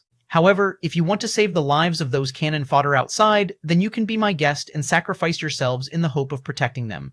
After all, if you want to protect your lives, I require living baits, and you guys have it. That's why I even bother to find your hideout. However, since you are so compassionate about your people, I don't mind making you bait, and this way your companions might be able to escape. The three leaders were flabbergasted when they heard Elia's cruel plan, or at least part of her plan, and with how easily she had disclosed it, they knew this woman wasn't here to work together, but only because they had baits that suited her needs. But they couldn't just simply reject her because no matter how much they cared about their organizations, they still cherished their lives more, and their lives were more important than the ordinary members of their factions, for they were the faction leaders, representing the whole organization. The giant war king, who had been standing like a statue all this time, finally spoke. Can you really guarantee our escape as long as we agree to your plan? Elia disdained the giant war king for what happened earlier, but she still replied dismissively, escape or not will depend on your capabilities, but I can guarantee the opportunity, and at that time, all you need to do is to run. The Spirit Eye King and Wise King frowned slightly, but they didn't outright reject Elia this time because if there was really a chance to escape, it would be foolish to reject her just to remain here and die later. Can you sign a soul oath contract with us? The giant war king inquired because he might be ruthless. He still needed to make sure this woman wouldn't stab him in the back when the time came, and his two companions thought the same. However, Elia's entire demeanor changed, and a profound intent filled it, greatly affecting the wills of the three legendary kings. Even their soul totems were suppressed. At that moment, Elia completely changed from being a mysterious expert to a prideful regal majesty as she uttered without any emotions behind her voice. An oath contract? You dare to doubt my words? The three leaders suddenly realized that this prideful woman's way of thinking was completely eccentric. 1111, Chapter 111, The Undead Lich King, 1-1. The great cosmic continent of Sagittarius, far beyond the outer tide of roaming undead, past the hunting grounds, past the ceaseless death march, lay the true heart of the catastrophe, the inner region of the undead Skyfall Canyons. However, unlike the outside world or the survivors imagined, the undead Skyfall Canyons weren't chaotic, but they were organized, and terrifyingly so, as a matter of fact. Furthermore, the death mist here was thicker, no longer drifting aimlessly but flowing in structured currents like veins within a colossal corpse. Blackened ravines spiraled inward toward a central abyss, and upon the surrounding plateaus stood ranks upon ranks of undead legions. They weren't scattered like mindless chaos, but they were assembled like a disciplined army waiting for command and ready to raise hell. Divisions stretched farther than sight could reach. Each legion stood in perfect silence, their formations geometric and precise. Front ranks were composed of armored skeletal infantry, millions upon millions of fable legendary state rank undead. Their eye sockets burned uniformly with violet-blue flames, their rusted halberds aligned like a forest of iron thorns. Behind them stood towering corpse abominations and death knights mounted on nightmare steeds, their auras reaching legendary noble state. Their armor bore insignias carved from bone and obsidian, marking division hierarchy. Floating above entire battalions were spectral commanders, legendary lord rank undead, whose presence distorted the surrounding mist. Lich generals wrapped in funerary robes, dread wraiths carrying banners woven from condensed souls, bone colossi etched with ancient runes of suppression. But even this wasn't the entire might of the undead Skyfall Canyons, for deeper still, thousands upon thousands of legendary king state rank undead. Each one radiated a high affinity for the law of death. Some bore crowns of frozen fire, others wielded scythes forged from unknown metal, a few had multiple skulls fused together. Yet despite such overwhelming power, they did not move and seemed to be waiting just like any undead in the outer perimeter. Moreover, these undead were not part of the roaming tide unleashed upon Sagittarius. These were more like the reserves or the exclusive armies of the undead Skyfall Canyons, like the guardians of the home base. While the outside world drowned beneath the death march, this inner legion remained disciplined, restrained, like a clenched fist yet to strike. If this site were to be released over the virtual Star World or the virtual Dark World, probably all those organizations and powers living carelessly wouldn't even have an ounce of sleep again, and panic would spread all over the legendary plains. Yet, all of this remained within the folds of the undead Skyfall Canyons, and even those survivors hoping to break into this region and kill the source of the Death March had no idea just how hopeless their current situation truly was. But these armies still weren't the full might of the undead Skyfall Canyons. At the very center of these boundless formations floated something far more sinister, a spherical mass of condensed death mist. It churned like a storm contained within invisible walls, its surface writhing with screaming faces that emerged and dissolved without end. The mist was so dense that even legendary King Soul Sense could not pierce through it. Within that suffocating shroud, an imposing and ancient structure stood, a fortress carved from black bone and petrified voidstone. Its spires curved like rib cages reaching toward the sky. Jagged battlements resembled serrated teeth. Massive chains extended from its towers, anchoring deep into the canyon walls as if restraining the entire region from drifting into the underworld. Above its highest tower hovered a fractured halo of dark, eclipsed light, like a half-sun and half-devoured moon, slowly rotating like a crown over a tyrant's skull. This was no ordinary castle, but was the mausoleum-throned citadel, the sovereign seat of the undead Skyfall Canyons, the domain of the undead Ch. Inside the bone citadel, within the deepest hall, pillars made from fused spinal columns supported a ceiling that resembled an inverted ribcage of some extinct cosmic beast. At the far end of the hall stood a colossal throne, forged from layered black crystal and the ossified remains of titanic beings. It pulsed faintly, as if alive. Soul fire coursed beneath its surface like trapped lightning. Upon that throne sat the undead Ch., his skeletal frame clad in obsidian armor etched with ancient runes, and each rune bled a faint violet radiance. His skull was elongated, crowned with branching horns of crystallized death essence. Within his eye sockets burned twin infernos of purple-black flame that did not flicker, but consumed. But the undead Ch. wasn't alone, as before him were 21 figures, and each one knelt. Each one radiated terrifying death authority, for they were not legendary kings, but they were quasi-myths, including lich, bone tyrants, devourer matrons, giant ghosts, infernal fiends, and even a corpse wyvern in humanoid appearance. Each presence alone would have suppressed any legendary kings into submission and could rule cosmic continents. Yet here, they genuflect respectfully and submissively, with not a single one daring to raise their head in front of the undead Ch. The hall remained silent before the undead Ch.'s head tilted slightly, and when he spoke, the language was ancient and jagged, as if not meant for mortal throats, as if it reverberated not through air, but through bone and marrow. Where is the throne thief? One of the 21 undead quasi-myths, another undead lich with crimson flames in his sockets, hesitated for a moment before he spoke in his eerie voice. Your Highness, 3 of my legions seem to have encountered the thief, but the vile thing is too cunning and always escapes before the enforcement arrives. Moreover, the thief always hides its traces and never tries to raise undead as if it already knew your Highness's authority. Lastly, the throne seemed to be tricked by the thief and now helping the vile thing to hide its presence from us. The quasi-myth Lich seemed extremely frustrated and was filled with hatred when he revealed this humiliating matter. But the Lich knew better than to hide something like this from the undead Lich King, which would be akin to seeking death. The undead Lich King's aura flared, and he said with a slightly high-pitched voice, "So simply put, you imbeciles still haven't found the thief yet?" The 21 figures trembled imperceptibly as the soul fire within the hall dimmed, because for the first time since the Death March began, the sovereign of undead Skyfall revealed not rage, but something colder, possessive wrath. 1182, Chapter 182, The Undead Lich King 2. The oppressive silence within the bone citadel thickened as the violet soul fire lining the ribbed pillars dimmed under the undead Lich King's possessive wrath, which seeped into the marrow of the hall itself. At that moment, none dared delay, and a towering bone tyrant, its frame forged from interlocked giant skeletons, stepped forward on one knee. Its ribcage was split open, revealing a vortex of rotating femurs and skull fragments grinding endlessly within its chest cavity. Crowned with jagged horn spines and bearing a colossal axe carved from an unknown petrified tree, it lowered its head before speaking in a gravel-like rumble. Your Eminence, the thief is very tricky to deal with and has not always been worthy of our notice. At first, she had been a mere irritation within the outer perimeters. She hunted undead soldiers, fable legendary state, ambushed patrols, and erased scouting squads who had been tasked to guard the outer perimeters of the undead Skyfall domain.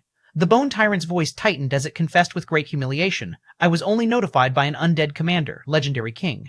When she annihilated an entire minor division of 10,000 legendary noble state undead and over 100,000 fable legendary state undead without leaving behind a single trace.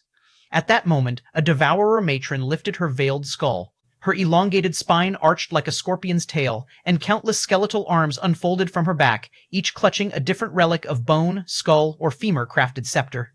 Within her hollow abdomen, trapped souls writhed, dissolving and reforming endlessly. She spoke as her voice was a layered whisper with a hint of fury and hatred. "It wasn't just the Axebone Tyrant's legions that suffered under the thief, your majesty. That cunning pest seemed to know our formations of the legions and their divisions. Once she figured out that the Axebone Tyrant was on her, she directly infiltrated my division and started hunting legendary Lord State undead matrons from my legions." The Devourer matron bowed lower with embarrassment, yet a terrifying killing intent surfaced in her hollow sockets. By the time I sent legendary kings after her, she went into hiding. At this moment, another quasi-myth stepped forward. A massive corpse wyvern lord in humanoid form, wings folded like tattered cloaks behind him. His jaw was elongated, fangs protruding beneath a cracked bone helm, veins of necrotic lightning pulsed beneath translucent decayed flesh, and his infernal draconic eyes were flickering with cunningness. "Your Majesty, it isn't entirely Axebone Tyrant and Matron One's fault that they failed to figure out the thief's true goals. The thief has been very careful not to let us get wind of her true motives. But by the grace of His Majesty who has blessed me with a sliver of your wisdom, I quickly figured out her motives once she infiltrated my territory." The Axebone Tyrant and Matron One's eyes flashed with disbelief when they heard the Corpse Wyvern Lord's words. He was supposed to give a general account of the situation with the thief while also admitting their errors. So, they won't be punished and could also prove to the Undead Lich King that the thief wasn't easy to capture. However, the Corpse Wyvern Lord cunningly manipulated the situation to his own advantage, and instead of admitting his oversight, he sought to please the Lich King. The Corpse Wyvern Lord didn't give anyone a chance to interfere and continued without stopping. Actually, the thief has been hunting our undead for their pure death origin, which couldn't be found in any dark being races besides our undead race, to cultivate her own death law and related soul totem. That's why she first targeted the fable legendary state undead, before moving above ranks while always avoiding encounters with opponents who have no use for her at that moment or are too powerful to handle. But it should have been impossible to simply devour the death origin of our undead race, especially because we are all blessed by your Majesty's origin, and anyone who dared to devour us death origins or dared to use necromancy to summon undead within your Majesty's dominion will directly become your Majesty's loyal subordinate. Unless, at this moment, the Corpse Wyvern Lord's expression turned solemn as even he seemed to be hesitant whether he should continue further or not, while the other quasi-myths remained absolutely silent. Unless she's truly acknowledged by the Throne of Death and uses it refine the death origin without any backlash. And the Throne of Death is also helping her to conceal her death aura, making it hard for me and all of you to pinpoint her location. The Undead Lich King dismissively spoke at this moment, but the hall seemed to turn even colder. Not only that, she's been using the Throne of Death to infiltrate the undead minds and getting all the information about my armies, and playing all of you quasi-myths like fiddles for years now.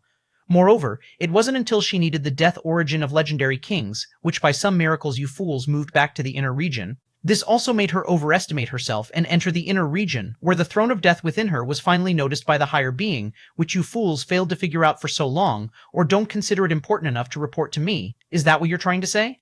But the temperature in the hall continued to drop, and the quasi-myths no longer dared to try to explain themselves because the Undead Lich King knows everything already, especially about their negligence and oversights. At that moment, the fractured eclipse halo above the citadel pulsed faster, and the Undead Lich King finally rose.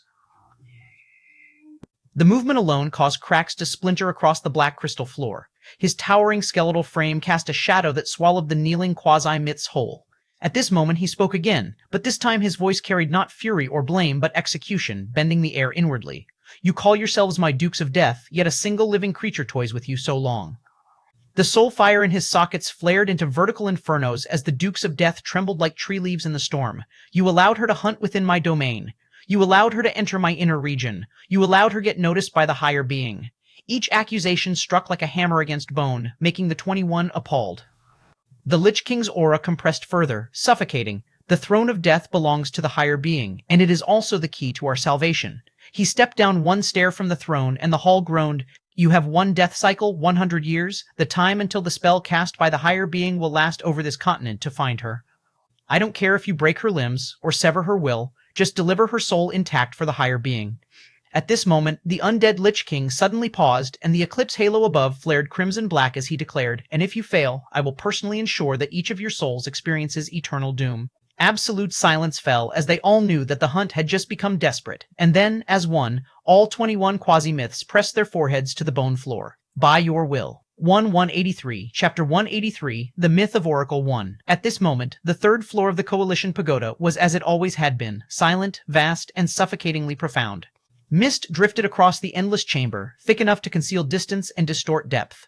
A long, ethereal table stretched forward, its surface carved with layered law runes that shimmered faintly like distant constellations beneath water. At the far end, the towering throne of starlit obsidian stood empty, for the Coalition Master was absent. However, one presence occupied the chamber as she sat gracefully upon the first seat to the right of the throne. Her robes flowed like woven night, deep indigo fabric threaded with faint constellations that pulsed in slow rhythm. A tall witch's hat cast a subtle shadow over her form, and her face was hidden behind a flawless, featureless mask devoid of eyes, mouth, or expression. At the center of that mask glowed a single golden-white pentagram glyph, rotating slowly. The air around her was calm yet subtly distorted, as if unseen probabilities bent in her vicinity. This was the Myth of Oracle, the co-founder of the mythical coalition. But Myth of Oracle wasn't alone right now, as across from her, seated at a respectful distance, was the Myth of White Swordsman.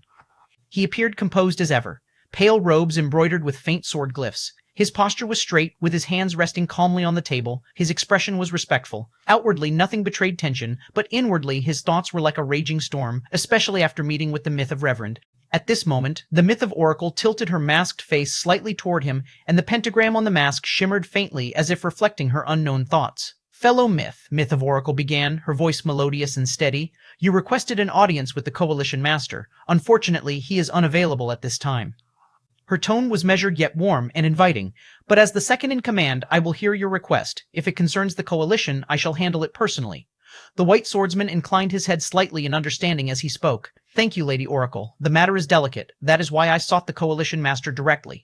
The White Swordsman might sound calm and respectful, but inside, however, his mind was cold, and he almost laughed out loud in self-deprecation. Now that he was sitting in this hall, those images replayed behind his calm expression even more vividly. The Coalition Master's crushing voice before his own consciousness slipping away under the Myth of Oracle's pentagram bright glow, and then his thoughts being peeled apart like pages in a book when he answered without resistance about the secret fraternity, upper planes, legendary Master Ch, and the Cursed One. He still felt apprehensive when he remembered the snap amidst the blankness, and that sensation now with how precise it had been. She had sealed everything, only what was inconvenient, what implicated her curiosity, and what she wished to conceal, and he had walked out thinking nothing was wrong. If not for the Myth of Reverend's interference, he would still be a puppet, and that's what made the White Swordsman even angrier, and the killing intent in his heart grew denser. Maybe if the Myth of Oracle and the Coalition Master had confronted him about it outright instead of playing with his mind, and with how apprehensive the White Swordsman was because of what happened, he probably would have revealed everything on his own under mutual trust and respect. However, they clearly didn't trust him enough, and almost drove him to the brink of madness with the seal they left in his memories. Now, the Myth of Oracle was acting as if nothing had happened. But none of that showed on the White Swordsman's face, and he didn't dare to let out even the faintest of his real feelings because the Myth of Oracle might notice it, and the Myth of Reverend also helped him to make sure nothing untoward happened today. Instead, he allowed a faint, carefully measured frown to form, as if he were worried about something, as he said, "Lady Oracle, recent events have unsettled me." The Myth of Oracle remained emotionless, but the pentagram flickered subtly as she asked gently, "In what way?" "The disappearance of the Myth of Justice, the emergence of unknown forces, the mysterious entity capable of seizing a quasi-myth as if plucking an insect." His tone was calm yet analytical, and "I think it's about time I come clean and tell you and the Coalition Master about another hidden organization with myths in their ranks." When the Myth of White Swordsman abruptly revealed this point, the pentagram brightened faintly as if showcasing its owner's astonishment, and in this case, she didn't need to hide it. She should be surprised, albeit for another reason. "Oh, please continue, fellow Myth," she calmly said while showing just enough curiosity.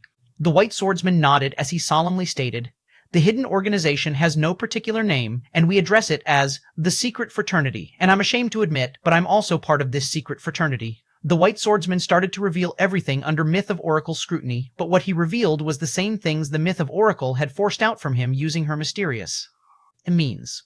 However, the Myth of Oracle couldn't reveal this to the White Swordsman now, so she had to pretend and act accordingly, but it doesn't mean she wasn't suspicious, as White Swordsman suddenly revealing all this couldn't be because he was feeling guilty. This is really too much to take, fellow Myth." Myth of Oracle sighed with a hint of disappointment. "Myth of Justice should have been more open about it, and instead of secretly planning all this, we could have gladly helped her in her ventures." The Myth of White Swordsman was almost lampooned, but he acted appropriately and replied ruefully, "I've also told Myth of Justice the same, but I guess we all have our difficulties since I never told you guys either. The pentagram on the Myth of Oracle's mask seemed to shimmer profoundly at this moment as she asked, "That's what I'm also curious about now, actually. Why now, of all the times, did you decide to reveal all of this to us and risk losing your trust? Here it is." The myth of White Swordsman's heart lurched ever so slightly as he knew the true trial of wits only now began, and whether he would succeed or not all depended on his performance. The myth of White Swordsman almost let his emotions show under the myth of Oracle scrutiny, but right at that moment, an ethereal sigil in the depths of his soul flickered profoundly, and he regained his calm. He expressed, while pretending to be under duress, "I know Lady Oracle might not be able to completely trust me after today, but I'm here with absolute sincerity and want to make amends for my previous selfishness because my own life is threatened and I can only turn to the mythical coalition." The myth of Oracle seemed to be on alert when she heard the last part and inquired solemnly, "Oh, what could have threatened your life, fellow myth? Perhaps the secret fraternity? Or something related to it? I can't help you if you don't tell me everything." The White Swordsman nodded in understanding as he said, "It is indeed as Lady Oracle just stated. However, the threat is not from the secret fraternity, but from their target, the Cursed One. Recently, the secret fraternity gained news about the whereabouts of the Cursed One and sent 2 quasi-myths after him. They were supposed to only scout the location and then report back. However, once they reached the location, they met with an accident, and since then, they have been missing, or presumably dead. I recently got this news from the last standing member of the secret fraternity." Although the myth of Oracle remained unreadable, inwardly she was startled when she heard of the disappearance of 2 quasi-myths, which wasn't some small matter. Previously, she and the Coalition Master had thought that the Cursed One the secret fraternity was after was probably some extraordinary individual, or had something the upper planes wanted on him. But even then, since this person was still within the legendary planes, he should be within the limitation of the legendary planes, and with so many quasi-myths going after him, he won't be able to resist or be forced into hiding if not captured. Yet, their assumption about this Cursed One seemed to be only superficial, and he's more powerful than they had assumed him to be. Could it be the early incident with the myth of secrets, and the myth of justice, as well as the Champion King, is also related to the Cursed One? The myth of Oracle couldn't help but think, but she hadn't brought up this topic yet. Instead, she played it cool and said, "This is indeed no ordinary matter, but you still didn't make it clear how it threatened your life and how we can help you in this?" The White Swordsman seemed to be expecting exactly this kind of question, and replied without missing a beat. "Actually, as I just mentioned, now only a single quasi-myth has remained in the secret fraternity, and if you include me, then 2, but now I don't want to have anything to do with them. However, the upper planes is behind this person, and he has connections way beyond our dreams, and he's also the founder of the secret fraternity. But this is also the main reason he can't simply abandon this mission, otherwise he'll offend his backers. That's why, having no choice, he told me, as long as we can complete the other task, the upper planes might not blame him for the Cursed One." The other task? The myth of Oracle seemed to have thought of something as she insinuated, "Are you talking about the legendary Master Key?" "Yes," the White Swordsman promptly nodded. "Apparently, he has discovered the location of the legendary Master Key, but it seemed he couldn't do it alone." The myth of Oracle nodded as if realizing what the myth of White Swordsman was worried about. "So, he wants you to go with him, but you won't completely trust this, right? Is that what threatened your life?" But unexpectedly, the myth of White Swordsman shook his head and said something out of the myth of Oracle's expectation. "No, my life is in danger because of the upper planes' involvement, as they already know about me. If it were just that, I wouldn't be afraid of them since they can't come out here and do anything to me. However, the legendary Master Key can open a way directly to the upper planes, without any mythical ascension bridge or ascension permits, so I'm completely unwilling to give up on this chance since I'll die in a few thousand years anyway. That's why I want to clinch this chance even if it's a long shot. I'll gladly risk my life for it because aren't all of us quasi-myths working to achieve that mythical realm?" A terrifying resolution without any hint of falsehood swirled in the White Swordsman's eyes when he said the last sentence, for that was really what he wanted and his reason for living. Even the myth of Oracle was moved because no matter what her true purpose or background was, she also wanted to achieve that realm, which was impossible within the boundaries of the legendary Palins. Moreover, she had already confirmed this information about the legendary Master Key when the White Swordsman was under their spell, and if they could really get their hands on it, this would also be greatly useful to her and the Coalition Master. The White Swordsman knows it was this moment that will decide the success of his task given by the myth of Reverend. He continued, "Actually, the last standing quasi-myth didn't want to take any chance with this task, and there's no room for error anymore. That's why he wants to seek help from the mythical coalition and work together to get the legendary Master Key. In return, he agrees to let every quasi-myth of the mythical coalition into the upper planes while he'll keep the legendary Master Key." The moment the White Swordsman was done, the pentagram on the myth of Oracle's mask suddenly revolved while flickering in an ethereal light. She said, her voice was impassive yet icy, "Forgive me, fellow myth, but it seemed we required the Coalition Master's presence to make a decision."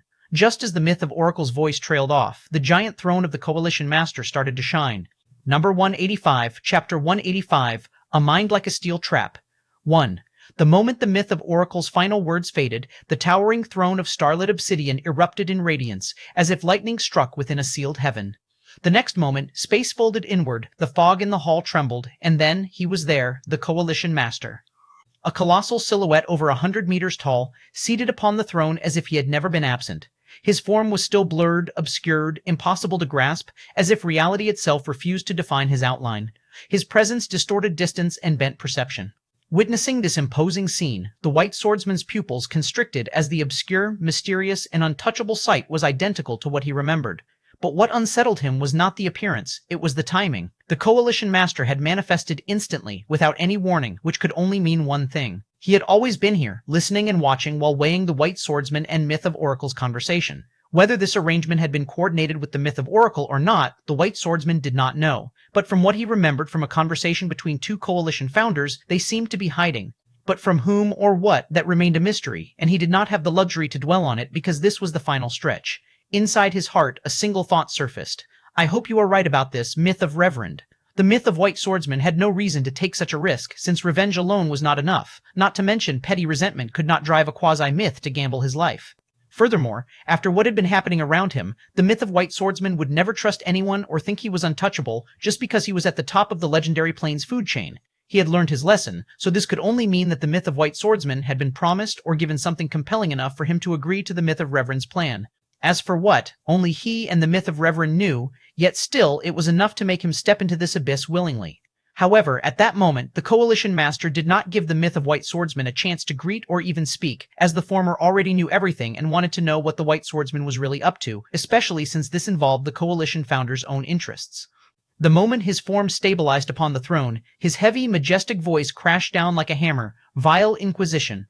The words were not loud, yet they seemed to have crushed the chamber as the air froze, and the sword law inside the White Swordsman's body stilled before his eyes went blank, and his consciousness sank. It was just as before, he felt the same force invading his mind, as if peeling, searching, and stripping away his control over himself, but with one difference. This time, he was expecting it and even prepared.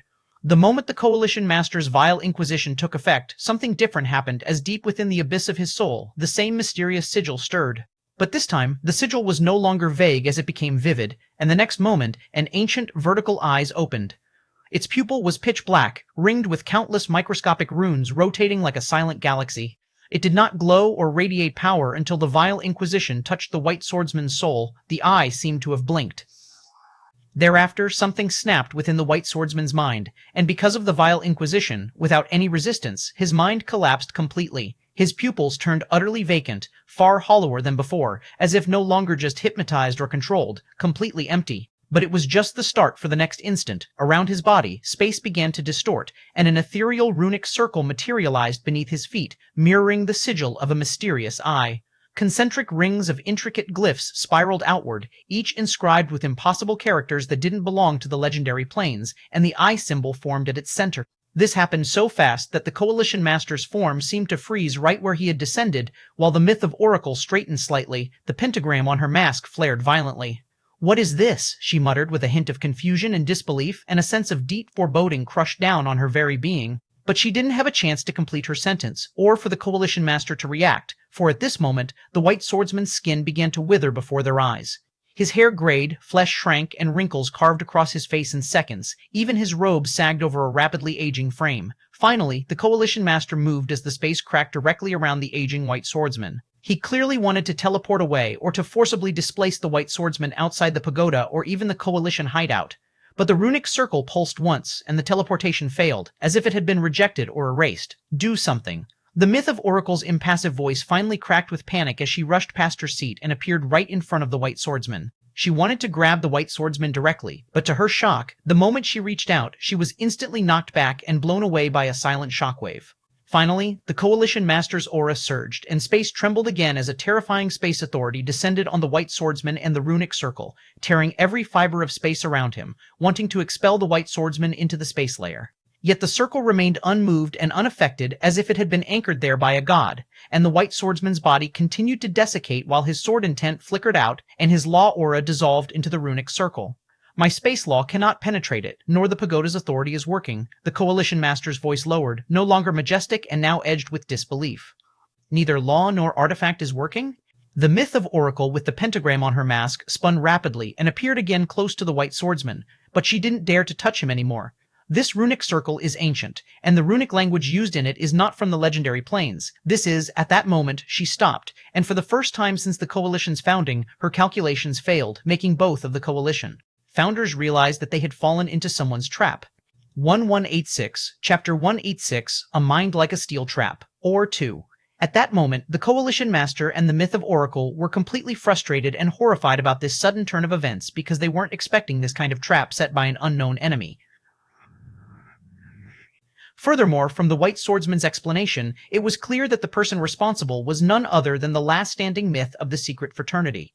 Moreover, it seemed that the trap was designed to trigger right when the Coalition Master tried to take control of the myth of White Swordsman's mind, which meant that the person knew about what happened to the White Swordsman before, and maybe he was also no longer under the seal of the Coalition Master as well. In this situation, the obvious choice would have been to abandon Coalition Pagoda and their hideout, especially for the Coalition Master, who didn't want to be discovered or take risks. But the problem was they could not abandon the protection of the Coalition Pagoda for reasons neither dared speak aloud, so all they could do was to prepare for the worst. At least they wanted to see what kind of person they were dealing with and whether that person also knew the identity of the Coalition Master. But knowing some information about the secret fraternity, the chances were quite low. Nonetheless, it still won't change the fact that the other part has unknown profound means to even trick a quasi-myth like the White Swordsman and used the Coalition Master's maneuvers to trigger this trap.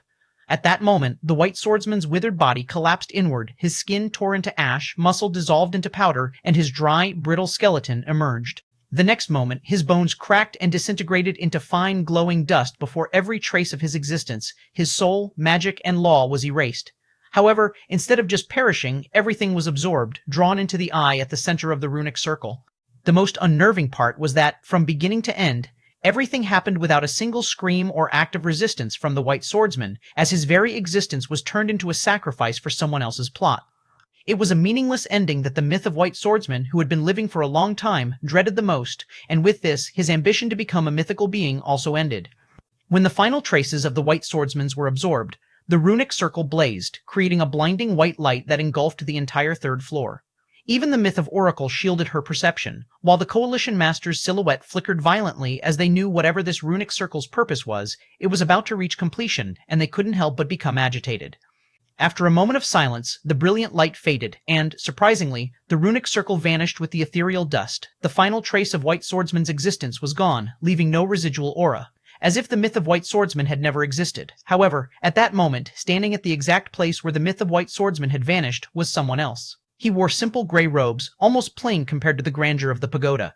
The fabric seemed ordinary at first glance, yet faint ripples of spatial distortion shimmered along its edges, like heat haze bending the air. His posture was relaxed, almost lazy, as if he had merely stepped into a garden instead of the headquarters of belligerent myths. Moreover, he wasn't hiding his face, which was refined, youthful, but not naive. Sharp brows, calm, observant eyes that held unsettling vertical dark pupils framed by a faint, nearly imperceptible silver ring. When he blinked, the surrounding mist quivered ever so slightly. His skin carried a pale, cool undertone, almost translucent beneath the pagoda's glow.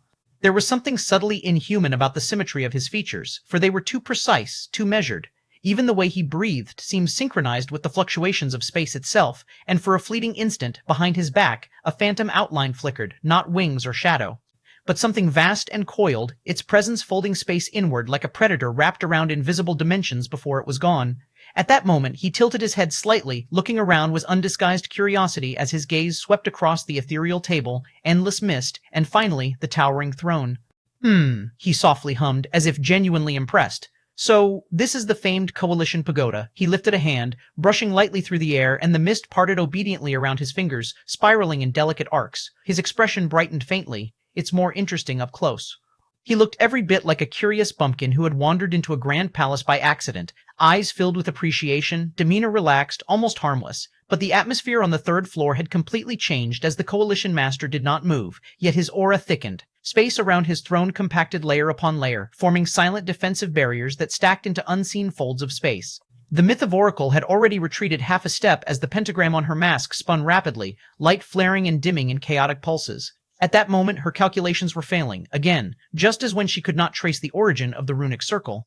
Now she could not determine who this mysterious man was or how he had entered, and lastly, she could not perceive the limits of this person's strength. At that moment, the Coalition Master's voice finally descended, icy and wary. "Who are you?" The words did not crash like before, as they were restrained and measured, making the gray-robed figure blink as if only just remembering he was not alone. Unexpectedly, he smiled in a warm, harmless manner and even seemed almost embarrassed.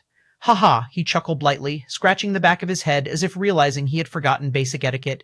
"I was admiring this place and forgot my manners." He straightened slightly as his dark eyes reflected the towering throne and the glowing pentagram mask, then spoke clearly. "I'm Myth of Reverend." W-187, Chapter 187, I Have Bad Knees. I'm Myth of Reverend. The Myth of Reverend introduced himself in a friendly manner, as if he didn't just invade the mythical coalition's hideout, but was instead invited by the speechless yet highly alert coalition founders. Furthermore, his carefree and slightly eccentric personality irked both coalition founders the most, not to mention they couldn't see through Myth of Reverend's actual depths, as if the latter was shrouded by an unimpeachable veil. Nonetheless, neither the Myth of Oracle nor the Coalition Master buys Myth of Reverend's goofy act, especially after witnessing what just happened to the Myth of White Swordsman, and their inability to stop Myth of Reverend's presumably self-summing ritual. Myth of Reverend, the Coalition Master repeated the name in his booming voice, filled with hostility, as if trying to remember if he had ever heard of it, but nothing even remotely related came to mind. Yet, the Coalition Master remained seated upon his towering throne, his colossal silhouette shrouded in churning layers of spatial fog. The mist rotated like restrained chains, compressing and expanding in silent preparation. On the other hand, the Myth of Oracle stood half a step forward from her seat, pentagram blazing faintly, probabilities spiraling around her like unseen threads tightening like a coiling snake ready to spring into action. "What business do you have with us, fellow Myth?" She seemed to return to her composed self as she questioned in an even tone, but the pentagram on her mask was flickering with a dangerous aura. The Myth of Reverend smiled before he tilted his head slightly, as if puzzled by Myth of Oracle's question. "This isn't appropriate, right, fellow Myths?" He said in an almost reproachful yet light-hearted tone. "I've sincerely introduced myself, yet I don't know your exalted titles at all." As he spoke, he suddenly began walking, yet not cautiously or defensively, but casually. Each step he took rippled space beneath his feet like calm water disturbed by a pebble. The Coalition Master's oppressive pressure descended in invisible waves, space folding, gravity twisting, and dimensional layers compressing toward him. However, the Myth of Reverend did not slow or brace himself. He did not even seem to notice as the pressure that could freeze even quasi-myths into ash slid past him like wind brushing through grass. That single action of Myth of Reverend nearly triggered both Coalition founders as the pentagram on the Myth of Oracle's mask flared violently while the mist around the Coalition Master thickened into near-solid spatial walls. For a fraction of a second, killing intent aligned, but then Reverend continued speaking. "Although I admit I've entered in an unorthodox way," he added with a sheepish smile, raising a hand apologetically, "please trust me when I say I come in peace." He reached the seat to the left of the Coalition Master, directly across from the Myth of Oracle, and calmly pulled it back. The faint scraping sound against the ethereal floor echoed far louder than it should have. But the Myth of Reverend seemed not to hear it as he sat down and crossed one leg over the other and glanced up at the shrouded giant on the throne with open curiosity, as if examining an interesting artifact rather than a power quasi-myth with unknown capacities. However, the Coalition Master did not reveal his form as if unwilling or restrain, and the mist around him continued to churn, refusing to part under the Myth of Reverend's peculiar gaze. On the other hand, the Myth of Oracle remained standing, but her entire body was subtly poised, ready to strike, and to activate a contingency that perhaps even the Coalition Master did not know she possessed. At that moment, the Myth of Reverend looked at her while blinking innocently. "My lady," he said, genuinely curious, "why aren't you sitting? I'll be embarrassed sitting like this all by myself. You see, I have bad knees." The moment those words left Myth of Reverend's mouth, for the first time since the Coalition's founding, the two founders were genuinely startled, not by power or law, but by the absurdity of the sentence. Thus, for one dangerous instant, they almost believed him an idiot. But they had seen the trap made out of a quasi-myth, and because of it, nothing was left of him as he was erased without resistance. That's why they know there was no idiocy here, only something far more unsettling, because he spoke those ridiculous words with absolute sincerity. After a brief pause, the Myth of Oracle slowly returned to her seat, but she did not relax nor lower her guard. She sat while the pentagram on her mask dimmed slightly, though it continued to rotate in vigilant cycles.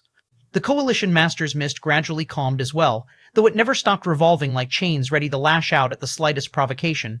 At this moment, the Myth of Reverend nodded approvingly as he said cheerfully, "Now that's better. See, we're all friends here. There's no need to be hostile at all." He clasped his hands together on the table. "Now, let's start this over, shall we? I'm Myth of Reverend."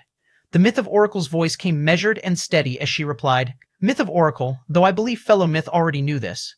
Oh, and since you are speaking of politeness, she continued coolly with a hint of ridicule, I believe you owe us an explanation about suddenly barging in here while killing one of our esteemed members in cold blood. If you wished to meet us, you could have asked instead of killing the Myth of White Swordsman. And he seemed to be working towards that exact goal as well, and I believe he succeeded even. Oh, he said lightly, almost apologetically, that was indeed inappropriate of me. At that moment, for the first time, the Myth of Reverend's smile shifted into something wrong and creepier, but only for a flickering moment. But it didn't go unnoticed that the mist around the Coalition Master turned colder, and Myth of Oracle felt it too. But I was in a hurry, the Myth of Reverend continued, shrugging slightly as his tone remained casually warm and friendly, so I had no choice but to complete Brother White Swordsman's wish. It was a win-win situation, I can assure you of that. A sudden chill crawled down the Myth of Oracle's spine from implication while the Coalition Master remained silent, but the spatial distortion around him sharpened, edges forming where none should exist. Myth of Oracle's voice lowered as she couldn't help but ask, "What wish?" The Myth of Reverend leaned back slightly in his chair, eyes narrowing with faint amusement while his vertical pupils seemed to deepen as he said gently, "Of course, to ascend, and I made it happen. 188, Chapter 188, The Faithful, of course, to ascend, and I made it happen." The Myth of Reverend's words sounded casual and felt merciful, as if he was really doing the Myth of White Swordsman a favor, yet for this exact eerie reason, the Myth of Oracle and Coalition Master didn't dare to underestimate the Myth of Reverend.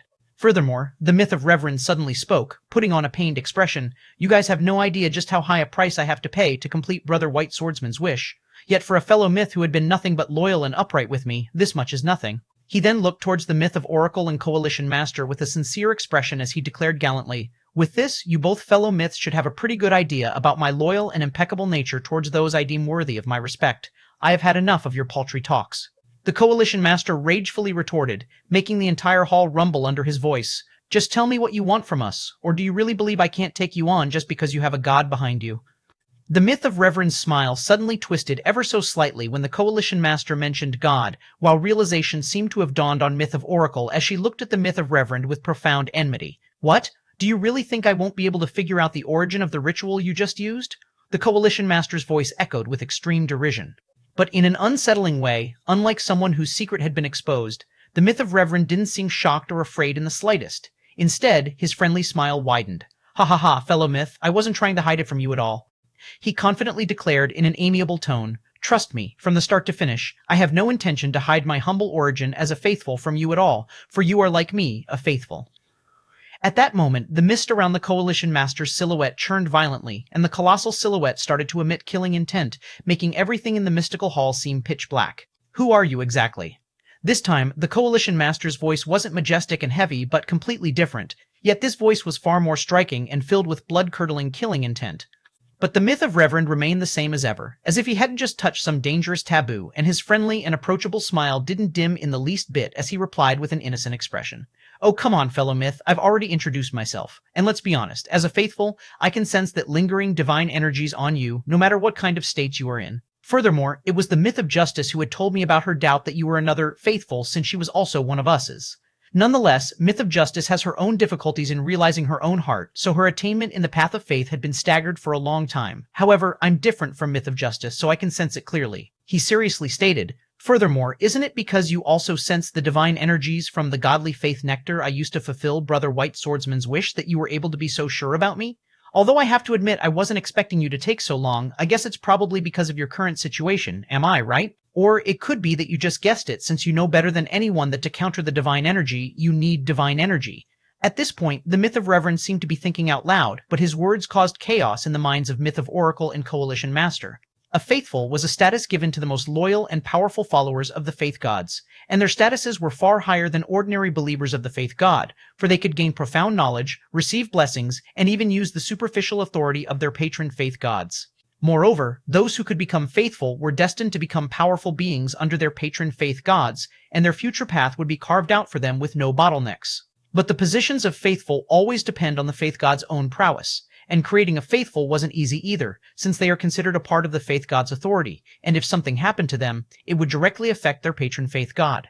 Apparently, the stronger a faithful becomes, the more they can access the faithful god's authority, and similarly, the faithful god will also become stronger. That's why there was an even ranking of the faithful. Anyhow, the myth of Reverend had easily unraveled the Coalition Master's biggest secret, and on top of that, he wasn't far from the truth either, and the most terrifying aspect about all of this was that they still knew nothing about the former, except for him being a faithful. Moreover, from what he just revealed, even the myth of justice couldn't see through the Coalition Master's status as the faithful because of his peculiar situation, and could only guess about his origin in the past. Yet the myth of Reverend confidently declared, and without any intention of keeping it to himself at all, which could mean that he was an extremely powerful faithful who didn't fear any quasi-myth in the legendary planes unless they were similar to him. Nonetheless, the Coalition Master wasn't easy to deal with either, especially as long as they were still within the Coalition Pagoda. Even if the myth of Reverend was powerful, he wouldn't be able to do anything to the Coalition Master, nor the latter to the former. Probably the myth of Reverend knows it as well after he appeared here. At that moment, the chaotic silhouette of the Coalition Master returned to normal as he spoke in his heavy voice. All right, what exactly do you want from the mythical Coalition myth of Reverend? Ha ha ha, I know we can see past our differences. Myth of Reverend jovially stated as his smile turned deep. I'm sure Brother White Swordsman has already told you about my divine mission, but it's not going as smoothly as I thought. With all the myths going missing or ascended, I'm the only one remaining. I'll be frank with you. As another humble faithful, I think there's something that has been playing your mythical coalition and my secret fraternity from the shadows to achieve their own objectives. And now that they have gotten rid of my secret fraternity, they are probably coming after the mythical coalition. Good news for you. After going through this ordeal, I've figured out who they are. The Coalition Master clearly didn't believe Myth of Reverend, yet decided to play along. Who? The Myth of Reverend's vertical pupils flashed with a venomous glint at this moment as he stated, It's Atlas. 1189, Chapter 189, Hall of Twin Sovereignty 1.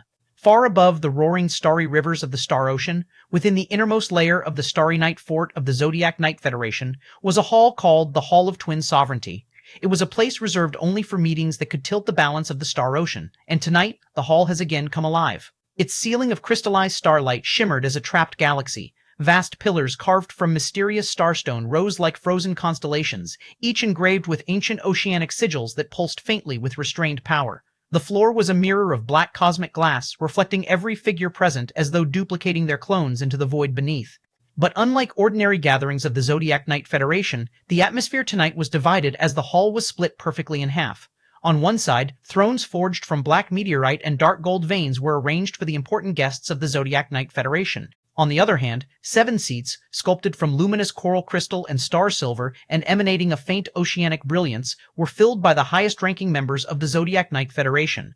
At the center of the hall, one elevated seat could be seen, clearly meant for someone of even higher status than all the people present.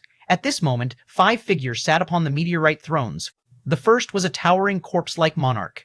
His flesh bore a pale green-gray tint, veins dark as necrotic roots running beneath cracked skin. His eyes glowed with dim corpse light, and faint miasma leaked from between his lips each time he breathed. Yet his aura was steady, disciplined, far removed from mindless decay, for this abomination was a rare variant of the dark beings, a zombie king. Beside him perched a lean humanoid with sharp avian features. Bronze gold feathers traced along his arms and temples, his pupils vertical and predatory. Though clad in regal black armor, faint falcon wings of condensed magic flickered behind him whenever his killing intent stirred. The third was short but immensely broad, a dwarf whose beard was braided with black metal rings etched in ancient script. His arms were like forged pillars, veins bulging with contained power, a heavy warhammer resting casually across his lap as if it weighed nothing. Next sat a tall, slender night elf, skin dark as twilight, long silver hair cascading down her back, ears elongated and adorned with crescent-shaped obsidian ornaments. Her crimson eyes remained half-lidded, but within them burned cold calculation. The final figure, at the very edge, was the most unsettling, a man whose presence felt slightly unreal. His silhouette occasionally blurred at the edges, scales of faint violet sheen surfacing across his neck before fading again. His pupils were slitted, iridescent. When he shifted slightly, the air distorted like heat over sand, and an illusory pair of vast wyvern wings flickered behind him. It was another exotic being of the legendary plains, the illusion wyvern, and probably the strongest of them all. Opposite them sat 7 figures. At the center, on the elevated seat facing the illusion wyvern directly, was the Federation Master. She appeared as a breathtaking woman in her early 30s, skin luminous like a moonlit pearl. Her long hair cascaded in deep sapphire waves, interwoven with faint strands of silver that shimmered like stardust caught in water. Her eyes were calm, deep ocean blue, but within them lay abyssal currents. Her posture was relaxed, elegant, yet utterly unassailable, and her aura did not flare but simply existed, and that was enough. Beside her, 6 Night Guardian Kings sat in disciplined composure. 3 of them bore faint crimson sigils upon their necks and wrists with subtle markings of the most dominant oceanic lineage within the Federation, the demonic siren race. Their beauty was sharp, their gazes steady, their movements refined with aristocratic lethality. One of these 3 was a tall man with flowing scarlet-tinted hair and piercing aquamarine eyes. His aura carried both temptation and suffocation, like deep waters that lured starry ships before crushing them. Another was a woman with pale lavender skin and faint bioluminescent patterns tracing along her collarbone. When she inhaled, the light pulsed softly, beautiful yet eerie. The third sat slightly reclined, silver-white hair framing a face too symmetrical to be entirely human. His smile was thin, unreadable. The remaining 3 Night Guardian Kings belonged to other ocean races. One bore faint coral-like protrusions along his shoulders, his skin carrying a turquoise hue, eyes sharp like a predator lurking beneath reefs. Another had hair that drifted weightlessly as if underwater, strands flowing without wind, pupils swirling like miniature whirlpools. The last was broad-shouldered and stern, faint scale-like textures glinting along his forearms, his presence heavy like the pressure of the deepest trench. Everyone present today in the hall was a legendary king, especially the Federation Master, who was here for the Illusion Wyvern. Between the 2 sides stretched an invisible boundary, no barrier visible, yet no aura crossed it freely as the hall hummed faintly, starlight above shimmered, and dark mist below coiled. No one spoke first because this was not merely a meeting, it was a weighing of intent, as if an evaluation of weakness. At this moment, the Illusion Wyvern's fingers tapped lightly against his throne, while the Federation Master's ocean blue eyes did not blink as if in the stillness before 2 ancient predators. At this moment, the Federation Master finally spoke. Her voice was bewitching yet curt. "I've heard you 5 want to join my Federation?" The Illusion Wyvern impassively nodded as he replied, clearly speaking for the other 4s as well. "Indeed. The legendary planes haven't been peaceful in recent years. Furthermore, among the 3 absolute factions, only your Federation remained intact, so we are willing to represent our respected organizations and join the Federation to return the peace to the lands." The Federation Master couldn't help but chuckle in derision. "Haha, you must be jesting, illusionary prince. I've heard you have already quashed the chaos within the Dark Kingdom and united it again under you, or at least whatever is left of it." Her eyes then shifted towards the slender night elf, completely ignoring the emerging hostility within the illusionary price, and continued. "And you, the Night Moon King, have done an excellent job at getting rid of the rebellion within the bank." She then looked towards the dwarf. "Oh, and this goes without saying, for you esteemed Hammer King, how easily you have managed to keep the Alchemy Guild from falling apart. The Federation Master and all the members of the Zodiac Knight Federation present in this room know exactly who these 5 were. They were all in charge of the newly established leadership of the 3 absolute factions. Of course, except for the Zodiac Knight Federation, because they were the only ones left with their entire forces intact among the 3 absolute factions. E1190, Chapter 190, Chapter 190, Hall of Twin Sovereignty, to the Illusion Wyvern, known as the Illusionary Prince of the Dark Kingdom, was the new leader of the Dark Kingdom, like the previous Dark Grand Duke. However, the Dark Kingdom was nothing like it used to be, after their headquarters, the Dark Regal Galaxy, was mysteriously destroyed, along with their central command system, the Dark Rose. Furthermore, about 90% of the Dark Kingdom's forces and resources were gone with the Dark Regal Galaxy, and they couldn't be considered one of the absolute faction anymore. However, the Illusionary Prince used to rank among the top 3 within the entire Dark Kingdom before its calamity, and he managed to avoid the disaster that day because he wasn't within the Dark Regal Galaxy that day. Moreover, it was the Dark Grand Duke who was wary of the Illusionary Prince's talent and rebellious nature, so he feared that the latter might challenge him for his position, which is why he suppressed him. But for that exact reason, the Illusionary Prince managed to escape sudden death, and now he is the strongest existence of the Dark Kingdom. Even if the Dark Kingdom is in ruins now, it still spans the legendary planes and controls unimaginable resources. Lastly, with the Dark Rose out of the picture, the Illusionary Prince can establish his own rules and authority, and no one will dare to obstruct him. Just his reputation was enough to make even the Federation Master show up personally. The same goes for the Hammer King and Night Moon King, who had easily succeeded their predecessors, the Spirit Eye King and the Wise King, in their absence, and their forces were trapped within the Sagittarius continent. As for the Zombie King, he was currently one of the 6 legendary kings of the Dead faction, and became their leader. Together, the Zombie King and his forces have taken control of all the dark beings scattered in the legendary planes. As for the humanoid with sharp avian features, he was the Storm King of the Zodiac Warrior Alliance, and apparently he had become the temporary chairman of the alliance. Normally, it should have been a war giant, but because of the paranoid giant War King, the cosmic galaxy of the war giant race was locked, and he hadn't given anyone a temporary cosmic gateway key because he feared they might seek out the Champion King. Moreover, almost all the most powerful war giants were with the giant War King as his bodyguards, so even if the war giant clan was not trapped, the Storm King would have still won the chairmanship. As for the Cardinal Spirit Temple, it was still in a mess after the Holy King's disappearance and the Champion King's sudden rampage. Although some of the archpriests were alive and escaped the sudden death that day, it seemed it wasn't about just the change of the leadership with the Cardinal Spirit Temple, and there was something wrong with their very core of existence, the Holy Justice God. Nonetheless, the Cardinal Spirit Temple had closed itself off from the entire legendary planes, and withdrew all their members back to the Holy Justice Citadel, abandoning all of their territories, so no one was interested in their internal affairs with everything else going on, at least not now. Anyhow, no one among these new leaders was here to celebrate their ascension. Instead, they were here to form a secret alliance with the Zodiac Knight Federation because of the Federation's wise decision to stay out of everyone's business, or because they didn't have anyone precious enough to make a certain someone pay them a visit. Moreover, another reason behind these new leaders' arrival today was that the Zodiac Knight Federation had been secretly overtaking important territories of the other factions that they couldn't manage or had been abandoned. Lastly, the Zodiac Knight Federation has also been assassinating core members, or at least whatever had remained of the other factions, to thoroughly cripple them amidst the chaos. That's why everyone was here today to either join the Federation outright, out of fear, or for schemes. Nonetheless, they all wanted to show their willingness to work together with the Federation to take over the entire legendary plains, so even if, by some remote chance, the seal on the Sagittarius continent ended up breaking, there would be nothing for those escapees to come back to. At this moment, the illusionary prince spoke in an impassive tone.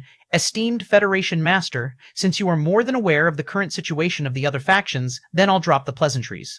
The Federation Master smiled with a hint of amusement as she nodded. I would like nothing more. The illusionary prince glanced towards the other four, and they all faintly nodded. He also nodded before he spoke curtly to the Federation Master. We all know what your Federation has been doing all this time, but we are not here to blame you or seek justifications because it was necessary. However, now that all the factions except for the Cardinal Spirit Temple are on the right track, and we are willing to join your Federation on our own free will, we expect the Federation to be reasonable and show consideration towards its counterparts. After all, we all know here that the three absolute factions aren't just independent organizations, and all of them belong to the upper planes. So, instead of being hostile to each other and letting those commoners' schemes against us, we should be working together to form an even stronger authority than our previous predecessors failed to do. The other four leaders nodded at Illusionary Prince's speech, but the Federation Master and the Night Guardians behind her pulled mocking smiles as if they had heard a joke. The Illusionary Prince and others also noticed it, but despite their passive rage, they remained calm because they knew that, even if they could join forces, they would still be no match for the current Federation. After all, even if Illusionary Prince can go toe-to-toe with the Federation Master, with the Federation's entire arsenal intact, while they also have the forces of the entire ocean race behind them, it would be a meaningless struggle. Unless they can get rid of the Federation Master and somehow take away all the trump cards of the Federation, which is impossible, they can't win.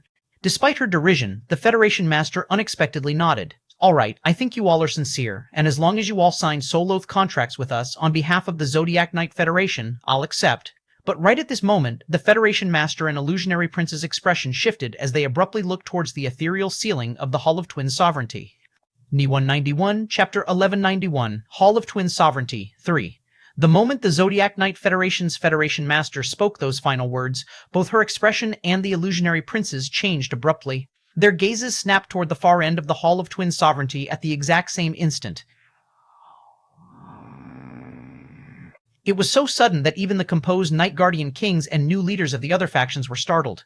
Moreover, the Illusionary Prince's tapping fingers froze mid-motion, and right at that moment, a faint ripple of distortion flickered across his draconic pupils. The 6 Night Guardian Kings and new leaders instantly followed the direction of their respective leaders' gazes, yet confusion surfaced on their faces. They sensed no aura, magic fluctuation, or intrusion. However, the Federation Master had already risen slightly from her throne, her previously calm oceanic eyes now narrowed with rare vigilance. On the opposite side, the Illusionary Prince had also straightened, his expression turning extremely solemn. That alone made the atmosphere in the hall drop several degrees colder because everyone present understood one terrifying fact. Those two were the strongest in the hall, and if they sensed something that the others could not, then the situation was far from simple. Did something happen? The coral-skinned Night Guardian King asked quietly. Before anyone could respond, the sealed space of the hall twisted. Crack. A faint sound echoed like glass fracturing, and the next moment, the air above the black cosmic floor suddenly distorted violently before space itself split open. A vertical tear appeared in the sealed hall, revealing nothing but pitch-black space beyond it. After witnessing this scene, everyone's pupils shrank with astonishment and terror as a single thought surfaced in Federation Masters and her subordinates' minds. Impossible. The reason behind their shock was that this hall was protected by an ancient spatial ceiling formation personally installed by the founding Federation Master. Even legendary kings could not freely manipulate space here. However, someone had now forcefully opened space, as if tearing apart a curtain, and they didn't need to keep guessing who had done it because, right at that moment, two silhouettes stepped out from the darkness. Both intruders did not hide their presence or conceal their aura, and that was exactly what made the pressure suffocating. Because the moment they fully entered the hall, a terrifying pressure descended like the sky collapsing. Every legendary king present felt their hearts tremble. Even the illusionary prince's pupils contracted sharply because the moment he saw the first figure clearly, his noble bloodline shuddered. The first newcomer was a tall man clad in crimson-scale armor that seemed grown from his own flesh. Two curved horns extended from his temples like molten obsidian blades. Behind his back, a pair of massive wings made of condensed flame slowly folded, each feather flickering like living fire. His pupils burned like miniature suns, and faint draconic scales shimmered across his neck and arms. But most terrifying of all, within his aura pulsed a tyrannical bloodline suppression that made the illusionary prince's breathing turn slightly heavier. Because he recognized it instantly, it was another wyvern, and not just any wyvern, a fire wyvern which was close to awakening his mythical bloodline. It was an existence that could stand at the absolute apex of their race. The newcomer's fiery eyes briefly glanced toward him, and in that brief moment, the illusionary prince felt as if his very bloodline had been weighed and judged. Although the illusionary prince's bloodline has far higher potential than the fire wyvern's bloodline, at that moment, the fire wyvern had taken the final step towards reaching its full potential, which made the gap between them like the sun and the moon. But it wasn't the end as the second figure stepped forward, and if the first radiated scorching domination, this one embodied pure destructive force. He was enormous, easily 30 meters tall, but he wasn't a giant. His skin was dark violet, engraved with constantly flickering lightning veins that moved beneath the surface like living storms. Two jagged tusks protruded from his lower jaw, while crackling arcs of lightning danced across his shoulders and arms. Every step he took released faint thunderclaps, and the air around him constantly trembled with violent electrical energy, for he was a thunder ogre. When the two finally stood fully inside the hall, the tear in space sealed itself, but the silence left behind was heavier than mountains. Because the other present might not have realized it, but the Federation Master and Illusionary Prince, with their high statuses, had already realized something terrifying. These two were probably not legendary kings, and they seemed to have surpassed that realm entirely, and they knew in their hearts that they were most likely the hidden quasi-myths of the legendary planes. Even the Federation Master's calm expression could no longer remain completely composed. The illusionary prince slowly leaned back in his throne, but his eyes remained fixed on the fire wyvern with extreme vigilance, for among everyone present, he was the one who understood most clearly how terrifying that being's bloodline was. The Federation Master, despite her terror and uneasiness, was the first to regain her composure as she slowly rose from her throne, or she was allowed to stand up, but all her arrogance and regal aura a moment ago were gone. Yet, despite the pressure in the hall, her posture remained elegant and dignified, and with a faint, respectful bow, she spoke with calm courtesy, though a trace of wariness lingered in her tone.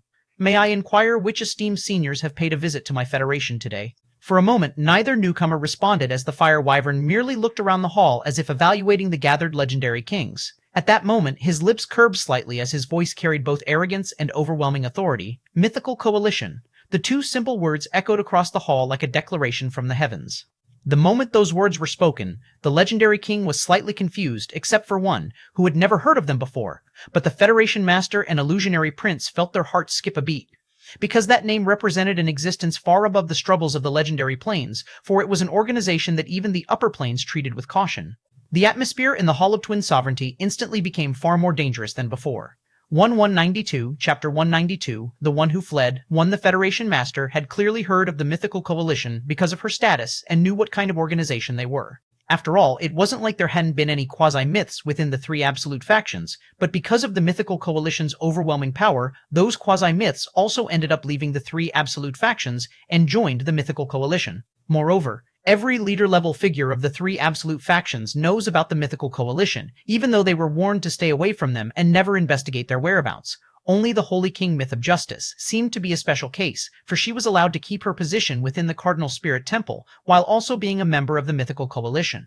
Even the Illusionary Prince may have heard about them, but not as much as the Federation Master, because the records of the Dark Kingdoms had been gone with the Dark Rose. But he knows enough to never pick a fight with them, especially after seeing the Fire Wyvern. At that moment, the Federation Master was not in the mood to continue with the meeting and ordered, "Everyone, please leave the Hall of Twin Sovereignty." Everyone was more than willing to leave, especially after they all saw what kind of terrifying fluctuations those two newcomers were emitting, and even the Illusionary Prince stood up, as he was only here to form an alliance with the Zodiac Knight Federation. However, now it seemed the Zodiac Knight Federation might have offended the Mythical Coalition somehow, and if this turned out to be true, then they needed to stay as far away from them as possible. But to everyone's astonishment and dismay, the Fire Wyvern, also known as the Myth of Inferno within the Mythical Coalition, spoke nonchalantly. Oh, there's no need for anyone to leave. There might be no intent behind his words, but to those who heard them, they felt a chill down in their spine because this could only mean they weren't here to pay a friendly visit. The Federation Master's heart beat wildly with trepidation, but she tried her best not to lose her calm and respectfully inquired, if that's what seniors want, that it shall be. May I inquire if the Zodiac Knight Federation has done something wrong? The Myth of Inferno remained nonchalant as he replied, You should know what your little federation has done wrong. However, since the Mythical Coalition had never interfered with the Legendary Planes conflicts, I'll give you a chance to make amends and do the right thing. The Federation Master was appalled because, before, she was still hoping this was just a misunderstanding, but the Myth of Inferno's words dashed her last hope. But she had no idea what the Zodiac Knight Federation had done to make the Mythical Coalition send 2 quasi-myths here today. Moreover, she wasn't confident enough to go against these quasi-myths. Even if she had some trump cards to deal with, 2 quasi-myths, she couldn't take on the entire Mythical Coalition. Not to mention, if she really tried to fight with them, even if it was just a misunderstanding, a real grudge would form. Yet the Federation Master remained silent as her ocean blue eyes flickered with restrained turmoil. What exactly have we done? She had already run through every possible offense in her mind, like territory expansion, secret assassinations, and even the seizing of abandoned strongholds, but none of those should have provoked the Mythical Coalition, for that organization had never interfered in the conflicts of the Legendary Planes. No matter how hard she tried, she truly could not recall anything that could justify 2 quasi-myths appearing personally in her headquarters. Behind her, the Night Guardian Kings also exchanged silent glances as the pressure inside the hall had already reached an unbearable level. The illusionary prince narrowed his eyes slightly as well, for he clearly sensed the 2 quasi-myths were not merely here to negotiate, but here to judge something. Just when the Federation Master felt as if she had reached the end of her reasoning, something no one expected happened. Behind the Federation Master, one of the Night Guardian Kings moved. It was extremely subtle, yet to the eyes of the 2 quasi-myths, it was like a lightning strike in absolute darkness.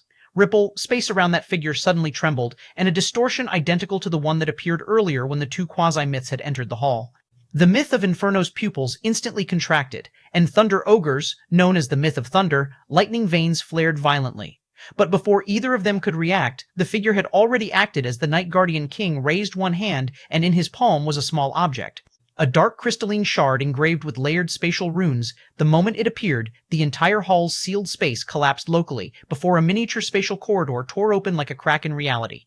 The man didn't hesitate, and with a flash of pale light, his entire body wrapped itself into the distortion. The process was instantaneous, as even the quasi-myths were caught off guard. By the time the Myth of Thunder's lightning aura erupted, the spatial tier had already sealed. Unbelievably heavy silence fell, for every legendary king stared at the empty space where the man had stood just moments ago with disbelief and shock. The Myth of Inferno slowly narrowed his fiery eyes. Interesting.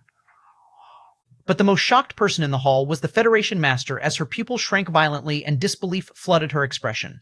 For the first time since the meeting began, her composure shattered as her voice rang through the hall in shock. Night Guardian King Nell? The words echoed like thunder, making the remaining Night Guardian Kings freeze.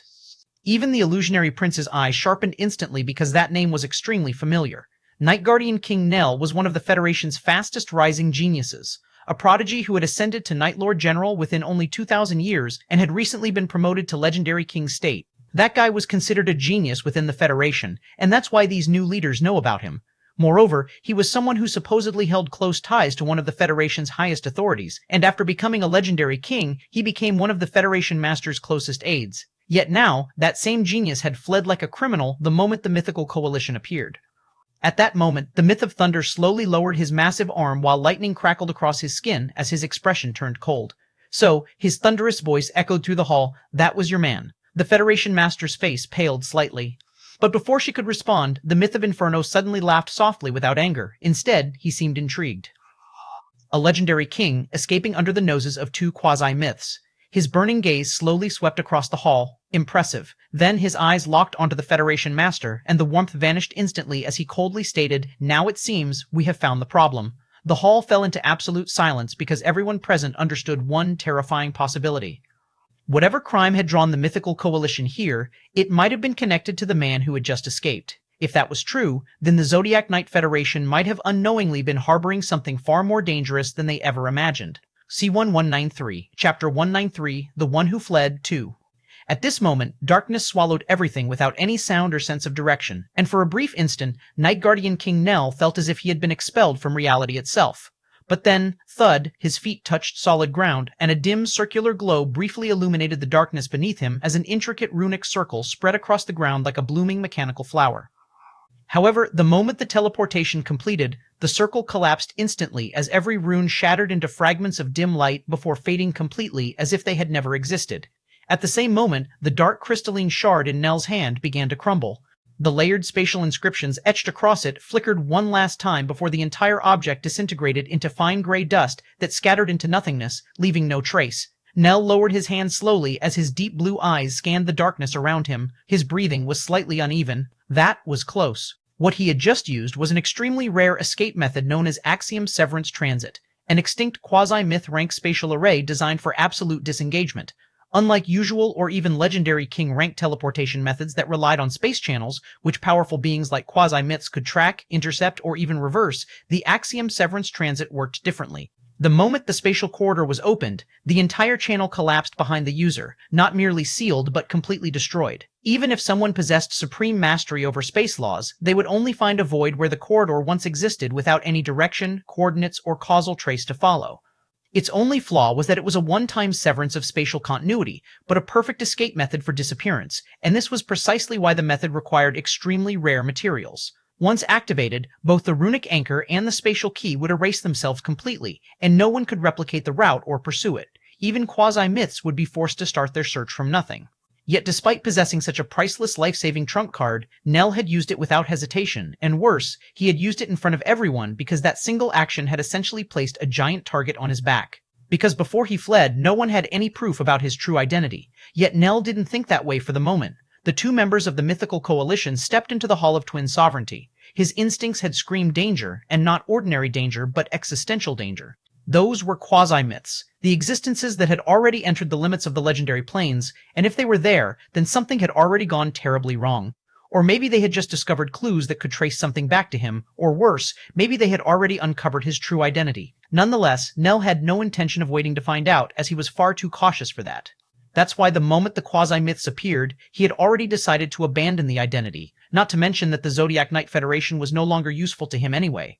Especially when the Myth of Inferno refused to let anyone leave the hall, Nell had felt something cold crawl down his spine, and that single sentence was enough for him, so he would not gamble his life against quasi-myths, so he decisively fled immediately without any regret.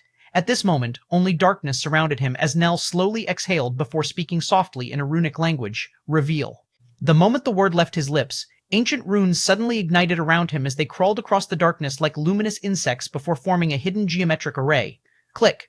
Thereafter, a narrow slit of light appeared before him, and it widened silently like a sliding door in reality itself, and beyond it, starlight poured through. Without hesitation, Nell stepped forward calmly, and the next moment he emerged in a vast expanse of the star ocean that unfolded before him. However, he was not floating freely, and instead, he stood atop a rapidly moving meteor racing through a dense asteroid belt. The massive rock spun violently as it tore through space, leaving a trail of frozen dust in its wake. Nell's eyes flickered with calculation, for this location had been deliberately chosen, and even if someone had somehow traced his spatial exit, they would only arrive at empty coordinates. Because this meteor was constantly moving at extreme velocity through the belt, tracking it here would be like chasing a single grain of sand in a hurricane.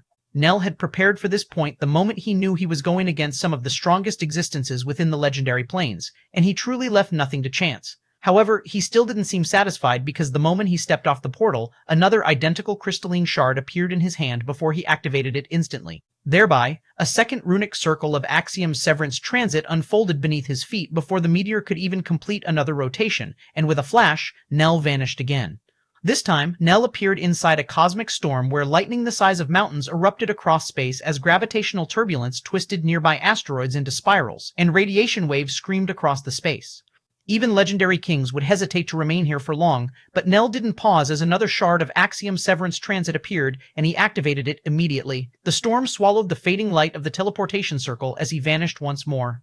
Moments later, a dead planet received a silent visitor, a world gray and lifeless, without atmosphere or oceans, only endless plains of cracked stone stretched beneath a dim red star. Nell appeared above its barren surface, but this time he did not activate another teleportation artifact. Either he had exhausted them, or he believed the trail had finally grown cold. Without hesitation, he flew upward as if for a legendary king. Surviving in open space required no effort.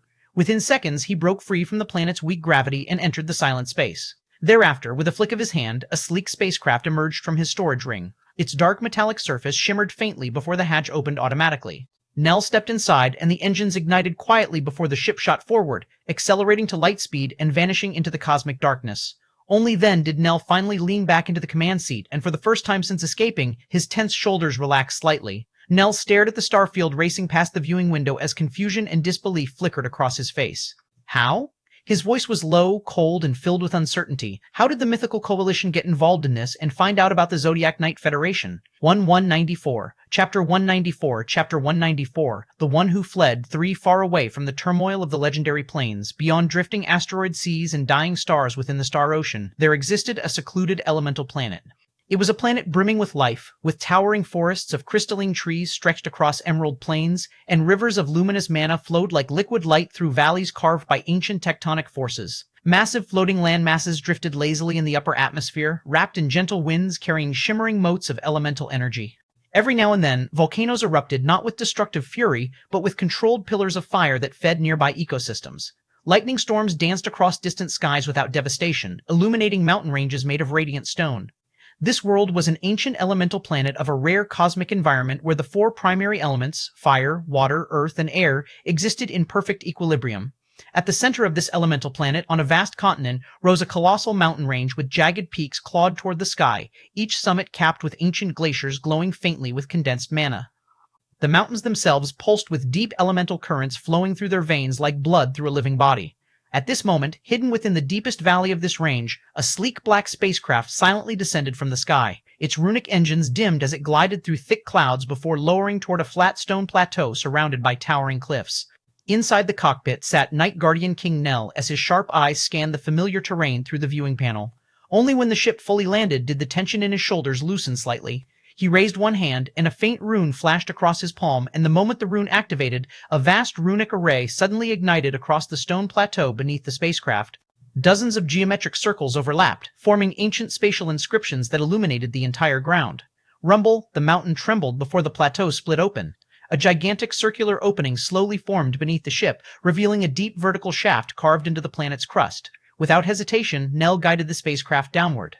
As the ship descended silently into the darkness, the shaft sealed moments later, and the runic array vanished. The mountain returned to absolute stillness as if nothing had ever happened, without any energy residue, spatial disturbance, or trace of intrusion. It was perfect concealment. Deep beneath the mountains, hidden far below the elemental crust, Nell's spacecraft finally docked inside a vast underground facility carved directly into the bedrock. Dim blue lights illuminated the enormous chamber, where mechanical platforms moved quietly and advanced magic devices hummed with restrained energy. This place is clearly a private sanctuary, a base Nell had spent centuries preparing.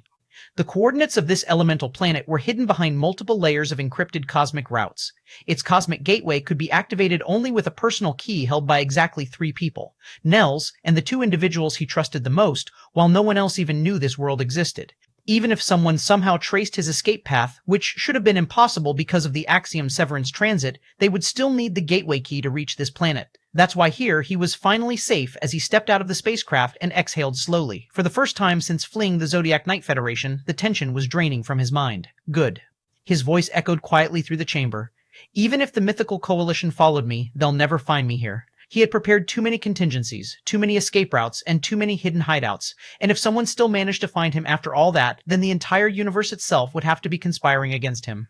At least, that was what Nell believed, because far above the mountain range, right above the plateau where the runic array had vanished, space suddenly twisted. It wasn't violent or loud because there were no spatial fluctuations at all, as the surrounding space simply grew silent, like a still lake whose surface had been frozen by an unseen force. Thereafter, reality slowly unraveled as the sky parted apart like 2 invisible curtains being gently pulled aside, and from within the silent tier in space a figure stepped out. He wore simple gray robes that fluttered faintly despite the windless air. The fabric appeared ordinary at first glance, yet subtle distortions rippled along its edges, bending space like heat haze.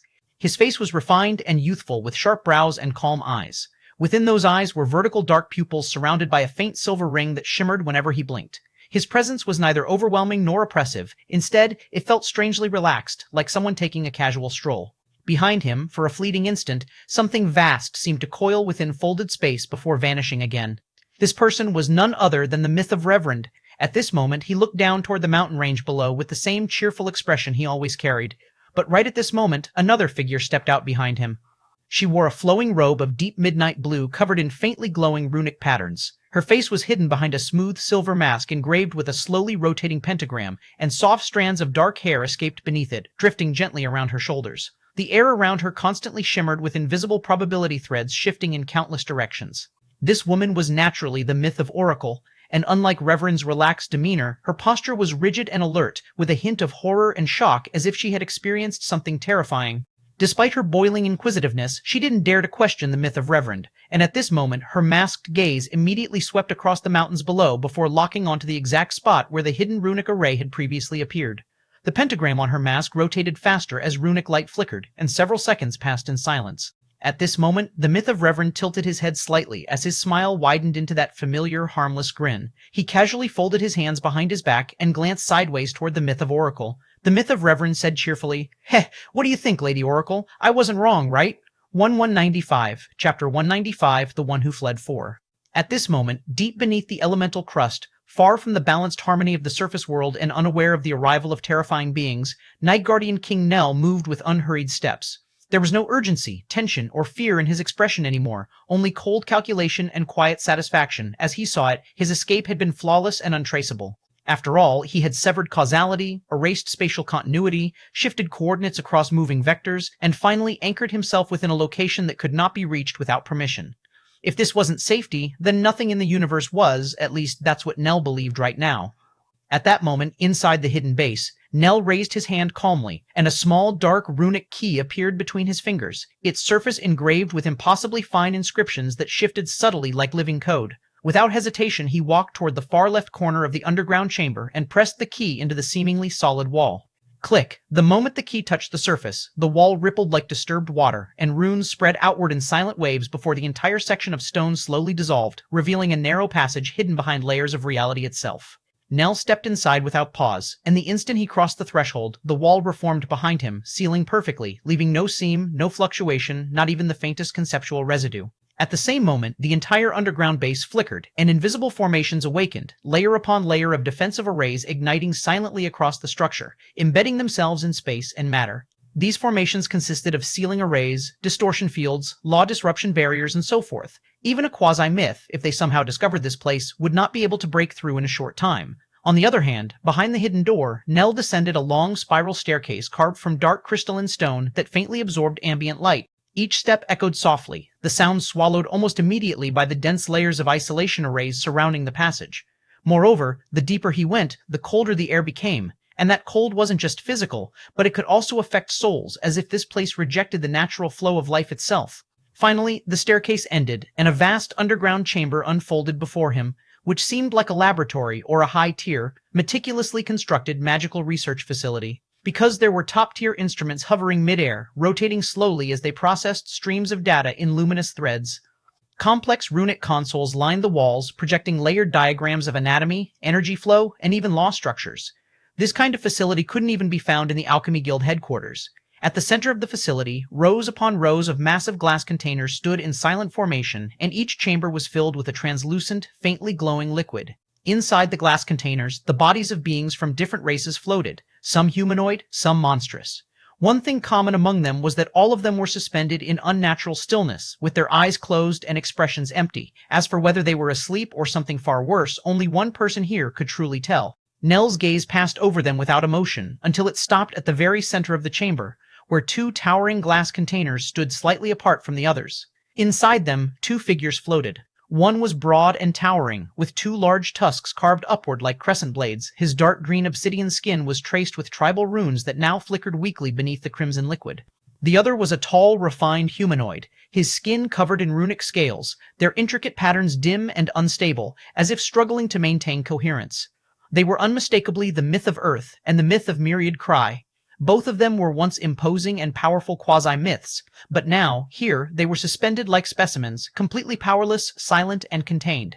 But there weren't just specimens and magic instruments here, for standing before these two chambers was a woman in a long white coat. Her figure was slender yet elegant, her skin pale like frost-kissed marble. Long strands of icy silver-blue hair cascaded down her back, shimmering faintly as if crystallized at the edges. Her ears were elongated and delicate, with faint frost-like patterns trailing along their surface. Even the air around her carried a subtle chill as tiny motes of crystalline light drifted and vanished near her presence. At this moment, she was calmly recording something on a floating runic interface, her expression focused, almost detached, as if the two quasi-myths before her were nothing more than experimental data. Not far from her, another woman sat before a wide arc of floating screens. Her appearance contrasted sharply. Her hair flowed like strands of liquid lightning, faint arcs of electricity dancing between the locks as they drifted weightlessly behind her. Her eyes glowed faintly, pupils crackling with restrained energy, reflecting the countless streams of data flickering across the screens before her. The air around her subtly vibrated, as if unable to remain completely stable under her presence.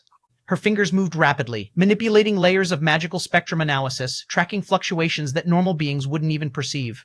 At that exact moment, the hidden door behind Nell sealed completely, and both women froze as the crackling of energy paused and the recording rune flickered. Slowly but sharply, both turned, and their expressions shifted almost at the same time with surprise and a hint of sharp realization. Because Nell was not supposed to be here without notice, for it wasn't his style, and they instantly thought of the worst possibilities that could have caused his sudden arrival. The woman in the lab coat was the first to speak, her voice calm yet edged with seriousness. "Let me guess, something happened?"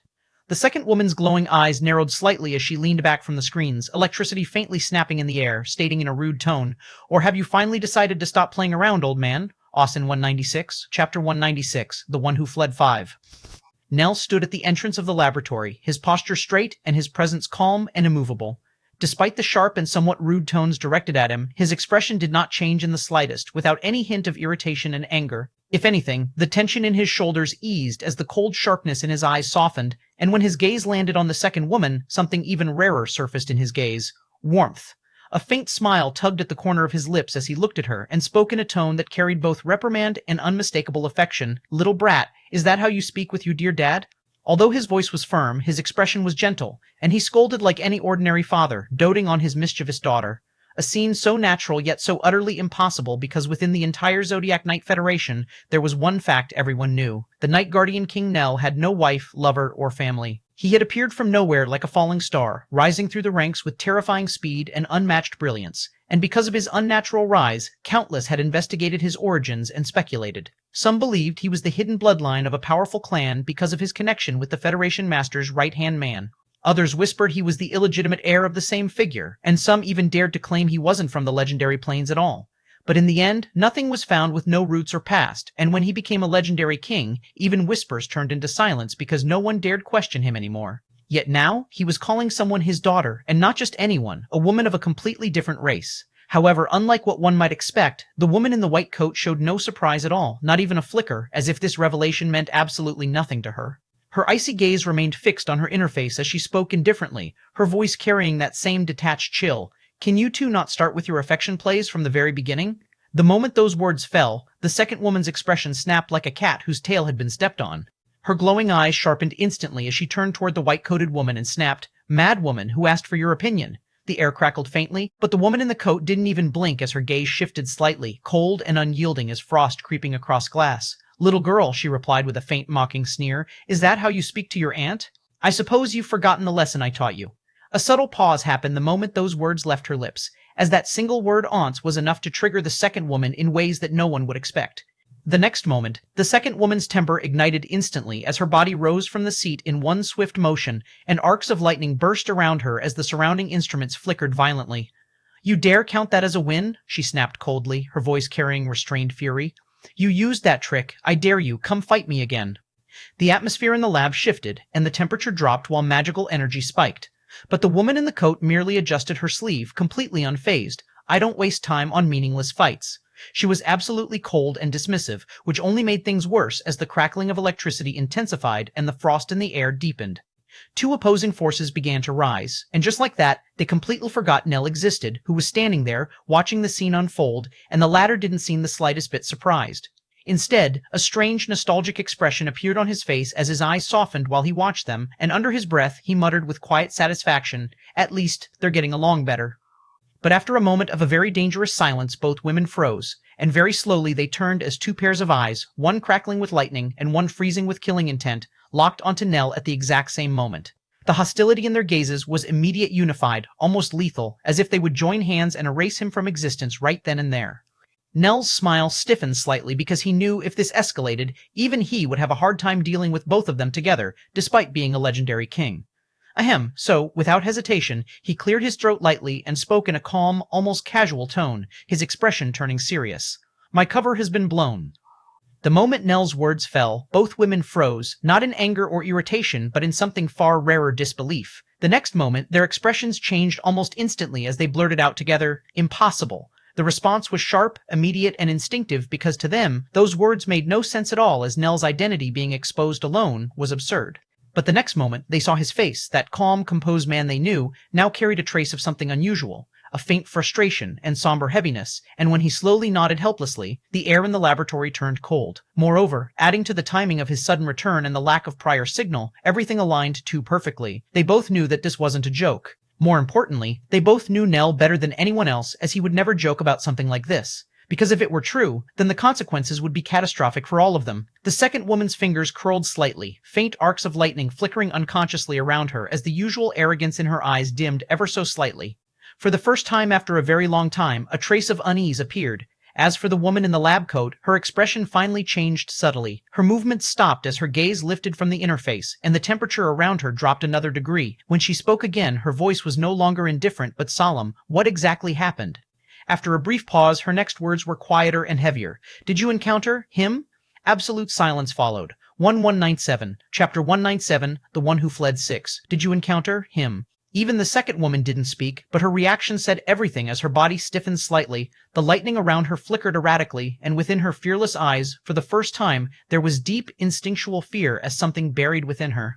Because she knew exactly who that him referred to as he was, the only existence, the only nightmare that had ever forced Nell into defeat and brought them to their current state. He was the only being they all feared from the depths of their existence.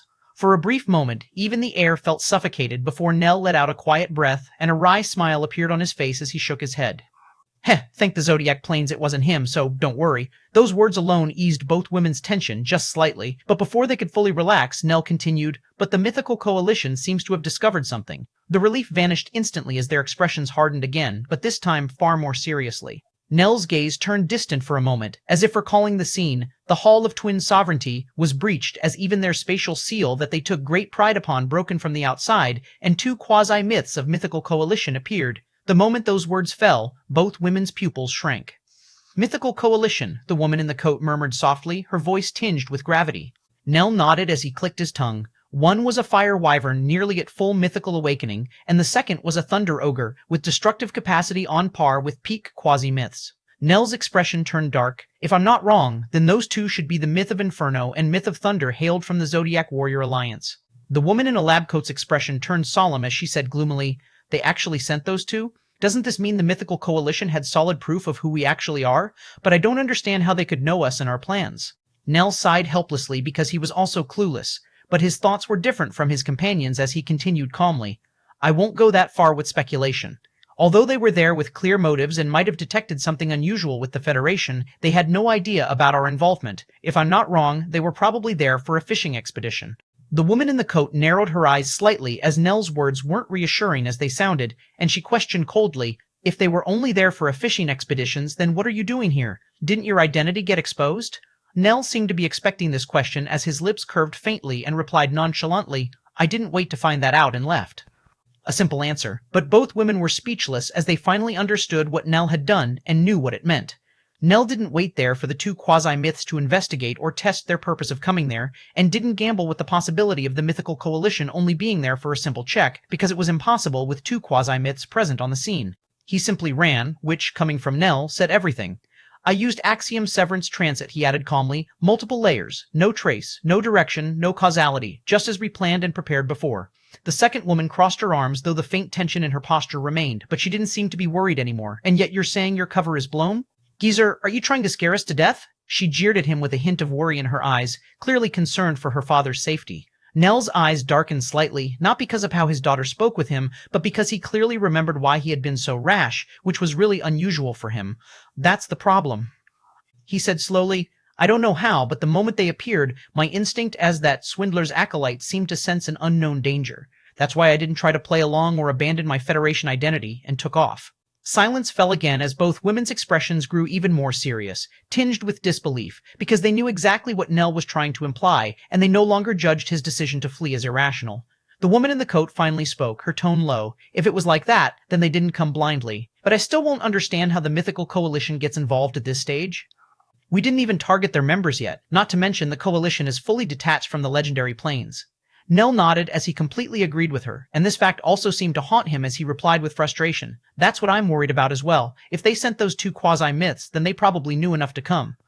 But I'm positive that they just didn't confirm everything yet. The second woman's eyes flickered sharply, which means, Nell finished calmly, I'm now a target, and they might not even spare the Federation higher-ups anymore, as they will do everything in their power to figure me out. But I won't be worried about that too much since everything that is known about me is false, my name even. Everyone present in this place knows that Nell is not just any target, but he was the target of the mythical coalition, and the implications of that were far beyond being hunted by the entire legendary planes. For a moment, no one spoke before the woman in the coat exhaled softly, her gaze turning cold and precise once more as she said matter-of-factly, "Nevertheless, this changes everything." The second woman clicked her tongue, and she said in a sharp tone as the lightning on her flickered more intensely, "Then stop standing there like it's nothing. What's the next move? You know your bosses wouldn't like it once he found out about this." Nell didn't answer immediately. Instead, a faint smile appeared on his face again, this time neither gentle nor warm, but dangerous and calculating. "If we were to assume they were there because they found something, and that thing happened to be worthy enough to draw their attentions," he said softly as his eyes flickered toward the two quasi-myths suspended in the containers, and I think I know what." The atmosphere in the laboratory shifted because, for the first time, the situation was no longer about hiding or remaining in the shadows. It was about what came next. But unbeknownst to all three of them, far above them, something unseen and unnoticed was already watching all of this amusingly, like the reality itself. 1198. Chapter 198, The One Who Fled 7. High above the silent mountain range, where even the wind did not dare to linger, two figures stood within a frozen tear in space, and the world below remained calm, undisturbed. But that calm was a lie, as the silver pentagram on the myth of Oracle's mask rotated slowly, emitting faint pulses of light as countless unseen threads of unknown probability extended outward only to collapse, one after another. For the first time in a long while, her ability met a wall, and she couldn't help but look at her companion, who had been staying silent all this time. But she knew, unlike her, he was probably seeing something and couldn't hide her curiosity as her voice broke the silence, low and controlled. "What are you seeing?" Beside her, the myth of Reverend tilted his head slightly as his serpent-like pupils shimmered faintly, the thin rings around them revolving slowly, like orbiting halos responding to something unseen. There was a strange light in his eyes, one of pure amusement, as if he had stumbled upon something delightfully unexpected. "Heh," he chuckled softly, unable to hold it back. "Lady Oracle, this is very interesting, I'm telling you." His smile widened, almost boyish. "You won't find something like this in our boring lives." Before Myth of Oracle could respond, Myth of Reverend casually flicked his sleeve. The motion was simple, but what followed was anything but. The space in front of them rippled without any runes, formations, or magic energies, as if the space itself seemed to comply with his will, and a translucent projection unfolded in mid-air. The next moment, scenes began to form, clear, precise, and alive, and the Myth of Oracle's gaze sharpened instantly, for she could feel that no arrays, technological constructs, or spatial anchors were involved in what the Myth of Reverend just did. This was something else entirely, something that didn't follow the laws she knew, yet she didn't ask, and simply watched. In that projection, the hidden chamber below the surface revealed itself as Nell stood with the two women, their conversation unfolding in perfect clarity. As the scene progressed, the rotation of the pentagram on her mask slowed until it nearly stopped. "So, it's true," she murmured faintly as if confirming something in her heart. Meanwhile, the Myth of Reverend watched like someone enjoying a performance, his eyes glinting with quiet delight. Suddenly, he chuckled again. "Isn't it amusing?" But the Myth of Oracle didn't respond as her focus remained locked on the projection. Myth of Reverend waved his hand lazily toward the two figures suspended in the glass containers.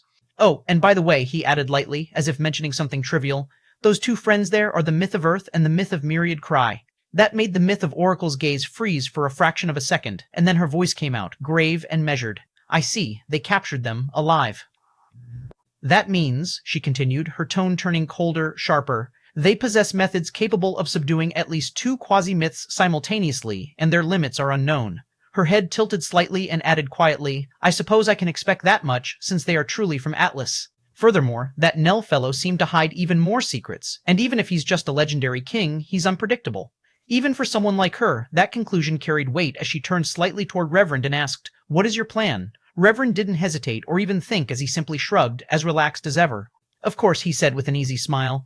The plan is to invite them for a chat, for I'm a pacifist. The myth of Oracle was speechless when she heard the word pacifist and almost lampooned, yet the myth of Reverend wasn't done as his eyes curved slightly with amusement. After all, the Coalition Master is waiting, no? The myth of Oracle's expression was unknown, but the air around her grew colder.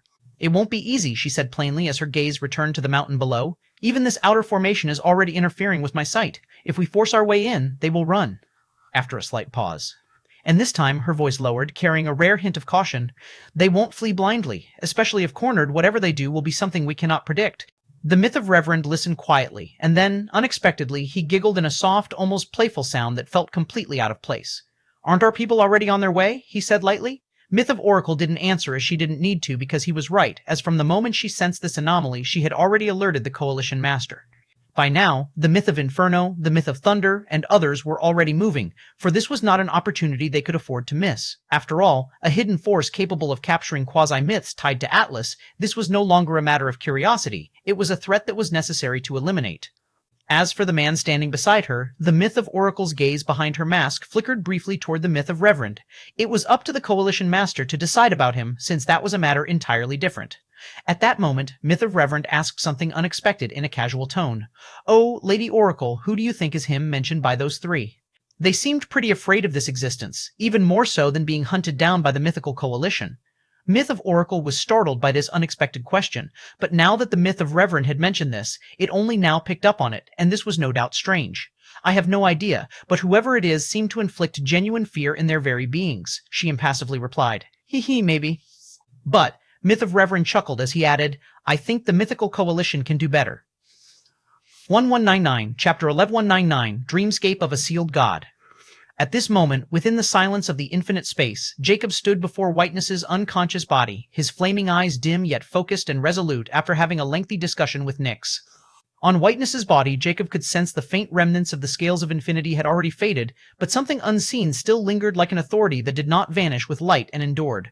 Without hesitation, Jacob sat down cross-legged, and before long his skeletal frame stilled completely, just as Nyx had mentioned. A mystical intent suddenly originated from the depths of his very being, and the next moment he emotionlessly muttered, Nightmare Eater. The next moment, a strange ripple passed through his soul, neither violent nor overwhelming. Instead, it was invasive, like slipping through a crack that didn't exist. Jacob quickly felt his consciousness sinking deeper into something unknown and still, and continued sinking like a pebble in a vast ocean, without any concept of time or existence.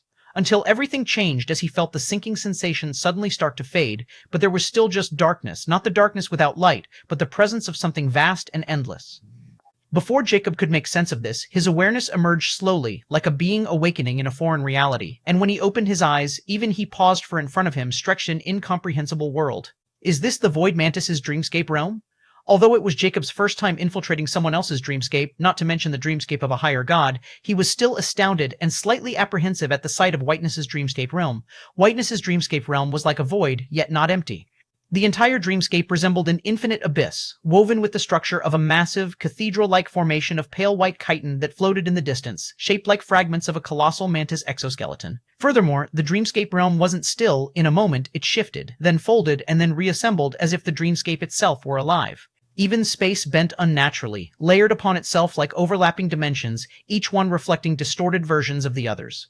But what was unchanged in this mystical place was right at the center, a colossal silhouette of a void mantis. Jacob was solemn when he saw that void mantises, for it was not the reduced whiteness but the true one, as it was gigantic and boundless. Its form stretched across the dreamscape like a god carved into reality itself, its presence alone warping perception. However, Jacob instantly noticed something was wrong, and his gaze sharpened when he saw countless chains stretching across the entire dreamscape like a web. They were thin and ethereal, yet they felt absolute. Moreover, he didn't need to guess the origin of those chains because each chain flickered with pale infinity symbols, embedding itself into every layer of this world. Some pierced the colossal mantis, others bound the very space, and some extended infinitely beyond sight. So, that's what Nyx meant when she told me about Whiteness's dreamscape realm being sealed. Jacob felt relieved as he finally understood that the chains weren't just inside Whiteness, for they had rooted themselves into his very existence, even in here, in his subconscious.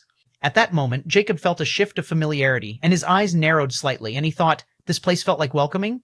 No, this isn't accurate. It's more like submitted to me as I can feel a faint pulse echoed from within my soul.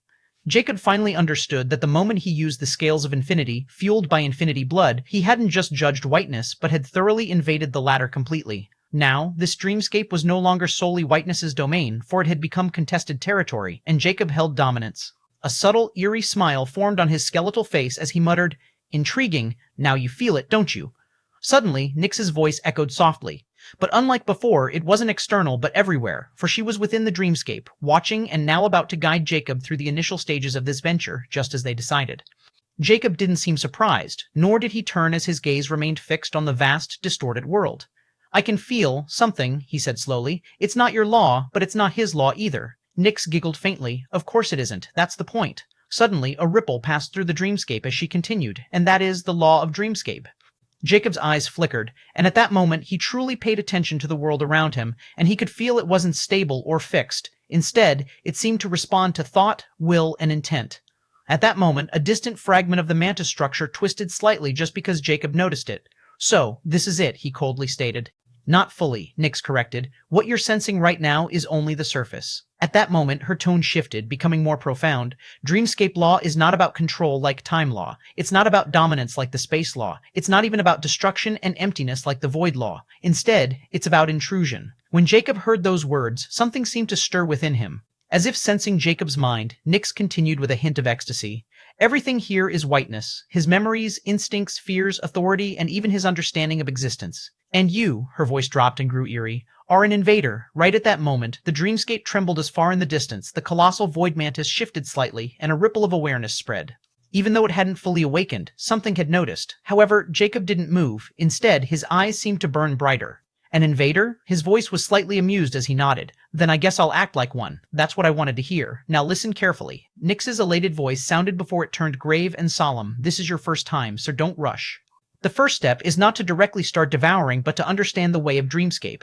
Almost subtly, a faint distortion appeared around Jacob's form as Nyx's grim voice sounded. "Right now, you exist here as a foreign consciousness, but soon you'll become something worse." 1200, Chapter 1200, The Law Between Dreams, 1. Right now, you exist here as a foreign consciousness, but soon you'll become something worse. Jacob seemed to know what Nyx was implying and didn't respond, but simply watched. "Now try to extend your soul perception," Nyx instructed, "but don't use your soul sense instead, use your awareness and intent." Jacob followed Nyx's instructions and carefully let his awareness and intent of control spread, but not outward and into dreamscape itself. The next moment, instantly, information flooded him like fragments, memories, sensations, a glimpse of endless void, a feeling of being hunted, rage, submission, evolution, pain, and everything that makes whiteness very being. Jacob's eyes flickered wildly as he was overwhelmed by so many foreign intentions, but he didn't lose control and tried to steady himself. "I see," he muttered with a hint of realization. Nyx's tone carried faint approval as she spoke with a hint of excitement. "Now you see what I usually see and experience. You can say this is the world of dreams, which is directly connected to the consciousness, and as long as you know how to tread, nothing is impossible. Now for the next step." As Nyx's voice trailed off, the next moment, the space around Jacob warped slightly as she ambiguously uttered, "Create." A hint of confusion flickered in his eyes as he asked, "Create what?" Nyx answered with a hint of annoyance, "What? Have you also forgotten about what you can do within a dreamscape realm? Just like inside your own dreamscape, you can use your intent and imagination to make anything. The only difference being, it's not your dreamscape, and your authorities here is very limited, at least for now. But as time passes, you start to devour this dreamscape. Your authority will become stronger, until this dreamscape is fully devoured." Realization dawned on Jacob as he understood what Nyx was implying, and after a moment of silence, he raised his hand, and for the first time, he acted within the dreamscape other than his own. Thereafter, a ripple spread outward, reality bent, and slowly, a figure began to form in the distance. But the next instant, the distorted figure in the distance trembled for its incompleteness and instability, yet felt somewhat real as he watched it closely. He commented ambiguously, "So this is how it starts." Nyx's voice turned almost delighted as she spoke, and her tone carried quiet anticipation. "Yes, although right now, you can only create somewhat of an illusion. But it doesn't matter, as soon you'll learn how to turn illusions into nightmares." Jacob understood, focusing his will and forcing structure into the illusion. "Stabilize it," Nyx murmured. "Don't just imagine because you have no authority right now, especially not like your dreamscape realm. Instead, try to anchor it and make it a part of the dreamscape itself." Jacob's eyes compressed into beams, and the next moment, the figure sharpened slightly as limbs formed, and a vague silhouette of a creature took shape under his meticulous control. However, then something strange happened. The figure seemed to twitch, not under Jacob's control but by itself. Jacob's eyes flickered with surprise as he questioned, "What is this?" Right at that moment, the illusion did something even more bizarre as it turned its head, and its movements were smooth and too natural. It looked directly at him as if a living being. Jacob knew something was amiss, and at that moment Nyx's voice dropped instantly and urged him, "Break it now." But Nyx's warning came too late. The next instant, the figure's body split open like peeling flesh, revealing layers of writhing white chitin beneath. Its form expanded violently, no longer bound by Jacob's intent. It seemed to have been hijacked. "No!" Nyx's slightly panicked voice rang. The next moment, the dreamscape trembled, and from the distant void, the colossal mantis moved, albeit not fully, but enough to cause a ripple of awareness to surge through the entire dreamscape. Thereafter, Jacob felt it furiously slam into him like a cold, ancient tidal wave filled with predatory intent. "You revealed yourself," Nyx said sharply. "You used too much identities." The next moment, the hijacked illusion shrieked, not with sound, but with presence, and in the next instant, it lunged. Jacob dared not be reckless, as he wasn't here with his real body, nor could he use too much of his real powers here, because Nyx had told him that the more identities he revealed too early, the more difficult it would be for him to devour Whiteness's dreamscape realm. The reason behind it was simple. Once Jacob's identities was registered in the dreamscape realm as an intruder or malicious being, every time he entered, Whiteness's consciousness would instinctively try to eliminate him. If it were someone whose realm wasn't as high as Whiteness, it wouldn't be a problem for Jacob. But even if Whiteness was sealed, his dreamscape was still at the realm of the higher god, and if Jacob wasn't careful, he might suffer terribly. For this exact danger, Nyx needs so much time to devour this dreamscape realm, and even that because Whiteness had been sealed by Jacob, or she couldn't even touch Whiteness's dreamscape realm, much less step into it. At that moment, Jacob tried to pull back, but something snapped around his consciousness unexpectedly that even Nyx hadn't predicted. They were chains. However, those chains weren't the ones binding Whiteness, but new ones seemed to form from the dreamscape itself and shot towards Jacob, and like coiling snakes, wrapped around his perception, digging into him like hooks. Oh. Jacob felt pain after a very long time, but that pain was different as it didn't hit his body, but hit his sense of self, before memories flickered violently in his mind. His mind felt like being touched and invaded. "Welcome," a voice echoed. However, that voice neither belonged to Nyx nor to Jacob, but to something deeper and broken, as it continued, "You are not allowed here." The very next moment, the dreamscape shifted, and the ground beneath Jacob fractured into countless layered memories like visions of endless hunting, devouring, evolving. Suddenly, Jacob wasn't standing anymore, for he was inside